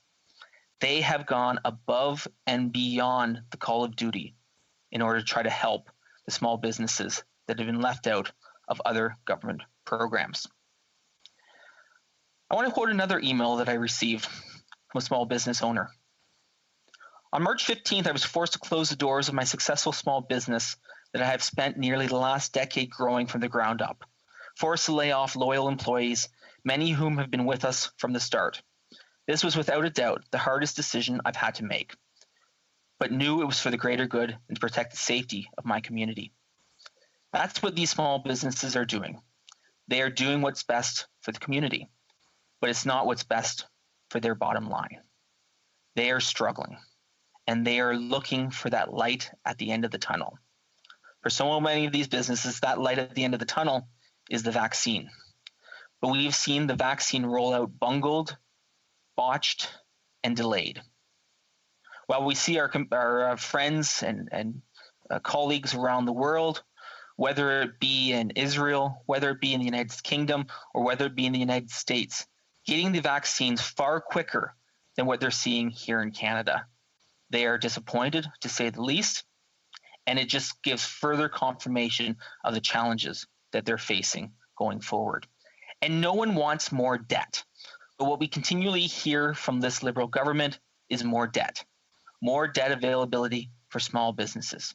No one is denying that credit availability is important, but when someone has suffered through so many months of downturn, the last thing they want to do is take on more debt. Now, Madam Speaker, I know that I may not have a lot of time left, but I do want to highlight one success story that I've seen recently in my riding. It's called Broken Rail Brewing, and it's in the town of St. Mary's, the Stone Town. And this was a business that really struggled, but has made the best of a bad situation. Another one of these businesses that unfortunately had the misfortune to open during a pandemic. But here's the great thing, is that the town of St. Mary's worked with the business to make it happen. And I would hazard to guess that this particular brewery may be one of the very only breweries in the country that is actually a National Historic Site of Canada. It is located in the old St. Mary's Junction rail station, which included once housed the employment of one Thomas Edison, who was eventually fired or would have been fired from his employment for nearly causing a massive rail accident in the community when he fell asleep during his job. But they've taken this old building and given it new life as a brewery. And that's the exceptional small business entrepreneurial spirit that we need to be highlighting in our communities. But to get to that point where we can reinvigorate our tourism industry, we need certainty and we need support from this government. They have failed to do so when it comes to this pandemic. We need to know when vaccines will be in the arms of Canadians, and we need to know what percentage of Canadians will be vaccinated before we can reopen the economy. So, Madam Speaker, it has been an honor and a privilege to join the debate this evening, and I look forward to questions from my honourable colleagues. Thank you, Madam Speaker. Questions and comments? The Honourable Parliamentary Secretary of the Government House Leader. Yes, thank you, Madam Speaker. I'm wondering if the member can explain to me and to Canadians how it is that the Conservative Party can justify playing the games on the floor of the House of Commons that they are when they say we care about the travel and hospitality industries, yet they continue to drag their feet on the passing of a Bill C-14, which does exactly what the industry needs in part, and yet the Conservatives refuse to allow that bill to go to committee to date. The member for Perth Wellington. Well, thank you, Madam Speaker. I would point out a few points to the honourable member from Winnipeg North, who is a seasoned member of this House. First, I would say that concurrence motions are absolutely essential to the vibrant House of Commons debate. These are opportunities for members of the opposition primarily to take the floor and debate the issues that are important to the people of their ridings and the people of Canada. And the tourism and hospitality industry is absolutely essential to the livelihood of so many Canadians. 500,000 Canadians are out of work in the tourism industry because of this pandemic. So I believe, and I think my honourable colleagues on our side of the House absolutely believe it's essential that this debate occurs. I would point out as well that when the member talks about Bill C-14, 28 Liberal members have thus far debated that bill. So is the member saying that only Liberals can debate government legislation in the House of Commons and that the members of this opposition shouldn't be in the position to debate the government legislation and to simply rubber stamp the government's agenda rather than doing our duty as parliamentarians. I think that is unfortunate, Madam Speaker. And comments? The other member for Pitt Meadows. Yes. Maple Ridge. Yes. I want to thank the member for his comments. And I must say I was taken aback earlier in the day when the member from Winnipeg North basically felt that we're just stalling debate talking about tourism. I phoned about an hour ago, a fellow that sent me an email, and he sent 1 year ago, and he said he was one of 1 million Canadians who had lost their jobs because of COVID, and that he had been in the profession for a year and for many years, and does not like having to rely on EI during this crisis. And I said, how are things going? So I'm wondering if the member would be able to comment, because his comments were, it's really, really bad, that it's dire for himself. He's tired of the posturing and the ignoring of the industry, of thousands and thousands being swept aside. It's a cornerstone industry in Canada, in Vancouver, and across the country. And right now he's having to rely on part-time minimum wage work, and he's 60 years old. It's really tough for him, and for tens of thousands, hundreds of thousands of those in the hospitality industry. I wonder if the member could comment on what I said here. Member for Perth Wellington. Well, thank you, Madam Speaker, and I thank my honourable colleague for the excellent question. And that's the reality that we see right now in Canada, 500,000 Canadians without jobs. And if you could circle a date on the calendar when it was the absolute worst time for this pandemic to have hit, it would have been March of 2020. Most of these industries were coming off a tough winter, which is normal for the tourism industry. They don't make money during the winter months, but they look forward to the spring and the summer when they're able to make money once again. But what we saw as the pandemic hit, the economy was shut down, and they lost the entire 2020 tourism industry and had to rely, unfortunately, though it was fortunate the programs were there, don't get me wrong, but on government programs to survive. These business owners, these individuals who work in the industry, don't want to have to rely on government. They want to rely on their own hard work, ingenuity, and entrepreneurship to get back working the economy. And unfortunately for so many of these small businesses, they don't see that light at the end of the tunnel. They lost the 2020 tourism season, and they fear that they're going to lose the 2021 tourism industry or tourism season as well. And I should note out that I think I said 28 Liberals have spoken to C14. It's actually 22. I want to make sure that that's clear for the record. Thank you, Madam Speaker. Time for a brief question. The honourable member for Kingston and the Islands. Well, nobody's debating the importance of the tourism sector, Madam Speaker. What myself and the parliamentary secretary have brought up on a number of occasions is the fact that what we're debating right now is a concurrence motion of which we're most likely all going to vote in favor of. What this member is neglecting to do with the Conservatives is talk about a bill that will actually bring the measures to people, Bill C-14. Why won't he talk about that? Why won't he vote on it? Honourable member of Perth Wellington, a brief answer, please. Well, thank you again, Madam Speaker. And again, I would say this, that it's unfortunate that the member from Kingston and the Islands is so against the opposition having the opportunity to raise issues in the House of Commons. I would point this out once again. The government does not control the agenda of the House of Commons. It belongs to all parliamentarians. And this is an opportunity for opposition members of Parliament to raise issues that are important to their ridings and to the people of Canada, including the 500,000 Canadians who are currently out of work in the tourism industry because of the devastating impact of COVID-19. Resuming debate, I must announce to the member that he will only have 6 minutes for his speech. The honourable member for Mégantic-l'Érable. Thank you very much, Madam Speaker. Unless I ask for unanimous consent of the House to be able to continue, but I understand, Madam Speaker, because I know that Mr. Gerritsen would not want us to do that, Madam Speaker. The honourable member for Mégantic-l'Érable. The member for Kingston, the Islands, would not want me to have the unanimous consent to continue my speech. I want to pay tribute to my colleague from Perth Wellington, who has just given an extraordinary speech about the importance of tourism to his region. He talked about the Stratford Music Festival. It's well known. A theatre festival is well known around the world. I had the opportunity to go there for a farm exhibit, one of the largest farm exhibits or farm fairs that I've ever had the opportunity to see.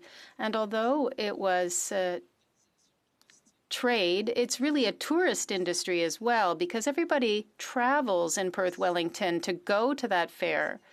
And these are people who are spending money in that riding. These are people who are going to go visiting. They're going to discover the riding, my colleague's riding. And I want to thank him for having given me the opportunity to visit his riding, to have a tour, and particularly for having introduced me to wonderful people, because this is what tourism is all about. It's about wonderful landscapes, but also about people who are involved and who really believe in the potential of their region, people who believe in the potential of the events that they host, people who are dedicated. They're not doing it for money.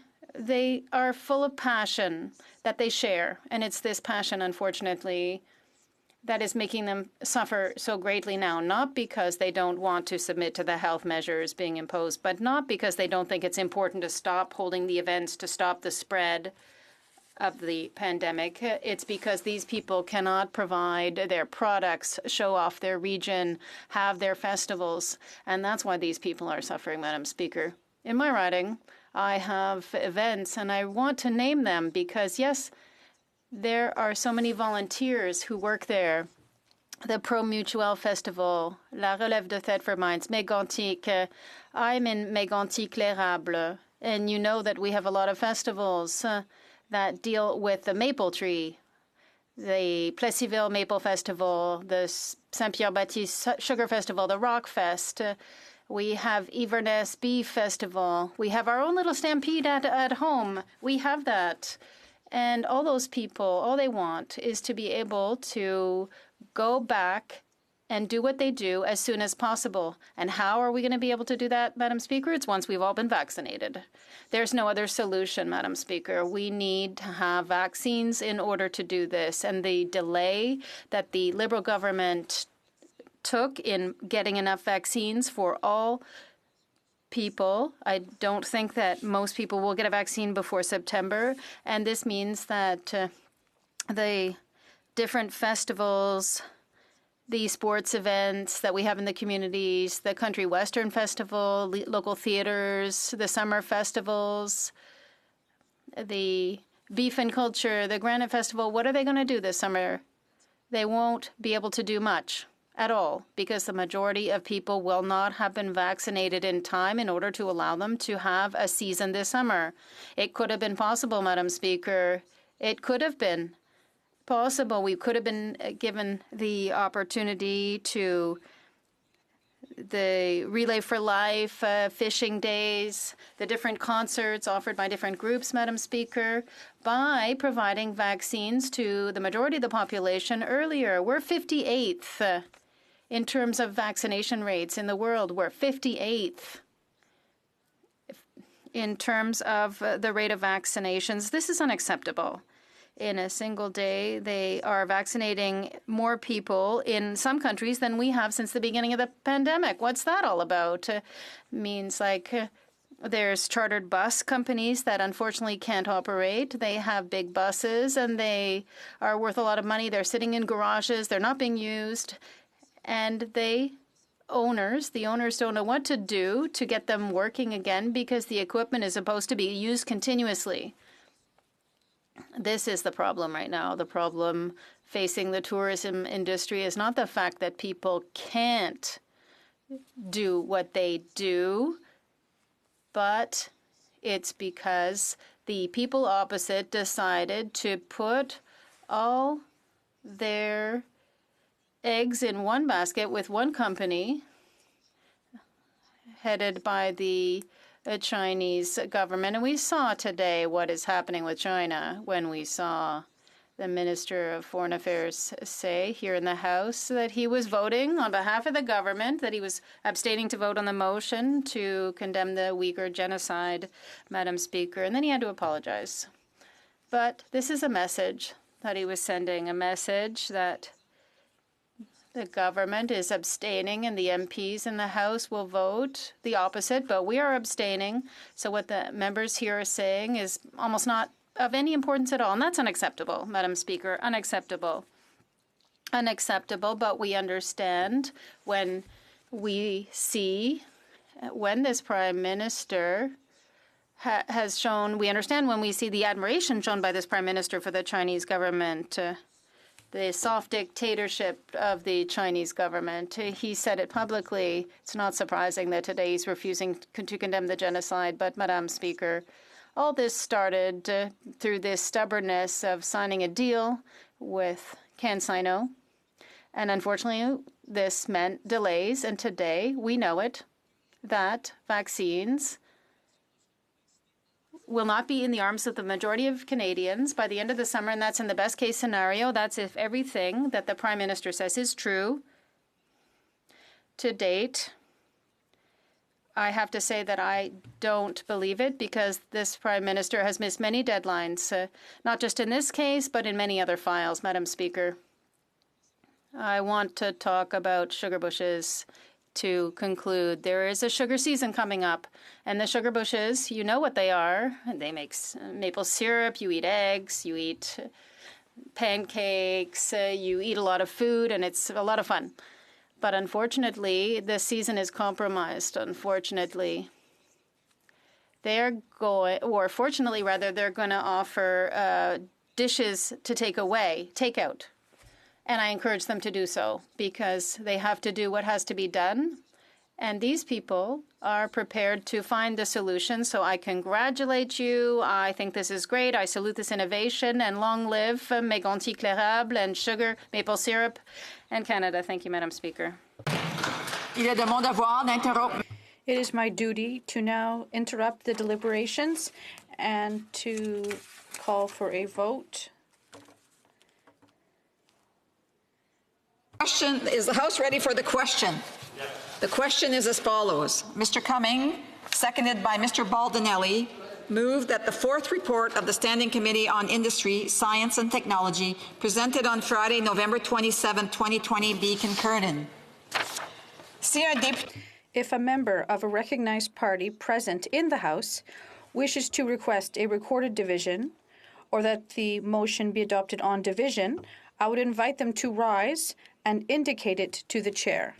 The honourable member for Kingston and the Islands. Madam Speaker, after this very healthy debate on this very important topic, I believe if you seek it, you will find unanimous consent to pass this motion unanimously.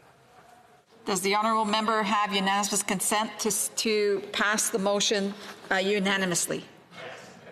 Yes?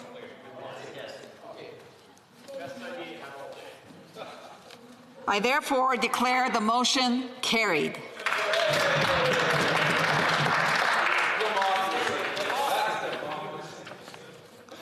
In accordance with Standing Order 38, a motion to adjourn the House is deemed to have been made and seconded at this time. Therefore, the question is that this House do now adjourn. The honourable member for Mégonti Éclairable. Madam Speaker, it's a pleasure for me to rise again to speak, to talk about a file that is just as important as the Sugar Shack in my region, namely the French language. A little while ago, I was able to ask a question here in this House about the difficulty that public servants are having to work in French during the pandemic.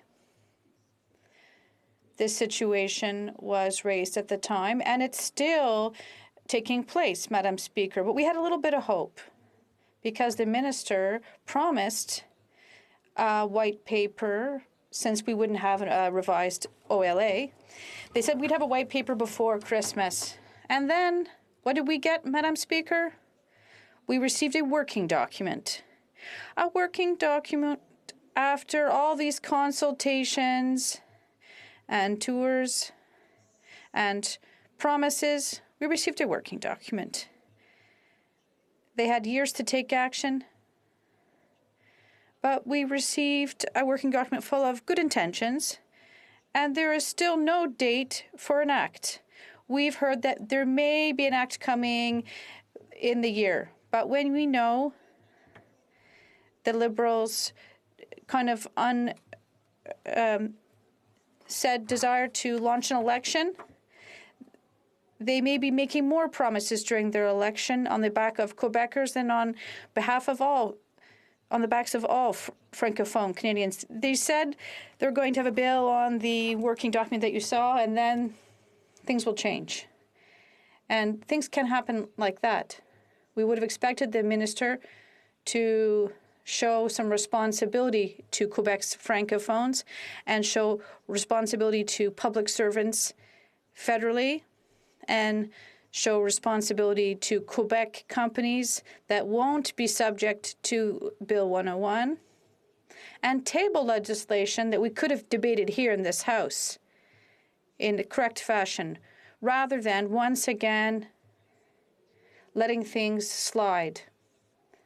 She preferred to propose nothing new, to support French schools in settings, minority settings that are experiencing difficulties, and nothing to create a specialized administrative tribunal for official languages so that rights holders could have their rights protected, and nothing for minority settings, and nothing new to recognize the fact that Canada's official language that is in danger right now isn't English, it's French. Madam Speaker, we could have expected much, much more than this.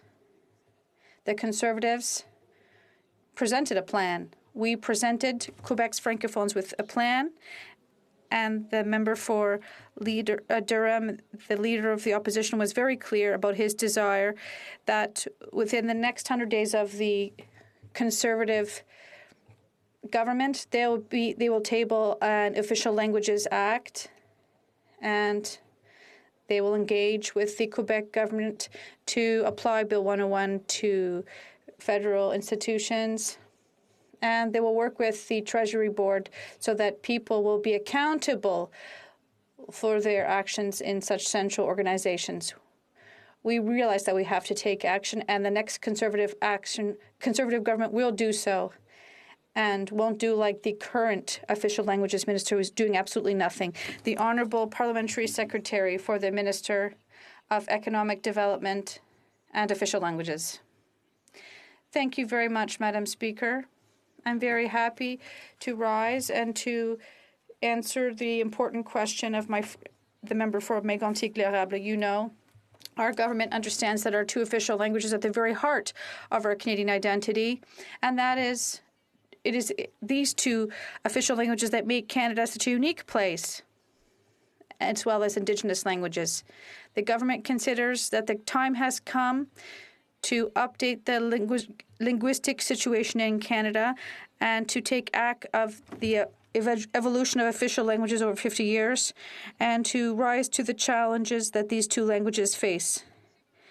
The reforms announced on Friday by the minister are the cornerstone of our modernization of the OLA, and they reflect the desires of the communities to protect their communities and to increase bilingualism in Canada and protect the French language, especially in Quebec. Allow me to set out some of the reforms that the minister announced on Friday and that we will implement. We will improve access to French immersion classes across Canada so that everyone is available to learn and speak French. We support the vitality of minority settings in key sectors such as immigration, education, culture, and the government. We will protect and promote the use of French across Canada, including in Quebec, recognizing new rights with respect to working languages and service languages. These rights will apply not only to companies under federal jurisdiction in Quebec, but also to companies in other regions of the country with strong Francophone presence. We want the public service to set an example, and we will strengthen bilingualism in the Canadian government with the appointment of bilingual justices to the Supreme Court and enhanced support to public servants to learn their second language. Of course, in a pandemic, many challenges are difficult, but we've taken necessary measures to show diligence. We've ensured that the official language community has access to health information in the language of their choice, and we underscore the importance of communicating with Canadians in the official language of their choice. And we will continue to remind our colleagues of this at all times. During a pandemic, it's a question of safety, but even when we face such challenges, our government has understood it's time to take action. We have an ambitious plan to ensure we're protecting and promoting French and to meet our obligations under the Official Languages Act. We commit to modernizing the Act so that we can face the challenges of the 21st century and meet the needs of all Canadians. Thank you very much, Madam Speaker. The honourable member for Mégantic-Plourable. Madam Speaker, once again, they're lovely words, but we've only had a working document. This is not a bill, not one we can debate here in this House. This is a working document that may lead to a bill, and we're not sure when. Is this the Liberals are talking about? It's not working. Allow me to make a list of what hasn't worked for several months. We've had charity scandals, textos and text messages in English, and Madame Payette's report that was only tabled in English, and we still don't have a French version of that report. Federal Public Service says they're uncomfortable speaking French at work. The minister has not implemented any of the recommendations of the Official Languages Committee. It's nice to say we're going to change everything, but they're not doing anything, and they're not tabling any legislation. Nothing will change. That's what the reality is. The Liberal government is not taking francophones in Canada seriously. The Honourable Parliamentary Secretary. Thank you very much, Madam Speaker. I'd like to remind my esteemed colleague that the Conservatives' heritage in official languages was cuts to appointments, and they appointed unilingual judges to the Supreme Court. And recently, a colleague from the Conservative Party reiterated that French was taking too much place in their party, too much room. So instead of accusing us of not taking action, I would recommend that my colleague look at his party as well, what's happening there. Because we've just tabled an ambitious plan, a game plan that is unmatched, and it has important measures that we will implement. And we're going to strike a committee, and the members will be appointed in the coming days to put forward measures that we tabled Friday. So we want to take action quickly to protect our official language communities. There's only 1 minute for an answer. For Sandwich Gulf Islands.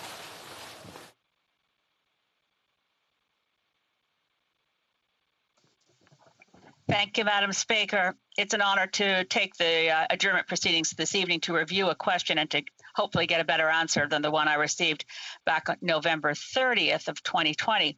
At that time, of course, being in calendar 2020, the question of extreme importance and urgency was whether the government was going to fulfill a commitment that the government of Canada made during the negotiations at COP15 in Paris. That commitment was to improve and enhance what's called an NDC in the Paris language, a nationally determined contribution, generally referred to as a target. We committed in Paris that in calendar 2020, that we would improve our target and do so again every 5 years thereafter. So when I asked the minister what the plans were to improve our target in 2020, I was disappointed that he didn't answer directly, but the answer is now very clear. The time has passed. We're in 2021. We have not changed our target. We have not met the commitment we made. In conversations with people around the minister's office, it was reported to me that, the department didn't think that commitment was legally binding, and other countries haven't done it either. I find both of those responses appalling. It is a commitment that we made. It was found, if you want to check, in paragraph 24 of the COP21 decision document, in which every country with a 2030 deadline for their first NDC was to improve their target in 2020. As to the idea that other countries haven't done it, 69 countries have, and of course it's only the countries that have 2030 deadlines. So here we are in 2021 with a target that is completely out of step with all of our G7 partners, with most of the industrialized world. We have one of the weakest targets in the world and the weakest of an industrialized country, except perhaps Saudi Arabia. We now have an opportunity to improve our record, and I want to shift gears here to the potential for getting things right. We are desperately close to being completely out of time in terms of carbon budgeting to avoid going above 1.5 degrees Celsius global average temperature increase, which is in fact the target. It is in the Paris Agreement, which is a legally binding document. 1.5 degrees must not be exceeded, but on almost every review of where we are on the science, it's almost impossible to hold to 1.5. In other words, the window on holding to our target will have closed and permanently well before 2030. So the opportunity that we have now to improve our target and do our fair share, which would be at least twice what we have now committed to do, that opportunity now comes up because President Biden has established a Climate Leaders Summit to take place on Earth Day, April 22nd, obviously, I'm sure by Zoom and virtually. That's when Canada really is going to have to step up and say that we're prepared to reduce our emissions by 60% below 2005 levels by 2030 and set in place a first milestone year under C12 of reductions that are firm by 2025 of at least 15%. That would begin to be clear commitment to the kind of action that we said we would undertake when we signed the Paris Agreement. Parliamentary Secretary to the Minister of Economic Development and Official Languages and to the Minister of Environment and Climate Change. Well, thank you, Madam Speaker, and thanks to the honourable member for her remarks. And as the Government of Canada continues to protect and support Canadians through the COVID-19 pandemic, it is also important that the country look to the future.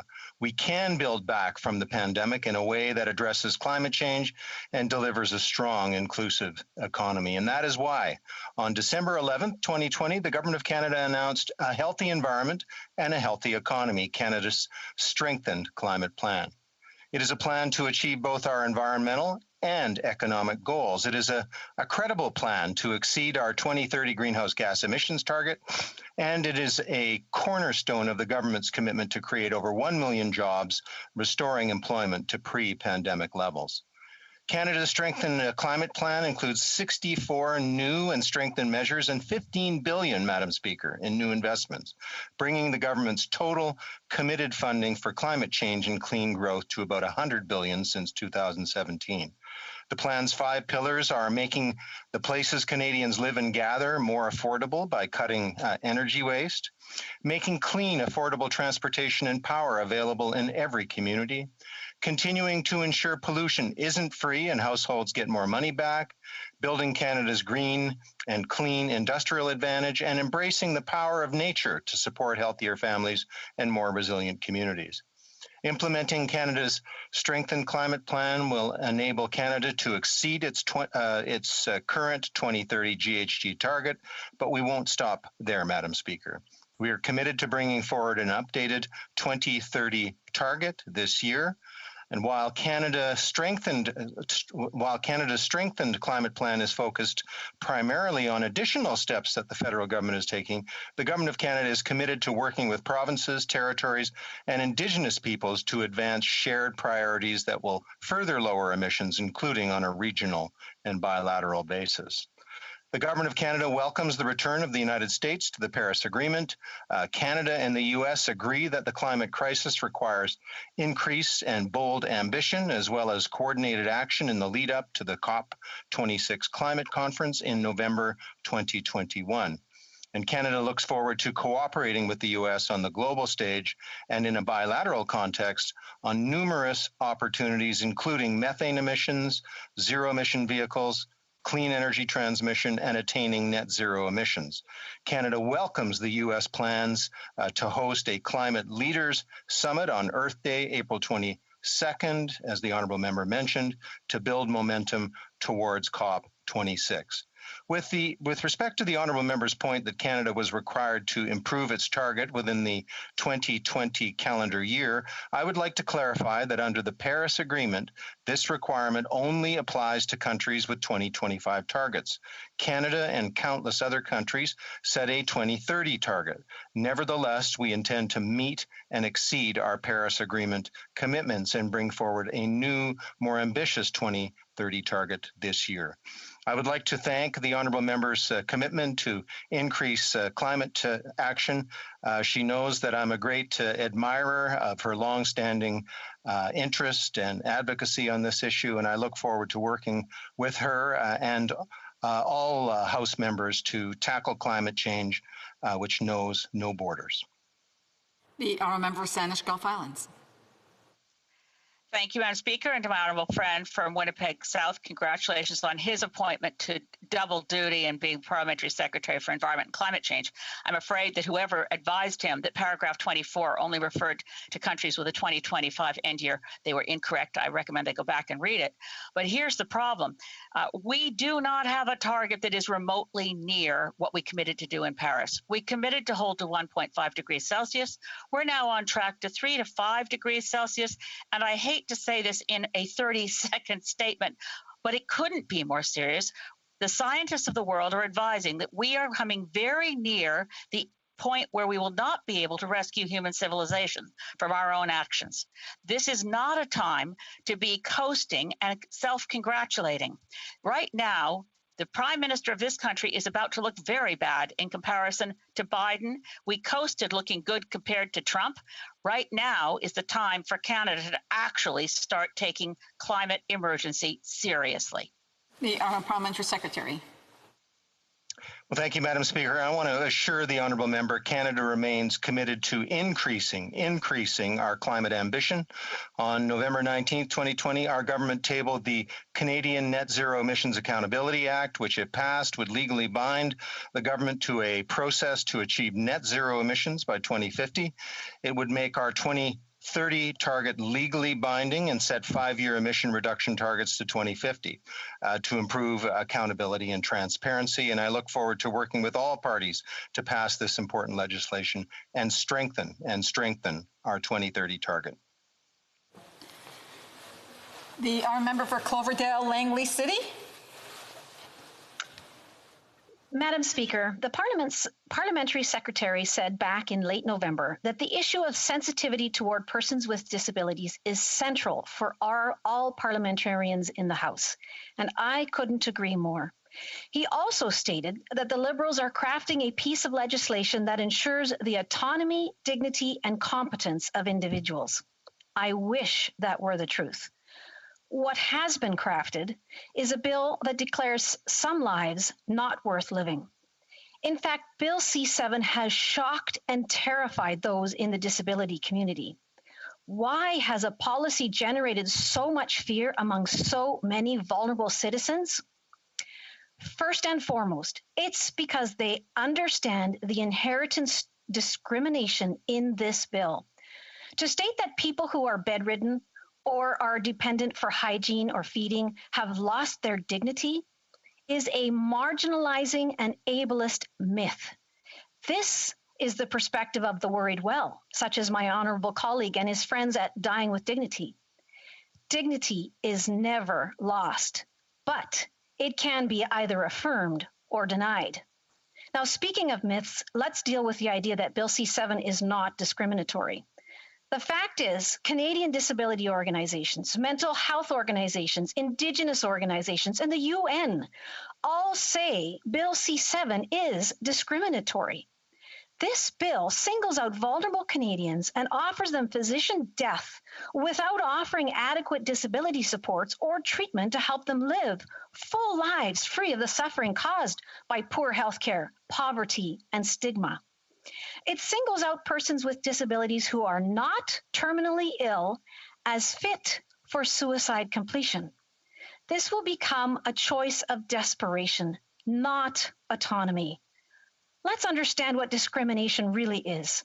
It's pretending that all Canadians are equal in all ways. The obvious reality here is that some of us face profound life challenges. We need laws that protect the disadvantaged. A law that offers death to one group and support and treatment to all others is the paradigm of discrimination. This law proclaims that a disabled Canadian should consider death instead of recovery. Vulnerable patients need protection from politicians and doctors who want to make it easier for them to die while simultaneously denying access to appropriate healthcare supports. This is true discrimination. And now the second myth that needs to be countered is the idea that Bill C-7 must be passed right away because suffering Canadians need relief through MAID as fast as possible. Let's face it, if this was true, then it is also true that adequate palliative care, disability supports, mental health care must be available as fast as possible, because it's in the absence of these that it's making people suffer so much they want to die rather than live. If it weren't for COVID pandemic, Parliament Hill would see the largest protest of disabled Canadians ever assembled. If it weren't for poverty and marginalization and the fact that most Canadians are unaware of the shocking push for state-sanctioned suicide, those protesters would be joined by millions more. I have listened to the wealthy and healthy politicians opine on what they would wish for if it were them in such a terrible position. And they say with a straight face, we must hurry to act to stop this horrible suffering, not because they're suddenly seeing what has always been in front of their eyes, but because of the realization it could be them someday. This bill ensures that disabled Canadians are treated as second-class citizens. I beg the Parliamentary Secretary, for the love of God, will he join me in voting firmly against this Frankenstein bill? The Honourable Parliamentary Secretary to the Minister of Justice and Attorney General. Madame la Présidente, l'aide médicale à mourir est... Madam Speaker, medical assistance in dying forces us to think about our fundamental values. We need to think about the meaning, the inherent value of life, and the importance of respecting all individuals' choices to make their own decisions. It's a responsibility that we all have towards one another. 7 generate opposing views. We've just heard some of them from my honourable colleague from the official opposition. The witnesses who appeared before the Standing Committee on Justice and Human Rights took different views on proposed amendments, such as the exclusion for persons whose sole medical condition is a mental illness, and the proposal to allow for the waiver of final consent, to name just a couple. This is to be expected on an issue as complicated as this one. It's also a reflection of the vibrancy of our public discourse and the healthcare sector and of our civil society. The perspectives of persons with disabilities and the potential impact of the bill on such persons is another issue that has received significant attention, and that's entirely appropriate. It's clear that national disability rights organizations do not support the core aspect of Bill C-7, which is namely the removal of the eligibility criterion of death that is reasonably foreseeable. Their view is that medical assistance in dying must be limited to persons at the end of life. They call the end of life criterion the great equalizer. Everyone will one day reach that stage. At the same time, ineligibility is also equitable. Everyone who is not at the end of life, in their view, is protected by the criminal law prohibition against helping others end life. With the end-of-life requirement removed, they have grave worries that persons with disabilities will be steered towards medically assisted death by subtle medical or societal pressures, or that disabled individuals will choose medical assistance in dying, not because their disability causes them unbearable suffering, but because the care they need is not forthcoming, and that was highlighted by the member opposite. They also worry that the proposed amendment discriminates against persons with disabilities by singling them out as a category of persons who can obtain medical assistance in dying on the basis of their suffering. I think what's important is that we need to be reflective and responsive to the positions of these very important organizations and the thousands of Canadians they represent. But at the same time, Madam Speaker, we need to be responsive to the views and wishes of other persons with disabilities and other serious illnesses who take a different view. I'll remind the member opposite, and I'll remind this chamber, that in the actual Truchon decision, Mr. Truchon and Madame Gladue were themselves persons with disabilities. They felt that their autonomy and their independence and indeed their rights to equality under the Charter were discriminated against by virtue of not being able to avail themselves of medical assistance in dying based on the requirement of needing to be at the end of life. The court in that case found in their favor, finding that the previous regime was itself discriminatory against persons with disabilities. That's the court's determination. That is what we were responding to here. Clearly, there are many others in that camp as well, including the Senate sponsor of the bill, including a former Conservative cabinet minister, Mr. Stephen Fletcher, who's echoed the exact same concern, that the rights of autonomy and dignity of all people, including all people with disability, must be respected and entrenched in whatever legislation is coming forward. Compassion requires that we consider their views as well. I agree that disability groups in this country raise extremely grave and serious concerns. We must turn our attention to ways we can address them. But in my view and the view of the government, there are ways to address those concerns that do not have the effect of denying others the medical service that they feel is right for them. Yes, we must do more to support persons with disabilities in this country to ensure that they have equitable access to all forms of excellent medical care, such as what was listed by the member opposite, things like proper housing, and to the different kinds of supports they need to thrive. Thank you, Madam Speaker. Our member for Cloverdale Langley City.